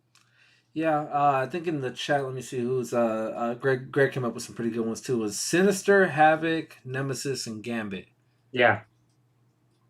Those are four out of seven. 4 out of 7 to make a. So who would your Build-A-Figure be? Would you say Nemesis? Would you say Nemesis? Holocaust? Yeah. I think Nemesis should be. Yeah. Because the old one goes for a pretty penny. Yeah. And most of the times it's broken. The helmet thing is broken. So I think that's a figure that the guys at Hasbro need to re-release. Sweet. These are all, and you guys, if you guys didn't know, Mr. Abnugler Rafa himself, Hasbro has microphones in his toy room. Anytime he's designing a toy for our community, I'm bugged. Yeah. Anytime he's coming up with something, Hasbro will undercut him and be like, "Oh, check it out. We are coming with the new Spider-Man with the Waldos. Do you have that prototype?" I don't have it right here with me, but yeah. Oh God. Okay, so within 24 hours? Within 36 hours of Dan, who had a stream of figures we wanted for next year, right? And yeah. And Rafa came up with a really good one for Superior Spider-Man. With Waldo's, paint schemes were on fire, right? And he debuted them on Dan Who's stream. We all know that the big three they watch Dan Who's streams, whether they're in the shadows, whether they're in the chats, they're watching. Within 24 hours, let's say roughly, right?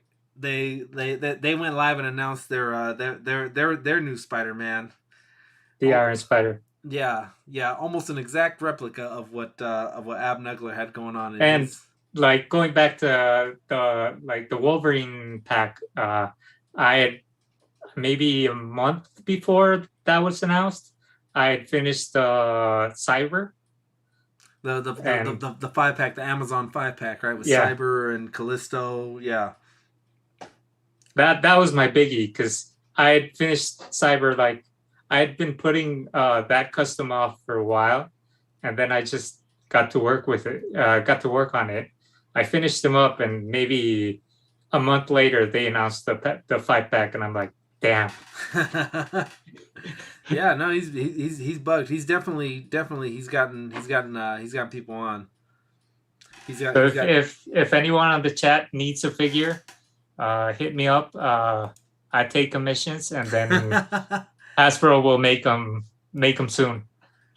Hang on 1 second. I'm gonna try to see. IE's trying to get in here. We'll send him a quick invite, and then if you need me to pop out. Well, yeah. If you're ready to drop out, bro, it's all good. I'm free, but if you need me to pop out, I can fit up to 2 of you guys. Let me go back to.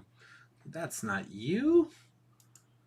All right, there we go. Let me let this guy know. Sorry, I neglected my Instagram, and then I looked, and he's like, "Oh, I'm ready." But yeah, no, we are. You know what? We're breaking new territory every day. Every minute that we're on here, we're breaking new ground. We're coming up on 8 hours. If we can get IE on here, great. If not, then we can wrap it up right at 8 hours. I think that's. Do you know anyone that's ever streamed for 8 hours straight, other than Seth? Seth with his MCE crew did a 8 hour stream.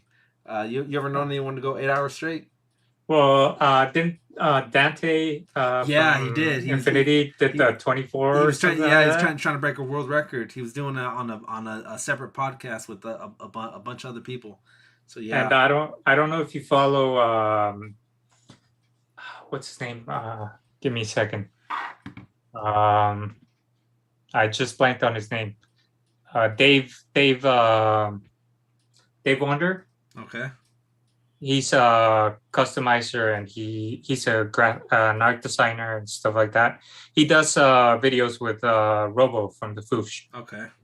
He recently did a 24-hour live stream, but both of them have been for charity. So just for the pure joy of being in. I'm just doing it for fun. For 8 hours. I'm just doing it for fun. I don't think anybody's as crazy as you. Okay, so once many moons ago, Phil Jones came on, and we only planned it to be for about an hour or two. Just chit chat, shoot the shit. The UK guys, man, they're so polite. Jamie's still in the chat now. He's too polite to say I'm going to bed. It's 3 a.m. for him, maybe later.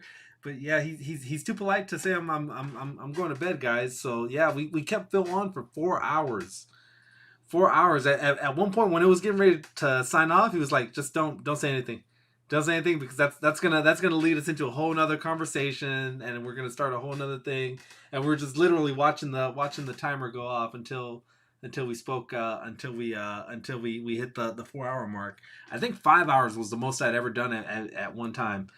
Now I don't know the parameters, if it counts when you don't go to the bathroom or stuff like that. But I've gotten up to go to the bathroom. I've gotten refills. I've had food brought to me. So there's all these little loopholes. It all counts. Yeah, and I mean, well, you guys have all been a part of it. So I thank you guys, from the very first guest on here to the very last guest, man. It's been fun. 4 a.m. for Jamie. Jesus, Jamie. Just remember, you've got a Legends and Liquor tomorrow. You've got we've all. Are you confirmed yet with Dan, or not yet? Yeah. Okay. Are you gonna be on? Yeah. Yeah. Yeah. I don't know what group I'm gonna be on, but I'm definitely gonna be on. All right. Dave's Dimensions in the building. What's going on, guys? All right. So those toy junkies messaged me, and they said that they do not collect GI Joes, but that they're gonna be able to. They want to throw this one back in, so we're gonna open this one back up for a re-raffle. So the toy junkies were kind enough to donate this one back to the raffle. So we will do one more raffle, and we're also waiting for IE if IE can get his butt in here, and then we'll see. So I do collect Marvel Legends, so I won't be giving back my Sentinel. Yeah. All right, so the Sentinel's off the block, guys. The Sentinel's off the block, but where'd you go? This guy. Number 6, Cobra Commander is going to be back up for grabs. If you guys want to enter that one, start dropping some wolf emojis. We got 15 people in the chat, so you gotta. If everyone enters, you got a 1 in 15, 1 in 16 now. But yeah, start dropping wolf emojis, and we'll get a new one. We'll get a new one of those started. But yeah, man, Rafa, it's been real. We've been out here getting it. Yeah, thanks for having me here. No, yeah, and anytime. Like I said, we met just via chats. So Yeah. you know, for us to be able to link up like this means, you know, if anything, I didn't piss you off with what I typed, you didn't piss me off with what you typed. That's pretty much what that means, right? No, and it's part of the whole thing of dance little group he's formed, that we're all pretty cool with everybody, and we're all like-minded. Yeah. So we don't have any trolls in there. We don't have any guys shooting shit and stuff. So it's pretty fun. I haven't met anyone personally, but like you and even my rival Rich and Jamie and all the guys like Cloud and everybody. They're all really cool, and I follow them and I'll speak to them every once in a while, and it's cool to have other people to talk to about this little thing we call collecting. Definitely, yeah. Because no, I outside of this group that we have here, I can't go to my normal friends and just, you know, talk to them about, hey man, do you know about the Miles Morales just dropped? You got him yet? Thinking about who? The what? The Jordans?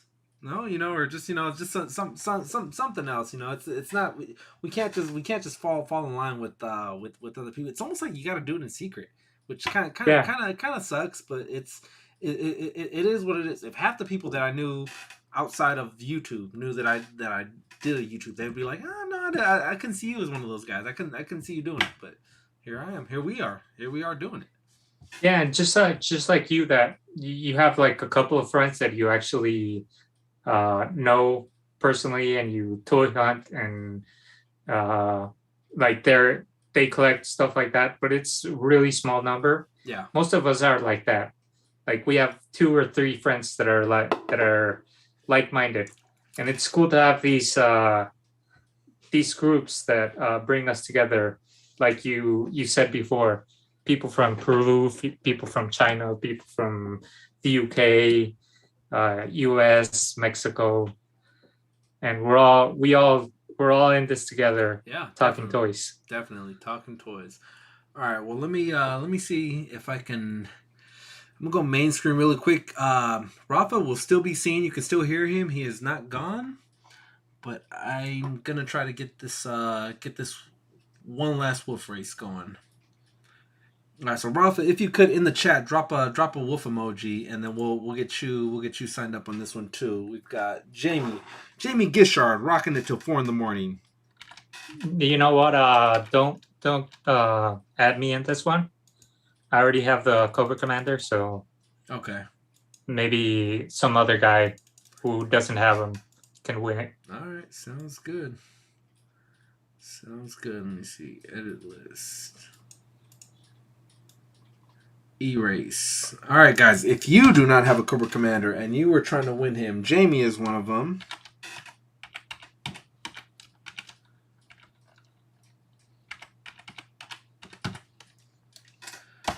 Dave's Dimension and Home Dude. Maybe I'll enter myself.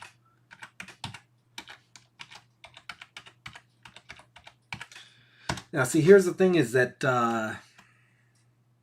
Cobra Commander is not the sought after figure that he once used to be. Maybe 8 months ago, you found a Cobra Commander. You were like, "Whoa, bro! You did it! You did it!" It's just right now he's readily available. I don't think I've been to a Target without not seeing a Cobra Commander. I will get people. If you would have done this stream like, I think it's 3 weeks ago, I would have been in the race. Really? That by that much? That's huh? Yeah. That's when I got them. I've been wanting to get one since they released them, and I got them like 3 weeks ago. Nice. All right. Nope, that ain't right. Hey, Mr. IE Toy Hunter, what is going on? What's up, man? Welcome. Can you hear me? Yeah, welcome. Just a bunch of Latino Americans on the stream. What's up, guys? What is up?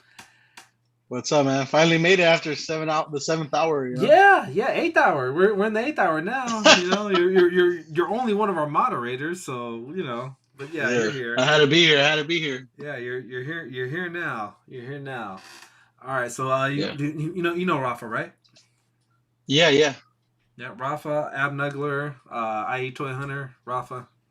Yeah, we haven't met, but yeah, I've heard of him. Okay. What's up, IE? All right. What's up, man? Sweet. So, man, you've been kind of watching from afar for the last 8 hours. What do you think of my first shift? Because I'm gonna put in some overtime, obviously. Yeah. No, it's the stream looks a lot like I like the new layup and everything. Everything's looking good. Everyone has their little setup. I'm digging it, man. Yeah, sweet. Thank you. Our good friend Dan, who had a good hand in this, and then yeah. We're building. We're slowly building. We're slowly building into something. I mean, I've been on so long that I've had food brought to me. I've had drink. I mean, it was to the point where I started out with coffee, and now I'm just I'm switching to the. You need to take your government mandated break, man. Like, you need to take another break right now. Yeah, no, I mean, I went a whole 8 hours without a 30-minute break. So yeah, someone owes me some overtime. I think the Wolf Mother. Yeah, man. Wolf Mother, I'm she's gonna have to pay me in figures. But yeah, we've got a Cobra Commander up for grabs. I don't think very many people want him. I think it's three people have signed up so far. So we're just yeah. Oh, the other guy didn't want the. So okay, didn't somebody win that one? Yeah. So those toy junkies won it, but he said that he doesn't collect GI Joes. So. Okay. So he donated it back to the. He donated back to the thing. So I don't know. Maybe I'll switch out. Should we do a mystery guest or a mystery gift that we should just randomly pull? And then Jamie said that we've been streaming for so long that it's actually morning over there now. Yeah, for real. It's already like they're waking up, dude. Just add Dan back to the stream. Yeah, come on back. Welcome back. He already got his sleep in, He's ready to come back. I'm looking at Abnugler. Abnugler's like, he's giving me the same look that Phil did after Phil did 4 hours. He's like, please don't bring up another subject.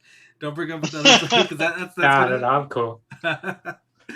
Yeah, you're not a drinker, right?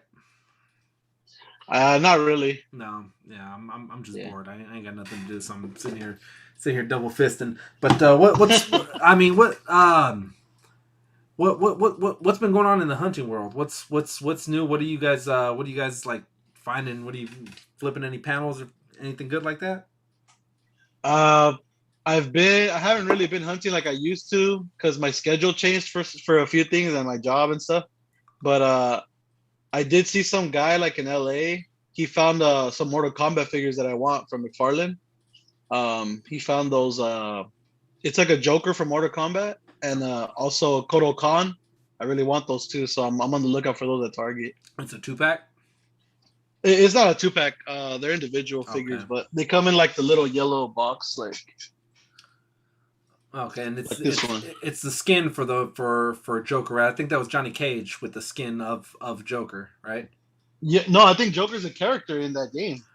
I could have sworn it was a Johnny Cage add-on, but I could be wrong. Yeah, could be wrong. Yeah, it was he's in the game. I've seen it. That's like Killer Croc was a skin add-on for Baraka. Yeah, I think Joker is literally just a whole character. Like he has his own moves and everything. Yeah, it's pretty sick. All right. Spawn is in it too, obviously. Yeah, Spawn's a good one. Yeah. How was your Thanksgiving, man? Did you do anything? You had your turkey? Yeah, we ate. We watched football. Ate some more, and then we got back home probably close to like 1 a.m. just because everyone does the family thing. And yeah. This whole week for me has been kind of a blur, man. Because like I don't necessarily. I've been off work all week, which is good. I never have that. So it's like I don't even know what time I go to sleep. I just go to sleep when I fall out. I wake up when I wake up, and it's just like you're kind of just wandering around in your pajamas most of the day. So it's Hey, that's the dream to me, bro. That's the dream. You don't got. You're just like living, you know. Yeah. Whatever happens, happens. LIVEN, living. Yeah, living. yeah, living right there. Yeah. It's better than stressing out, being here, being there, going to work, and then doing this. Yeah. It's better like the way you're living right now. That's life. Yeah. So you still working nights, or you back on day shift? I'm think I'm gonna switch to day shifts now, so that's gonna affect my hunting schedule. Yeah, well, not by choice though, not by choice. No, I know, and I love my graveyard shift. Okay, well, maybe you have your variation of the Wolf Mother, the IE Toy Huntress, start to step up and help you out, because when I went back to work, that's when the Wolf Mother. She is not getting up at 6 a.m. to go to Walmart for me, man. She's not gonna do it. I wish. Yeah, right. That always be good. That always be good. Yeah, see, they said Joker is an add-on character in Mortal Kombat. Okay. All right. Yeah. Toy Junkies. Thank you. Yeah, with was it Noob Saibot? I remember towards the end that they gave you guys a bunch of different add-ons. One of the things that hurt me was it didn't hurt me, but I was like, if you wanted to add RoboCop, you had to pay almost $20 to get the add-on, because it came with RoboCop, I think Rambo. Yeah.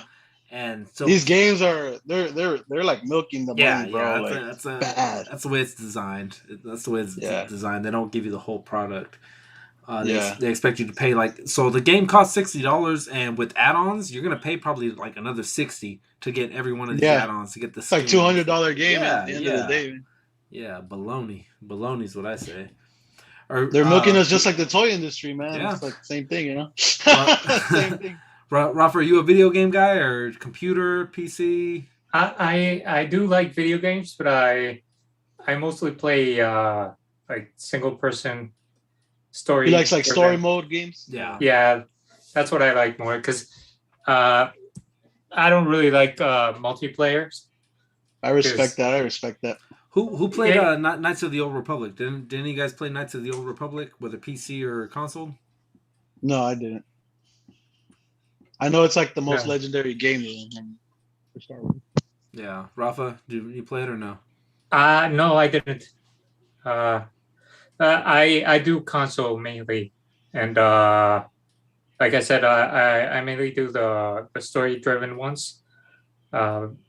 Mainly because multiplayer is just crazy. Like I started playing. What was it? I don't know. I played Fortnite like twice, and I'd get in and be killed immediately. Fortnite is wild because of the building. Well, that, and it's like it's generated towards. It's way beyond us, you know. It's for the kids that they can literally build while they're ducking and then popping out and shooting you and things like that. It's so hard to do both. I've seen some kid that's like holding it and like going on his keyboard, and like he's building a whole bunch of stuff, and like he's like I don't even know what the heck he's doing, but he's going wild on the keyboard. Yeah.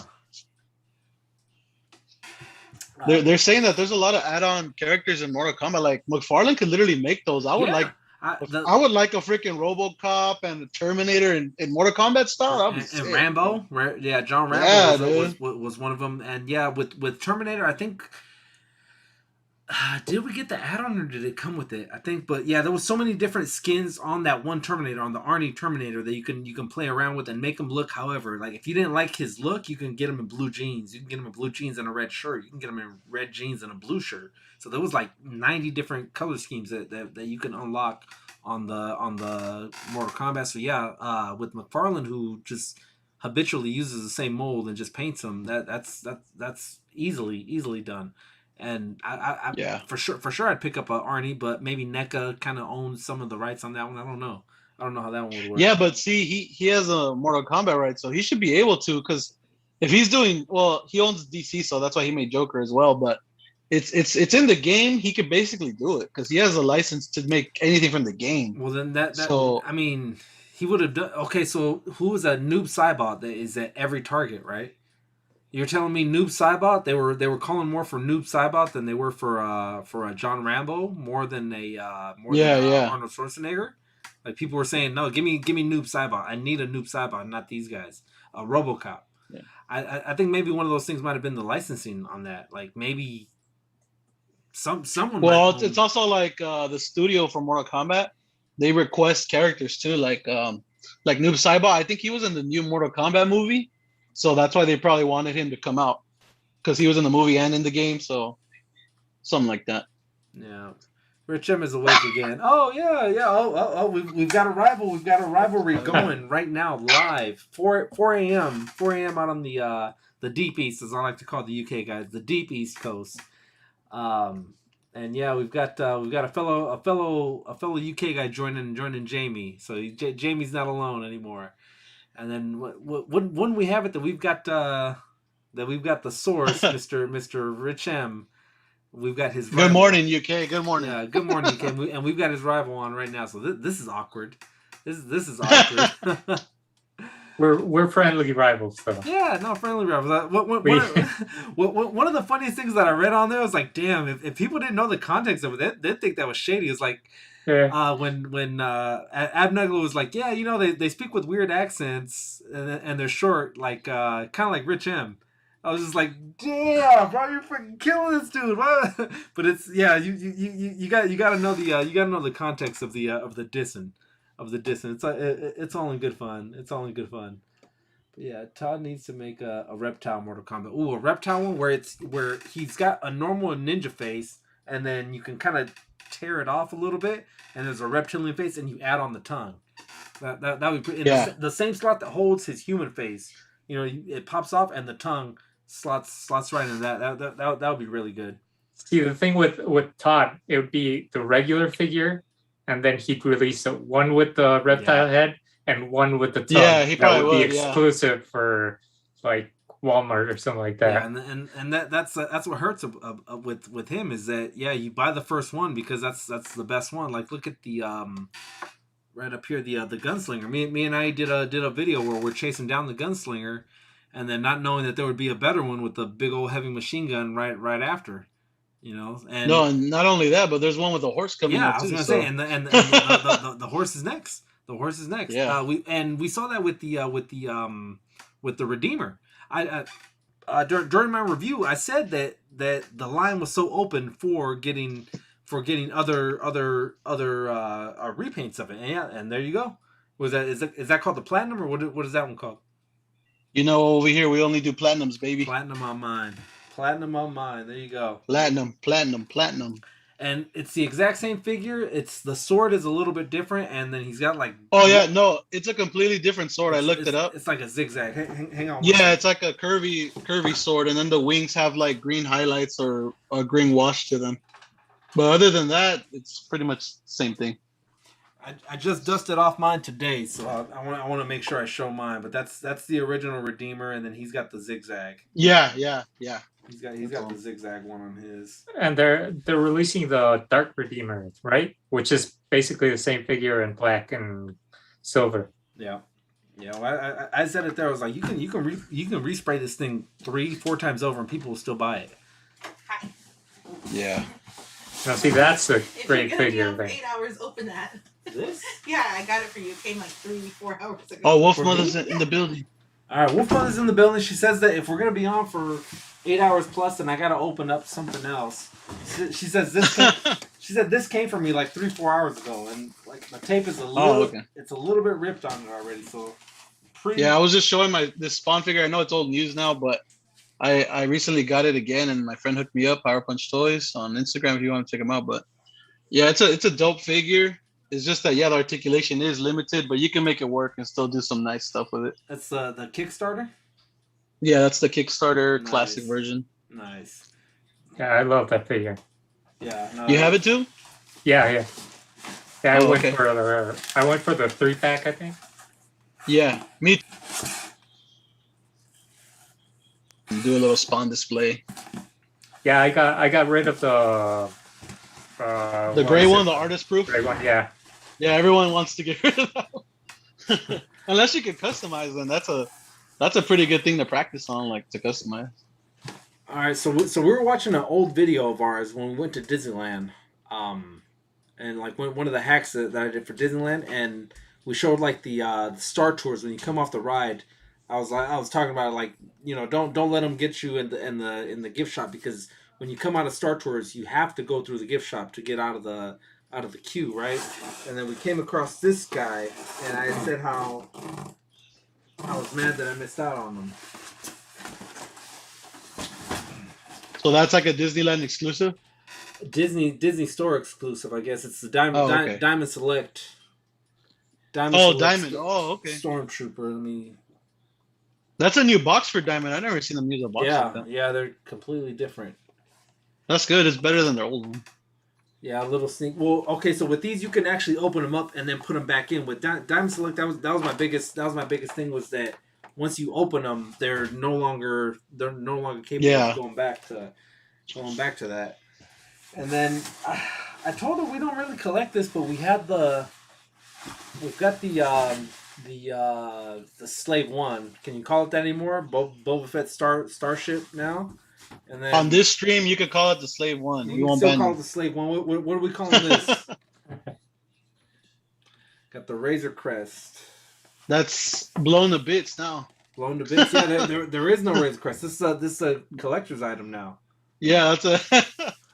I like how it's small enough to where he can sit on his lap, and they can just cruise the galaxy. And so the RG, what's up, man? Yeah, we're still on. Come back on, man. Let's go. I want to talk to you, Art. Yeah, right.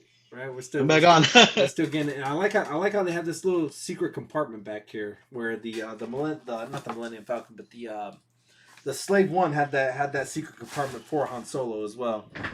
Yeah, that's to keep him in the carbonite. Yeah, frozen in carbonite, man. The trash heap. That's what someone said that in the comments. Greg. The trash heap. Oh, congrats to Greg too. He won the last race, huh?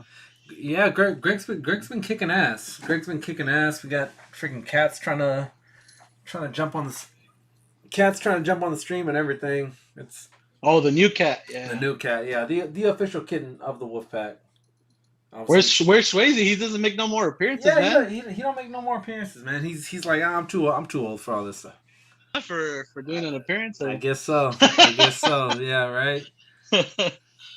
Well, man, guys, it's been swell. We're going on 8 hours and 20 minutes. 8 minutes. 8 minutes. I wish. That was a long time ago. 8 minutes and 20 hours, or 8 hours and 20 minutes ago. But I want to thank Rafa for being a good sport and just hanging on, and then just everybody. Let me see who do we have on here. Let's go backwards. I.e. We had Rafa. Right before him, we had Janko from Peruvian Fanboy. Right before that, we had Seth from the MCE crew, Mr. What's Poppin'. We had Art G, who's in the chat now. Thanks for coming on. Man Cave Collectibles came on just before him. God, it's been... I honestly don't even remember when I was talking to Dan, Hu, and Brandon. We had Jamie and Mark Tac. After that, we had Vic and her boyfriend Toy Empire. Aaron, come on, a lot of people came on, guys. I was shout out to all the continents: UK, Peru, United States. Who else we got? Yeah, you had someone from China on or something? You know what? I was trying to get Catmaster. on. That would have been really good. We could have had Catmaster on, and we would have been rocking just about every continent on this planet. But no, it was fun. I was legit. I was trying to get everybody and anyone who wanted to come on, guys. You guys would have been able to come on. Look at Ab Nugler. We forced him to be on. He wanted to go like 40 minutes ago. But no, I'm good. Yeah, no, I'm just messing. But no, I'm glad we got to anyone who wanted to come on. I'm glad we were able to get you guys on, and it was fun. It was fun. We talked to everybody, and it all worked. The schedule that we stuck by, or that I tried to lock down, worked. So thank you to everyone behind the scenes, in front of the scenes. Thank you to all the guests who were just waiting patiently and ready to come on when it was time to come on. So appreciate that. Thank you guys.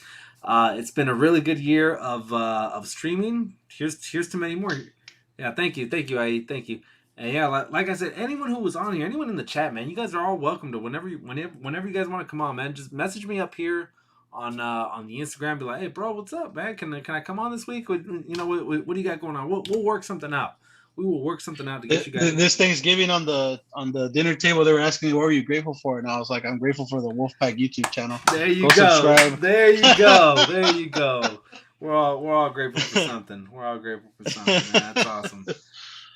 That's awesome, man. Well, thank you guys for helping me close this one out, man. It's been, we've been rocking it for the last year. I've talked about it before. Thank you for always being around. Earlier in this stream, I talked about how it was just when we first started, it was you, Phil Jones, and the Wolf Mother were in the chat. When these streams first started. So yeah. We've been putting in work the last year, so thank you for always supporting the channel and things like that, man. Thanks for always being a good friend. Appreciate you. No problem, dude. No problem. Yeah. All right, fantastic stream as usual, says Jamie. Jamie's been here for the last 8 hours, man. Jamie, thank you. Shout out to Jamie, luckiest man alive. Luckiest man alive. Mr. Mod himself. Jamie, thank you. Great stream, says those toy junkies. Thank you guys. Chat had Canada. Yeah, it did. We had Canada in there too. Canada represented. Yeah. all day. Had every continent of North America was well represented. A few of the UK ones, a few of the European ones. Yeah, but yeah, it was a great stream. All right, guys. Well, after 8 hours and 22 minutes, I think we're gonna call this one. But yeah, thank you guys again for helping me. Cheers. Oh wait, this just in, Wolfpack. Got a message from the boss. You got to do it overtime. We're working a little overtime. Mandatory overtime. Yeah. Turns out Nerdzoic and Toying Around are coming through, so we're gonna be going just a tad bit longer. Just a tad bit longer. And let me see. We just got a truck pulled in, so you got to stay overtime, bro. Sorry. Yeah. No. Does anyone still want to do this giveaway? Or are we like? Kind of the chat wants it, man. The chat wants it. Does the chat want it? Okay, let me see. Oh, represent the chat wants it. Represent Philippines. Says Filipino gang. Yeah, Pinoy in the house. That's what's up. Okay, that's so right. Are we doing this one? Are we not doing this one, guys? They wanted. Someone said it. Leave a comment below if we're still doing that. Drop the wolf emojis. Drop the wolf emoji if you still want to do it. Let me see if I can find that. Bam! Yeah, we got 3 names. We got 3 names listed on there so far. So if we want to do it, we can do it. If not, we can call it good. Wait, what is that? All right, sorry. Apologies. Missed the first hour or so when I was at Frank's. Oh, you know what? And yeah, hey, Home Dude was supposed to meet up with us when we went to Frank's. Me and IE. Yeah, 19 in the building. There you go, IE. You got it. I was like, is this how many people are watching right now or something? Guess it's But yeah, okay. So IE's down, Jamie's down. Home Dude was at Frank's. Yeah. No. They have any Black Friday deals out there? Right. So the time that me and IE went, we were trying to meet up with Home Dude. We were trying to meet up with those toy junkies. It's just schedule was time didn't allow it, but that would have been good to do our own meet and greet. We missed the big YouTubers meet and greet by a week. I think the Saturday before. Who was out there? MCU was out there. It was the podcast. No, what's it called? They have a podcast. Toy Amigos. Yeah, there you go. Toy Amigos. Yeah, Toy Amigos and all those guys were out there. I think even Laser Pants made it out there for that one. What's his name too? The Fig Drip. Fig Drip was out there. Plastic Addict. Swap it out, says the Wolf Mother. Swap it out for what? What can we swap this out for? If nothing else, this peg warmer of a figure that no one wants to win it. That's crazy. It's like, I'll give you this for free. Do you want it? Nah, I'm good. Not for the Sentinel, because that one's got a house already. Yeah, no, the Sentinel's already it already left for Rafa's house. At least like people are being nice, like, oh, I don't need it, At least they're saying that. Yeah, most people that they don't need it. Yeah, most people just take it and flip it. Yeah. Thanks, Wolfpack. If that was a Kitty Pride, I would be in it. Just ship it to Rich. Yeah, right. I did get some good Rich don't want it because it's not a female character, huh? Kitty Pride? Yeah. You don't want a Cobra Commander because it's a male. Cop Goliath. Goliath says Greg. Oh, You know what? I haven't found another Goliath though. Is the thing. Like if I had one waiting in the wings, I'd be like, yeah, I'll trade this one. I'll trade this one off. I haven't come across another one. I found one, and no, I found two. I kept one for me. I sent one to Dan, and then he's probably one of the most recent hardest to find NECA figures recently. Yeah, you know what? I stumbled upon some wolves the other day, like 4 of them, just like how you were the wolf whisperer. I found those. Yeah. I was like, I'll let my boy get a shine. Because it was like a day or two after you posted yours. I was like, I'm gonna let him shine. I'm gonna let him shine. You found 4. I found like 8. Yeah, right. They were it's crazy. I never thought I would see those, but they were at a lot of Walmarts out here, surprisingly. Yeah. So right now I'm at the 3 spot, and I think I'm pretty good. I'm pretty happy with three wolves. The new wolf is coming out too. The one that's on all 4s. The Kessler wolf. Yeah. Yeah. That one's probably gonna be hard to get too. I already know that. Yeah, definitely. All right, man. Well, if no one wants it, don't get me wrong. I'll keep it and see what I can put it in dry storage, cryo freeze, as I like to call, and see what happens in like 9 years. Maybe someone might want it then. Did you get another Costco or you just gave away the only one you had? No, I was able to get another one. I was able to get another one. Yeah. No, I wouldn't be that crazy. Yeah, I was like, I thought you only had one of those. Yeah, no, but I know how hard it was to find those, to find anything Black Series. So when I found a second one, I was like, man, let me kick it down to somebody. Someone's gonna get juiced about this. Someone's gonna get juiced about winning a Costco Reeves. So yeah, the Alien Queen was a pretty awesome prize. The Toy Junkies. Yeah, and then those Toy Junkies said that the Alien Queen was the one. Jamie, man, they freaking I think they lost a package out there, so we tracked it. Dude. Yeah, we tracked it up into somewhere on UK shores, and right now we're in litigations with the post office. It's almost like it's almost like I want to go out there and choke somebody until that package comes up, But that's not the case. That's not what's happening right now. So it kind of sucks. But yeah, all right. So, as it stands right now, Jamie's trying to push for the giveaway to go. Let's just give it to Jamie, man. Let's just give it to Jamie. No, if no one else wants it, I'm like begging you guys to take this one off my hands. All right, give me 3 wolf emojis if anyone else wants it. Other than that, if no one can give me 3 wolf emojis, then I'll just give it to Jamie. Yeah, looks Jamie like should win it's me by default. It's me versus Jamie. Oh no, Home Dude wants in. Home Dude wants in. Okay, so you, Jamie. It's 3 people. I thought you stopped collecting. Have a 3-man race. I thought you stopped collecting GI Joes. Hey, nobody wants it, man. I gotta get in the race. All right, I got you. Check your text. Me. Plus, I'm going against Jamie, so I'm probably screwed anyway. Yeah, lucky ducky. You can't beat that guy. You cannot beat that guy. All right, I'm gonna go get a refill real quick, guys, because I gotta have my refill on point when we go. But or just put Home Dude and Jamie because they're the only ones that are. I think Dave mentioned way back ago. This is crazy. The fact that we gotta go this deep into detail to to give away a figure. You can't even give that away to the homeless guy outside, bro. Like, Target. Hey, you want this Cobra Commander? Like, nah, I already got it.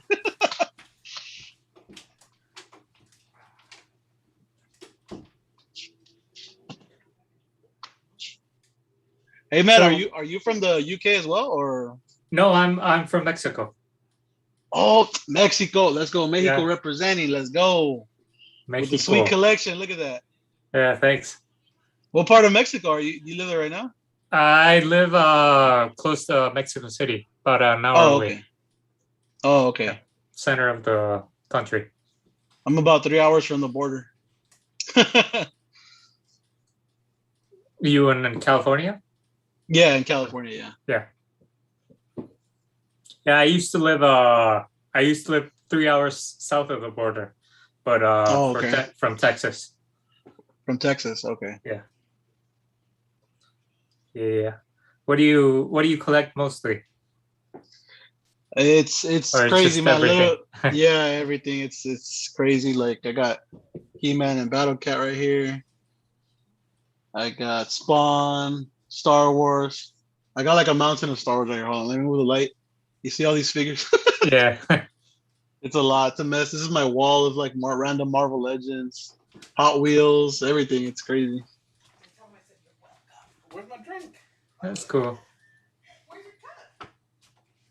I wish I could just focus on one thing, but looks like you're like me. You have a little bit of everything: DC, Marvel. Yeah, I have. I don't see no Star Wars though. I do, but they're. Oh, okay. On another shelf. And I have a Star Wars shirt that it has a Star Wars logo. Not on right now, but welcome back, dude. I am back. I finds the new stuff. Says RG. All right. So RG, my man. Here's the thing. Since no one wants the where'd you go? Since no one wants Cobra Commander, I'm gonna ship this one to Jamie, just because he still hasn't even gotten his queen yet. Royal Mail kind of screwed him, so I'm gonna. That's true. I'm gonna hook him up, and get him the Cobra Commander free of charge. Now, just give him the. Just give it to him because he's still awake watching. Yeah, no, for real.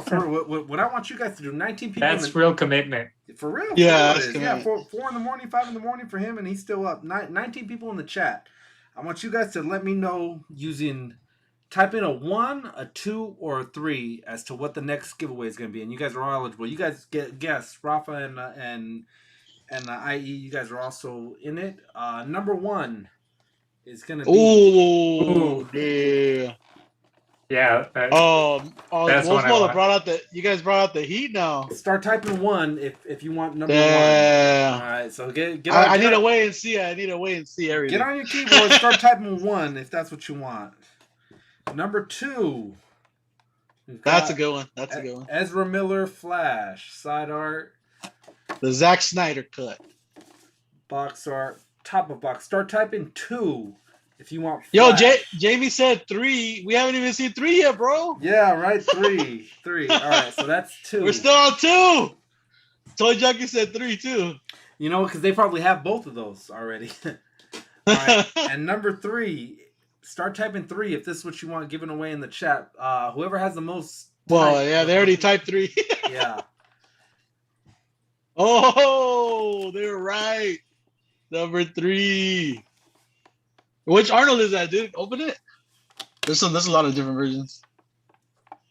Oh, okay, I remember that one. Got long hair Arnold. Wait, I can see. Oh, okay. Drop your votes, people. I'm gonna say number 1 because I have never seen that one yet. All right, number 1. Number 3. Number 3 is number 1. Come on, number 1. Terminator 1. Arnold Schwarzenegger. Number 1. Come on, drop the votes. Number 2. Ezra Miller Flash. Okay, so there's 3s and 1s between 3 and 1. RG wants number 3. Hunter for Hire wants number 1. Number 1. Jamie changed to 1. Yeah, no love for Flash. I'm switching mine too.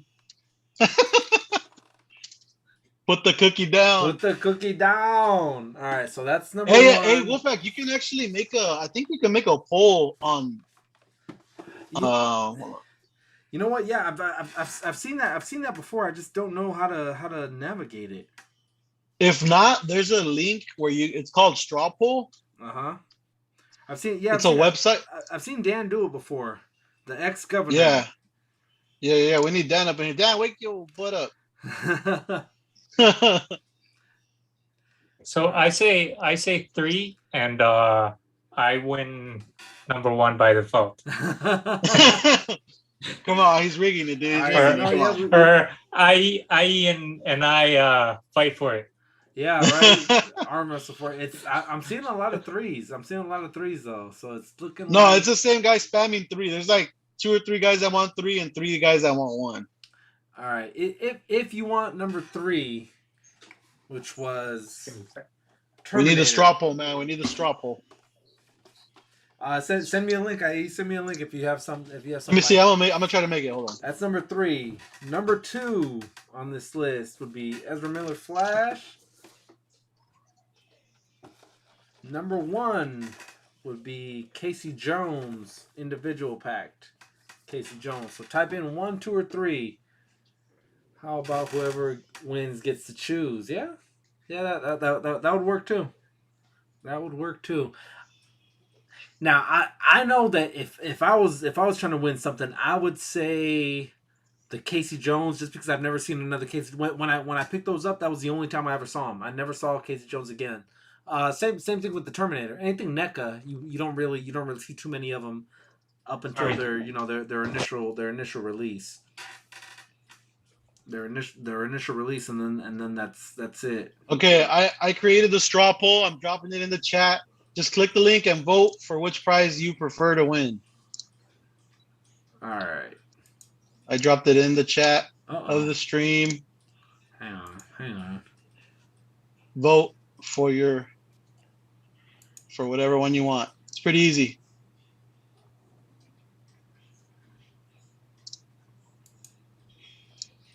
Do you want to grow your YouTube channel? Do you want to earn more views, more subscribers? 4 people have voted. Casey Jones is 75%. The Governor is 25%. Flash is 0. Or yeah, we could just let the winner pick. Yeah. I don't see the poll though. You don't see it in your chat? Mm-mm. Oh, okay, now I see it. I'll post it again. Yeah, 75. It's looking like it's Casey Jones, the Governor. Yeah, Casey Jones 75, Governor is 25. Live results, people. Live results. Oh, someone voted for the Governor. 30%, 66. Casey Jones. All right, we'll give them a little bit to. Yeah, give it a few minutes. To do what they do. We're not doing a wheel generator anymore. I can close that out. All right. Wait a minute.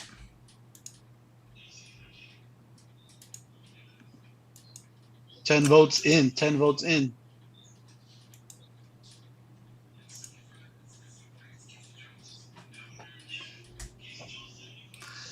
What did I do? Oh, look, I'm hanging out with Miguel's clone. Wait this way. Wait this way. Oh, wait this way. Oh no, it changed again. There you go. Now we're set. I'm still learning it myself. But guys, cheers. We are coming up on the 9th hour. 20 minutes away from the 9th hour. Rafa, you were with me at like the 7.5 hours. So thank you for hanging out. Thank you for hanging out. I appreciate you guys for everything. We were like minutes away. Not even minutes. We were seconds away from signing off. And the Wolf Mother convinced us to do another giveaway. So Wolf Mother MVP. If you guys relate to the stream, if you guys showed up, I don't know, 5 hours ago, and you're wondering what's going on, Sirius Black took home the first prize. Right after Dan Who came on, we did a giveaway, and Costco Reeves is going to Sirius Black. Oof Oof won the second giveaway. He's long since gone to bed already. Oof Oof won the Baroness. Right after that, when Man Cave came on, we did the giveaway for Cobra Commander. Those Toy Junkies was the winner, and he decided to donate it back to the cause. So we're gonna we threw that one back in. Jamie Gishard, who's just thrown up the drink emojis. Cheers to Jamie. He's having a morning nightcap now. This is going back to him to the UK. After that, we had the Cowboy Collector won Miles Morales. Shout out to the Cowboy Collector. And then right after that, who won this next one? I do not remember anymore. Does anybody remember? Was it Greg? I'm gonna help you. He sounded a little Greg stuttery. Finstad. I think it was Greg. Okay, all right. And then we're. Oh, I was right. It was Greg. Yep. And then we're still waiting for results. We got the Wolf Mother in the building. Howdy, Wolf Mother. Hi. Which Howdy. way you going? Left or I'm right? here. Hey, IE. Hey, Rafa. Again. What's up? Hey. Okay, so where's your wheel? Wolf Mother, thank you for the extra giveaway. We ain't got no wheel. Keeping the stream alive. We're going for 12 hours. No. 12 hour stream. 12-hour stream. Put it in OT. Okay.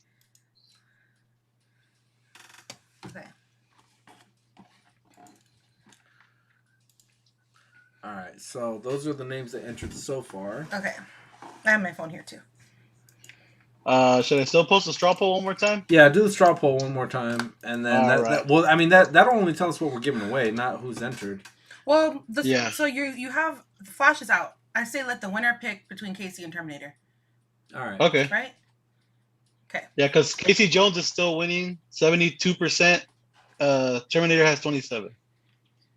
Greg said no. 24-hour stream. 24-hour stream. I'm down. I am down. 12 hours. Miguel's face. Yo, I've been home, dude. No. I've been waiting for a 24-hour stream. Jamie, Dave 24. Oh my love, you're drunk. Can't spell. Okay. How dare you?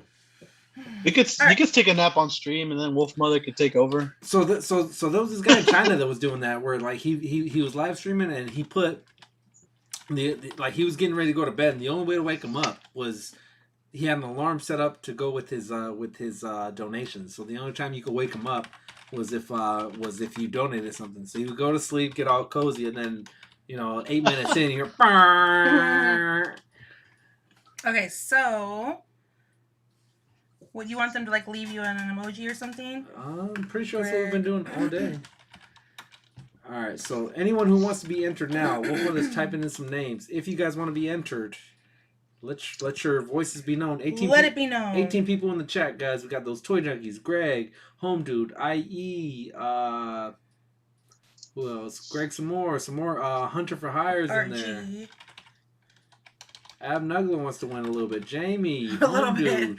Rafa just wants to win a little bit. Yeah, just a little bit. And who you will be battling for? One of you guys will be taking home one of these guys, whether it's Terminator mode or tank top turtle. No, he's not in a tank top in this one.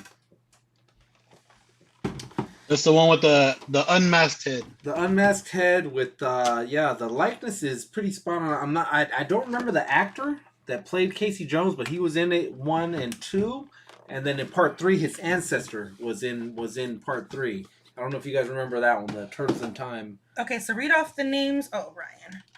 Is his name Elias Cotillas? I think so, Elias something. Yeah. He was the older brother in Look Who's Talking 2. He was in Fallen. If you guys are fans of that movie, Fallen, with Denzel Washington, John Goodman, Oz Newton. Oz Newton's in the building. All right, cool. Anyone else? All of a sudden, everyone's coming out. All of a sudden, yeah, Ryan. All of a sudden. Those Toy Junkies, Ab Nuggler. When it was Cobra Commando, though, everyone was heading to bed, bro. Yeah. Okay, so Jamie, I have Dave's Dimension, Home Dude, IE, Ab Nuggler. Let's go this way one more time from the start. Oz Newton, Ryan, please. Don't even. Just stop. Ryan. Right. Ryan, RG, Don't Greg, butcher your name, Ryan. Those Toy Junkies, Hunter for Hire, Ab Nuggler, Bestie IE. Wolfpack needs his mandated break. Home Dude, Jamie Gishard, and Dave's Dimension. Anyone else? Anyone else? Speak now or forever hold your peace. Don't forget my wife and my kids, says our All right, those are actually pretty good odds. It's like, can my dog enter the giveaway? You guys have a 1 in 11 shot of winning. 1 in 11. I'm with okay. it. All right. You gonna be in here? But Jamie, yeah, dude, do it. It's a final giveaway. Jamie's in it, dude. We're screwed. Oh, did Rafa leave? No, I'm right here. Yeah, he's still there. You just can't see him because he's hogging on the stream. Well, except for speaker. So, but you can't see him because our picture's covering. So this is what everyone sees. I thought you booted Sorry out. if I'm hogging the screen. IE, be nice. So we'll shuffle up. Just I can't control the layout. We'll shuffle up, and we are just 15 minutes away. Greg said you can. You know what, Greg? If you win, then we'll just go to the second person. Then he said he wants another one to win. Oh yeah, because Greg's a winner today too. Greg's a nice guy. Greg don't want to be involved in none of this stuff anymore. Greg, no more shenanigans. Greg said he's done. Greg's also been here for 9 hours. Oh God. Also, yeah. Whew.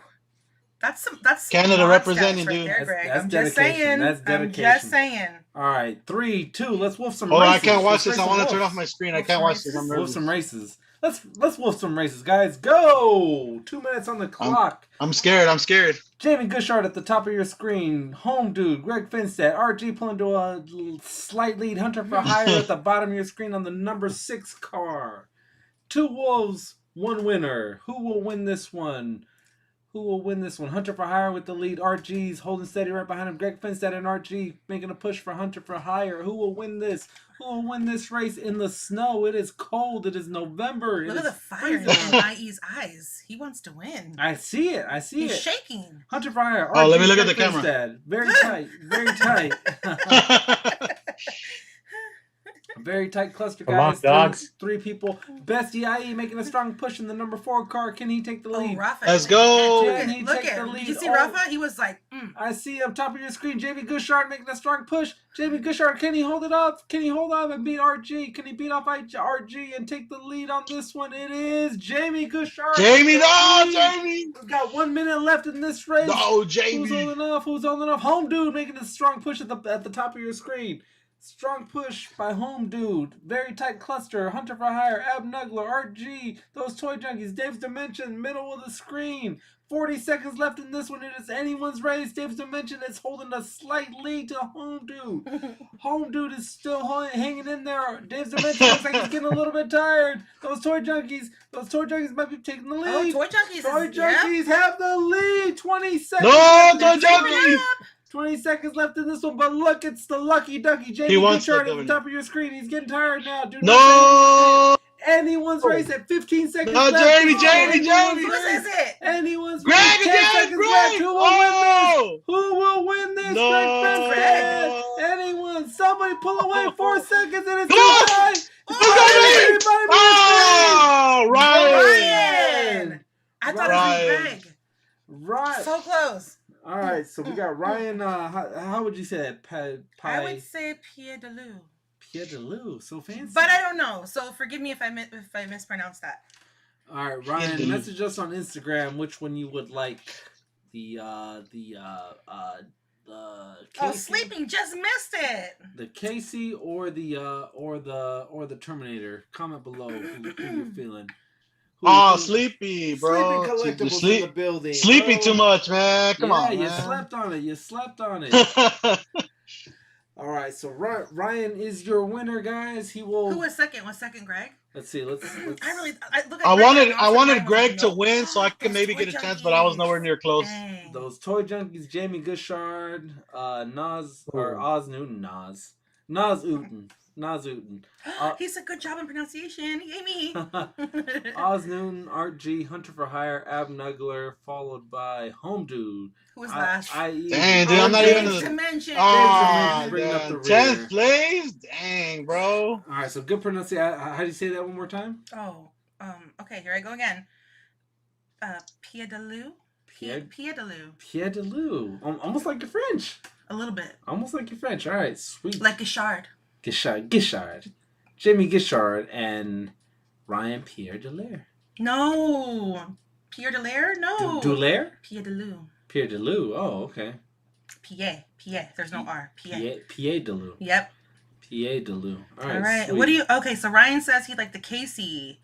If you're on Instagram, Ryan, just go ahead and DM. Yep, right there. The Wolfpack Toy Review. If you are not on Instagram, send us an email. I'll wait for you. Tell me what you have. If you are not on Instagram, then I'll drop the email for you. Unboxing Nams. You missed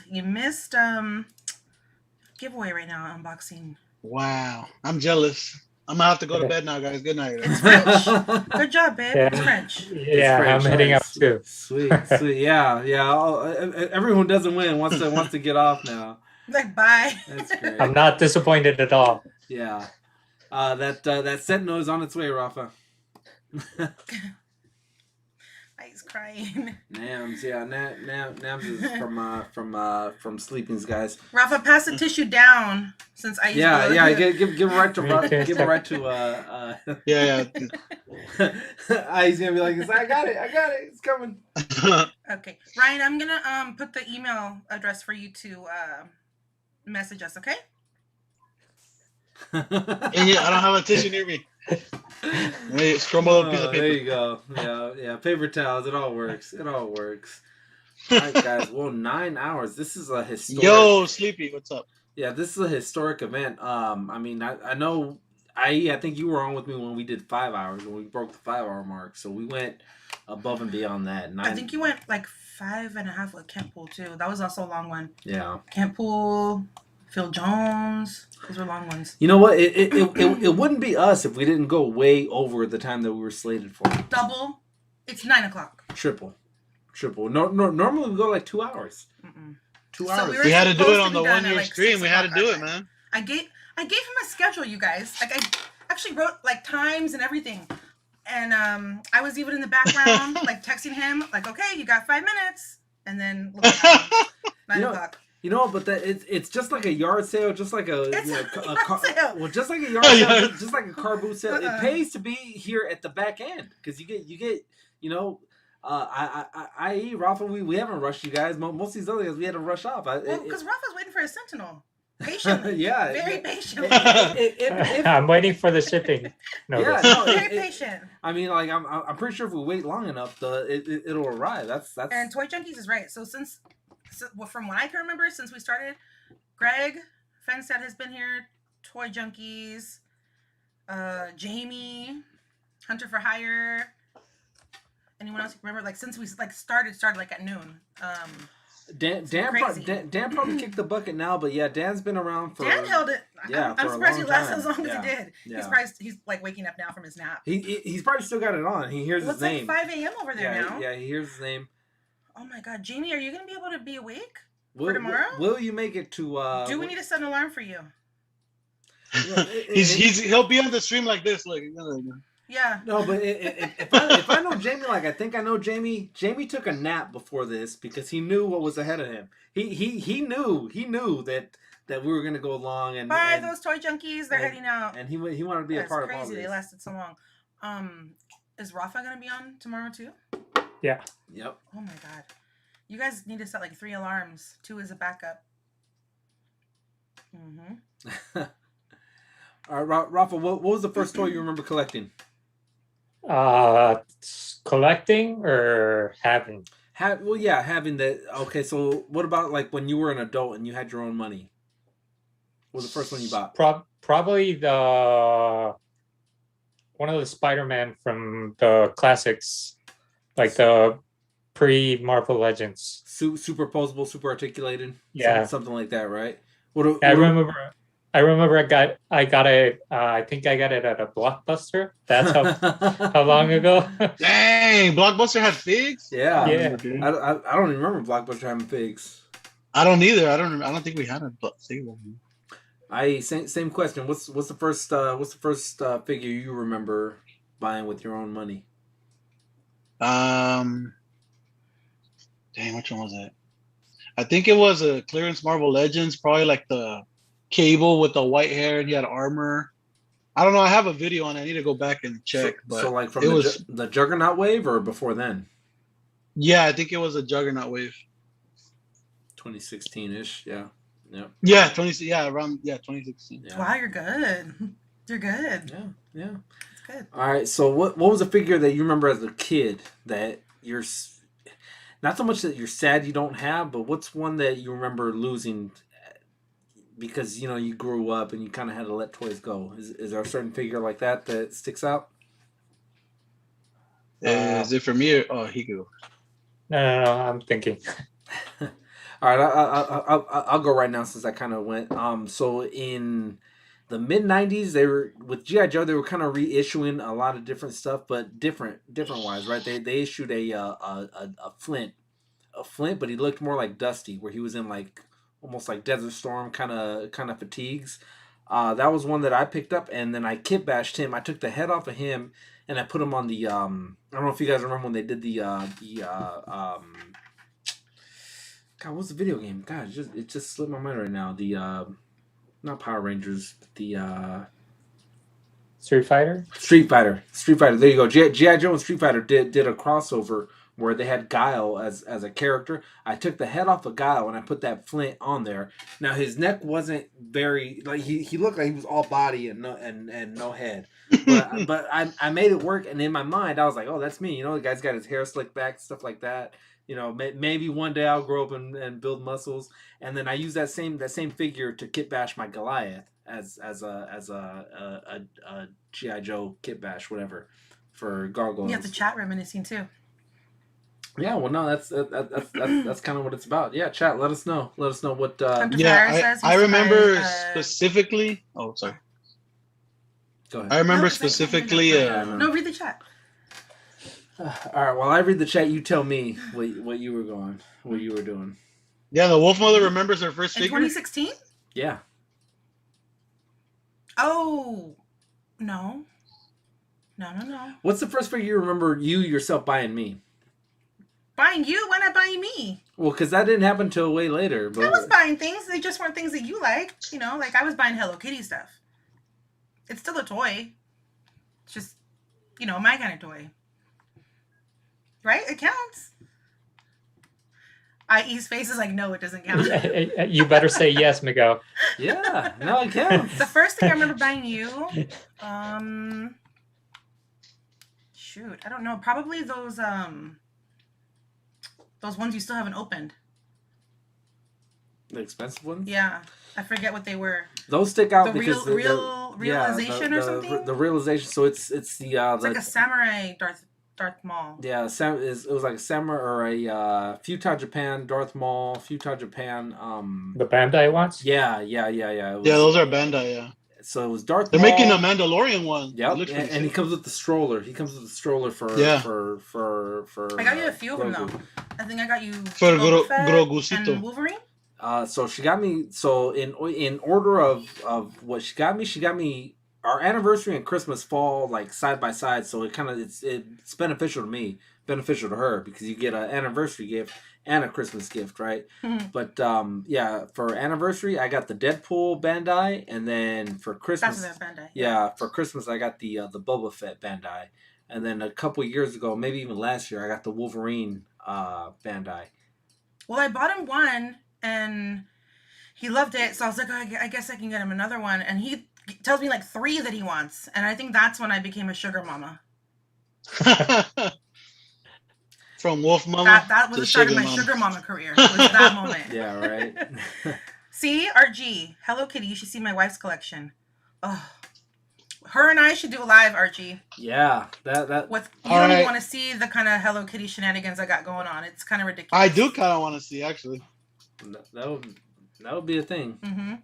He says he does kind of want to see that.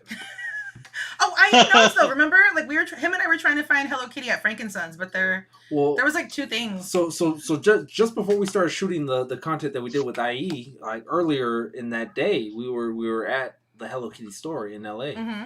So you know, I spent like $400. Just in that shopping session. Not my proudest moment, but I have no regrets. Yeah, someone's saying Stargate and BSG DST figures kept tempting me, but I didn't like the articulation. Greg says Target 4 Ragnarok 2-pack. That's not that long ago. Yeah. So DBZ's Dragon Ball Z? Yeah. Yeah. Okay. Dude, my Blockbuster must have sucked. They didn't have no figures. I just remember it had video games and movies. Yeah, same thing. And candy. Same thing. But Hunter for Hire said he got those at Blockbuster too. That's why I ditched them for Hollywood Video. They didn't have a big toy out. It was just like one stand. Yeah. Okay. I don't remember that. I don't remember that at all. They had a few toys and some candy and stuff like that. All right. Well, Oz Newton. You changed your name from last time, right? Right? Wasn't it like something with like a cat?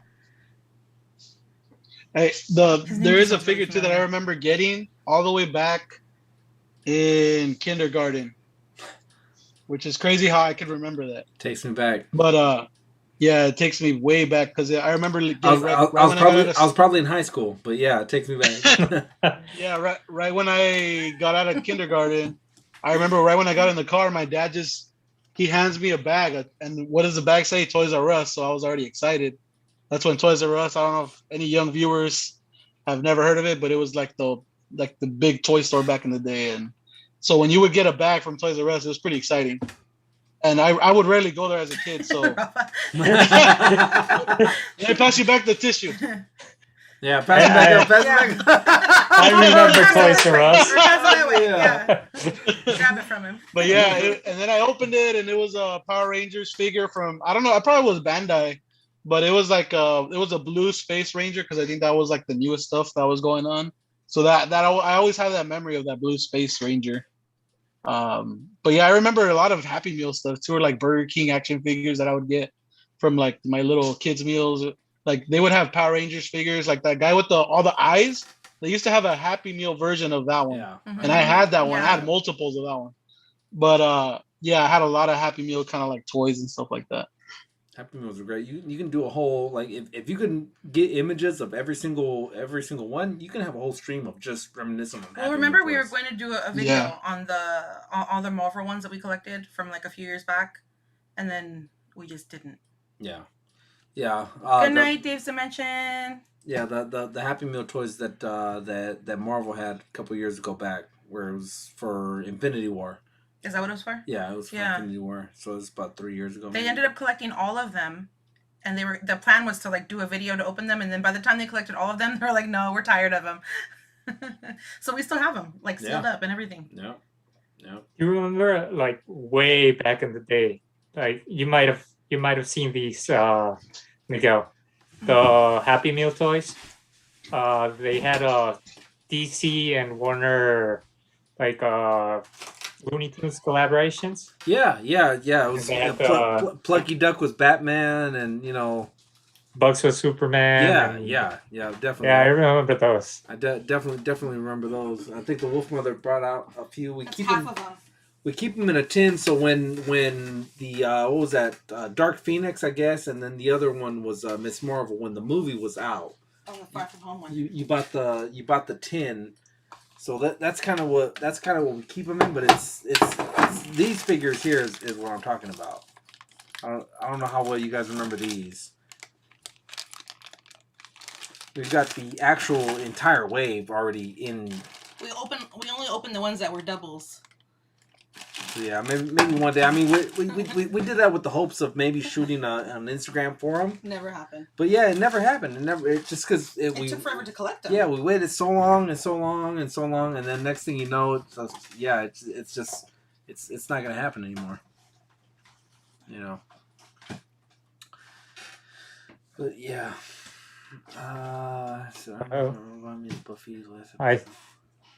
I think I'm gonna head out now. Okay.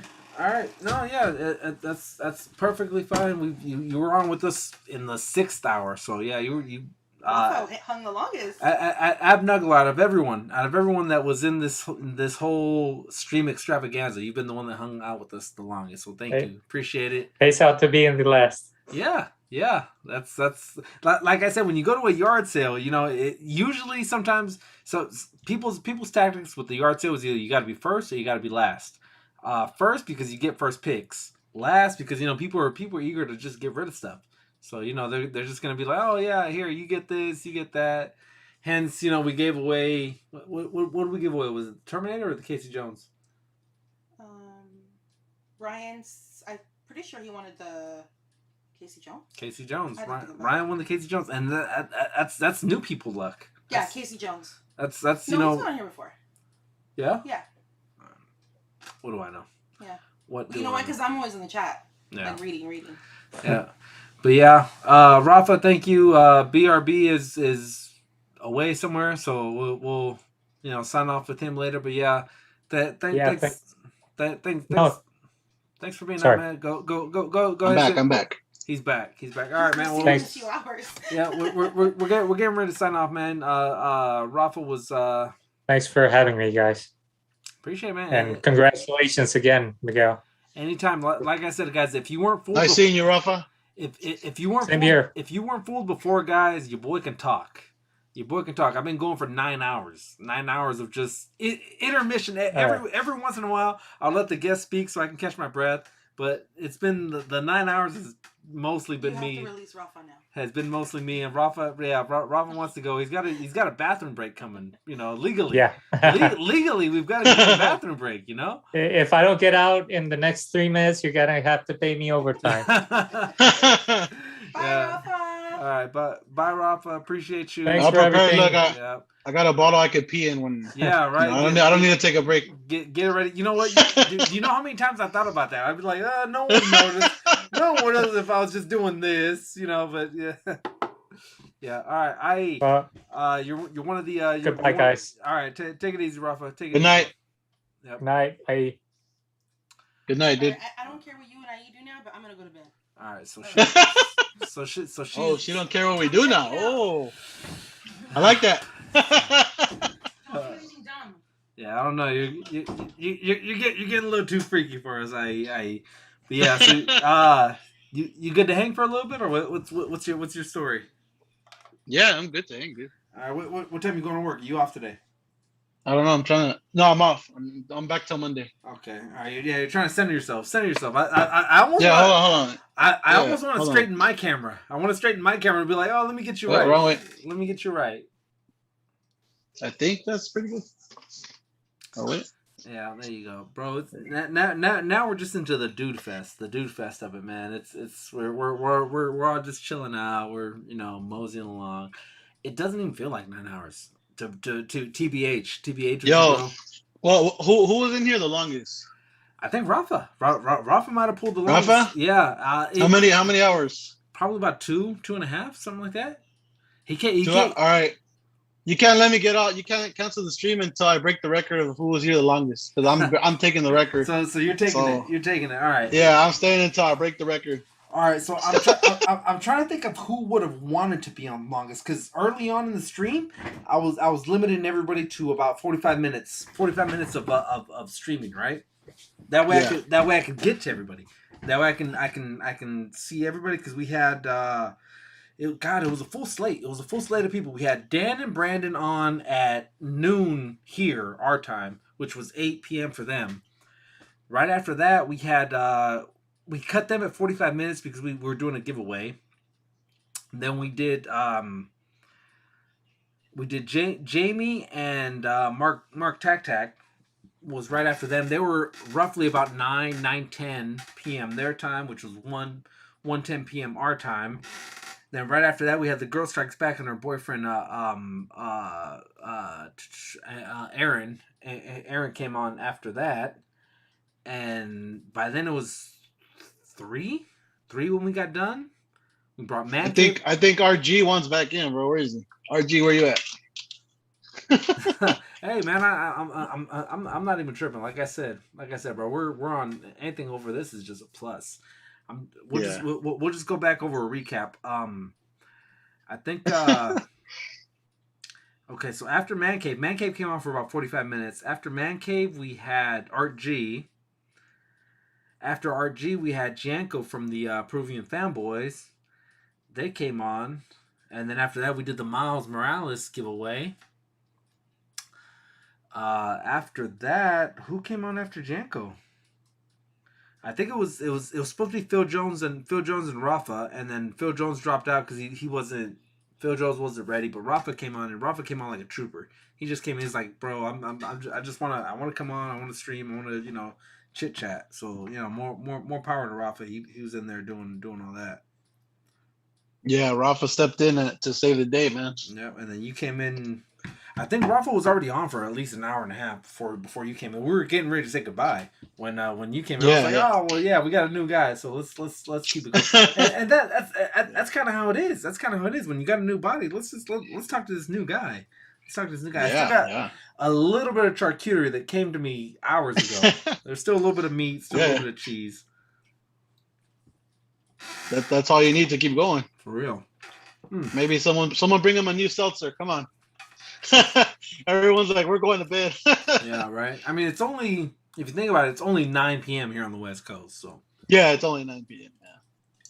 Someone's asking, did you see the 1-to-1 scale Jack the Pumpkin King for $334? Wow, 1-to-1 scale. So he'd be really tall and gangly at that height, right?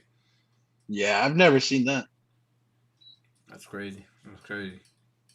Yeah. Did you get any cool Black Friday deals? I was like on Instagram trying to see if anyone was gonna post anything, but no one's really posting anything. Yeah, no, I didn't see too much. I didn't see anything to make me jump out of my socks. So I was just like, Yeah. you know what? I'll just kick back. I'll kick back and do my thing.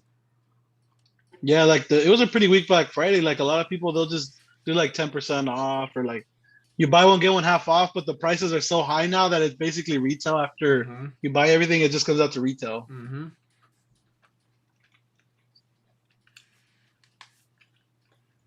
I remember Amazon used to bust out deals crazy, like, oh, bam, for this Well, hour we got this. Cyber Monday. Cyber Monday is right around the corner. Cyber Monday, yeah.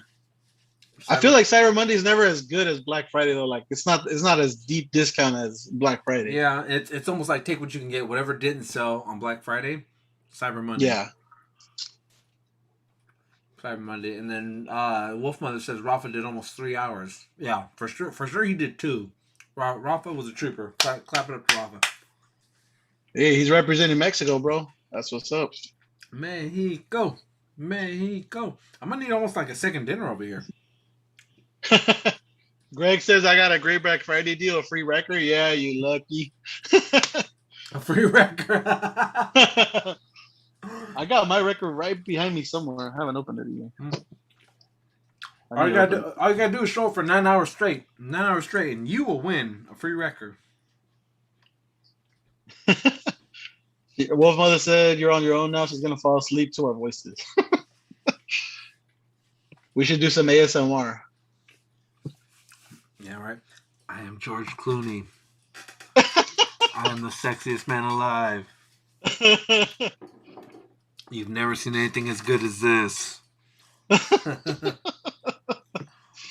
It's all psychological, bro. It's all psychological. You get your mind right, the body takes over. It's all psychological. Yeah, it's exactly, yeah. When you go lie down later, it's gonna be like, George, are you gonna Is that you? Is that you? And I'm like, yeah, baby, it's me. Can you tuck me in? Repeatedly. I will tuck you in repeatedly. I remember you were talking about the weather. Were you talking about the weather with somebody? Because like over here, it's like it was literally like 80 degrees the other day. No, so Southern California and Northern California are completely different. Like with the Magic Mountain thing that we did. I remember doing the putting the temperature, and I was like, no, I can't put that in because it's not always 100 degrees out there. It is. Yeah, Southern California, it is always. It's at least 80 degrees. The coldest you will get is, I'd say the coldest I've ever been in LA proper. We were at Disneyland for New Year's, and it was like 65.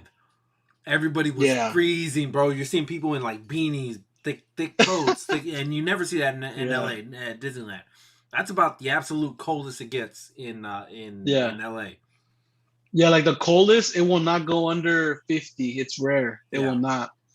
Even like on a super cold night, and we're already almost in December, and I have yet to see like a really cold day or like a really bad day. Yeah. And then Nathan Bowden, bro. Hey, we got the drinks flowing, brother, all night. Every so often, I get reinfused with the new guest who's got more energy than me, so I got to step it up and keep it up with them. So I'm shining, man. Every time I get a new guest, that's just I get rejuiced. I get rejuiced and want to do. Wolf Mother says she don't want George Clooney, bro. She wants Paul Rudd. He's the new sexiest man alive. Oh, I can. Yeah. You know what? It's been a pretty slow year, bro. If Paul Rudd is your sexiest man alive, it's been. It's like, come on, we got Wolfpack right here. Like who's running these contests, bro? Yeah, like, man. I mean, I'm not 50, but I can crack a joke once or twice. Guys, that's all it takes. If you can be funny. If you can make her laugh, you can get in her pants. That's automatic. The sexiest man alive is not very sexy, but he can make a chick laugh. Yeah. Put it together, boys. Put it together, boys. And then Ryan's asking about Collector's Crush. You know what? They are full-time students. They're full-time students right now, and I've actually talked to them a couple times in this since their departure. And yeah, they're pretty busy with school, guys. So it's. The thing with Collector's Crush is. Oh wait, Miguel, just in. Collector's Crush wants it on the stream. Send them the invite. Send them the invite. Send them the invite. Here they come. Oh no, I tried getting them on, guys. I tried getting them on, but they're like I said, they're full-time students. They're very committed to their schooling, and yeah, that's where they're at right now. They're locked in on getting an education and bettering themselves for the bigger picture, bigger picture of it. So yeah. But Collector's Crush, good friend of the channel, man. I would love to have them back sometime soon. I definitely. Collector's Crush, let's get on right now. Come on. Yeah. Tony Miranda, guys. We miss you guys. We miss you guys on the YouTubes. Come on back, guys. We miss you guys. Cheers to that. Cheers. Greg says, have you ever checked out Eagle Moss with its Starship replicas? Trek, Who, BSG, Stargate? No, I haven't. So I'm not crazy big on Stargate. I like I said, as far as Stargate that I've known is the movie. We're into the Wars of Stars. Yeah, the Wars of Stars, Star Wars. Yeah. Now I not to say that I don't know that Stargate Atlantis, those things. I knew that there were shows going on. Richard Dean Anderson did an awesome job on Stargate, but I wasn't like fully vested like that. I was just aware of them. Similar to the way I'd be aware of like Charmed, with Alyssa Milano, Rose McGowan, things like that. I wasn't fully into all the storyline, but I was like, oh, hey, Alyssa Milano's there, so I'll pay a little bit of attention to it. After Dark, let's get it, says IE. After Dark edition. We had like 20 viewers, so thanks everyone for still being in here and hanging out. Yeah, man. We're messing around. If you guys come up with a topic throughout the time, and yeah, like I said, Jamie, if you want to drop out, you're more than welcome, bro. I appreciate you. It was very admirable everything that you've done tonight. Thank you, Jamie, for everything you put in.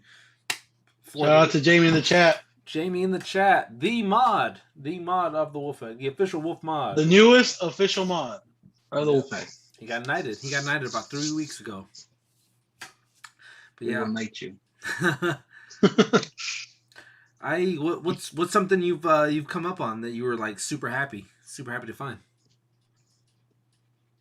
This guy. Yeah, that was nice. You said Power Punch Toys hooked you up with that? Yeah, I would always keep bugging him every time I would hang out with him, like, hey man, I know you got an extra one. And like eventually he gave in, and I convinced him, and yeah, he hooked it up. Well, what kind of price point did you get that for? He gave it to me for like $70. I think that was like around retail, close to it. Yeah, I think maybe like a little bit over. I think it was like 60, 65 retail. Yeah. Yeah. I hooked him up with the 1000 Toys Hellboy a long time ago for like less than retail. So he returned the favor, man. He hooked it up. Sweet. Yeah. I took a little picture too. I don't know if you saw it of the spawn because you've been busy with the stream or whatever, but I did it on Instagram. But usually when I take pictures of the toys, it never really does well. People want to see this. Look, people want to see this when you're hunting. They just like these pictures. Yeah, right. Doing the doing the MCU collector. Oh man, I can't angle the camera, but this is all like when I post this, it gets hundreds of likes. Yeah. But when I post a cool picture where I actually tried to make the figure look cool and do like I'm not really a big toy photographer, and I'm not like the best at it, but I try here and there, and then I get like 20 likes. yeah. No, it's you know what, man, with Instagram, it's so fickle that you never know what's gonna hit. Something that you give like 20 minutes of effort to gets the most likes, and something you spend all day, you gotta wait for the sunlight to be just right, take the picture of it and things like that. It's like, oh, okay, cool, all right. Yeah. F me, what do I know? I want you to see my picture, dude. I think you know what. I think I was skimming across it. I was skimming across it, and I saw it, and I was like, I want the chat to give me a little review right now. We got 17 people. I want a little review. All right. Let me stroke my homeboy's ego real quick. Yeah. Let me see. I'm pretty sure I had Instagram up on here on the YouTube. Let me see. Ryan said, "How long are you gonna be on for? Until we die." Jamie says 5:30 and out. We'll be on for a minute. Is this you? This one right here? Yeah, that's actually pretty good. Oh, it's pretty good. Yeah, there you go. That's pretty good.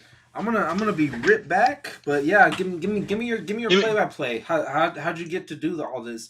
Obviously, I think from the black and white in the back is a screen, right? But the cross is all you. Let me yeah. I'll be right back, but let the chat know what you got going on. Yeah, I will. I feel like not saying anything until he gets back, so I could. It's pretty easy how I took the picture. Got the figure. You just gotta try to like hang them on the prop. The cross is from. I got this cross a long time ago. I've always been wanting to use it again, but I don't even know if you guys can see me on screen. I think you can't. But the cross came with a Daredevil figure, I think, from Toy Biz or somebody. Been having it for a long time, and it has Spawn vibes. I just Googled like certain backgrounds. Like I want to look up a background of like a cemetery or graveyard scene, and just made it all work. Do a little bit of the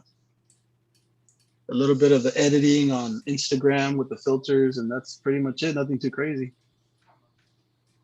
But I want to know if the chat thinks this is at least decent. I mean, it only has like 20 likes, so I feel like people don't like it. I don't know. I found 3 Multi Revelation wave in Vegas, but I also found it in Covina. Oh, dude, that wave is sick, but I don't know. The Revelation show was not the best, and I have my problems with it. But some of the figures in Revelation from that wave look really good. Good night, Jamie. Hold on, we lost Jamie. We lost the troops.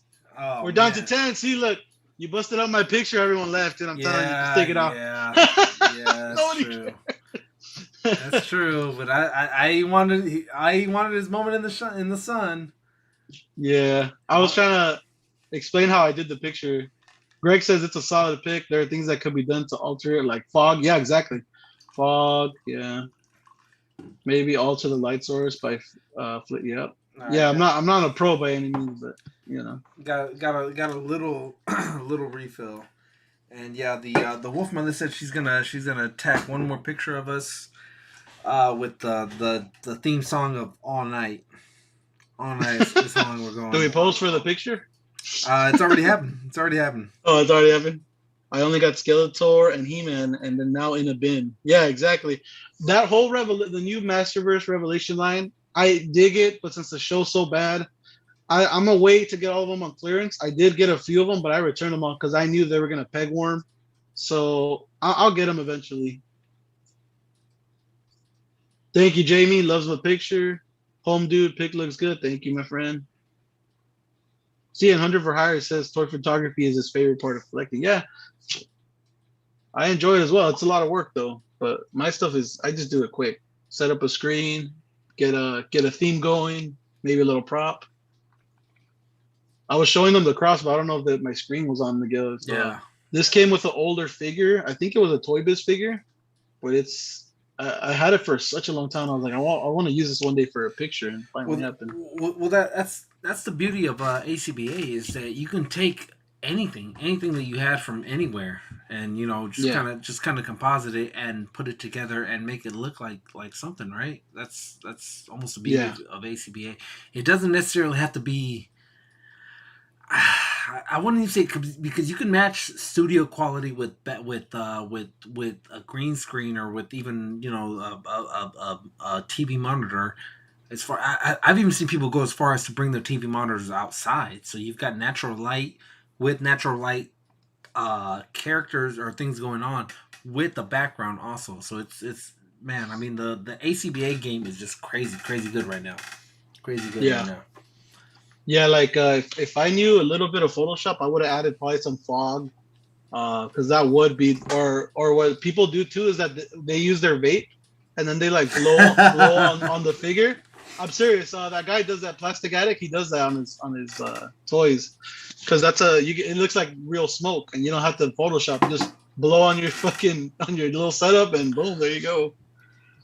Yeah, doesn't have to be a story accurate always either. Yeah. No, just like if you want to post, like I've seen things like Wolverine with the blood effects on the claws, and then he's fighting like 2 raptors from Jurassic Park. You know, it doesn't necessarily the lines don't have to necessarily sync up. You know, I've seen hand ninjas from the Foosh fighting Daredevil and things like that. It's your own imagination and your own world. You can do whatever you want. Yeah, no, you're literally telling the story. I've seen what's her name, Gwenpool holding a cell phone with a 40 caliber pointed at an AIM soldier's head. With blood squirting out the other side. It's literally what the whatever story you want to tell. That's at your own disposal. I like what Mark Tac did. One more time, just throw it out there for him. The custom he did. Yeah, customs are the same way, man. You could do whatever, like he did. He made a wolf out of Wolverine. Yeah, definitely. Got the fuzz banging out, and I totally appreciate that about him. Is that he wasn't scared to go out of the box.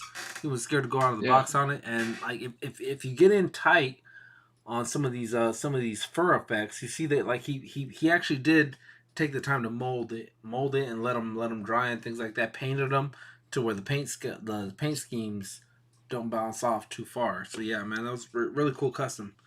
Really cool custom of Wolverine. Yeah. Jamie says he's still gonna have us on until he falls asleep. So, Jamie, go to sleep. Go to sleep. Yeah, go to sleep, little lucky guy. So on this channel, we've got very therapeutic voices. That's the beauty of watching us, whether it's on a regular stream, whether it's on a replay. You can just leave us on and just tucker out for the night. Just it all counts the same with the YouTube gods. They all see it the same way. Whether you watch this for 9 minutes or 90 minutes, as this one's going, 9 hours, 9.5 hours, bro, it's crazy. It's crazy. My and we still got people dropping in too. Ty TV, what's up, dude? He just dropped in right now. Yeah, see that. There you go. We've been. He's on the East Coast, so it's like way later over there. And then he works nights, so he's probably barely warming up to just starting to stream and stuff like that. He's probably maybe he wants to jump in. Yeah. You know what? Message me, bro. We've got room. We've got room right now. If you want to jump in, we can chit chat. We can talk. But the Wolverine. Yeah, that's what they're saying in the chat. The beauty about this live streaming too is that, especially if you're like synced up with like Instagram and stuff like that, it's like, bro, just message me if you want to come on. I'll bring you on. That's what it is, and all that stuff. I mean, like you were in the chat, and I told you I was like, if you want to jump in, and you messaged me right away. So yeah. Yeah, Greg said I might put you to sleep if I go into lullabies. So yeah, I should probably stop. Happy holidays, Ty. Oh, thank you, Wolf Mother. I didn't know my voice was that good. like an angel. All right, so some behind the scenes stuff that people didn't get to see on our Magic Mountain YouTube video. What are some of the stuff that didn't make the cutting room floor? What are some stuff that you wish were like, oh man, I wish this got put in, or you forgot to put that part in? A little behind the scenes for people, because me and I went and did in one day, got to do so many rides. It was crazy how empty the park was, right? Yeah. So what's one thing if that you didn't see that got brought up in the in that ride? I mean, I think you did a solid job editing it and putting in our reviews of all the coasters, so you didn't really leave much out of it. I think it was pretty flawless in the way it was executed. I should have just sent you a picture of the X-rays I took after I got home. I had broken bones, twisted nerves and shit. Yeah. No, everything was very inflamed.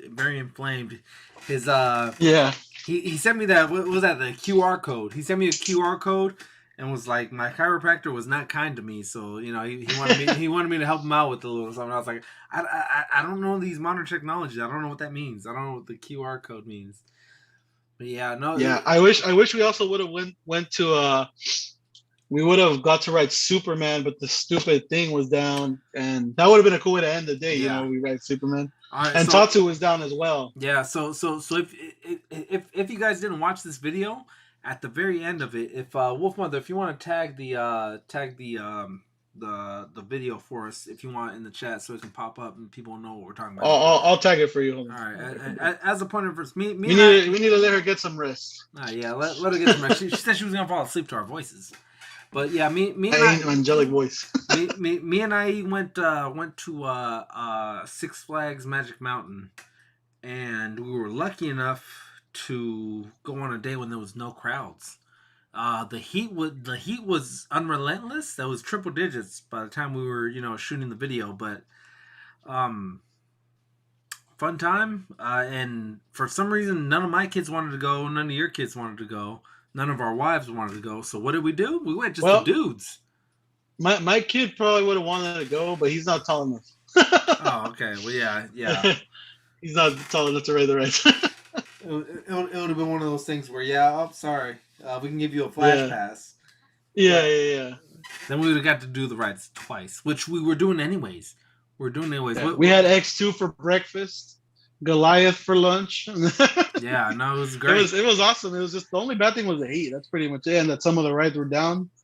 But it was really fun, and it was cool kicking it with you, man. Like, if only we lived closer to each other, we could do a lot more, especially like creating videos and stuff. It would be way more fun, and yeah, definitely we could get creative with it. Definitely, we would do like every other week. We would have an IE and Wolfpack hunt. I guarantee. Yeah, I guarantee you that one. Like I already got a series that I want to do in your house. I'm gonna call it the haunted house reviews, where I'm reviewing stuff in your room and like haunted shit's just happening all around. Things start moving, figures start falling. Yeah. They hit you in the face, or I'm gonna be like, yo, this figure is gonna move on its own. The articulation, and then imagine it just starts moving like, oh damn, the wolf ghost just moved the freaking elbow. All right, so the wolf mother wanted to know why I didn't let you eat throughout that whole ordeal of being on at Magic Mountain. Oh no, we had that icy thing. Remember, she thought that you didn't let me get an icy or something. Well, okay, so you wanted one in the park, and I was like, no, just wait till we get out. They're gonna be way cheaper because they're like $9, $12 in the park, but they're $3 outside. You know, and you were like, oh. Yeah. It was funny because you were like, I want one. I was like, no, wait. It's all right. We'll get one. I was like, here, have a churro instead. Have a churro and a soda. A churro will fill your belly. A soda will quench your thirst. You know, that churro was hard to swallow, man. But it had a soda. It had a soda to go with it, right? Yeah. We bought drinks after, but yeah, like it was so hot that the churro did not want to slide down. Man. Yeah, no. But I remember we went into that store and we hung out in that store because they had some good AC. We we found a reason to mess around in that store because it dropped the temperature down to about 70 degrees when outside it was about 95. Yeah. But yeah, definitely a fun time. What Wolf Mother says when we're gonna do Universal Studios, man. I'm waiting for you guys. Yeah, I'm ready. Yeah, I mean next time we're down. I mean I want to do Universal Studios. I definitely want to do a Disneyland with you guys. And that would be a whole. You got to bring the whole. You can bring everybody, yeah. Yeah, everybody. Yeah, everybody. You bring your squad, I bring my squad, and bam, we're take over. Yeah, we're gonna take over Disney. Disneyland takeover. Oh, that would be so dope. We will call it that. We will call it the Disneyland takeover. Disneyland takeover. I went to Universal Studios this year too, which is with the fam, and it was pretty fun. I haven't been there in a long time. They changed a lot of stuff. Yeah. Yeah, Simpsons. Did you do the Harry Potter stuff? The rides are honestly not that good, but it's a cool place, look around. And my favorite ride is the Jurassic Park one. It always is, even when I was a kid. That's my favorite one. Yeah, and they updated it to Jurassic World not too long ago. I didn't know that. I was expecting, because the old ride, it was a lot different, because in the beginning of the new one now, it shows the Mosasaurus from the new movies. You're underwater, supposedly, right? Yeah, you're like watching him. Yeah, you're underwater, and like it's just like a TV that's showing him swim around, and then the asshole splashes you, so you don't expect it, and you're like, oh damn. And we were like in the front seat, so after that you go through, and there's like other dinosaurs taking a bath, and they squirt you with water too. But the old school one, I remember that when it starts off, it takes you through the dinosaurs, and yeah, you get a little wet, and then it shows the dinosaur that kills the big guy, the one that dinosaur that what's that dinosaur called? The one that spits on him. Dilophosaurus. That one, yeah, and that one was cool in the old one because it opens up and he squirts you. Same thing. He opens up his shit, and then it used to be the T-Rex. I think they still have the T-Rex that comes down from the roof. Yeah. When you start going into the tunnel, but they changed the ending and like. Well, okay, so originally it was raptors. Raptors, you know, they come out and then you kind of go a little bit faster, and then when you're making that big drop, as you're making the drop, the T-Rex shows his face. So it's like the T-Rex drops and you're coming down like that down the down the path. Yeah, and I remember the old one. It just had like a cardboard cutout, a giant one of the T-Rex, and now it's way cooler. It's the Indominus fighting the T-Rex. Okay. And that was crazy to see. I was like, oh dang, because I had never seen it. So it wasn't just a cardboard cutout. They actually made the robots and the animatronics or whatever. Yeah. So it looked really cool. And we got super wet. My whole sneaker was drenched in water. It's super far off in the distance, but right here we've got a picture of us going down the Jurassic Park ride where it's and we went in the rain. So whenever it's raining in Southern California, that's the best time to go hit theme parks.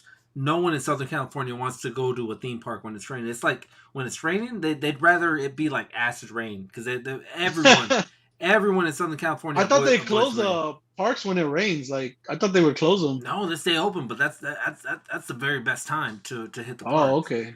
I didn't know that. I thought they closed them. Crowds are gone. Like okay, so like say like the worldwide travelers or people who are just like from out of state, right? Like you plan this trip. You're gonna go in mid-November, but you don't know that Southern California, for some reason gets rain in mid-November. So Southern California people will not go to the park because it's raining. But you from Minnesota, from Oregon, already made your trip out here, and it's raining.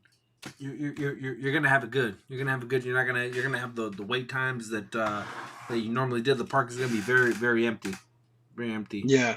Like the last time I went to Universal, dude, it was like when I was super young. Like they still had the Back to the Future ride. Oh wow, yeah. They still had the ET ride. So we went and it was a lot different, like big time. They took off all that stuff and added the Harry Potter world stuff and the Simpsons stuff. Yeah. The Simpsons world looks beautiful, but the ride was nothing crazy. It was just like it's like an augmented kind of ride where you're not even moving. It's the augmented 3D, but it's more just being around everything Simpsons. I think it's more. Yeah. Like when I went, dude, there was such a massive line to get one of those goddamn donuts, those Lardo donuts or whatever, like a big giant. It looks like a cake, and like I was like, "What's this line for?" And I turned around and I see this dude walking out with like 20 of those freaking donuts. Yeah, I was like, "Holy shit!" Like these things are huge, and I was like, I kind of want one, but I ain't waiting in that line. It was longer than the one for the ride. Yeah, no. So if you're from the LA area, you don't mind not waiting in that line. If you're from like Tennessee, Houston, somewhere very far, and you drove or even flew for many hours to get there, that's something that you're gonna want to do. You're gonna want the lard line. You're gonna want the Homer Simpson ride. You're gonna want to go into the Krusty Burger. Get yourself a Krusty Burger, which are super good. I remember maybe 3-4 years ago, the only thing I wanted for my birthday was a Krusty Burger and a Duff beer. I was like, I told the Wolf Mother, I was like, make that happen, and yeah, we booked a flight. We got, I think we stayed pretty close to where if we walked from our hotel, it would have been about 10 minutes. If you took a bus, if you took the chartered bus, it would have probably been, you had to wait maybe 20 minutes to wait for the bus. But it was, we were that close. We were that close away, or we were that far away that it was just walking distance. Yeah, and then the Harry Potter ride is there's 2 rides there. There's like one where you're riding that bird thing or the griffin. I don't know what it's called. Flight of the Hippogriff. There you go. Yeah. Yeah, and it was a cool ride, but it's nothing too crazy. Six Flags craps on all the rides. Yeah, that ride was very fast. It ends really quick. If the line is short, then keep doing it multiple times. It's a fun ride. But if it's like a 60-minute wait, I'm good. Yeah, it was kind of long, but it was moving, and it was cool seeing the animatronic of the bird. It looked realistic, man. I was like, damn, they're getting good with this shit. Like the bird was like has it in the nest, and like he's moving and stuff. I was like, damn, it looks cool. Better than the ride. the thing with Universal is that if the lines are over an hour, you're better off finding something else to do, because it's like they're not gonna, they won't compare to the wait time. Maybe the tram is still worth an hour of going through that, because and that one had like the shortest line out of all of them, which is weird because that's like the coolest ride. Yeah. Which I'm not saying go and buy their version of the Fast Pass, but if you're only there for one day and you want to be able to make sure you knock everything out and you don't want 1 hour waits, that's definitely your way to do it. You're gonna have to pay more. You're paying like an extra $70 to $90 on top of what you paid for your general admission. Yeah, but even in the comments, Abnugler, which is Rafa, the dude that was in here. He said, Miguel is like a dad. He's like, wait till we leave, I'll buy you one outside. They're cheaper. And he's like, but Dad, I want one. Yeah, that's the icy talk, you know.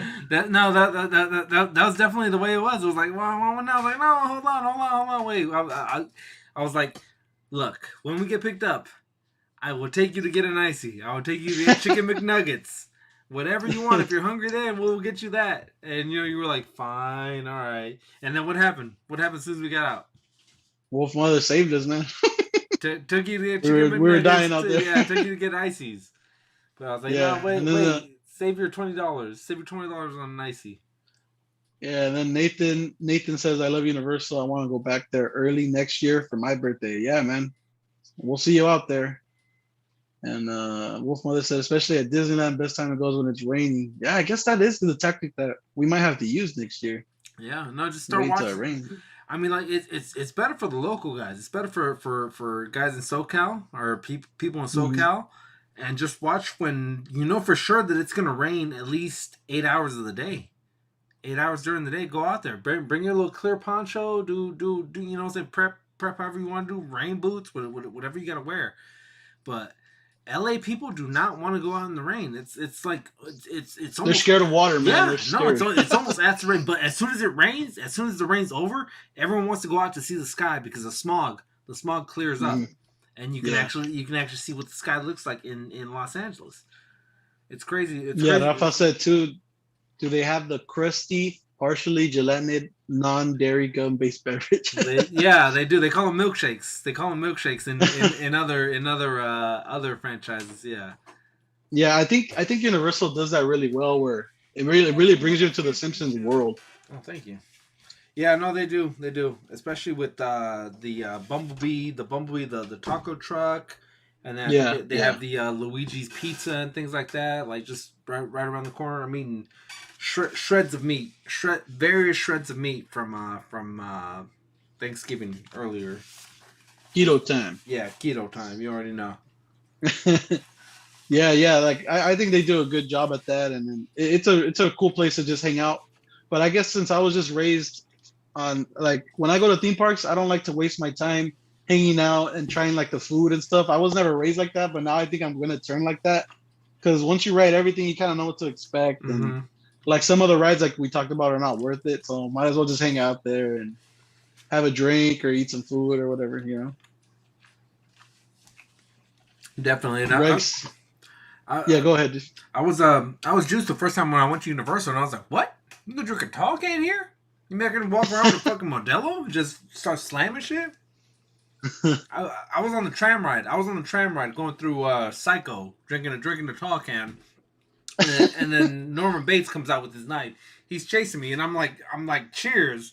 He swings the knife at me. I was like, what?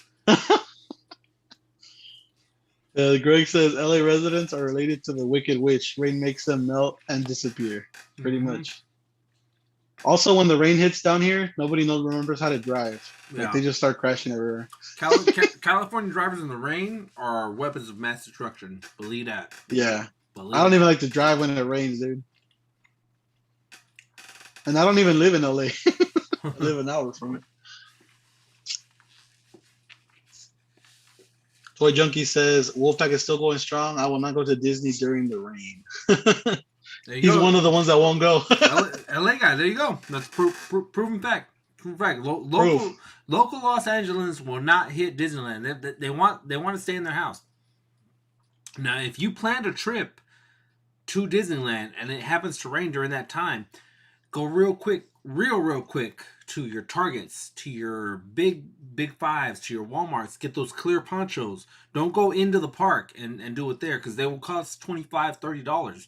Go to Big Five and get them for $5. Get them for $10, $15 at the very most. You know, Yeah. I think I did a hack video about that a long time ago, where one exit before on Euclid on the 5, there's a Walmart where you can stock up on all those things. 2 exits after Disneyland on the 5, I think it's Orange Grove. There's a Target, and their Target has a section where it's just Disney stuff. So you can get all your mugs, you can get all your buttons, you can get all your stuffed animals at probably $20 cheaper than what they're charging in the park. These are all little hacks that you guys can do to try to cut down your cost of going down to Disney. You know, everyone always goes down there and I want to get souvenirs, I want to get this, I want to get that. Do it at your Targets, do it at your Walmarts. You're gonna get it for a lot cheaper than what you would in the park. Also, the Disney stores now they're all basically gone, but like the Disney stores, they have way better deals than the actual park. The ones in like the malls and stuff, you can get all the official Disney stuff there and just take it to Disneyland.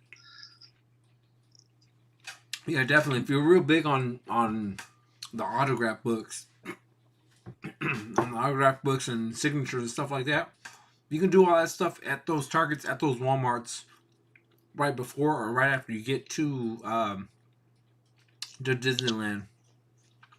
Yeah. Were you ever one of those guys that you needed to get Snow White's autograph, or? No. It's funny too, because when I went and I wanted to see Mickey Mouse and stuff for my kid, I was tripping out because there was a line just to take a picture with him, and I was like, "What? Like, I don't remember this when I was a kid. Like, there was a mean long line." And then right when we were getting close, they were like, "Oh, the guy's going back in for his break," and we're like, "What?" Like, we've already been waiting here for a minute, and like, they don't care. They just like, yeah, you can just come back later and wait in line again. Yeah, it's definitely called Disney Line. Yeah. For most of the things. At Universal, I remember they have like a little area when we went where they had like a guy in a raptor suit, and it was pretty cool. Like, it was like a giant suit, and there was another worker there like pretending to be Chris Pratt, and he was like training it and stuff, and my kid got to take a picture with it, and there was no line to take a picture. It was just a quick snap and, you know, move on with your day, you know. Even with Optimus and Megatron, they come out too, and it's pretty cool because like you can talk to them, and they'll like Optimus will say something about you or like make fun of you or whatever. They're like, "Oh, this guy looks like a Decepticon." Yeah, I think the Mummy had something like that too, where they would have like some kind of, I don't think they would talk, but they would definitely like get in your face and just be like, "Whoa, bro, you're trippy. You're like 9 feet tall." Yeah, the Mummy ride was pretty. It was actually one of the better rides there, but you can tell it's like really old. All right, best non 3D ride at Universal Studios. What would you say? The best non 3D? Best non 3D. It's not like it sits on a car, moves around, or you need glasses, or you need a screen. Jurassic Park. Definitely. Yeah, because all of them basically need that 3D aspect, except the Mummy doesn't need that. That's a good one too. The Tour doesn't need. Although Tour does need that. You need glasses on some of them. Certain ones, yeah. Yeah, like I remember they put us through a little Fast and the Furious one. It was so dumb, but it's cool how it's like a little tour and they talk to you and they make jokes. I would say that tram ride hasn't lost its appeal though. Like essentially it's the same ride for the last 60 years, but they keep adding things to make you want to go on. Like I remember 20 years ago, or at least 10 years ago, the Godzilla ride or not Godzilla, the King Kong made you want to do that tram ride one more time, right? When they had Transformers. Oh, they still had that one when I went. The old King Kong, right? The one Peter Jackson did. Yeah. Yeah, they still had that when I went on the tram ride, and it was actually dope because you see King. You're basically sitting in there, and it's all screens, but you're seeing King Kong fight the dinosaurs and stuff, and you're going through trees and stuff. It's pretty cool. It's very immersive to the point where depending on where you're sitting on the ride, you get fucking spit on by the raptors, by the T-Rexes. You feel the breath. You know, you get sprayed with mist. So it's a very immersive ride. Yeah, that's what I was trying to say. Yeah. So that one's really fun. That King Kong one. Yeah. And then the Fast and the Furious one, it's like you're basically going with them on a mission, and then you see Toretto right there, like, yeah, we're doing this for family. Mm-hmm. And then you start taking off, and like you're jumping and doing crazy stuff, and it was pretty cool too. Just that since it was humans, it kind of looked like a video game, but it was still pretty immersive. I think the last time we went, the Harry Potter land was maybe like 6 months in, a year in, and when you go into that land, the Harry Potter land is very immersive too. You feel it is. Yeah, you feel like you're in there. You feel everything's very snowy. I was about to get a wand and give me a little uniform and start casting spells. Exactly. That's what I'm saying. You get lost in it. No matter the age you are, you know, whether you're a Harry Potter fan or not. Yeah, and I'm not even like huge Harry Potter. I like it, but it's not my favorite. We did, and they had the butter beer. Yeah. They have like a place to eat there, and you could buy. There's like a wand shop too, where you can buy wands and all that. Mischievous Unicorn actually got picked, so they take you through a little show where they're trying to pick wizards, right? And then they get people who are, I guess, 9 to 10 age, which Mischievous Unicorn fell right perfectly in there, and he got a super like a wand that wasn't available to everyone, right? Because he got picked. He got that chase. Yeah. He got platinum edition. He got to be the wizard, and then he's like, "Well, you can buy this at your gift shop for the tune of 150, or or you can buy these simple ones for 50." Yeah. You know, what's a 9-10-year-old kid gonna do? They're gonna pick the 50, or they're gonna pick the 150 because they got picked with it. You know. Yeah. So it's so you paid 150 for the one? Oh, we didn't get a single one of those. We didn't get a single one. Oh, of those. Okay. But it's like I said, it's very immersive to where they can bring in anyone off the street and make you feel like you're like you're legit in this world, in this universe. And then the one. I think that's the whole point of those. Like they're gonna do the Super Mario Land. At Universal. It's coming next year, I think. So I'm actually excited for that one more than Simpsons, more than Harry Potter, because that's a childhood thing for me. I love Super Mario, and Nintendo doesn't really let people do anything with their IP. They're very safe with it, so it's kind of crazy that they gave Universal the chance to do it. So I'm looking forward to it, man. Yeah. What do you think? What do you think of What do you think of Knott's Berry Farms? I don't mind it. It's just. It's kind of like, I feel this is how theme parks are to me. Like Disneyland is for kids, like elementary school, right? Disneyland is elementary school, and then Knott's is like middle school, kind of like upgrades the rides, still has cutesy stuff like the Peanuts and Snoopy, but you're kind of like in middle school, and then high school is Six Flags, you know, and then so on and so forth. That's how I look at it. But Knott's is not bad at all. I like Knott's too. Yeah, so we did high school. We did high school right then. Yeah, we did high school. Yeah, that's how, because like at Knott's, there's not really too crazy rides. There's decent ones. Like I enjoy the Ghost Rider ride a lot. Silver Bullet came in a little later. It's a fun ride, and then they have Supreme Scream, but then Six Flags did Drop of Doom, so they kind of like up each other, you know. Drop of Doom was nice. Dude, do you remember me on the thing? I was just like, I'm not gonna make it, bro. I'm not gonna make it. I started trying to like make you panic. I was like, "Hey, Wolfpack, isn't that your car? Hey, look at that bird flying!" And you're like, "Oh damn, we're getting up there." Fucking IE. IE is the last person you need when you're fucking nervous. Because I was like, "Yo, Wolfpack, look, I can touch the clouds. Look," and he's like, "Damn!" He started holding the thing tighter. Oh man, yeah, no. By the time they drop you, you're like, woo! And then by the time the pump starts slowing you down, you're like, well, let's go again. Yeah.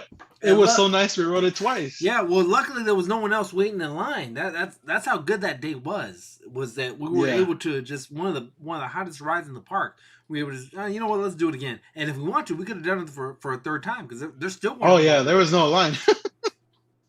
That was awesome. That was awesome. Yeah, it was a Wolf Mother said Disney is for all grades. Toy Junkies, the Halloween they do a Knott's Spray Farm. Scary? Oh yeah. Knoxberry Farm. Knox Scary Farm, right? I heard. Scary Farm, yeah. Knox Scary Farm, yeah. Toy Junkie says he's never been to Universal, even though he lives out here. He's only been to everything else except that one. Well, he's waiting for me to swing by, and then we'll all go do a link up party. Yeah. Oh yeah, the accelerator. I remember that one. It's kind of like a short ride, but it's super fast. Yeah, that one's dope. I like that ride. Accelerator. In which park? The accelerator. It's a Knott's. Okay. Yeah. That ride's pretty sick. You ever done any of the rides at SeaWorld? I've only been to SeaWorld once, like in the 6th grade, so I don't even know what it's like anymore. So for the most part, I think they're getting away from animals. They're trying to incorporate more rides. PETA took over. Yeah. So they got the Stingray, which is I think on my GoPro, I wore the little wrist cam and I put my hands on the things the whole time. So on my GoPro wrist cam, I've got a front view of that one. So I don't know if I'm ever able to transfer that over somehow. Maybe, I don't know. I think I went on one of the first rides. I'm probably not the first ride, but I went on it when it was like new. I think it was called Atlantis or something like that. I don't remember what it's called, but it was like a new coaster they had. It was all right. Yeah. Sweet. Oh, Toy Junkie says they have a new coaster called Hang Time. I never seen that one. We'll get a party bus and take the whole family, i.e. Toy Junkies, be ready.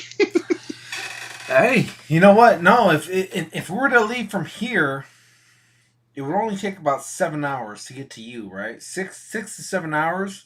But say it's only, I don't know, 6 of us in the party bus. You can fit like 20 people. But but along the way, you start picking up people. So we pick up you. We pick up you and your family. That's 3. Pick up Home Dude and his kids. We pick up those Toy Junkies and his kids. That's, we're creeping close to that 20, and then we just move around. We move around from there in that party bus. How about that? Yeah. And we live stream the whole thing live. The 24-hour. Yeah, 24-hour live stream of just the party bus. The party bus going down to pick everyone up. Yeah. There would have to be a lot of alcoholic breaks as well as smoke breaks and things like that. No way we're gonna last the 24 hours, dude. We're gonna be passed out on the bus. Well, if you shift it right, like say you're on night, so you get the back end. I can go the morning shift. I can go the evening shift, whatever, and then just So someone talk for all those 8 hours. Just talk. That's it. We'll pick up Valley and his family. Yeah, pick up Valley and his family. That's what's up. That sounds like a plan. Well, bro, we are creeping up on the 10th hour. We're creeping up on the 10th hour of live stream. Do you remember what time you came in? No. Yeah, I don't. I remember you in the chat maybe somewhere around 5 p.m. From 5 p.m. on. Yeah, no, I've been in the chat, like, not the whole thing, but like in parts. Like I was in the beginning. I saw when you were talking to Dan and Brandon, but yeah, in and out. And then when I joined the stream, it was like towards the end. But I'm open to stay, man. Like I know you probably had a long day and stuff. So if you want to get off, hey, I'm not gonna get mad, dude.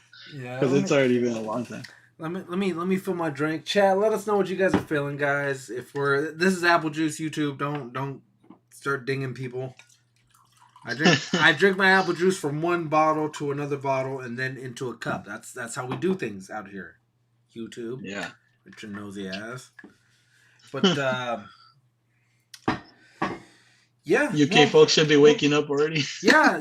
Our UK friends are just waking up. So good morning to you guys. We've been going on for 10 freaking hours.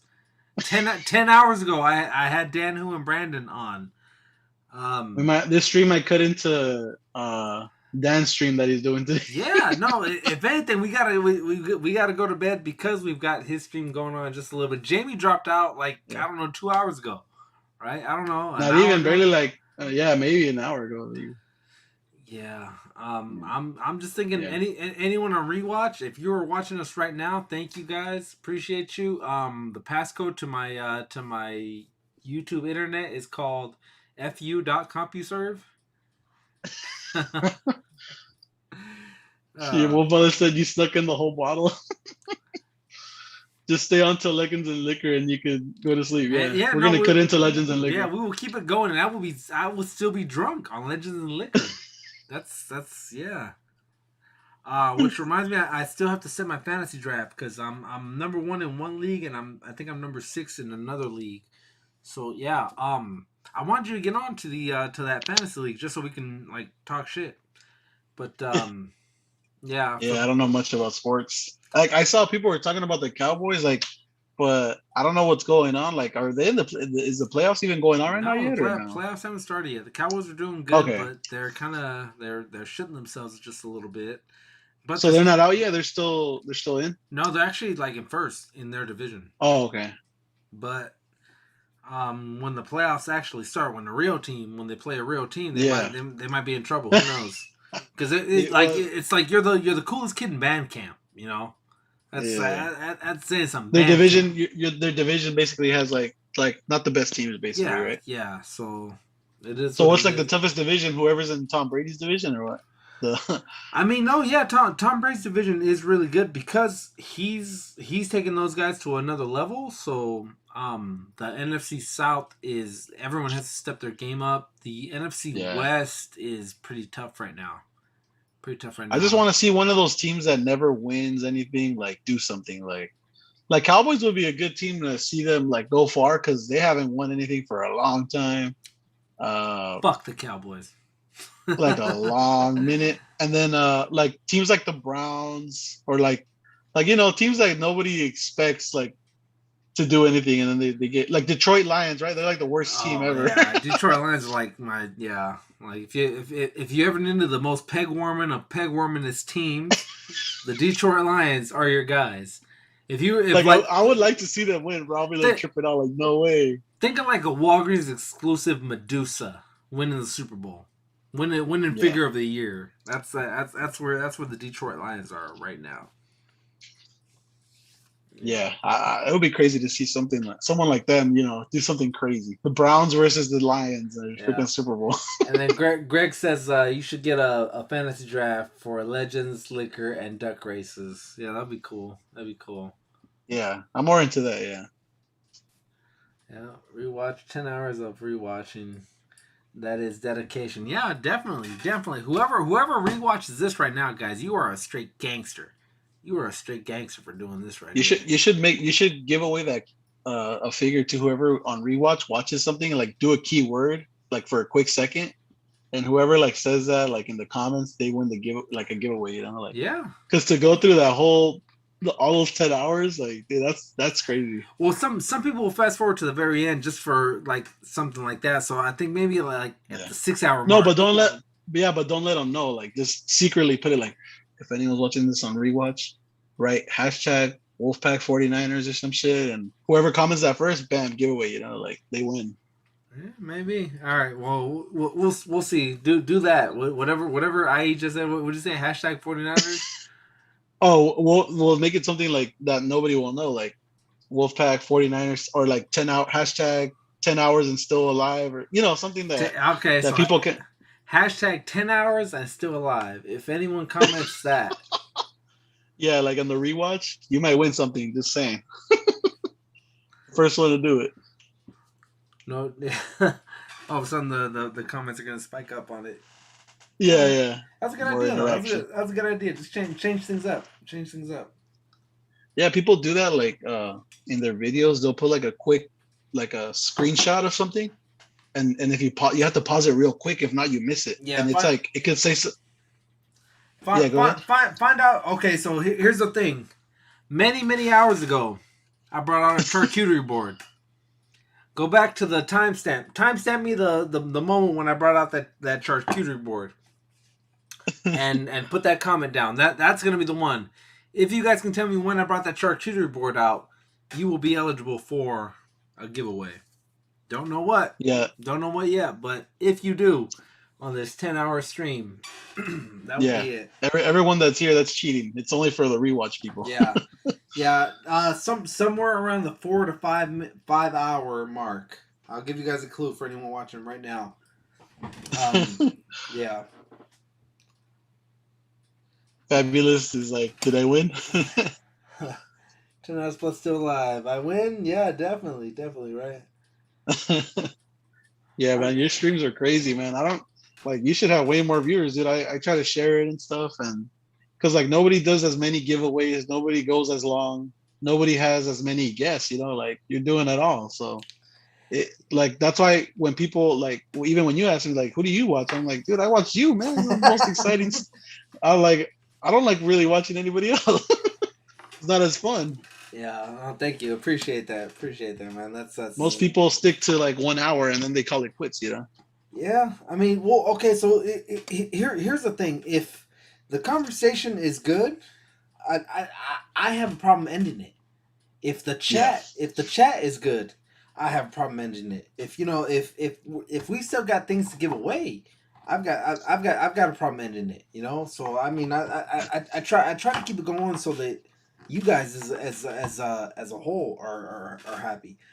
If you guys watch the stream and are like, oh yeah, I was happy with what he put out, then that's good. That's fine. You call that a win.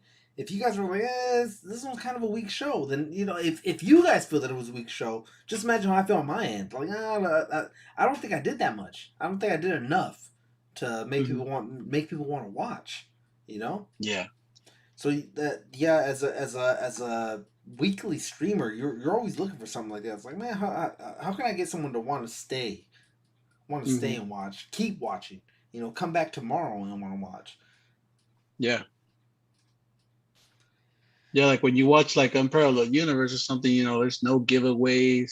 He doesn't read nobody's chat. He only reads like the same people's chat all the time. You gotta be not to put him on blast or anything, but it's just like, it's like, why am I going to stay here? I want people to read my chat. I want to interact with the people who are live and have fun, play games. Yeah, with certain people, you definitely have to be in their like close circle for them to read your stuff. Exactly, yeah. Because you never know what like some random dude's gonna be. Hey, I heard that the Pope and Madonna were good friends, or something like that. I don't know. I'm just using that as a random expression or a random thing. But yeah, you never know what's going to be said or what's going to be used. So that's why you would always go with your core crew, I guess. Any info on product is a good chat for sure. Hey, Fig Friend, yeah, there you go. Fig Fiend. Yeah, that's my buddy. I was running into him in the stores. I'm just like, hey, what's up, bro? What's going on? So much so that I was just like, man, give me your Instagram, bro. Let's actually be friends instead of just like nemesis and things like that. Actually, when you and me were doing our one hunt here on my side of the state, we ran into a Fig Friend. And I was I even told him I waved at him, and then when I saw you at the next store, when we fought, I was like, oh, that's my boy. We don't hunt the same thing because he's Hot Wheels and wrestling, so I don't have to worry that he's creeping up on my Black Series or creeping up on my Marvel Legends. But yeah, when I see him, I'm like, hey man, you looking for anything good? You keep the peace pretty much. If they're not searching for the same thing that you're searching for, then you got no issue, right? Yeah, it's just different out here because the guys that hunt out here, like you said, like they're not into certain things you are, but like a lot of these guys out here, they'll buy stuff for their other homies. So like they're there for the Hot Wheels, but they'll buy Black Series, wrestlers, everything else that they'll just send a picture to their homie, be like, you want this? Yeah. And they'll buy it for them, so you're still screwed. Yeah.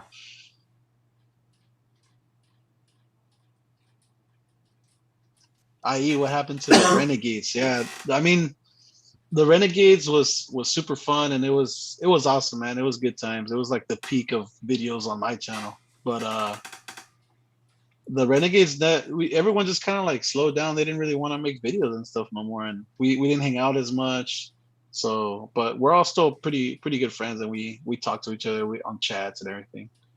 That's kind of how it happens. You kind of have to just enjoy it for what it is. You know, you guys were having a good time at the time, so just keep rolling with it. The good times can't always last forever. So you soak it up. Soak it up as you can.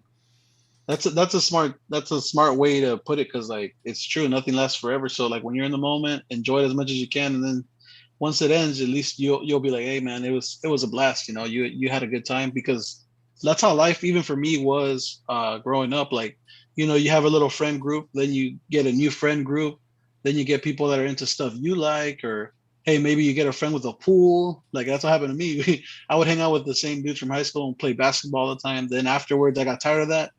I started hanging out with nerdier dudes, like people that play video games, and one of them had a pool. We would go have pool parties. That was super fun while it lasted too. And then after that, it was the toy stuff, and now I have toy homies and renegades. You know, it just changes throughout the years. It just keeps changing. Yeah, definitely. As long as everything's still cordial, you can always come back to it. You know. Yeah. Definitely. Then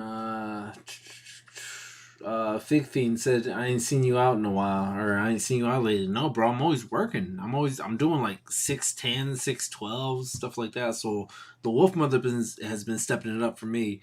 You might, she's been finding everything. No, and it's great. It's great because I almost put my stuff in cruise control, and she goes out looking for me. She goes out looking for me, and finds some of that good that I can't get to. So while it's not, I miss Miguel too when he wasn't working, because that's when we would like hang out more and talk more, and he'll be like, "What'd you find? What I find? Oh, I found this." But now since me and him are both back to working and stuff, now the cool stuff ended, so now we're back to like. Well, the messed up thing is that we're on different schedules. So you work nights, I work days. So it's almost like when I'm going in, you're about to get off. Yeah. So we're like two ships in the night, two cargo ships in the night. We're just passing each other like, hey, what's up, bro? Yeah. Hey, what's up? So we don't get to schmooze and talk all that good fig talk that we normally talk. But yeah. Yeah, exactly. Yeah. It's always a fun time when we're talking with IE, man. It's like I said, effortless. That was one good thing about COVID, is that it changed the world so much. But it kind of amplified the fig game, because Target and Walmart never closed, and we had less work to do. So it was like a kind of a win-win. You could get a sucky virus, but it was like peak toy hunting, man. It was crazy. Yeah. No, I remember those times when it was just like. It was one of those things where it's like, well, should you risk going out, or should you be bored at home? Well, I'm a risk going out because it's kind of boring at home, Yeah. Avoid the riots, avoid the rallies and stuff like that, and you'll be okay. Yeah. Hunter for Hire. Yeah, man. That's probably when a lot of people first found out about my videos, because there was a lot of big creators that I would hang out with the toy game, not on YouTube, just like in the toy game. You guys used to kill me with the phone calls. Okay, so we didn't call each other at 4 a.m., but we called each other at midnight. At about midnight. Yeah. At about midnight, because we knew that like all our daily activities were over, right? But it just so happened that I was laying in bed when you would call. So I'm sitting here talking to you. I'm laughing. I'm we're doing what we're doing right now. We're just sitting here laughing, cracking jokes, and my wife's like, just like this.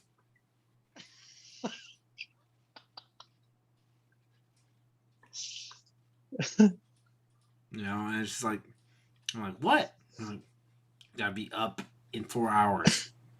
I'm like, well, that's 4 hours from now. You can get plenty of sleep by then. But yeah, it got to a point where I had to move to the living room to keep talking to IE. Yeah. I remember one time too, since I work at night, I would call you because you'd knock out because you need to get up early. So I was like, hey, he's actually up right now, and I'm mid shift, so might as well give him a call. Yeah. It's probably about 4 a.m. I'm like, hey, what's up, bro? What have you found? You ain't found nothing? No? Okay, well. So I was kind of lucky because at the beginning of one of these jobs, I was able to go to Walmart early in the morning and then still show up for my shift. So I could I would miss like the night stuff, but whatever was out first thing in the morning, I had first crack at it, and I didn't have to start for another half hour, and I was only about 5 minutes away from work, so I can go in there, check what they had, and then shoot back to work. So it was kind of win-win at that Walmart, but that Walmart didn't have a lot of good stuff. Yeah, that's what my tactic was, because I was working graveyard, and I would get off right when Walmart opens. So I'm like the first idiot there usually. But there was other, hunters and collectors there, usually like every day except for maybe like 2 days. But that's how I would find a lot of stuff. Like I found the Star Wars wave early for like California. I was one of probably the first ones to find it in Cali. But not on the east side. They had it way before us. But in California, I was kind of early. I found it like at least like a month and a half ago. Yeah, no, it's definitely crazy the way distribution works. Because I don't know if you remember, but back in like June, I had you and Ty on here, and he had the entire wave. He had Ty had it first. Ty was one of the first people that had it on before anybody. Before Nerdzoic, before anybody. Yeah, and I told him, bro, I was like, bro, you need to review this. He's like, well, I don't open my figures. I don't, I was like, bro, if send them to me, I'll review them and send it back to you. But you need to review these figures because nobody has them. Nobody has them. Yeah, but he had the Cosca Reeves, he had the Zero, he had the Tech, he had everybody basically. He found the entire wave, but he's inbox. So there's upsides and downsides of being an inbox collector on that situation. But yeah, definitely that was a big come up on Thai TV. Thai TV had the big come up. Yeah, Greg is recommending a book or something, I think. Toy Junkie said he finally has to go. Thank you, Toy Junkies. Yeah, Toy Junkies, guys. It is 10 He's p.m. a legend. 10 p.m. in the evening, man. West Coast time. Appreciate you guys. Appreciate everyone for hanging out. Appreciate everyone who is new to the channel. Hit that subscribe button for me and my man's IE. IE, where can the people find you?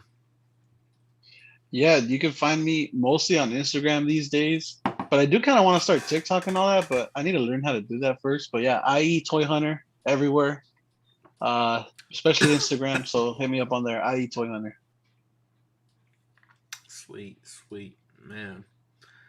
Go like my spawn picture. I need some love on it. Yeah, give it a like. So yeah. So I mean, we had a lot of winners this week. We had Greg Finstad won something. Yeah, you're gonna have a long day at the post office. Yeah, no, the shipping today alone. But I mean, it's 1 year anniversary, bro. I do not mind it. Anytime we hit one of these big milestones, I think we got 2,000 subscribers coming up a little bit after this. But before that, before 1,500 it was a 1,000. I think before 1,000, I think we're doing like 900, 800, 700, so and so. But yeah, it's man, it's great. It's great. Anytime we get to do this and like interact with fans and just talk, whoever want to talk, I literally opened it up to whoever wanted to. Coming on live. It's not something that everyone wants to do. It's not something that people were like hey, I got the balls to jump on or so and so. I know guys like Jamie and Abnugler and people like that. They didn't necessarily have a channel up until they got with Dan Hu. Dan Hu was slowly bringing them in, which is another great thing that some of these things for the community. You join Dan Hu's crew, and he brings you on every 2 weeks. You come on with something like 6 different guys, 5 different guys, so you're on for the channel and things like that. So that's always a plus, man. Whenever say you're not YouTube ready. See, all is like, oh well, I've got my phone. That's all I know how to do.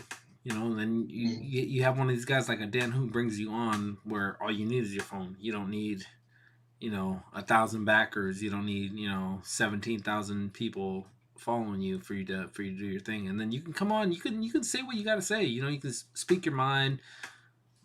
Whatever figure you like at the time is what you want to talk about, and that's it, right?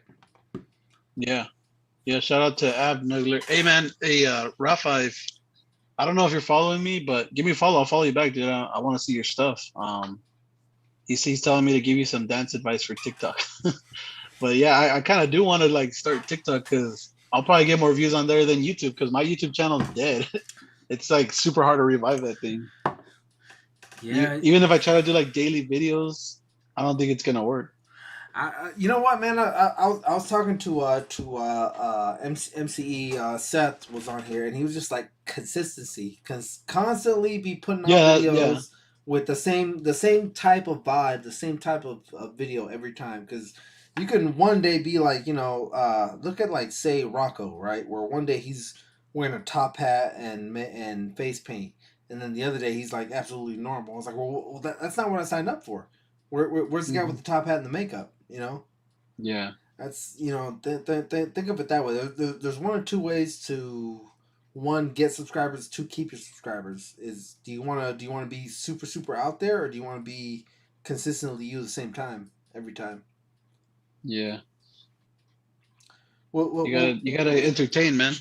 Well, yeah, no, you have to entertain because anytime you hit this go live button, right? Mm-hmm. It's you're leaving yourself open. Johnny Carson never went live and was like, oh, hey, I'm just gonna talk to you guys about my grocery list or things like that. You have to have a topic. And you have to want people to want to stay. So I'm no way am I saying that I'm Johnny Carson, but I'm using him as a template. Do you even know who Johnny Carson was? No. Exactly. I'm an old guy. So it was Johnny Carson. Was he a talk show host? Yeah, he was a talk show host. Johnny Carson hosted the Tonight Show. Then Jay Leno took over, and then who else was after Jay Leno was Conan O'Brien, and then Jimmy Fallon's got it now. But yeah, before Jimmy Fallon, there was a Johnny Carson, which what I was saying was that you want people to want to tune in, and you've got to have something to say. You can't just, hey guys, it's me, the same guy that I was every week, every other day the last week before. Yeah.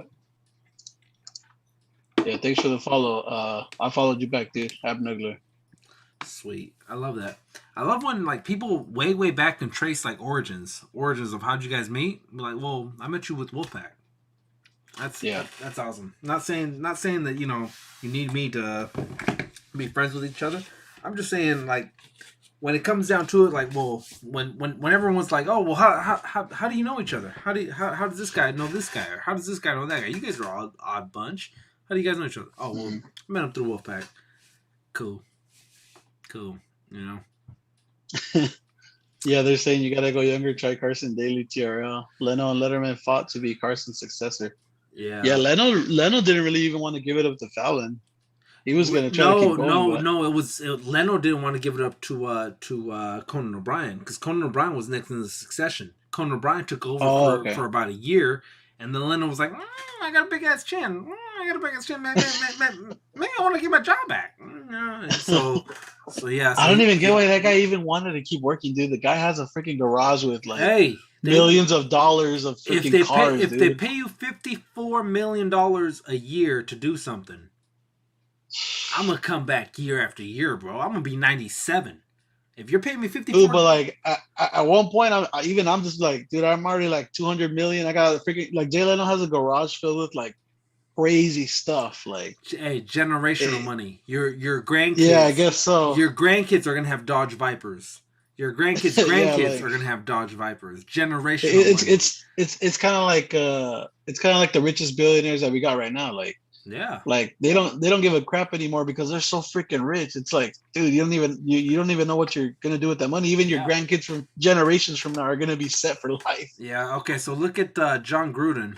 John Gruden pissed away over $100 million with dumb shit that he put in emails. Because not only does he's still gonna keep making the money that the Raiders owe him for being a coach, right? But he can no longer go to commercials. He can no longer go to media broadcast. His money's done. He can no longer make another dollar after some of the stuff that he said in his emails. That's one of the things where I'm talking about generational money. Like his grandkids are going to be fine. His grandkids are never going to struggle for money, but he will never make another dollar again off of his media. Yeah.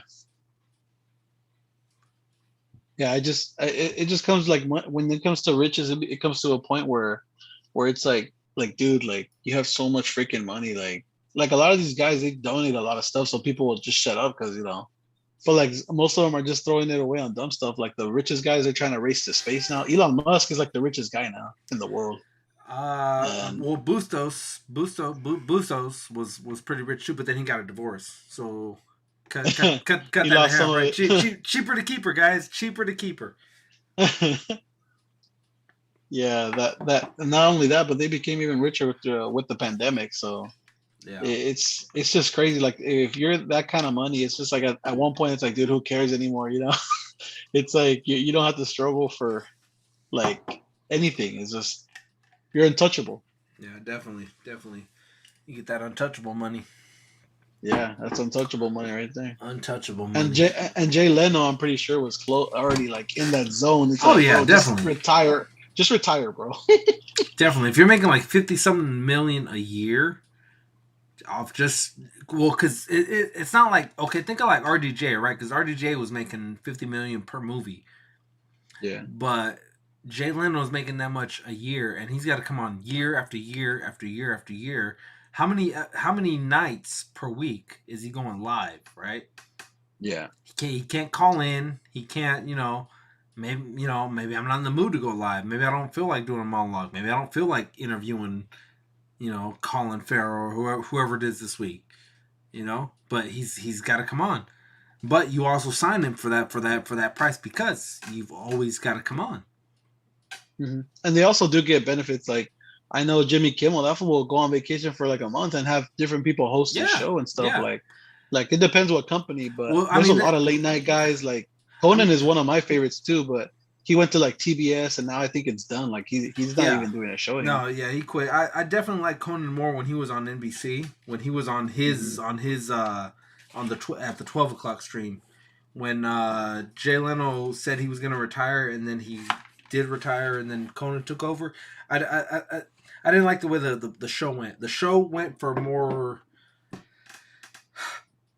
of a younger demographic, I think, because the 12 o'clock had its demographic. It had that late night, that noon or that midnight and beyond demographic, and then they switched everything up to go for like kind of an earlier crowd, kind of a I don't know. It wasn't the same show from when he left from late night to when he went to the Conan show.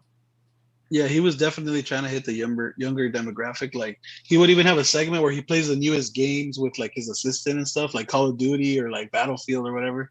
Yeah. And like he would just like make commentary on him playing, and it was pretty funny. But yeah, he was definitely he had Funko Pops made of him and stuff. Like he was going to cons, and he was definitely targeting like the younger crowd. Yeah, definitely. But a lot of the it's funny how we're talking about late night guys, but I do like to watch a lot of them. I don't really watch the whole shows because I don't really care about celebrities and stuff, but I like to watch the monologues when they do the jokes. But they don't even write those themselves. They have writers and a whole team. It's more the each comedian's presentation. Each comedian's presentation. Because it can be written the same exact way. I can give you the line, you can give me the line, and me and you will tell it differently. It's just how we present it. And that's where Carson, if you look at Johnny Carson and you look at David Letterman, some of their mannerisms, some of their characteristics were always the same. It was just a lot of like use your body, use your face to kind of tell the story that you're telling in your monologue.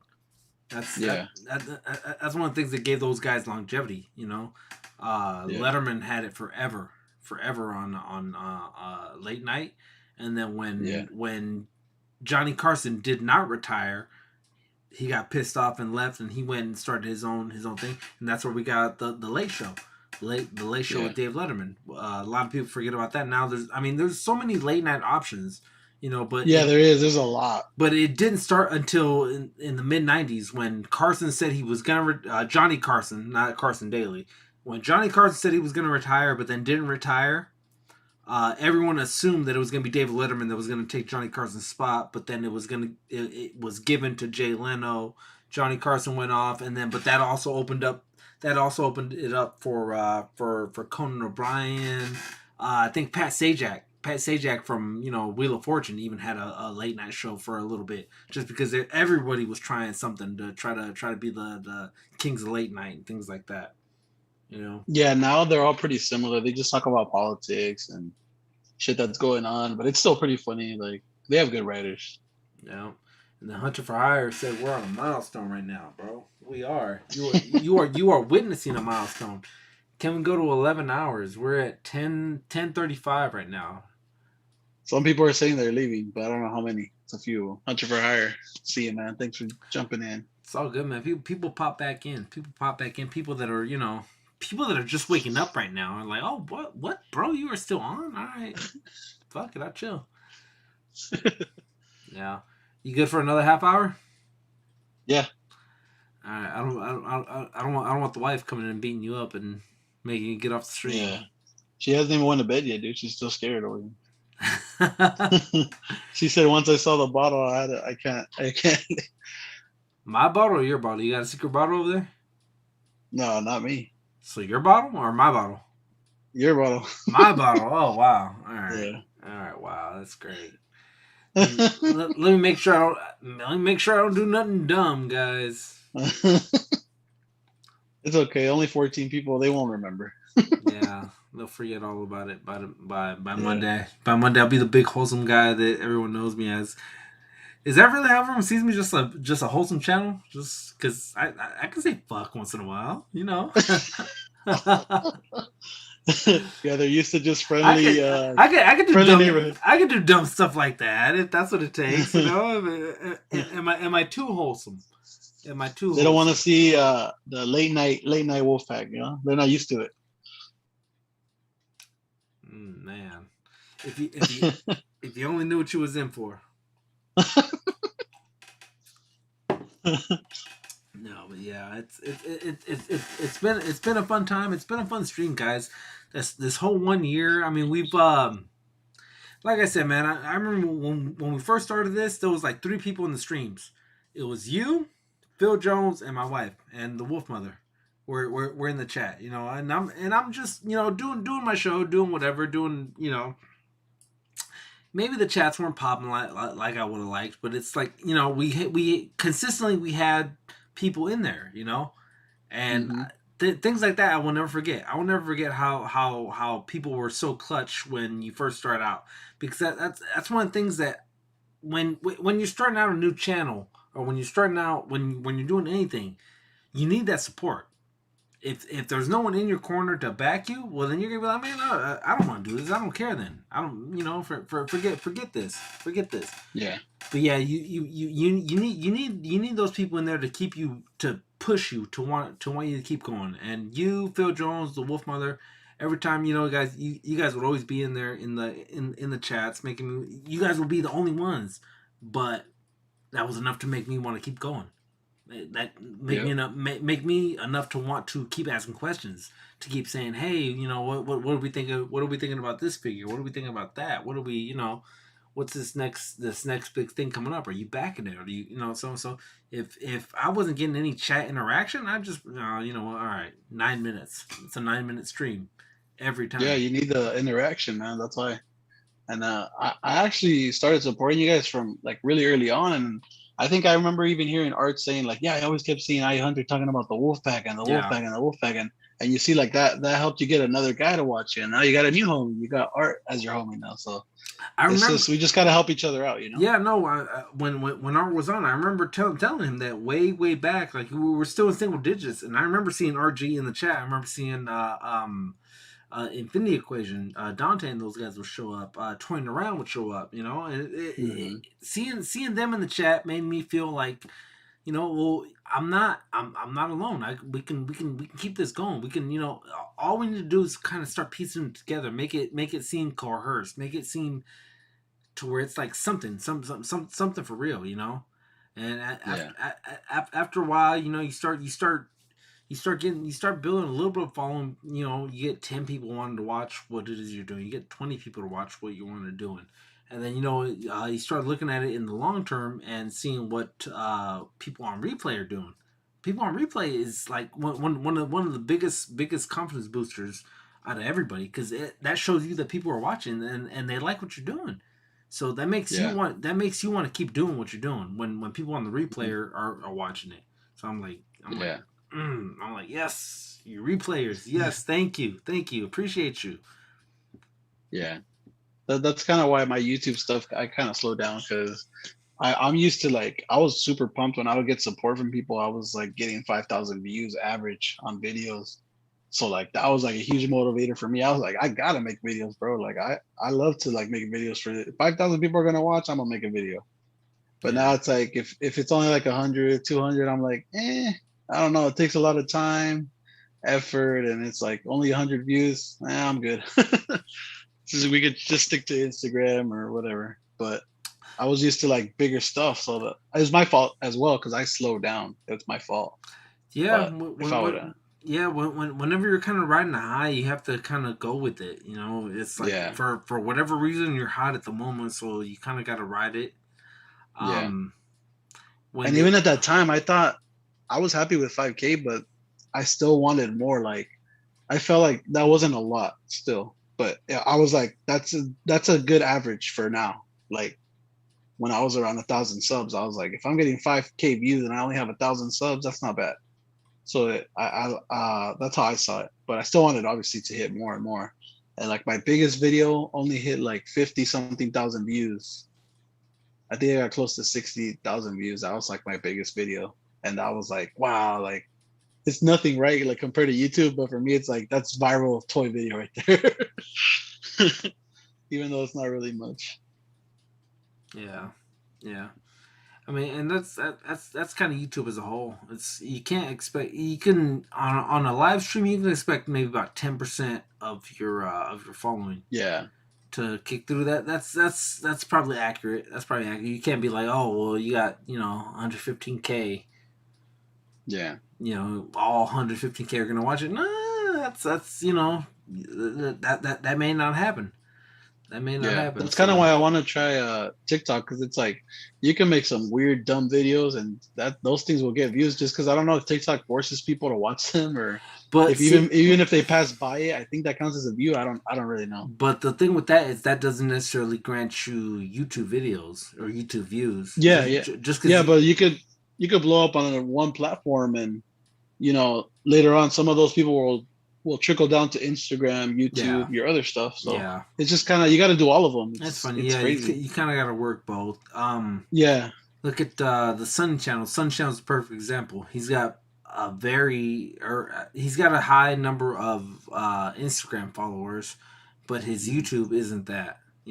Exactly. Yeah. And people like his Instagrams, but not a lot of people watch his YouTube videos. It's just you kind of got to balance it out. You got to balance it out, and whatever happens with either one, you kind of have to be happy.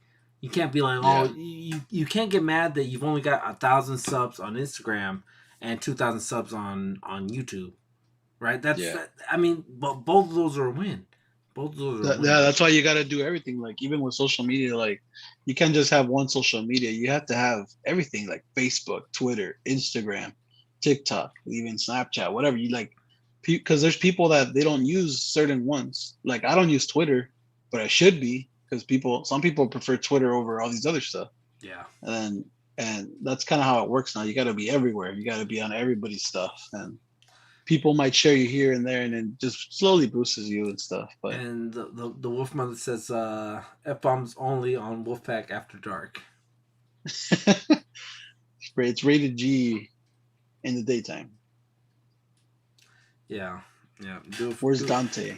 Do it for the love. Yeah. Okay. So Dante from the Infinity Equation. Good dudes. LP Laser Pencils on here. We're about a year ago today, more or less. Dan, who had his 4-year anniversary stream of him streaming. He brought us on. He brought me on. He brought who else was on there? I think Dante was on for sure. Unparalleled was on early in the morning, and then he was just bringing just pretty much everybody.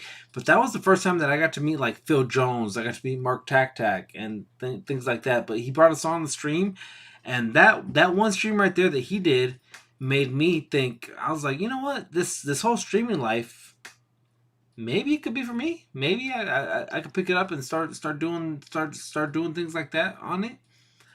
And yeah, here we are 1 year later. 1 year later, and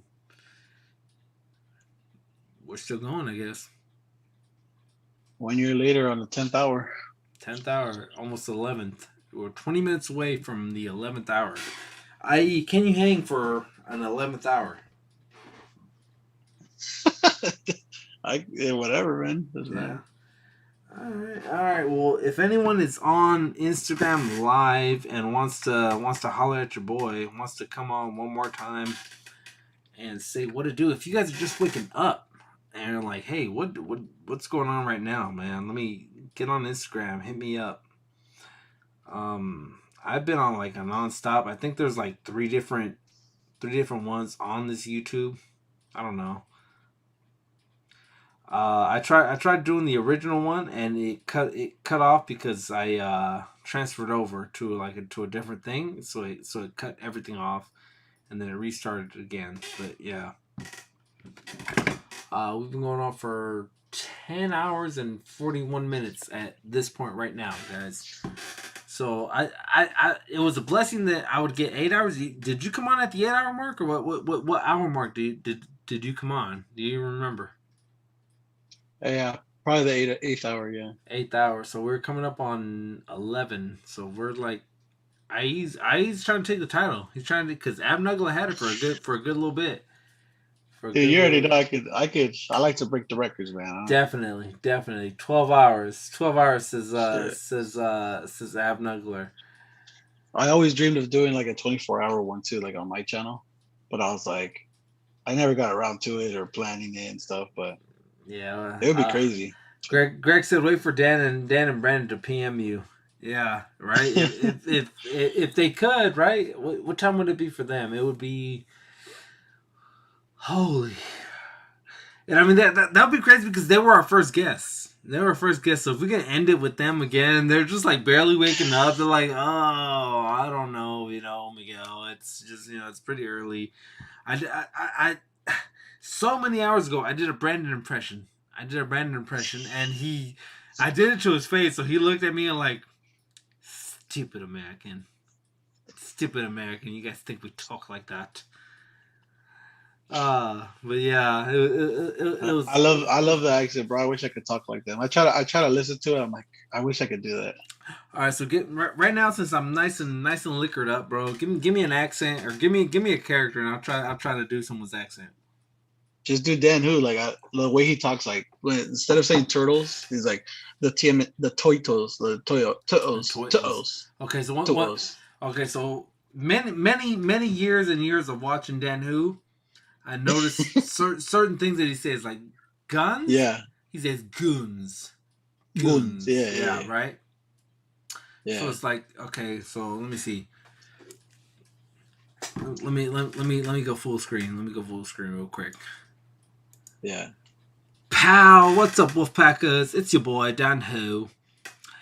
I've got in front of me right now. I've got a very exclusive Mark Tac exclusive. He's got no guns. Because like I said, he doesn't say guns. He says goons.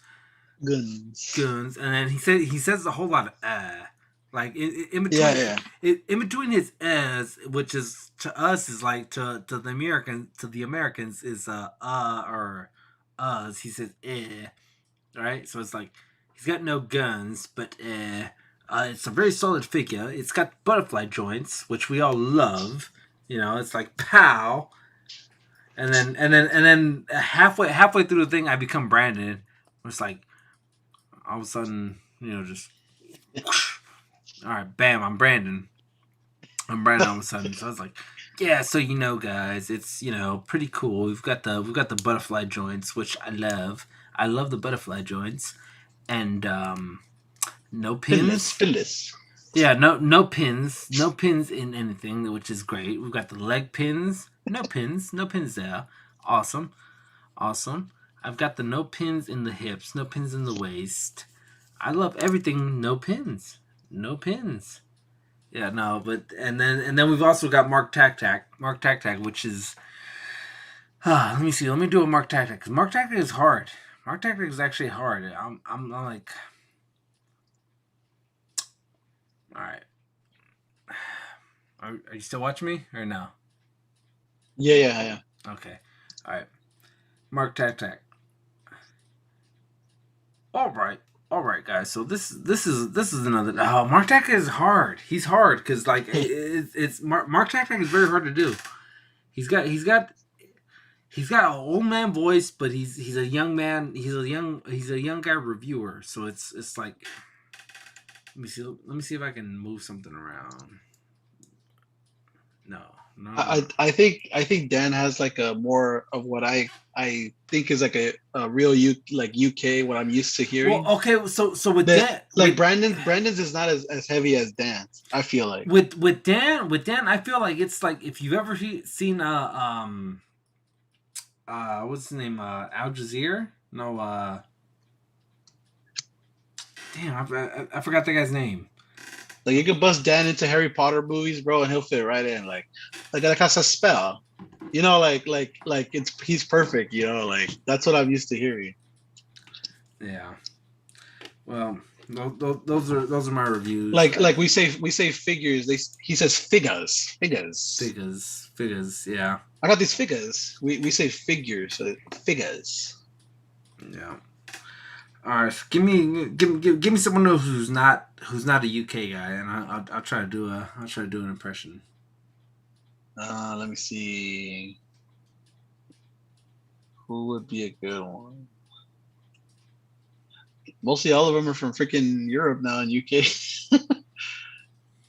Unless you do like an Aussie or something. Do like Chris Hemsworth or let me see. Australian accent. Hold on, let me find somebody. Let me find somebody. Ab Douglas still in the watching, man. Still in the building. You want to jump back in or what? Your Dan who was pretty good, but you need to work on your dyslexia. Yeah. Yeah, so you heard the other day Dan trying to pronounce Corsair. Yeah, so he'll probably say it way different. Greg said to do Jean-Claude Van Damme. Oh, Jean-Claude Van Damme, that's a good one. All right. Hold on, let me see.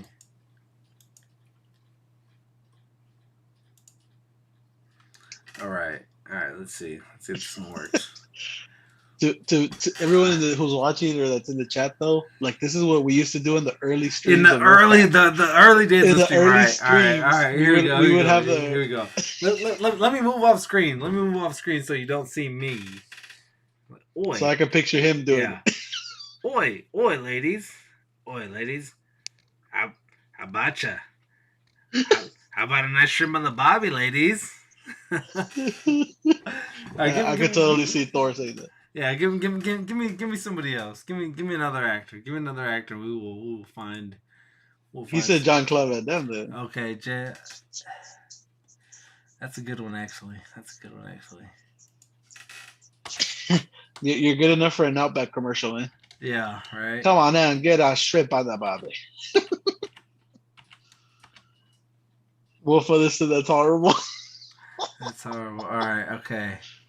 I listened to this Mexican radio show where this guy does an impersonation of like Colombians and stuff. It's so hilarious because the way they talk over there, or the way they speak Spanish, it's way different. And coño! It's like Puerto Rican or Cuban, though. All right, let me see. Fabulous said, "Did anyone see Ghostbusters?" I did see Ghostbusters, but I don't know if everyone has seen it, so I don't want to say any spoilers.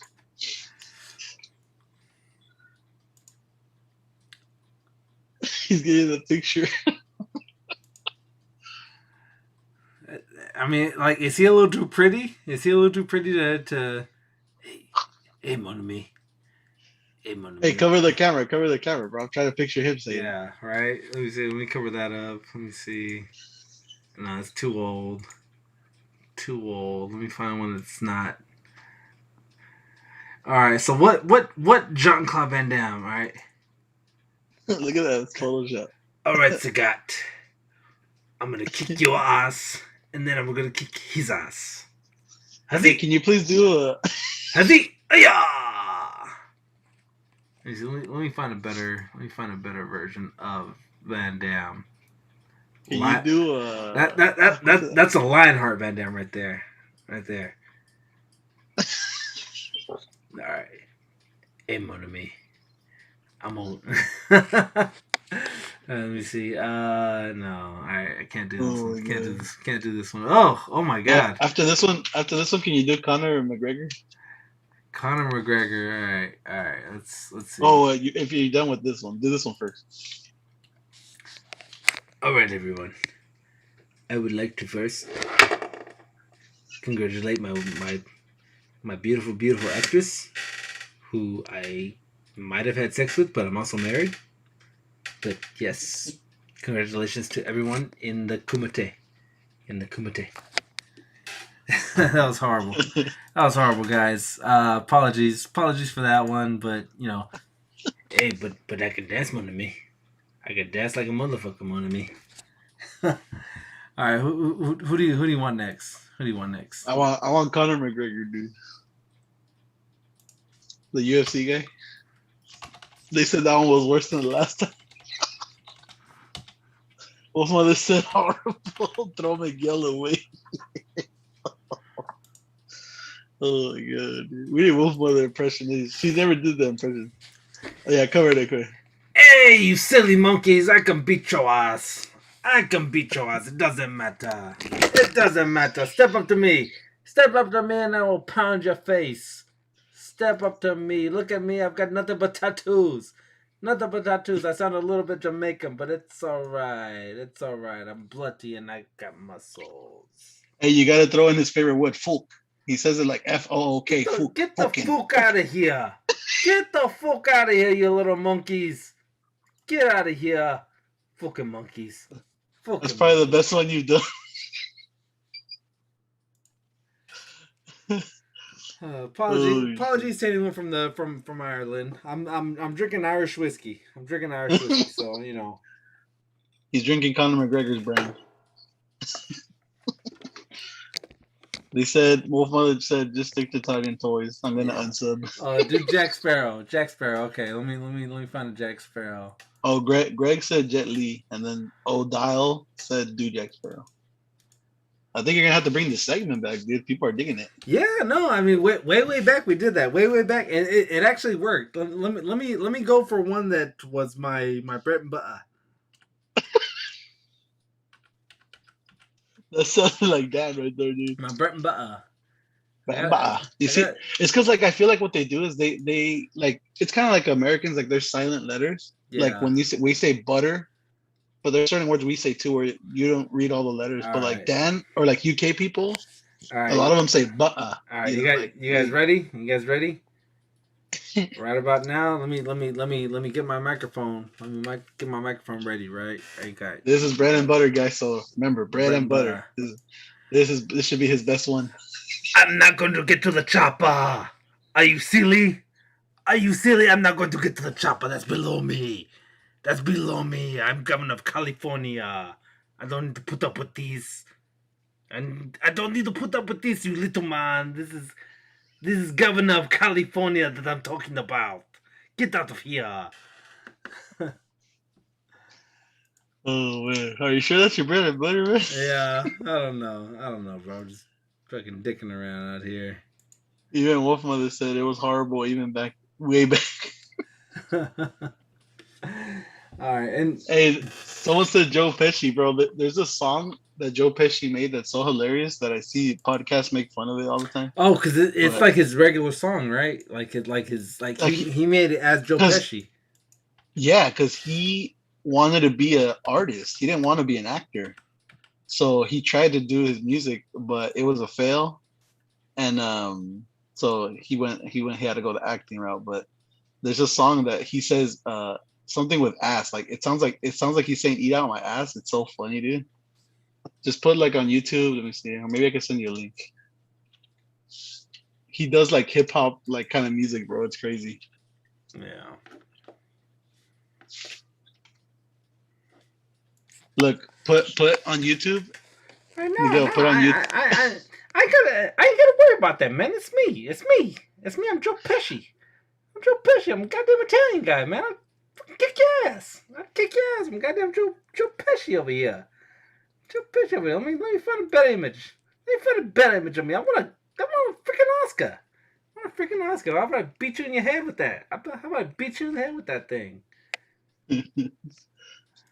Look up a song on his, bro. It's called "Wise Guy." Look it up. I don't need to look up a wise guy. I am a wise guy. Look at me, goddammit. I'm a freaking wise guy. Dude, you gotta look it up, bro. It's hilarious. I want you to do the impression of him in that song. So put it on. You know what? I've seen that song before. I've seen that wise guy song. That wise guy song you're talking about. It's yeah. Like, it's crazy, bro. He's just talking about him and his life. The life that he's lived. Being a real gangster, bro. Yeah. Treat all the girls like trash. Oh my god. What did chat say about the Pesci one? Let's find out. They're dying, bro. Let me see. Abnugler says, I feel like Miguel doing impressions is like that one guy who hogs the mic at karaoke because he thinks he can really sing. You sound like Mosey from Looney Tunes.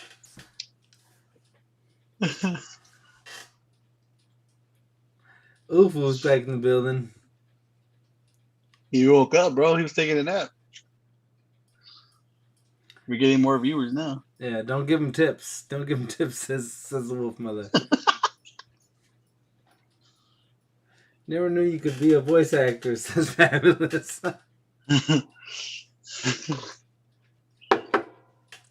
Hey man, you know what? Sometimes that character influence just comes out of you.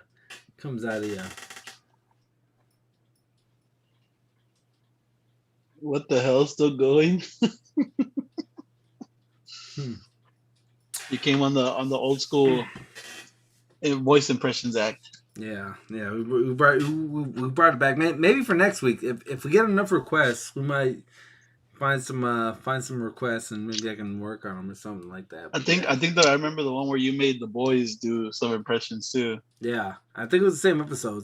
We had to like pull a name out of the hat, and whoever got pulled out was who we did. Croc Hunter was one, Dan Who was one, Brandon was one. You know, but a bunch of people.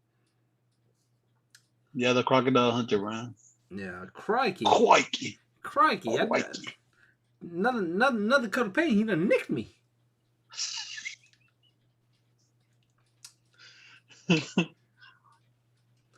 Yeah, man. Well, you know what, we are creeping up on the 11th hour. You've been more than a cordial host with us, putting it down for these long ass hours.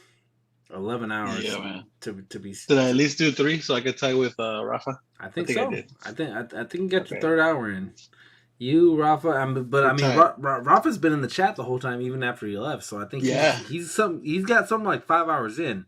He's not got Jamie hours. He doesn't have Greg Finstead hours, but you know. Fabulous said you need him. The voice things needs to be weekly, dude. You need to bring it back. You know what? If on a week by week basis we get requests to do a voice one, then yeah, once a week we'll do one voice impression. We'll do one voice impression per week, if they're requested. Can you get for the last one to end the stream? Can you do the lady from Monsters Inc? What's her name? The slug lady. Oh, what's her name? Always watching that lady. Yeah. Mike Wazowski, you didn't file your paperwork. Yeah. I think we do that for you. Mr. Or do at least do Wazowski. He's pretty funny too. Mike Wazowski is good, isn't he? Yeah. All right. Let me see. Joe Pesci. No, we're not doing Joe Pesci no more. That one would make me bust every time on that movie because like she was always picking on Mike, and like the way she says it, it's like it just made me crack up all the time.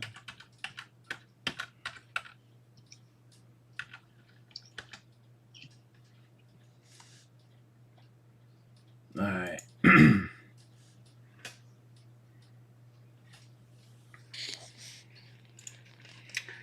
All right, boys.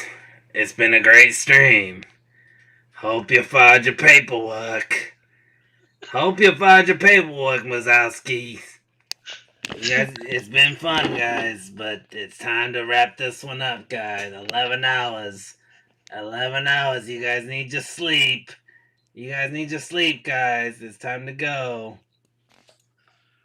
Oh, shit. Mike Wazowski, what are you talking about? Always watching. What are you talking about, Wazowski? Did you file your paperwork? Out here? Wolffather said never do Joe Pesci again. Haters. Oof wants to hear you, Joe Pesci, dude. Yeah, haters. That's the only thing I can say is haters. The players. Haters trying to bring you down, dude. Yeah, no, man. Just let your boy shine. If you guys are watching us on replay and you want to see a little voice acting from time to time, man, please recommend it. Say, hey, do a Roz, do a one of these people. Give us your best De Niro. Give us your best whoever. Tony Soprano. Anything. You know what, with Tony Soprano, man, it was one of those things that was a pleasant surprise that James Gandolfini could do that same role, but he was the same person in every role that he played.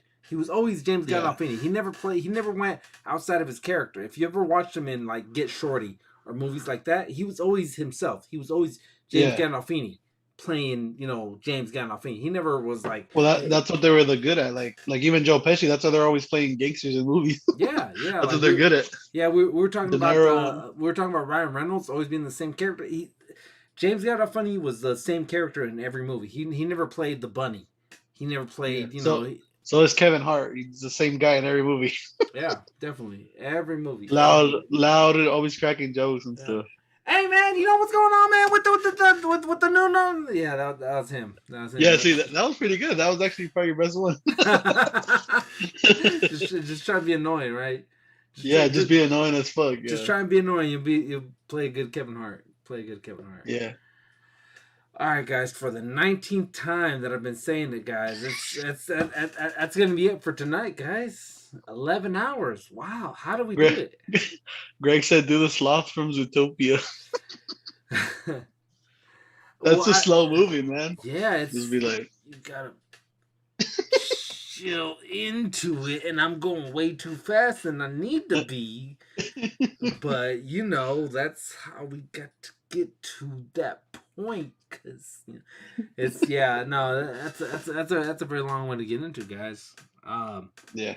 Oof, you're gonna have to watch it on replay, bro. We're calling it. Yeah.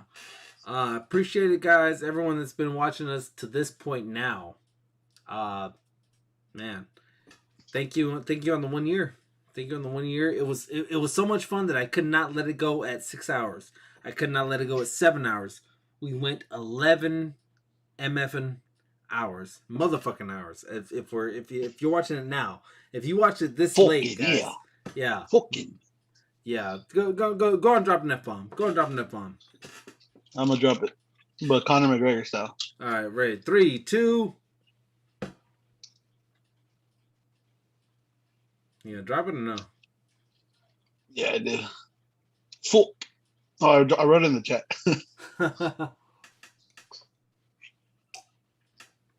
And we've been drinking apple juice this whole time, guys. So cheers to you.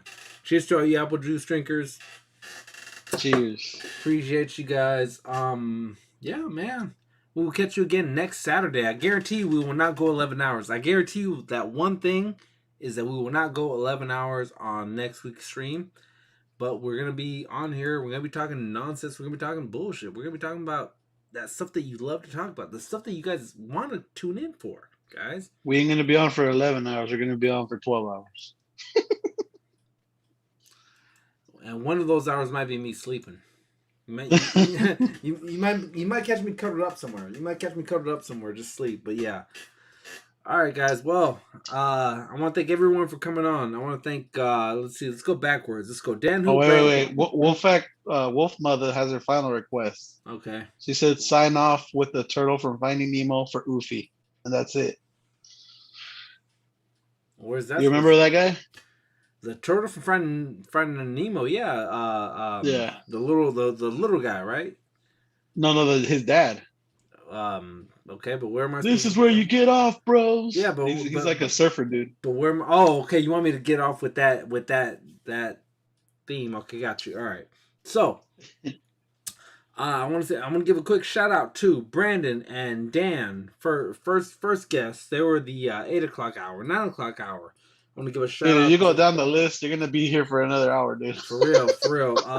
9 o'clock hour was Jamie and Mark Tac Tac. After that, we had the Girl Strikes Back and her boyfriend Aaron came on at the 10 o'clock hour on the East Coast, which was only 3 p.m. for us.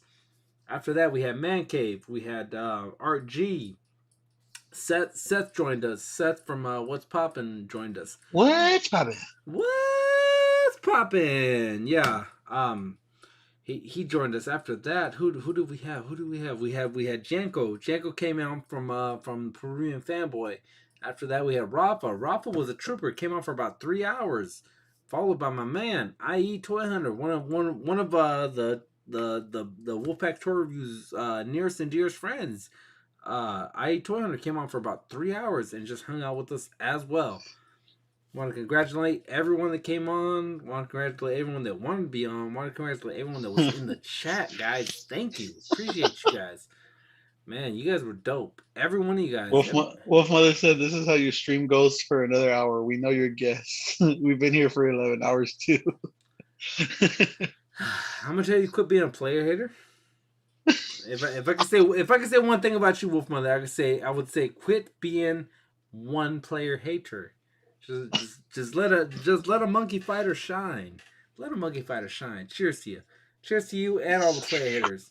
What's the likes to dislikes looking like? If anyone knows. Hey, where's what happened to the number one hater, Ghostface, or what was his name? You know what, man? We stopped talking about that dude because all he does is just show up and then doesn't show up. So okay, dude, you have 121 likes, dude. To one That's dislike. a lot. To one dislike, which is who we just talked about. So think Ghostface. Think of it like if it was a gangbang, bro. Think of it was like 1 versus 129, and Ghostface is that one person that's getting the 129. You know. Yeah. So who won on that one? You or the other people? Yeah, dude, that's a lot of likes. Like for a stream, 120. Well, and you know what? We were going for a long time, so I appreciate everyone that dropped a like on that. Appreciate everyone that is still. If you watching. haven't hit like, hit it. Yep. All right, guys, we're gonna get out of here. As much as I like to stay on for like another fucking 4 hours and just be your friends and do everything, it's been fun. It's been fun. Literally, none of this has been work. This has all been fun. Yo. I think we could get Wolfpack to keep going if anybody in the chat joins. Like, oof, if you step up and join, he has to stay. Just saying. If you guys want to keep hanging out, you got to join. Keep it going for another 9 hours. It'll be all right. Ghostface from the scary movie? Yeah, pretty much. For real. Yeah. It's going to be hard to top this one, man. Well, I mean, I don't know when another time I will go on for another to be on. Be like, hey, yeah, no, it's cool for going for 11 hours, 12 hours. This is definitely one that's going in the record books for sure. 11 hours of streaming, that's just crazy. And if you can do it for the second year, it's gonna have to be a 24-hour, dude. Bro, we're for year 2. Well, we're setting the bar. We're setting the bar right now. We're setting the bar. Yeah. Take us out with cursing, says the Wolf Mother. All right. Let me go full screen. All right, guys. You need a turtle picture. All right.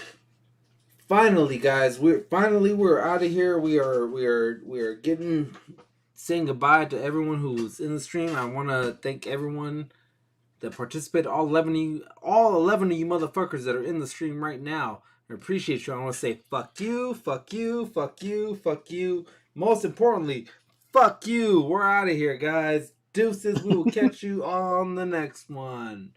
Appreciate you guys, man. You know we're all fam, guys. So we'll keep it player. Fuck you guys. We'll see you guys next week.